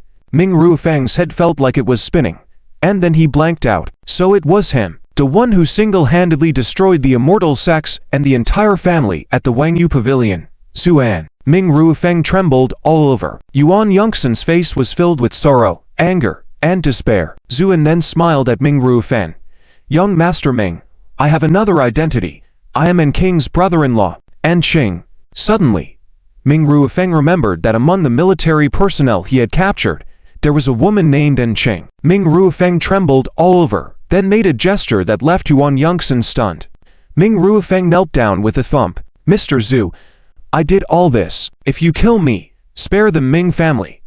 With a hopeful look, Ming Ruofeng pleaded to Zuan. Zuan smiled faintly. When the Ming family planned to kill all those who knew the truth after breaking the formation, did you consider sparing anyone? Hearing this, Ming Ruofeng's face turned completely pale. How did I know, right? Zhu, and paused, then said, I also know that you seem to have plans to harm my family, intending to use it as leverage. Am I right, young Master Ming? Ming Ruofeng screamed in agony as a flame silently ignited from the solace of his feet. Unlike the fast-burning flames, this fire was slowly consuming Ming Ruofeng. He felt as if someone was poking his bone marrow with golden needles, the pain piercing his heart. Kill me now. Unable to bear the pain, Ming Ruofeng roared. Zuan smiled at him and then turned to the terrified Yuan Yongsan, saying, Isn't it beautiful? Filled with fear, Yuan Yongsan felt, Zuan, even if I become a ghost, I won't let you go. Ming Ruofeng yelled in anger. Zuan smiled. Do you think you still have a chance to become a ghost? Suddenly, the fire intensified, burning Ming Ruofeng to ashes under the flames. His soul was extinguished. Zuan turned to Yuan Yongsan, who had now calmed down, and asked, Can I ask you a few questions before I die? Of course, Zhu, and nodded. Why did you kill my older brother? Because he was displeasing to me, Zuan replied casually. What kind of explanation is that? Yuan Yongsan couldn't help but laugh and cry. In reality, Zuan didn't bother to explain anything at all. And where did you learn your formations? How do you know the method to break the immortal array, Zhu? And smiled. If I were to say I self-taught, would you believe me? Yuan Yongsan bit her lip, then nodded. I believe you. Since I was young, I have been called a formation genius. Why detest that title? Because they couldn't see the effort I put in behind the scenes. But you are truly a genius. After saying this, Yuan Yongsan closed her eyes. Go ahead. Zuan looked at this plain-looking woman and suddenly smiled, then waved his hand. The illusion dissipated.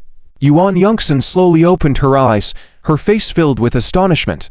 I suddenly changed my mind. People as pure as you are becoming rarer. If I kill more, this world will become even more boring, Zuan said, grabbing Song Yi and disappeared above the sea. Yuan Yongsan stared blankly at Zuan's retreating figure, unsure if she should feel happy or sad. At this moment, in Hong Kong, in the Ming family's hotel, Anyan and her two daughters were guessing riddles. Mom, have you heard of the riddle where the big pig says there is a little pig that says there isn't? Zhu Xian asked with a mischievous smile. Anyan frowned, thought for a moment, and then asked Zunan, Did you hear of it? Zunan shook her head, and very seriously said, No. Ha ha ha. Zhu Xian laughed until his eyes squinted. Anyan smiled too. What are you laughing at? Zunan was confused. You're such a fool. I said the big pig says there is, and the little pig says there isn't. So, when you said there isn't, that means you're the little pig, right? Zhu Xian explained. Only then did Zunan understand, feeling a bit aggrieved. Mom, sister is bullying me again. Humph, is that really bullying you? It's because you're silly. Zhu Xian teased Zunan. Zunan pouted, her face crumpling. Sister, then I'll give you a riddle. Sure. Go ahead. Zhu Xian was confident. Zunan's face turned red as she struggled, then finally said, In a race between a tortoise and a hare, with a pig as the referee, who won? Zhu Xian was about to speak when suddenly, she blinked her eyes widely, turned to Anyan and exclaimed, Mom, I don't know the answer to this one. Anyan also pondered for a while before saying, It should be, the tortoise won, because in a tortoise and hare race, right? Then Mom must be the pig. Why? Anyan asked puzzled. Because only the referee knows who won. Zunan burst into laughter. Zhu Xian stood with her hands on her hips, sighing, Mom, you're so silly. Anyan couldn't help but laugh. Okay, I'm silly. Then, Anyan stood up, looking worriedly at the sky outside. She wondered how her husband was doing now. Though Zuan spoke casually, Anyan still couldn't help but feel uneasy. Just then, Hua Beija and Saizukun stood on a high building far from the hotel. Zuan and the Ming family have gone out to sea. Who knows what they're up to? Let's go and capture Zuan's wife and children now. When he returns, we can use them to pressure him. Saizukun licked his lips, saying maliciously. Hua Beija shook her head. You go on your own. I'm not doing such things. Saizukun snorted. Fine, I'll go then. With that, Saizukun disappeared into the shadows. It was his innate ability to move in the shadows. Soon, Saizukun appeared in a secluded corner of the Ming family hotel, then climbed the outer wall to the room where Anyan lived. At that moment, Anyan was standing by the window. Zuan looked at Anyan, greedily licking his lips. This woman was truly beautiful. Anyan also saw Zuan and was momentarily stunned. Zuan forcefully shattered the hardened glass. Then, he elegantly walked in, facing the astonished Anyan and her two daughters with a slight smile. "Beautiful ladies, I'm sorry, but from now on, you will have to listen to me." Anyan snapped out of her shock. "What do you want? Blame it on your husband being too arrogant. Now someone has put a price of 1 billion for his head, so." Zuan grinned evilly, reaching out a hand towards Anyan. However, midway, a brilliant golden light flashed from Anyan, filling the entire hotel with an uncontrollable aura. Even the building trembled. Zuan was directly sent flying by the golden light, crashing through wall after wall until the entire hotel wall was pierced, and he was flung onto a small distant mountain. The impact caused Zuan to spit out a mouthful of blood mixed with organ fragments. His body practically shattered. If not for Zuan transferring most of the power to the shadows using his innate ability, he would have been pulverized by now. Zuan's face showed disbelief and horror. Watching from afar, Beja couldn't help but pale at the sight. What was happening? She only saw a flash of golden light, followed by an unstoppable aura that filled the entire world. Though fleeting, it made Beja shudder all over. That aura was too terrifying. No, the plan needed to change. Thinking this, Beja disappeared from the spot. Just as she left, Zuan appeared above the hotel with Song Yi. Seeing the destroyed hotel below, Zuan raised an eyebrow, his face filled with killing intent. Ming Kanghai furrowed his brows as he suddenly felt a strong palpitation. What's going on? Could it be that Ruofeng is in trouble? Ming Kanghai was full of suspicion and uncertainty, and suddenly a powerful momentum rose from the foot of the mountain. Ming Kanghai was stunned, his whole body trembling slightly under this tremendous pressure. Who is it? How could they have such astonishing momentum? At that moment, Zuan returned to the room. When Anyan saw that her husband had returned, she couldn't help but feel relieved. Su Xian and Zunan quickly rushed over. "Daddy, there was a bad uncle just now," Su Xian said. Zu and smiled and ruffled the heads of the two little girls. "Daddy knows. Daddy will definitely drive away all the bad people." Anyan, who was still in a state of shock, walked over. "Husband," Zu, and nodded. "Yanner, don't be afraid. With me here, no one will dare to harm you." Song Yi, "Here, you stay here and protect them. I will go to the Ming family now to save Ching." Saying that, Zuan leapt up and left the hotel, heading straight for the Ming family. At this time, Ming Kanghai also sensed that something was wrong and immediately gathered all the masters of the Ming family to assemble in the front yard. A stream of light flashed by, and Zuan appeared above the Ming family, looking down at the Ming family members below from a position of superiority. Ming Kanghai raised his head and looked at Zuan with a grave expression. "May I ask, sir, what is the meaning of this?" Zu and remained calm and did not answer Ming Kanghai's question directly, but instead asked, "How many years has your Ming family been in Xianjiang?" 112 years, Ming Kanghai said proudly.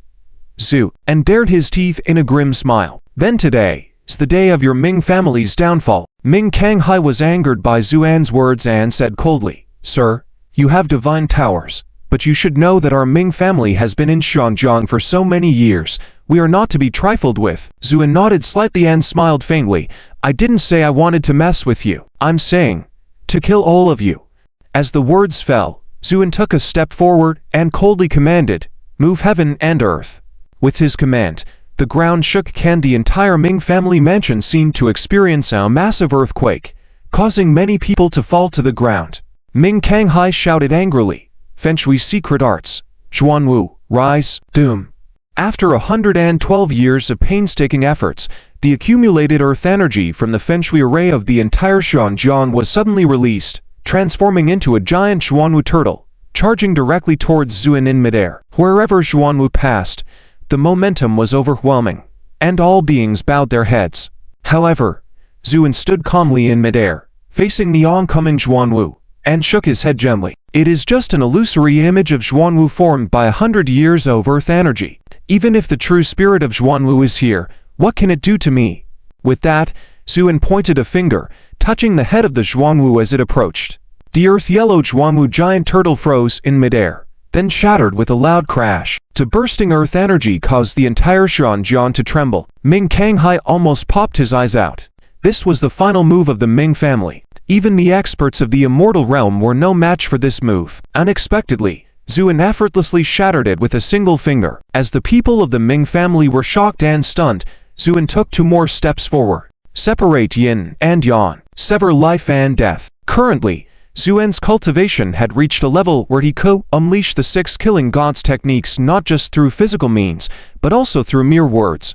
This was the power of speech following action. Under the effects of these 2 techniques, the entire Ming family mansion was crushed as if it had been hit by a nuclear bomb, completely shattered. When the dust settled, only Ming Kanghai was barely standing. The others had all perished. Zuan landed on the ground, and Ming Kanghai, covered in blood, looked at Zuan with a horrified gaze. Zuan said calmly, "Do you know why I spared your life?" Ming Kanghai trembled all over. "Because I want to tell you that your son's soul has also perished." Ming Kanghai's expression turned blank.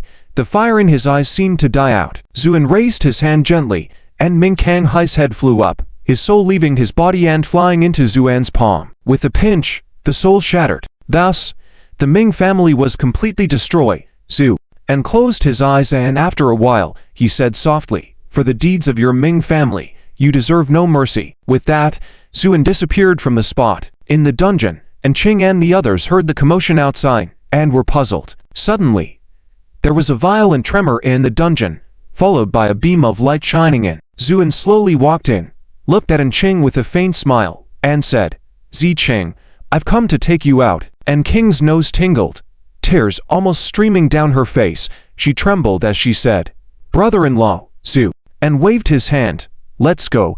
Your sister is waiting for you at the hotel." "Sister? My sister is back?" And Ching was astonished. Zuan smiled. "You'll find out when you go back." And Ching led the survivors of the Phoenix clan out of the dungeon. The scene outside made everyone turn pale. When they were thrown into the dungeon, the Ming family mansion was glorious and majestic, but now it was reduced to ashes, as if countless shells had plowed through it. Zuan led the group back to the Ming family hotel. When Yan saw her sister, she cried and hugged her, and Ching was also in tears. "Sister, where have you been all this time?" And Ching asked. And Yan shook her head. "The story is long, but why were you captured by the Ming family?" And Ching sighed. "We were sent by General Lin to explore the treasure left by the immortal.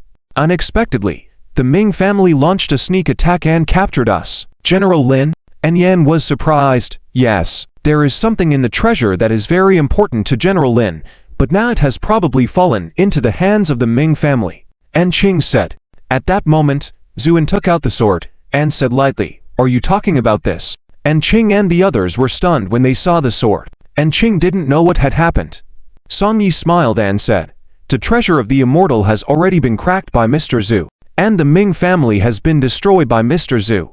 And Ching and the others were shocked. At the same time, Hua Beija was sweating profusely as she ran away. She had witnessed from afar the scene where Zuan annihilated the Ming family with his godlike methods, which almost drove her crazy. She no longer dared to oppose Zuan in any way. Now she just wanted to escape as far away from Zuan as possible. Sharing the same thoughts was Saizukun, who was covered in wounds. However, as they were about to escape, all the people who planned to attack Zuan suddenly fled in disarray. Zuan stood at the window of the hotel, his expression indifferent as he said, "Now you want to run. Unfortunately, you have no chance." With that, Zuan clenched his palm, facing upward, and softly commanded, "Borrow all the flowers and plants in the city." Doom. Throughout the city, flowers and grass heard the decree and immediately began to grow wildly. Saizukun, who was fleeing, felt something strange on his path. When he turned around, he saw an ordinary large tree suddenly growing taller, its branches and leaves reaching out aggressively towards Saizukun. Startled, Saizukun dodged the attack, but before he could catch his breath, several wild grasses behind him suddenly stretched their stems and entangled around Saizukun's neck from behind. Saizukun tried to struggle, but the wild grass rose up and with a snap, broke Saizukun's neck. Saizukun, dead. Meanwhile, Hua Beija had already reached the northern edge of Xianjiang. Here, she had prepared a cruise ship in advance. As long as she could set sail, where safety would greatly increase. She could already see the ship in the distance. Just as Hua Beija was about to breathe a sigh of relief, suddenly the grass under her feet softened and turned into a marsh, trapping one of her legs. Hua Beija trembled in fear, then used all her strength to jump high. But at this moment, she was in the outskirts of Xiangjiang. The hillside was covered with wild grass, especially dandelions. As she leapt into the air, all the dandelions bent down to the ground, and the white dandelion seeds flew off their stems straight towards Hua Beija in midair. Hua Beija was terrifying. What kind of trick was this? Swish! A dandelion grazed Hua Beija's shoulder, and blood immediately gushed out. The seemingly fragile dandelion was sharper than a blade at this moment. Hua Beija dodged this wave of attacks with all her might, then tried to run after landing. But the next moment, she froze. The wound on her shoulder grew small dandelions at a rapid pace. Her strength was drained, and she looked blankly at the ship in the distance before falling unwillingly to the ground. The wild grass instantly buried her. Hua Beija, dead. At the same time, in every corner of Xiangjiang, almost everyone involved in the finger killings had been killed. The one killing them was the plants that were ubiquitous in Xiangjiang. Amidst plucking leaves and flying flowers, all those involved in the finger killings perished. This was the power of the falling leaves and flying flowers to kill. And Qing and others watched in shock. Some people's eyes towards Zuan even changed. With one command, the flowers and grass killed all of them. Was this the realm that a human could reach? Zhu and just smiled indifferently and said to Qing, "Is your mission to obtain this sword?" And Qing nodded. "Then take it." Zuan threw the sword to Qing. And Qing and the people from the Undying Birds were all shocked. An immortal treasure like this was given away so casually. Zuan, however, was dismissive. This deceased half-step golden immortal was obviously only proficient in array formations and unfamiliar with refining a supreme weapon. The flowing light sword, whether in material selection or refining techniques, was considered garbage in his eyes. Of course, even though Zuan looked down on it, the flowing light sword was still the former ceremonial sword of a half-step golden immortal. In the mortal world, it could be considered an unrivaled treasure. And Qing solemnly accepted it and nodded to Zuan. "Thank you, brother-in-law." At this moment, Qing finally fully respected Zuan. He once thought his sister was bewitched, but now it seemed that she had a keen and extraordinary insight. With this matter settled, brother-in-law, will you and sister come back with us to central capital now? Zhu and shook his head. "Not yet. I have something to do." "What is it?"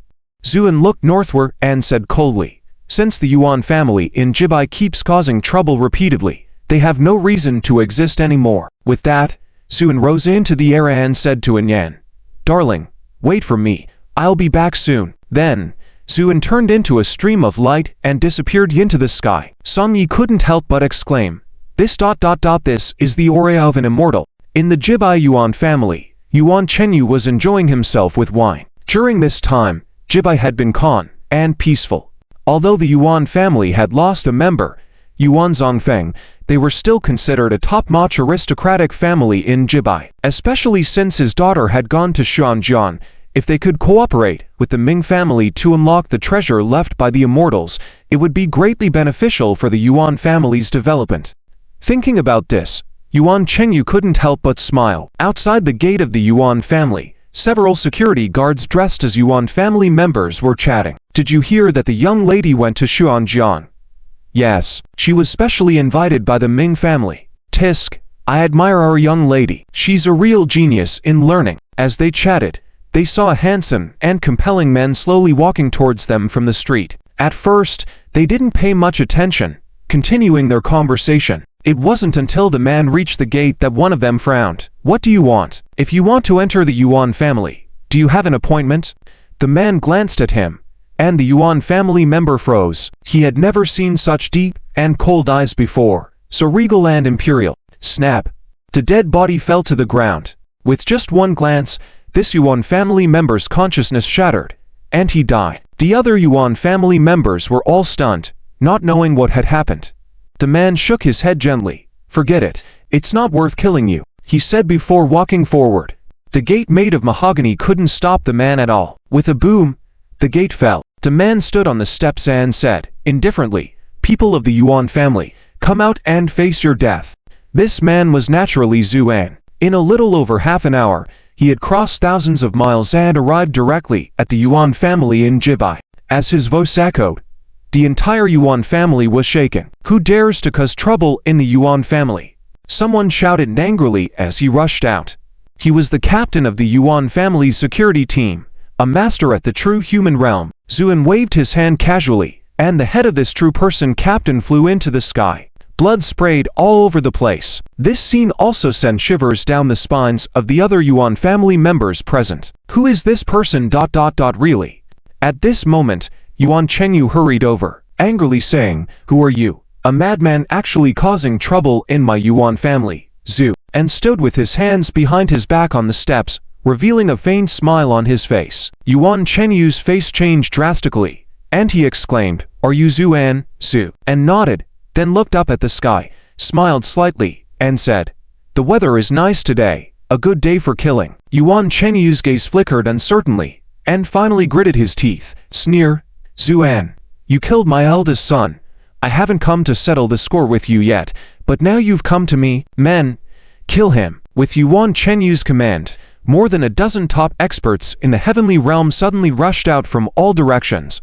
These people clearly often practiced together, so when they made their move, they blocked all of Zuan's retreats.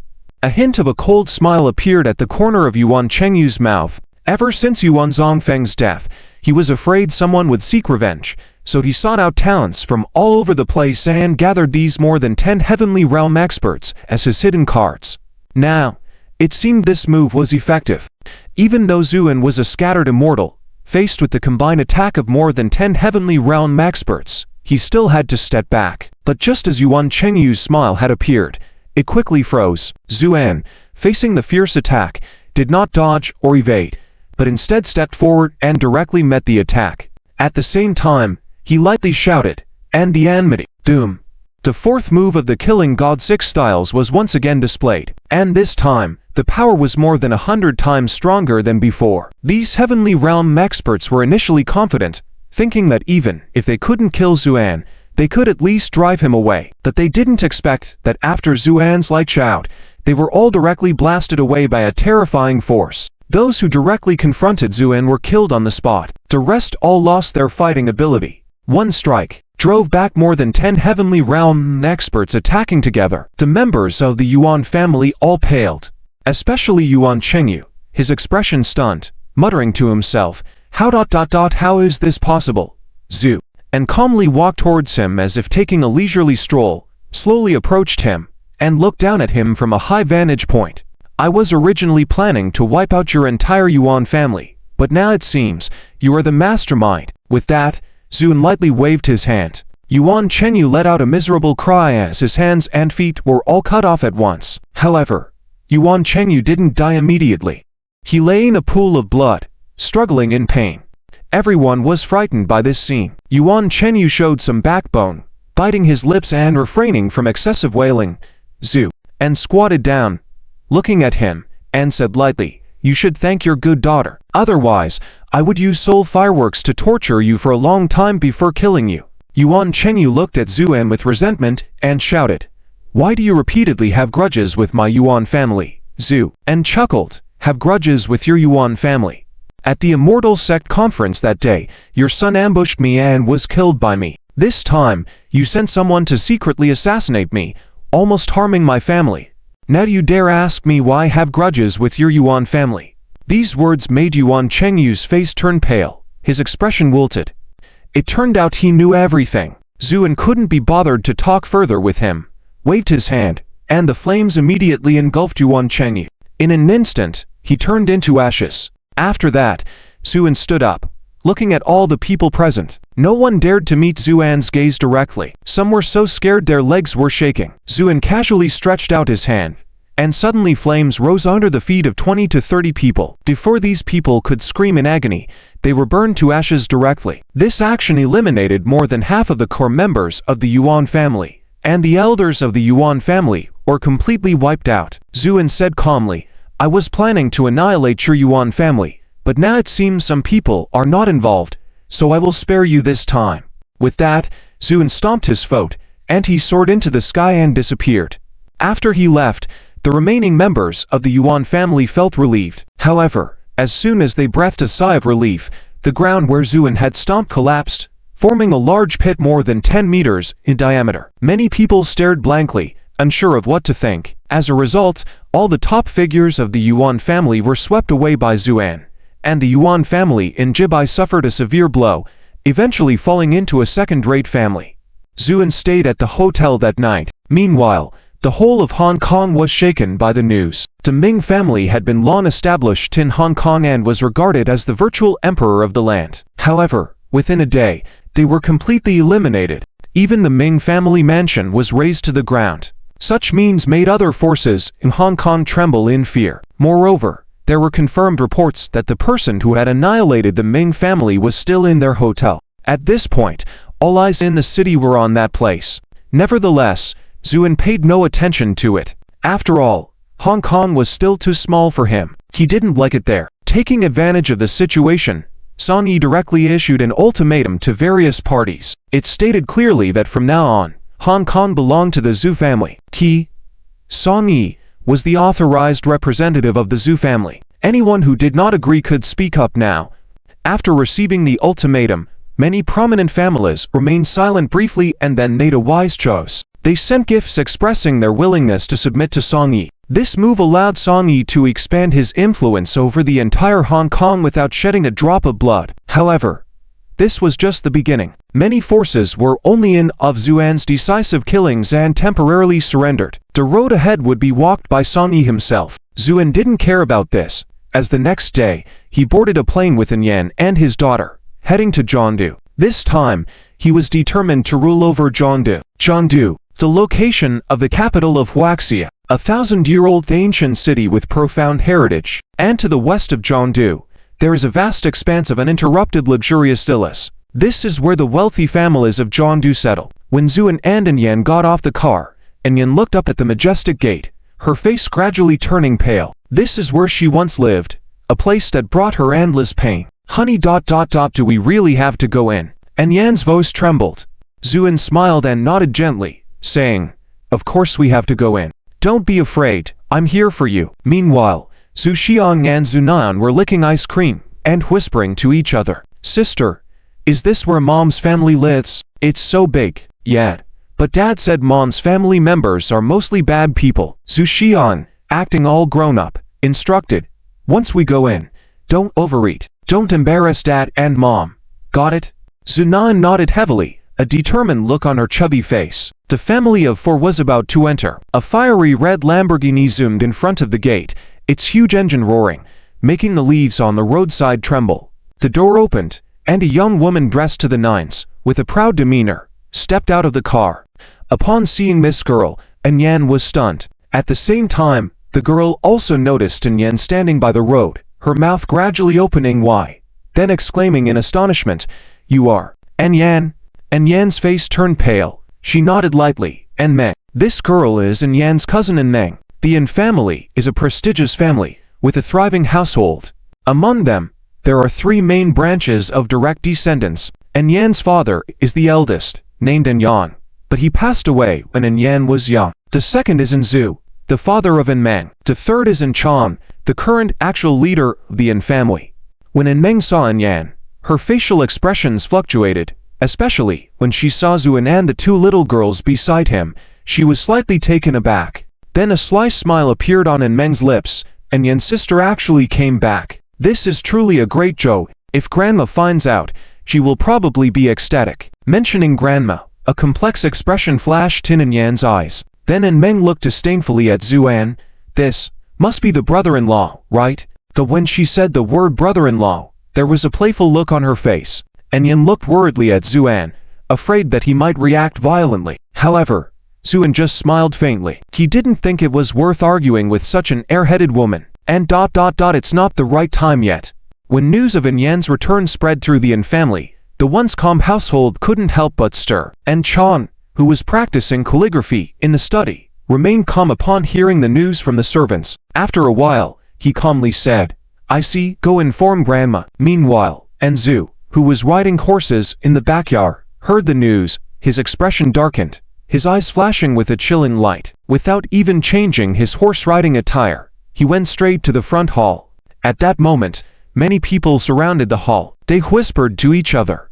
Is that the man who even followed Anyan when she eloped? Zuan, tsk. He's not bad looking, but look at his clothes. So shabby, that those two little girls are quite cute. Shh, don't let Grandma hear that later. She once said she would never acknowledge any children of Anyan. Mentioning Grandma, these servants all fell silent, not daring to speak.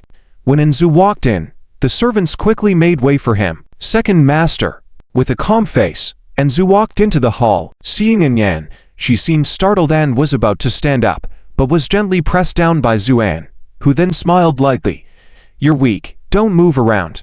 Anyan looked a bit pale, but obediently sat back down. Anzu snorted coldly when he saw Anyan, then stared at Zuan with a sinister gaze. A strong presence gradually filled the entire hall. The servants whispered from a distance, there's a show now, the second master is angry. Heh.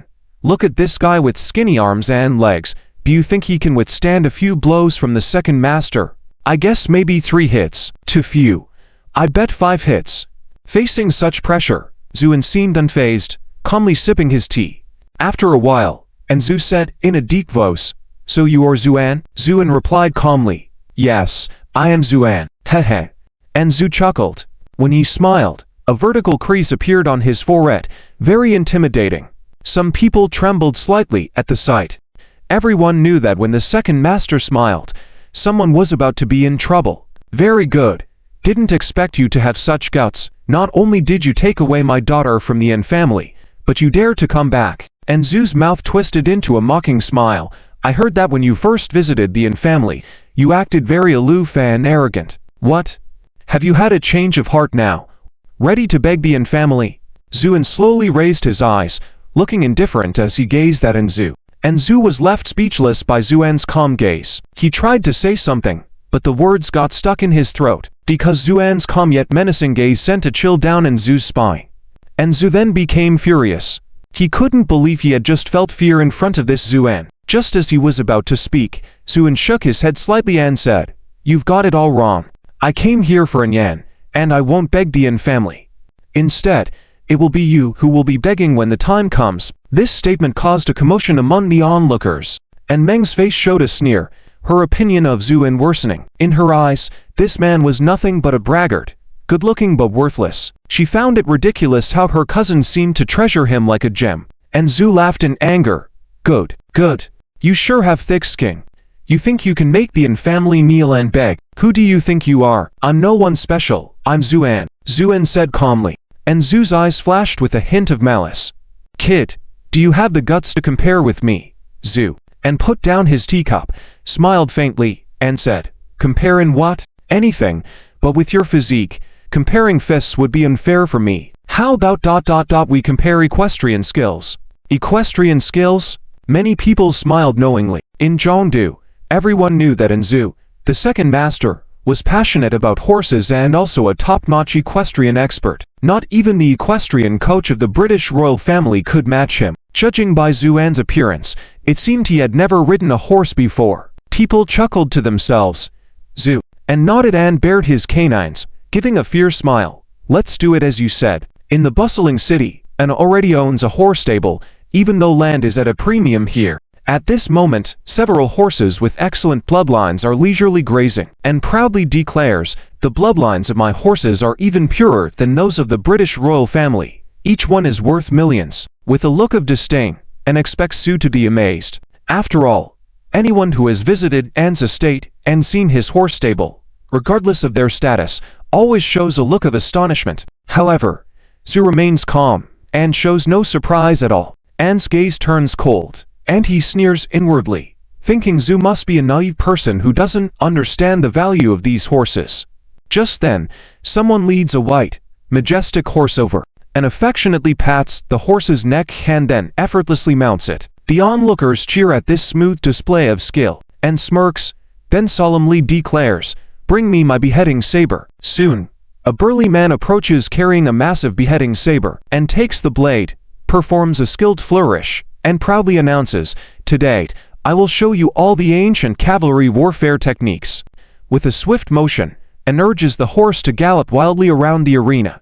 Many straw men stand in the arena. As in passes one straw man, he suddenly roars, "Die, you thief!" The straw man is swiftly cut in half at the waist by the flashing blade. Many servants are startled, but Zu watches with keen interest, and, enjoying himself, skillfully cuts down all the straw men and then laughs heartily. He challenges Zu, who surprises everyone by calmly stating, "Your so-called horse battle is utterly useless." An's face darkens at this comment. Angrily, he challenges Zu to take over. Zu, shaking his head lightly, causes An to mockingly think he has admitted defeat. However, Zu calmly remarks, "If you want my assessment, your horse battle is completely futile," and is visibly displeased by this blunt evaluation. As Zu walks over to the horse stable, he shows interest in a black horse, keeping his distance from the other horses. The estate's steward warns Zu about the black horse's volatile temperament. Ignoring the warning, Zu approaches the black horse, which reacts by bowing its head respectfully. This unexpected display astonishes the spectators. How did Zu manage to tame this wild horse? It had troubled even the most skilled horse trainers before him. Zu lightly strokes the horse's mane, then says, "I apologize for confining you. Today, I shall ride you into the arena." Excitedly, the black horse neighs as Zu mounts it effortlessly. Zu and the black horse enter the center of the arena, and, watching with a dark expression, never expected Zu to tame the black horse, and realizes that mere riding skills are not enough. Wielding a beheading saber during stationary practice is easy, but doing so while riding requires exceptional skill, and had practiced for years to achieve his current level of expertise. Zu casually expresses, "I dislike using blades," then points to an enormous halberd in the corner. Ignoring the audience's laughter, Zu confidently retrieves the halberd, surprising An. With effortless ease, Zu brandishes the halberd like a feather. He challenges, "Now, behold the true art of horse warfare." With lightning speed, the black horse gallops around the arena. Zu shouts a command, and the halberd strikes a steel flagpole, shattering it. Radiating a commanding presence, Zu continues to break all the flagpoles with precision, leaving the spectators in awe, and is dumbfounded by Zu's skill. As Zu charges towards him, and raises his beheading saber in defense, but Zu's halberd proves unstoppable. The beheading saber snaps in two, as the massive halberd descends, and closes his eyes in fear. When he opens them, he feels a cool breeze on his forehead but no pain. The halberd had stopped just a hair's breadth from his head, ready to crush his skull. Zu calmly withdraws the halberd, tossing it aside effortlessly. At this moment, someone whispered softly, "Your spear technique is not bad, but it's a pity. Just the courage of a mere man." As the voice fell, a figure slowly walked over from a distance. The onlookers respectfully made way on both sides, saying, "Third Master." The person who arrived was the current actual controller of the An family, Anan's younger uncle, An Chong. An Chong was in his 40s this year, but he looked very young due to proper care. He was elegant in demeanor, noble in temperament, clearly someone who had been in a high position for a long time. At this moment, a hint of arrogance appeared on An Chong's face. "You must be Zuan, Zu," and remained indifferent and did not speak. An Chong said casually, "Your martial arts skills are good, but in the capital city, it relies on power and wealth in hand, not the courage of a mere man." Right after his words, the black horse under Zuan suddenly leapt over the fence of the horse field, charging straight at An Chong. When the horse was just a finger's distance away from An Chong's chest, it barely stopped. An Chong could even feel the hot breath of the horse. Sitting on the horse, Zuan said lightly, "The courage of a mere man? Do you believe that, in the face of absolute strength, even a mere man's anger could make the world bow down?" An Chong's face turned as pale as paper for a moment, staring at Zuan with a fierce gaze. The atmosphere became tense. However, at that moment, a well-dressed old steward arrived on the scene, saying in a deep voice, "Madam has decreed that for now, Yan and the others will stay in the house, and we will discuss everything after the birthday banquet." With the madam's order, An Chong lowered his eyes and stepped aside. After the steward left, An Chong said coldly, "You're good, but in a place like the capital city, someone like you won't last long." Zuan smiled faintly. "Oh, then let's wait and see." An Chong left, and Zu also left the horse field with an unpleasant expression. Someone came forward and said, "Miss, please follow me." Leading Yan and the others to a secluded courtyard, the person said, "Madam said you can reside here. If you need anything, just call me. With that, the person bowed and left. From the manners of the staff, one could see the disparity between the top-tier families, like the Chin family and the Yin family. When only the family remained in the room, and Yin lowered her head, feeling somewhat upset. Husband. I'm sorry. Zuan smiled. Why are you apologizing to me? Because. Zuan waved his hand and said calmly, you did nothing wrong from beginning to end. It was the arrogance and self-righteousness of certain big shots that led to this. And Yan was stunned. Zuan walked to the door, gazing at the grand mansion hidden behind thick walls, and said lightly, some people never think they're wrong. Only blood and death can make them realize fear. And at that moment, in a Buddhist hall in the Yin family's residence, Yan's grandmother, Madame Anne, was sitting with her rosary beads. The old steward walked into the hall quietly. Madam, third master is waiting outside. Madame Anne nodded. Let him in. And Chong entered the room, his expression solemn. Mother, why did you let Yin and the others stay? Madame Anne put down her rosary beads. How many days until my birthday banquet? Mother, there are 7 days left. Madame Anne, with her excellent upkeep, smiled with a high air. This girl and Yin eloped from the capital for a man, tarnishing the reputation of our Yin family. Later, when she returned, Kai Jia's eldest son, Kai Change, overlooked the past and insisted on marrying her, but she ran away again, bringing shame to the Yin family twice. Do you think it's that simple with her return? So what is mother's intent?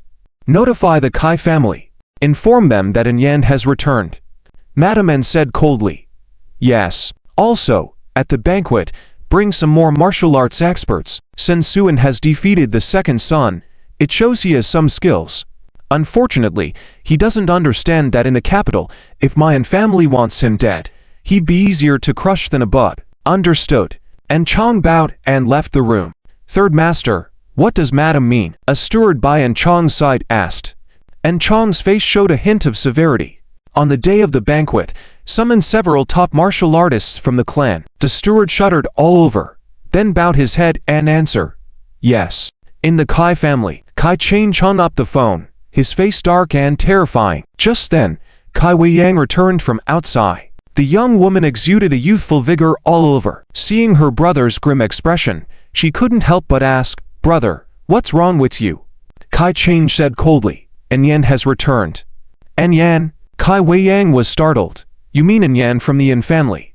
Kai Change nodded. Kai Wei Yang was also angry. This woman is simply too arrogant. When brother didn't mind she's been married before and wanted to marry her, she ran away. And now she's back. She returned with a child. Kai Change said. Kai Wei Yang froze, then sighed. After a moment, brother, just let it go. As long as you are willing, you can have any woman from the capital gate to the preserving mansion. Why insist on her? Kai Change remained silent. Seeing her brother's reaction, Kai Wei Yang sighed again and left. There seemed to be two flames burning in Kai Change's eyes. He remembered the scene when he first met Yan. It was during college, when he went to Yan's university for official business and coincidentally met Yan and Zuan together. Yan left a deep impression on Kai Change back then, and he couldn't forget her since. His family was also very supportive after learning about it. After all, the Kai and Yin families were considered top-tier families in the capital, and it seemed like a perfect match. But Yan's boldness indirectly eloping from the capital was a huge blow to Kai Change, even leading him to transform rapidly into a scumbag who didn't miss any woman. And now, Yan had returned. Kai Change's eyes flashed. What I can't get, no one else can have either. Even if it means destruction, I won't hesitate. Lost in thought, Kai Change's face was filled with ruthless determination. In a highly classified military camp in the capital, Dian Kong placed the flowing light sword on the table and stood respectfully on the side, watching the sturdy figure of the man. After a while, the man's voice came. Do you think the one who broke the immortal's heritage this time was Zuan? Dian Kong nodded. Yes. The man turned around. General Lin walked to the table, held the flowing light in his hand, and gently unsheathed the sword. The sword energy pierced straight towards his eyebrows. General Lin sighed faintly, sheathed the precious sword, and said, Indeed, it's a treasure of the immortals. Tell me, is this Zhu and your brother-in-law? And Qing nodded and said, Yes. General Lin smiled faintly and said, In that case, I'm even more curious. When my injuries were getting worse, it was the little maid from the Chen family, Chen Rushi, who gave me a kind of elixir that barely suppressed my injuries after taking it. And that little maid also mentioned the name Zuan, and Qing didn't know what to say and remained silent. To casually give away such treasures, regardless of one's abilities, just based on this character alone, it's already rare in the world. Seems like I already owe you twice. General Lin's face displayed a bitter smile as he spoke softly. At the inn residence, a flashy modified Hummer stopped in front of the gate, and Meng hurriedly went to greet them. The car door opened, and two men got out. One of the men, a young man, was dressed in avant-garde and heavy metal style clothing, with a poisonous scorpion tattooed on his face, giving off a fierce and intimidating aura. "Brother, you're finally back," and Meng exclaimed. The man nodded slightly and hoarsely said, "That scum Yan is back, and she brought her useless man with her." And Meng nodded. This man was her elder brother, the notorious Demon King of the Yin family, and Zhang. "Ha ha, she dares to come back. This time, I'll make her understand the power of the Yin family," and Zhang said as he walked inside, and Meng followed closely behind. "Brother, this Zuan seems quite formidable." "Formidable? Ha ha." And Zhang pointed to the young man following him. "Do you know what he does?" "I don't know. He's the underground boxing champion I purchased with a hefty sum from Southeast Asia. Ruthless and fierce, ordinary martial arts experts are no match for him," and Zhang said arrogantly. And Meng felt relieved, and Zhang took the lead and arrived at the compound where Zuan resided, kicking the door open. At that moment, Yan was watering flowers in the courtyard and looked up to see Zhang, feeling stunned. "Who are you?" And Zhang grinned. "And Yan, sister, don't you recognize me?" "You're..." And Zhang, "Ha ha, exactly. It's me. Call Zu, and out." And Zhang's voice turned serious, and Yan was still puzzled when Zhu Xiang and Zunan, each holding a water gun, ran out. They were playing with water, but upon seeing Zhang in the courtyard, they gathered together. "This uncle dresses so horribly," Zunan commented. "It's not just horrible, it's ugly," Zhu Xiang added, and Zhang naturally heard these words. His face darkened. "Are these two little maids your children with that useless man?" Zunan whispered to her sister, "Is he insulting Dad?" Zhu Xiang, with a serious expression, affirmed, "Yes, he's insulting Dad. Let's get him." Zhu Xiang raised the water gun and aimed at Zhang. Zunan followed suit. The two water guns soaked Zhang, who roared in anger. Enough. That the two girls were not afraid, continuing to spray water at him. And Zhang took a few steps forward, snatched the water guns from the girls, crushed them, and shouted, "I said enough." Just then, a cold voice came from behind him. "Either you restore them, or I'll make you swallow these water guns." And Zhang turned around abruptly and saw Zuan standing at the entrance, looking coldly at him. And Zhang chuckled. "I've seen you before. 4 years ago, you were like an unwanted dog, coming to our Yin family. And now, after 4 years, you're still a nobody, Zu." And ignored him, looked down at his two daughters, and calmly said, "Have you heard what I said?" And Zhang laughed menacingly. "Restoring them is impossible now, but after you're dead, I'll burn them for you and kill him." The Southeast Asian youth who had been silently following behind Zhang pounced forward like a wild monkey. Trained since childhood as a killing machine, every move he learned was straight to the point, designed to kill. Even seasoned martial arts masters could be caught off guard by him. But Zuan didn't even flinch. When the young man attempted a knee strike in Muay Thai style, Zuan flicked a finger. Crack! The master's knee shattered instantly. Not backing down, the youth lunged towards Zuan again. His fearless and aggressive momentum would unsettle even those above his skill level. And Zhang smirked, believing Zuan was doomed. However, Zuan simply pointed to his two daughters. Zhu Xiang and Zunan were under the influence of a mystic technique. "Here we go again. How long do you think Dad will take to defeat the bad guy this time?" Zhu Xiang asked. Zunan shook her head. "I can't guess. So stupid. I think it's the time to eat an ice cream," Zhu Xiang said. This piqued Zunan's interest. "If I guess correctly, can I have ice cream?" Zhu Xiang agreed with a smile. "Sure. Then it's time for 2 ice creams." Meanwhile, the youth was almost within reach of Zuan. His fingers, like steel claws, were mere inches from Zuan's neck. With a swift motion, Zuan slapped the young man's head, causing it to rotate 360 degrees, from facing the other way to front-facing. The youth fell to the ground, lifeless. This decisive blow left Zhang stunned. He never expected Zuan to actually commit murder. You're finished. How dare you commit murder on our and family's territory? And Zhang stammered as Zuan approached him. Zu, and shook his head. As I said, first, restore them, second, swallow them. Now, which one will you choose? And Zhang's face displayed shock and horror. And Meng, feeling uneasy, said, Zuan, it's probably enough. This is my brother. Her voice trailed off as Zuan's gaze was truly terrifying, and Zhang turned and ran. I won't choose either. What can you do to me? But as he ran a few steps, he found himself being lifted off the ground. Looking back, he realized Zuan had grabbed him by the collar. Zuan, what do you want, Zu? And shook his head. Last chance. First, restore them. Second, swallow them. Now tell me, which one will you choose, Zu? And revealed his sharp teeth, a chilling tone in his voice. And Zhang felt goosebumps all over his body, terrified as he said, Zuan, let me tell you, this is Zhongdu. Our family is here. If you continue to be so arrogant, be careful. Zuan nodded. In that case, you've chosen the second option. With that, Zuan threw something to the ground. Dang, dust flew up, and Zhang was almost on the verge of spitting out blood from the impact. Before he could recover, Zuan stomped on his head, then picked up the broken pieces of a water gun from the ground. Hope you will like this taste. With that, Zuan directly pinched in Zhang's chin. Crack!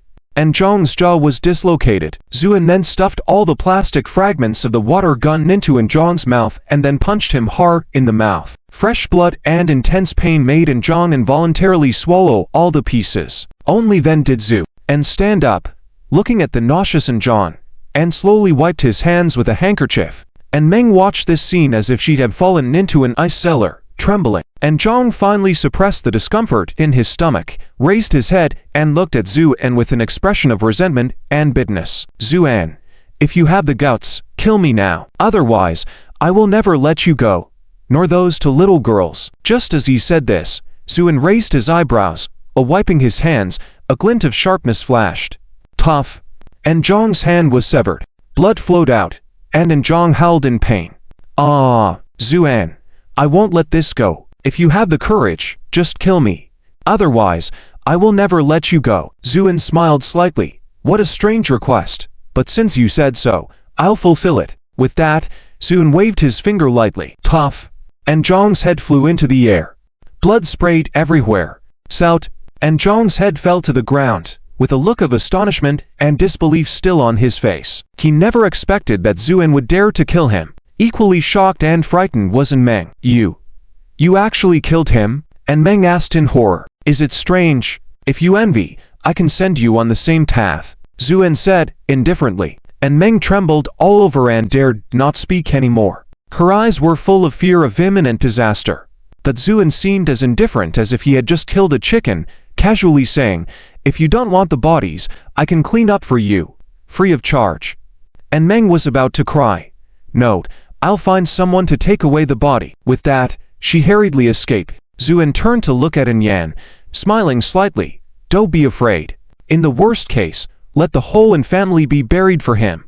When Meng found someone to remove the body, Zuan removed the secret technique hiding his daughter. At that moment, the two little girls began to argue in the yard where they lived. Sister, it's clearly the time for 2 ice creams.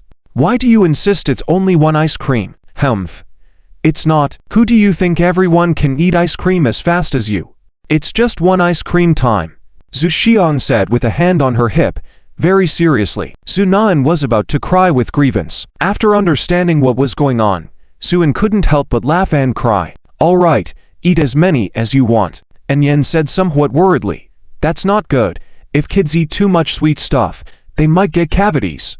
Zuan chuckled, indeed. Then eat less. In fact, Zhu Xiang and Zhu Nan were brushing their teeth with sugar all day. Nothing happened. After all, Zuan had used his original power to cleanse them. Surprisingly, until late at night, no one came to seek revenge. Zhu and smiled. Whether they would come or not, it didn't matter to him. If they did, it would simply mean bringing down this arrogant noble family prematurely. Meanwhile, in the courtyard where Zhu lived, Zhu stared grimly at his son's body, and Chang stood expressionless to the side. Zuan, I will dismember you. and Zhu roared and was about to rush out. And Chang stopped him. "What are you trying to do, old three?" And Zhu said coldly, "Have you forgotten what our mother said? Wait until the birthday banquet to act. Don't you understand?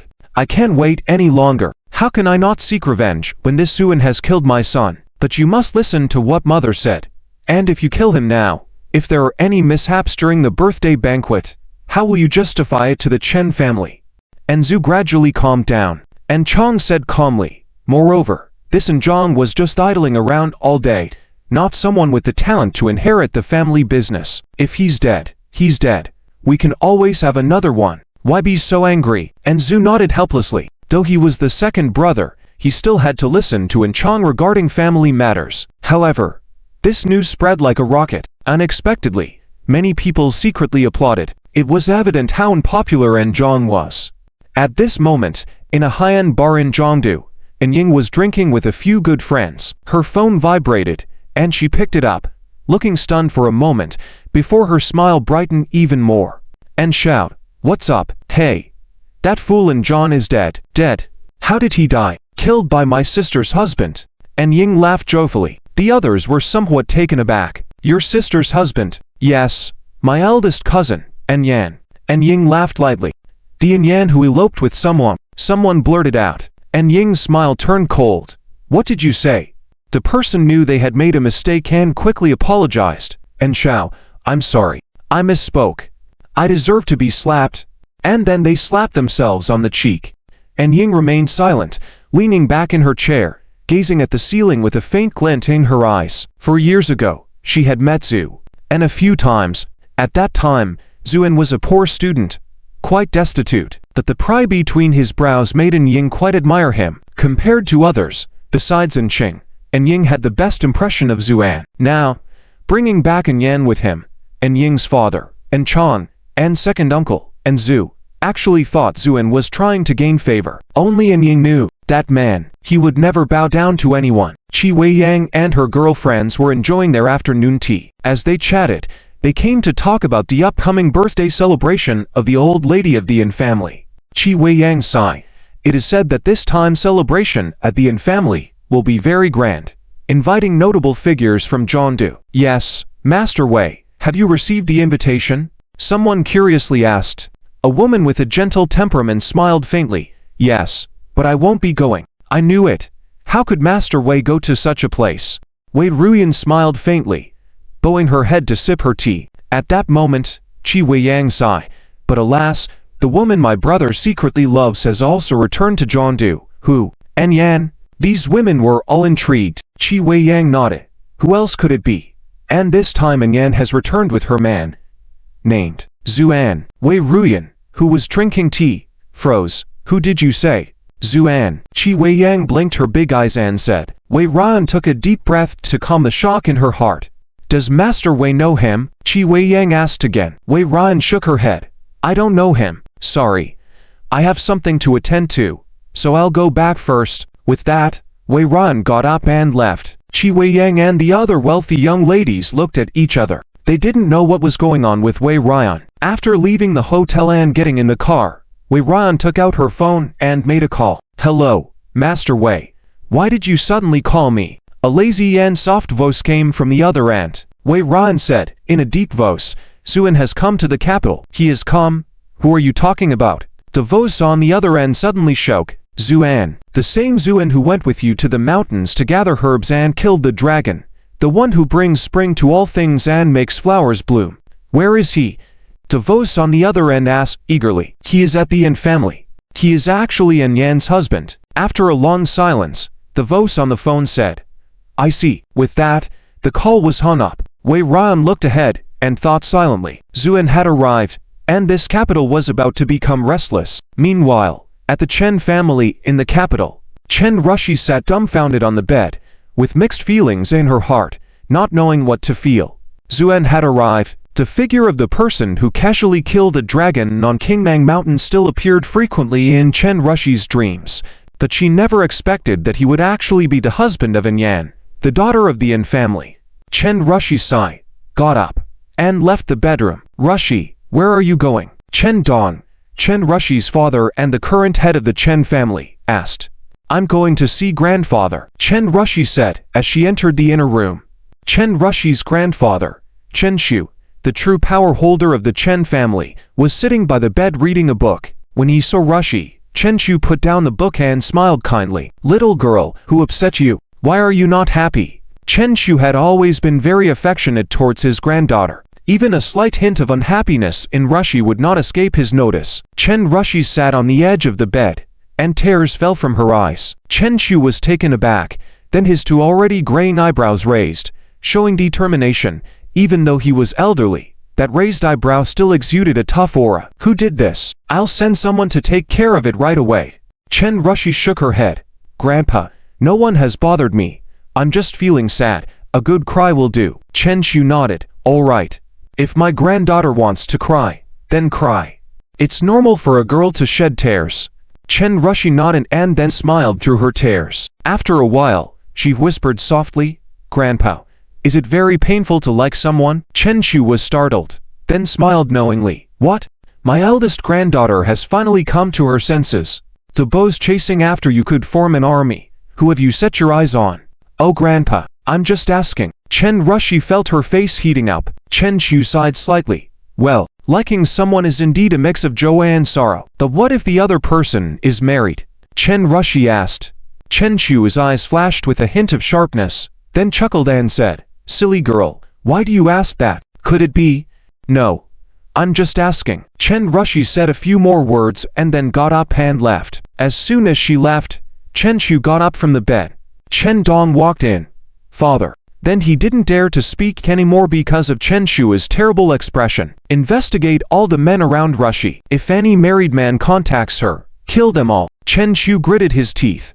Yes. Chen Dong hurried away. Chen Shu paced back and forth in the room, his face full of killing intent. Someone dared to have designs on his granddaughter, and moreover, that person was married. This made Chen Shu, a former military man, almost explode with rage. However, his doubts did not linger for long, as they were dispelled by a phone call. The call was from General Lin. General Lin and Chen Shu were former comrades in arms, and their camaraderie was naturally deep. Otherwise, Chen Rushi would not have given the precious medicinal herbs to General Lin. Lin, what's going on? Chen Shu said, in a gruff tone. Oh, taking gunpowder. Why so angry? Humph. Someone has dared to have designs on Rushi. Chen Shu said, in a cold voice. General Lin chuckled. Rushi is not a child anymore. Isn't it normal for her to fall in love? But the other party is married. Chen Shu said with a face full of killing intent. General Lin was also stunned. Then after a moment of contemplation, he said, There's something I want to tell you. Oh, what's the matter? The one who killed the dragon, Zuan, has come to the capital. What? Where? Chen Shu was also surprised. When Chen Rushi returned, she did not conceal anything and told Chen Shu and General Lin everything. These two men had a very strong impression of this Zuan. They never expected him to come to the capital. He is at the Yin family. Yin family, that's right. For years ago, the woman from the Yin family who eloped, and Yan, followed him. At this point, the two almost crazy men were suddenly stunned. Then in unison, they said, No way. Then they both sighed at the same time. Old Chen, you have a headache now. Duties have always loved heroes, and it's not surprising that the handsome and talented Zuan has captured Rushi's heart. Chen Shu's face was extremely ugly. Are you even in a position to say that? If something happens to Rushi, I won't be done with you. General Lin chuckled, then said solemnly, Old Chen, in a few days, it's the old lady's birthday at the Yin family. Are you going? I'm not going. I feel like throwing up just thinking about that old hag's face. But I think it's best if we both go. General Lin said, in a deep voice. Chen Shu was about to make a sarcastic remark but then realized the meaning behind it. You mean, to support Zuan? General Lin smiled bitterly. I mean, our lives were saved because of him. Going to show some support is not a big deal. All right. That's settled. I'll go too. I want to see what kind of person can bewitch my granddaughter. At the Yin family altar, and Zhu stepped in with a serious expression. A few old men were playing chess there. Greetings, sirs, and Zhu greeted. The men looked up at Zhu, and someone smiled. So it's second young master. What is it? May I ask you all, have you all figured out the plan for the birthday? You mean, that matter of killing someone? One of the old men nodded, and Zhu nodded. I came here just to inform you all that please use all your strength during that time, be ruthless, and don't leave the body intact. The old men looked at each other, then chuckled. You don't have to worry about that, second young master. Just a mortal, he is likely to have only a bit of basic skill. Killing him will be too easy. On the day of the birthday banquet, the servants in N's residence got up early to start cleaning. The roads were scrubbed with clean water 3 times, not a speck of dust in sight. The normally closed gates were open today even before 9 a.m., as guests arriving to offer birthday wishes. Most of those who arrived early were from the smaller families in the city. They gathered in groups discussing the event.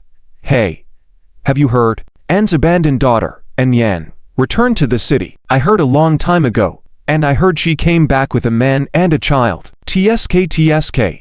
Isn't this blatantly humiliating Chixai's face? Who in the city doesn't know how deeply Chixai loved Yan in the past? More than that, I heard that later Yan was forcibly brought back. Chixai's love remained unchanged, but Yan refused to yield, and actually ran away. Hehe. Today's banquet, I guess it will be lively. People were gossiping when a Mercedes-Benz G-Class drove up and Chixai and Chixi siblings, got out of the car. When people noticed their arrival, the discussion ceased. Chixi family was as renowned as Anne's family in the city, so everyone showed respect. Chixi young master. Miss Chixi. Greetings were continuous, but Chixi remained silent and indifferent, while Chixi smiled and nodded before the siblings entered the house. With their arrival, more guests came to offer birthday wishes, all from prestigious families without exception. The front of the house was filled with luxurious cars and elegantly dressed people mingling and chatting quietly. In the main guest room, Chixi sat in a chair and Chong sat beside her. Where is she? This was Chixi Lan's first question, and Chong smiled slightly. Chixi young master. Don't worry, she will appear once the banquet starts. At this moment, Chixi Weiyang asked, Uncle, I heard she returned with a man and a child. Yes. Chixi Weiyang sighed. It seemed like a dead end, almost unsolvable. At noon, the banquet began. Delicacies were served, but people's attention was not on the food. They only made slight movements and waited for something. Finally, old lady Anne, Jin Zhirong, slowly walked out. Upon seeing her, everyone stood up. Old lady, may you be healthy as the sea and live longer than the southern mountains. Jin Zhirong nodded with a smile, gestured for everyone to sit down, and took her seat at the head of the table. Anne's offspring began to offer birthday wishes, starting with Zuan and Chan. May mother have good fortune and peace. After their wishes, they stepped to sign. Following them were younger family members, Ikan Ying and Man. Once they finished, everyone's hearts were stirred, anticipating what was to come next. As expected, footsteps were heard outside the hall. When the bead curtain was lifted, the first to enter after 4 years away from the city was Yan. Her appearance caused a stir among the guests. Chixi Lan gazed foolishly at Yan's figure. Following her were 2 adorable young girls. Chixi Lan's expression changed drastically at the sight of them. Jin Zhirong, sitting in the main seat, let out a barely noticeable cold snort. Lastly, a tall, casually dressed man with a faint smile entered. Though dressed plainly, his demeanor exuded extraordinary charisma. Chixi Lan abruptly stood up, staring fiercely at the man, his eyes full of hostility. Noticeably observing Chixi Lan's gaze, Zuan only gave a faint smile and walked to Yan's side. Yan, under the many stares, appeared somewhat trembling. Zuan gently patted her shoulder, calming her down gradually. However, their intimate gesture caused a commotion among the attendees. Yan then approached Jin Zhirong and respectfully said, Grandma, I wish you longevity and eternal happiness. Before she could finish speaking, Jin Zhirong slammed the table, her words icy. Kneel down. This command was shocking, hushing the whole room. And Meng smirked, showing a trace of satisfaction. No matter how powerful you are, facing Grandma, you still have to kneel and accept punishment, right? Yan looked bewildered, about to kneel down when a hand stopped her. Looking up, she saw Zhu, and smiling at her. Wife, as I said, you don't have to kneel to anyone from now on. His words seemed like dropping a bomb in the room. Everyone was stunned. Some sneered, thinking Zuan was simply seeking death. Jin Zhirong's face turned colder as she said, You are the man who enticed my granddaughter and led her into this unjust situation, Zuan, and chuckled, his smile cold. Enticed your granddaughter, ha ha, My relationship with Yan started when we were in university, and I even visited your family. Why didn't you mention that?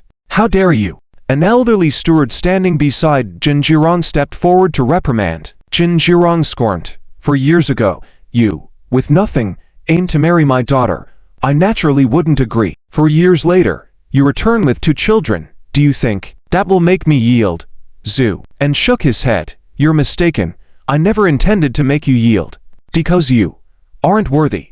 With these words, the whole room fell silent. Many eyes gazed at Zuan as though he were a dead man walking. Offending the Yan family in the city was akin to seeking death, no different. Jin Jirong's expression turned grim as she uttered, "Very well, what a proud and arrogant man. But alas, even the strongest bones can be crushed." As she finished speaking, several elders rose from their seats at the corner of the hall. The lead elder approached Jin Jirong respectfully. "Dear lady, kill him." Jin Jirong lifted her teacup and ordered in a calm tone, as if it were a trivial matter. "Yes." The elder turned to Zuan, smiling faintly. "Kid, don't blame me for being ruthless. You brought this upon yourself, right?" With these words, all the hairs on the elder's body stood on end, emanating a terrifying aura. The crowd was shocked, and a few martial practitioners' faces changed drastically. Isn't this the 10th ranked power in the martial world? The mountain-crushing tiger leopard? He's actually here as an offering in the Yan family. Mountain-crushing tiger leopard sneered. It's cause for pride to die by my hands, isn't it? Jin Hubao was originally indifferent. In his eyes, Zuan seemed unremarkable, just an ordinary person who knew some martial arts. But unexpectedly, when Zuan threw a punch, his aura suddenly soared. Jin Hubao's face changed drastically, but he still roared, "Watch me crush the mountain with one punch." With that, he also threw a punch. The 2 punches collided. Dang! A muffled sound. Those nearby felt their ears ringing. Jin Hubao stood frozen in place, and after a moment, he let out a breath. Good fist technique. With that, he turned into flying ash starting from his fist, until his entire body shattered like broken porcelain and disappeared. Everyone was dumbfounded. Who would have thought that under Zuan's punch, he would directly obliterate Jin Hubao into nothingness? The previously calm attendants all stood up abruptly, their faces full of shock as they looked at Zuan. Jin Jirong furrowed his brow slightly. Only Chi Change stared at Zuan with a steely expression, the sound of his clenched fists echoing. Zuan retracted his fist, surveyed the room, and calmly said, "And Yan is my woman. From this day onwards, she will no longer be under the control of the Yan family." I say, who agrees? Who opposes? No one dared to speak. To actually leave the Yan family. This had never happened before. At this moment, Anshushi couldn't bear it anymore, and was the first to speak out. "Leave the Yan family. Ha ha, she has the blood of the Yan family. You think she can just leave?" Zuan coldly smiled. "So, you oppose then?" "Of course I don't agree." "Very well. Then you may die." Before Anshushi could react, an elderly man nearby had a drastic change in expression, and instantly appeared in front of Anshushi, shouting angrily. A faint halo appeared in front of him, shielding Anshushi behind him. At that moment, Zuan made a gesture. Snap! This halo only resisted for less than half a second before shattering. Then he directly sent the old man flying, until he crashed into a wall, barely stopping. The old man coughed up a mouthful of blood. Zuan looked at the elderly man with a pale face and smiled slightly. "Not bad.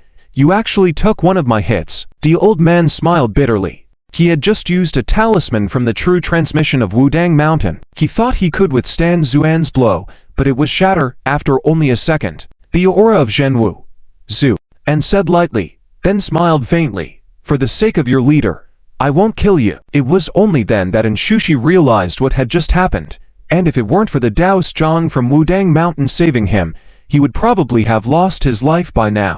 Anshushi trembled. You actually dared to kill me?" Zuan smiled faintly. "Why wouldn't I dare? Your lives are nothing to me." These words angered many.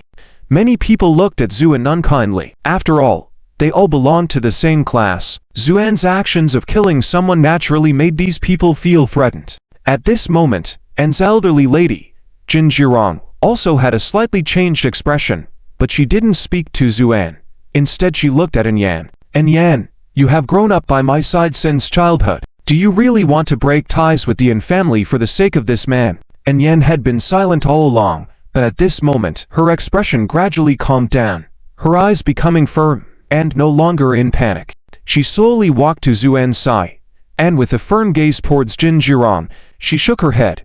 "Grandmother, this may be the last time I call you grandmother. Yes, I have grown up here since childhood, and you have nurtured me.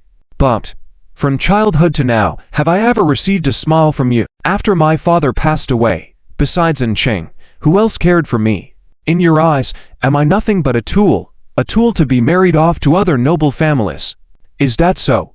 These consecutive questions made Jin Jirong's face drastically change. She never expected that Yan would dare to confront her face to face. The old lady's face darkened, and she stared coldly at Yan. "Very well, you're very good." Yan disregarded Jin Jirong's angry gaze, and instead, she smiled softly at her beloved Zuan. "In the past, you all looked down on him, saying he was a poor student with no future. But I'm not afraid. As long as I can be with him, even if it means begging, I'm willing. But you only thought of breaking us apart, and in the end, even tried to capture me shortly after giving birth to a child. Are these actions of yours really honorable?" These words caused an uproar in the room.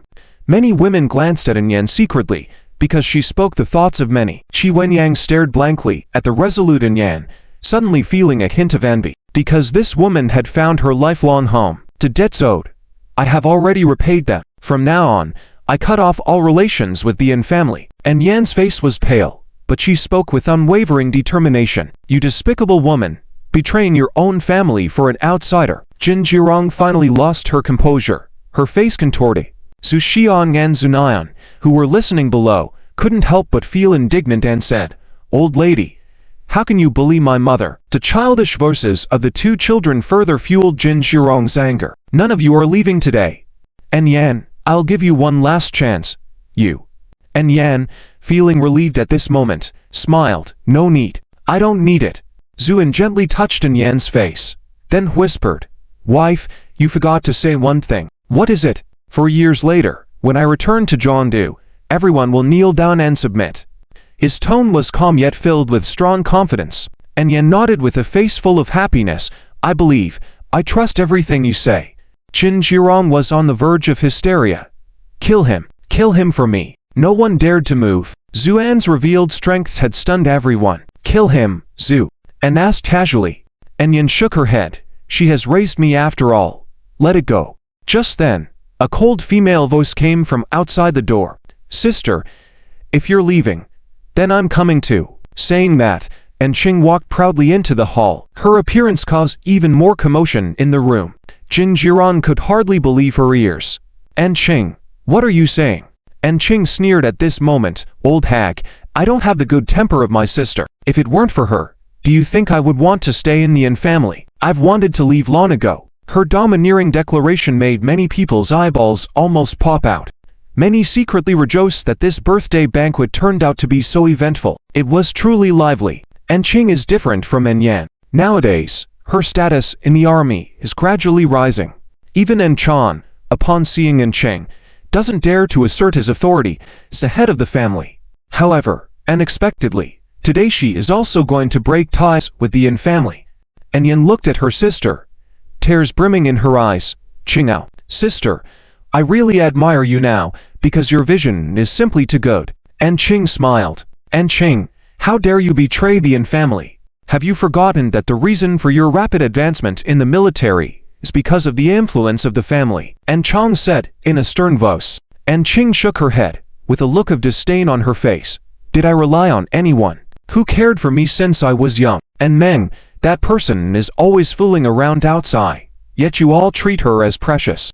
What about me? If I hadn't achieved success through self-study, wouldn't I still be treated as a gift to some wealthy family now?" These words left Chan speechless. At this moment, Jin Jirong was on the verge of madness.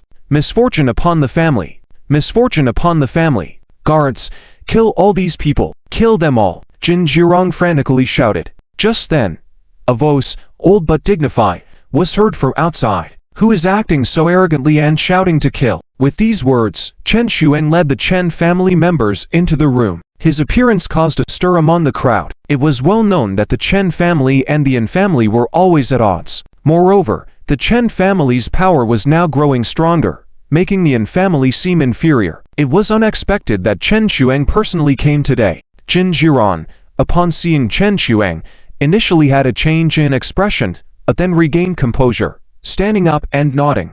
So it's Chen Elder Master. Chen Xuang smiled faintly, but his gaze turned to Zuan, who stood calmly in the room. Truly a talented individual, and carries himself with such grace. However, Chen Xuang shook his head inwardly. Without paying attention to Jin Zhirong's gaze, he walked up and said, "And you are Mr. Zuan?" "Correct." His attitude caused many to feel a sense of shock. Could it be that Yan and Zuan had long prepared to join the Chen family? Zhu and furrowed his brow slightly. "Who are you?" "Hehe, I am Chen Xuang, the grandfather of Chen Rushi. I must thank Mr. Zhu for the medicine gift back then," Chen Xuang said with a smile. "A medicine gift?" Many were puzzled. Only a few people, including Jin Zhirong and Chan, had a slight change in expression. There had been rumors recently that Chen Xuang was seriously ill, but he had miraculously recovered later. It turned out it was because of this medicine gift. Realizing this, Jin Zhirong felt a sudden panic in her heart. Zuan then remembered who Chen Rushi was and chuckled, dismissing it. "What's going on here?" Chen Xuang knowingly asked. And Qing sneered, "Chen Master, it's nothing much. Just two children who lost both of their parents preparing to leave this heartless An family." Chen Xuang nodded, then smiled and said, "In that case, I happen to favor granddaughters the most. Why don't you two come over?" This blatant recruitment made Jin Zhirong's face turn dark, dripping with malice. "Chen Elder Master, what do you mean by this?" Chen Xuang sneered. "What do I mean? I simply find it regrettable that some short-sighted people fail to see the true dragon among the crowd." A true dragon among the crowd. Jin Zhirong looked at Zuan and wondered if it was about him. She was about to speak when a group of people entered. It was Wei Ryan who walked in. Wei Ryan was already quite famous in the capital for her expertise in cultivating rare flowers and plants. She had a calm demeanor and a wide social circle, so most prominent families dare not offend her. Why had she come here?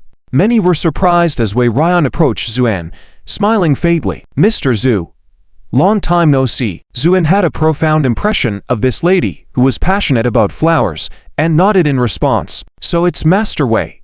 Wei Ryan smiled wryly. "In your presence, how could I call myself a master?" Then her gaze moved to An Yan, who was standing nearby. "This must be Mrs. Zhu. Nice to meet you for the first time." Wei Ryan extended her hand, and in her palm a small, delicate plant sprouted. "Thank you."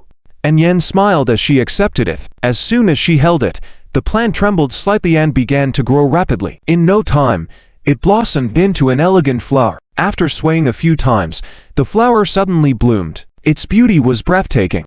A unique fragrance filled the entire hall, enhancing its charm. "It's a peony," someone whispered softly. Wei Ryan was also slightly surprised, then smiled gently. "Mrs. Zhu truly lives up to being a beauty. This flower grows according to each person's temperament." "And the peony," Wei Ryan paused, reciting softly, "Only the peony is truly the national beauty, as its blooming season stirs the capital." At the same time, Wei Ryan sighed inwardly, feeling that her hopes for her good friend were dashed. Having delved into the study of flowers, Wei Ryan regarded every woman as a unique flower. Chen Rushi's flower was an orchid, symbolizing purity, hope, and tranquility. And Yan, on the other hand, was a peony, representing the queen of flowers. Watching the people gathering around Zuan, Jin Zhirong felt a sense of discomfort she couldn't quite place. There was anger, but more of a sense of unease and fear. Indeed, just as she was in doubt, a group of soldiers suddenly burst in, standing silently on both sides. Then a tall and upright general slowly walked in. His arrival brought a deafening silence to the entire hall. Almost everyone stood up simultaneously. "Greetings, General." Without exception, all of them had an admiring look. After all, this person was somewhat of a mythical figure in China. Jin Zhirong's face brightened, and she hurried down the platform to greet him. "I didn't expect General Lin to come today, truly." Before Jin Zhirong could finish, General Lin had already passed by her without even looking at her. Jin Zhirong was dumbfounded and quickly turned to see. General Lin walked straight to Zuan and greeted him with a slight smile. "Mr. Zhu." Witnessing this scene, Jin Zhirong's vision went black, and she almost stumbled, feeling lightheaded. Zuan looked at the imposing General Lin, raised his eyebrows slightly, General Lin. Some were taken aback. Zuan actually called him by name. General Lin smiled faintly, then gave a courteous hand gesture. Thank you. Many didn't understand the meaning behind General Lin's gratitude, but they all knew that the man who had seemed ordinary and unremarkable just moments ago was, as Chen Shuang had said, a true dragon. Subsequently, many people glanced at Jin Jirong with sympathy or schadenfreude. Rejecting a grandson-in-law with such astonishing potential and becoming enemies, it was no wonder that the Yin family was on the decline now. Zuan smiled, knowing that Lin Dazhang was referring to the flowing light sword he had given him. I'm not used to using swords, because I believe that true status is only found beneath a clenched fist. This threatening remark made many people's expressions change slightly. Especially An Chang, who discreetly took 2 steps back. No wonder Mr. Zhu has achieved such mastery at such a young age. This kind of mindset is something I cannot compare to. Lin Dazhang sighed. At that moment, Chen Shu chuckled. So what? With Mr. Zhu's achievements, there are still people dissatisfying, wanting to drive him out. Isn't it ridiculous? Chen Shu's words pointed directly at the Yin family. An old madam's face turned ashen, and Zhu and the others looked embarrassed, not knowing what to say. Only An Ying's eyes flickered before letting out a slight sigh. He had anticipated that today's birthday banquet would not be peaceful, yet he had not expected Zuan's power to be so remarkable. One was from the top family in the capital city, the Chen family, while the other was the unquestioned top figure in the military. These 2 major forces standing together was like a direct slap to an old madam's face. Lin Dazhang was slightly astonished. Oh, there are really people with such short-sighted views. Mr. Zhu, how about joining my military? You can choose your position. Hiss. Lin Dazhang's offer made many people gasp. Choose any position? Wouldn't choosing the rank of colonel be like reaching the sky in one step? Zhu, and smiled, not answering Lin Dazhang's words, but instead walked up to the Yin family members. And Zhu's face stiffened, fearing, Zuan, what are you planning? I'll tell you. General Lin is right here. Zuan said calmly, I didn't intend to spare you all in the beginning. After all, each one of you deserves to die. But now, I've suddenly changed my mind. Instead of killing you, I'd rather let you live. I once said that one day, you will kneel before me. With that, Zuan turned to Anan with a smile. Wife, let's go. Lin Dazhang followed suit, and Zuan and the others all left the hall. Only Chen Shu walked at the back. He smiled at a pale-faced Jin Jirong. Old Madam An, truly, turning the once prestigious Yin family into this state is all thanks to you. And let me remind you, it's not over 100 years ago. Don't think just because your ancestors had royal connections, you're still some Qing dynasty princess. You're not the Empress Dowager. With that, Chen Shu coldly left. Jin Jirong's face turned red and pale alternately from the sarcasm. After all, Chen Shu was right. Her maternal family, or distant relatives of the Qing imperial family, later changing their surname to Jin. She had always been proud of this fact, patterning her every move after the powerful Empress Dowager. The Yin group departed, leaving the hall feeling empty. Qi Change watched An Yan's figure recede in despair, feeling a crack in his heart. He had wanted to confront them earlier, but upon seeing Chen Shu and General Lin's presence, he faltered. The Qi family was indeed respectable, but they couldn't afford to offend the Chen family or General Lin. Thus, he could only stand and watch from a distance. Seeing this man he had initially despised sitting together with these top figures made Qi Change realize that he had lost, utterly defeated. Brother, let's go. Qi Weiyin whispered softly. Qi Change nodded listlessly. What could they do by staying? It seemed like the Yin family was now isolated, no longer the same as before. The Qi family members left, followed by the other guests, bidding their farewells.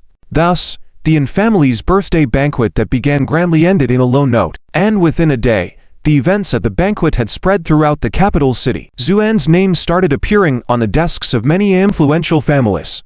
Huo family.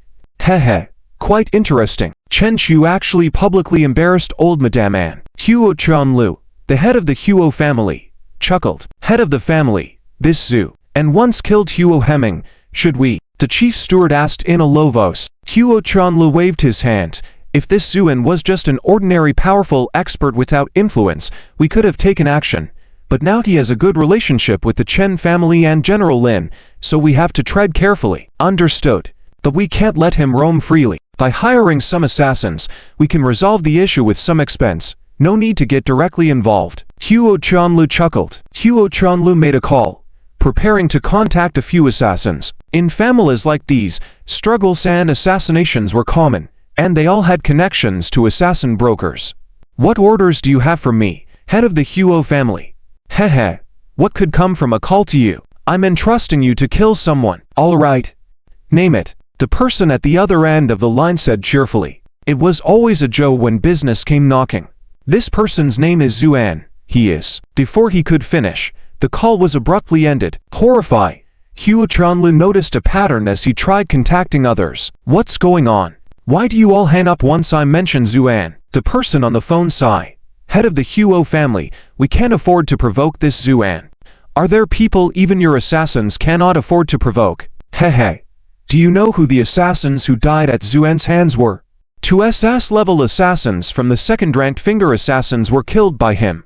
Regular assassins were wiped out. Their organization suffered a massive blow, losing out on the top 10 ranks. This is all due to Zuan, head of the Huo family. I advise you. Zuan is not someone to trifle with. There are many secrets about him that could frighten anyone. Take care of yourself. The lion went dead. Huo Chanlu felt a chill running down his spine. Head of the family, what's wrong? Should I contact a few people to deal with this Zuan? Get out. Huo Chanlu cursed through gritted teeth. Never mention Huo Hemming's matter again, even if he's dead. Just a bastard child. I have plenty of sons. Huo Chanlu consoled himself. Chen family. Chen Rushi watched Zuan in the distance, chatting with her grandfather, feeling a mix of joy and sorrow. At that moment, Wei Ryan beside her said softly, "Give up, Rushi. The bond between Zuan and Anyan is unbreakable, beyond the influence of others." Chen Rushi fell silent for a moment, then chuckled bitterly. Weren't you the one who never believed in love? That's true before, but now I believe, because today, I saw it with my own eyes. Wei Ryan whispered softly. Although Zuan doesn't speak much, every word he says hits the mark, with unique insights that make people feel as if a light bulb has gone off in their minds. Regardless of one's level of cultivation, based on this knowledge alone, one can be proud. At this moment, Zuan puts down his teacup, looks at General Lin, and smiles faintly, using the elixir to suppress her injuries. It seems like General Lin is reluctant for others to know about your condition. Upon hearing this, Chen Shu's expression changes abruptly. General Lin, on the other hand, smiles wryly. Indeed, Mr. Zhu is as insightful as ever. 10 years ago, during my duel with the ghost blade Ito Natsuki from Country R, although I killed him, I was also injured by his ghost blade. This blade wound was very severe, persisting until now, and in recent years it has become increasingly serious. If it weren't for the elixir provided by Mr. Zhu, I probably wouldn't have lasted until now. General Lin's words revealed one of the military's most closely guarded secrets. As General Lin can be considered the #1 figure in the military world, if news of his serious injury were to spread, who knows how many malicious intentions it might attract. After General Lin finished speaking with a bitter smile, Zuan's next words shock him. Zhu, and smiles faintly. No wonder your realm is immortality, but your aura is only half a step from immortality. General Lin looks astonished. How did I know? Zuan smiles and slowly picks up his teacup, takes a sip with his head bowed. Just as the teacup reaches his lips, a tremendous aura suddenly emanates from Zuan's body, then quickly disappears without a trace. Although the time was very short, it still causes both Chen Zhu and General Lin's faces to change drastically. Transcendent to mortal? More accurately, just half a step to transcendent to mortal, Zuan says indifferently. How is that possible? Even transcendent immortals shouldn't possess that kind of aura. Chen Zhu looks as if he's seen a ghost. General Lin, however, looks sullen and adds 3 more points of respect when he gazes at Zuan. Nothing is impossible. To me, transcendent immortals are no more than ordinary folk and dogs.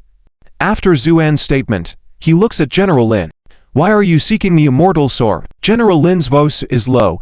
Back then, during the duel with Ito Natsuki, he made it clear that if he were to be defeated, then 10 years later, a new ghost blade from Country R would come to challenge me across the seas. And this year happens to be the 10th year. General Lin sighs. I am no longer who I was back then. My strength has waned, and I may not be a match for the new ghost blade from Country R. If I lose, our country's prestige will be tarnished. I cannot afford to lose. That's why I seek the divine weapon. General Lin says resolutely. Chen Zhu looks hopeful and asks, Mr. Zhu, is there a way to heal General Lin's injuries? Zhu, and shakes his head.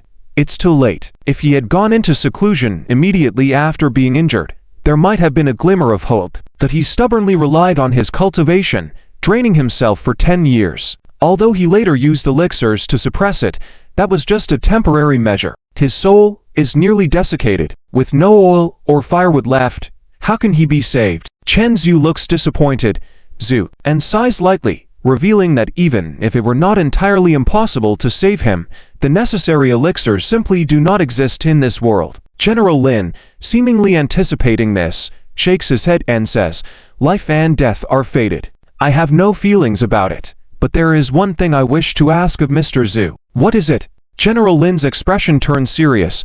In a little over a month, the date we agreed upon before.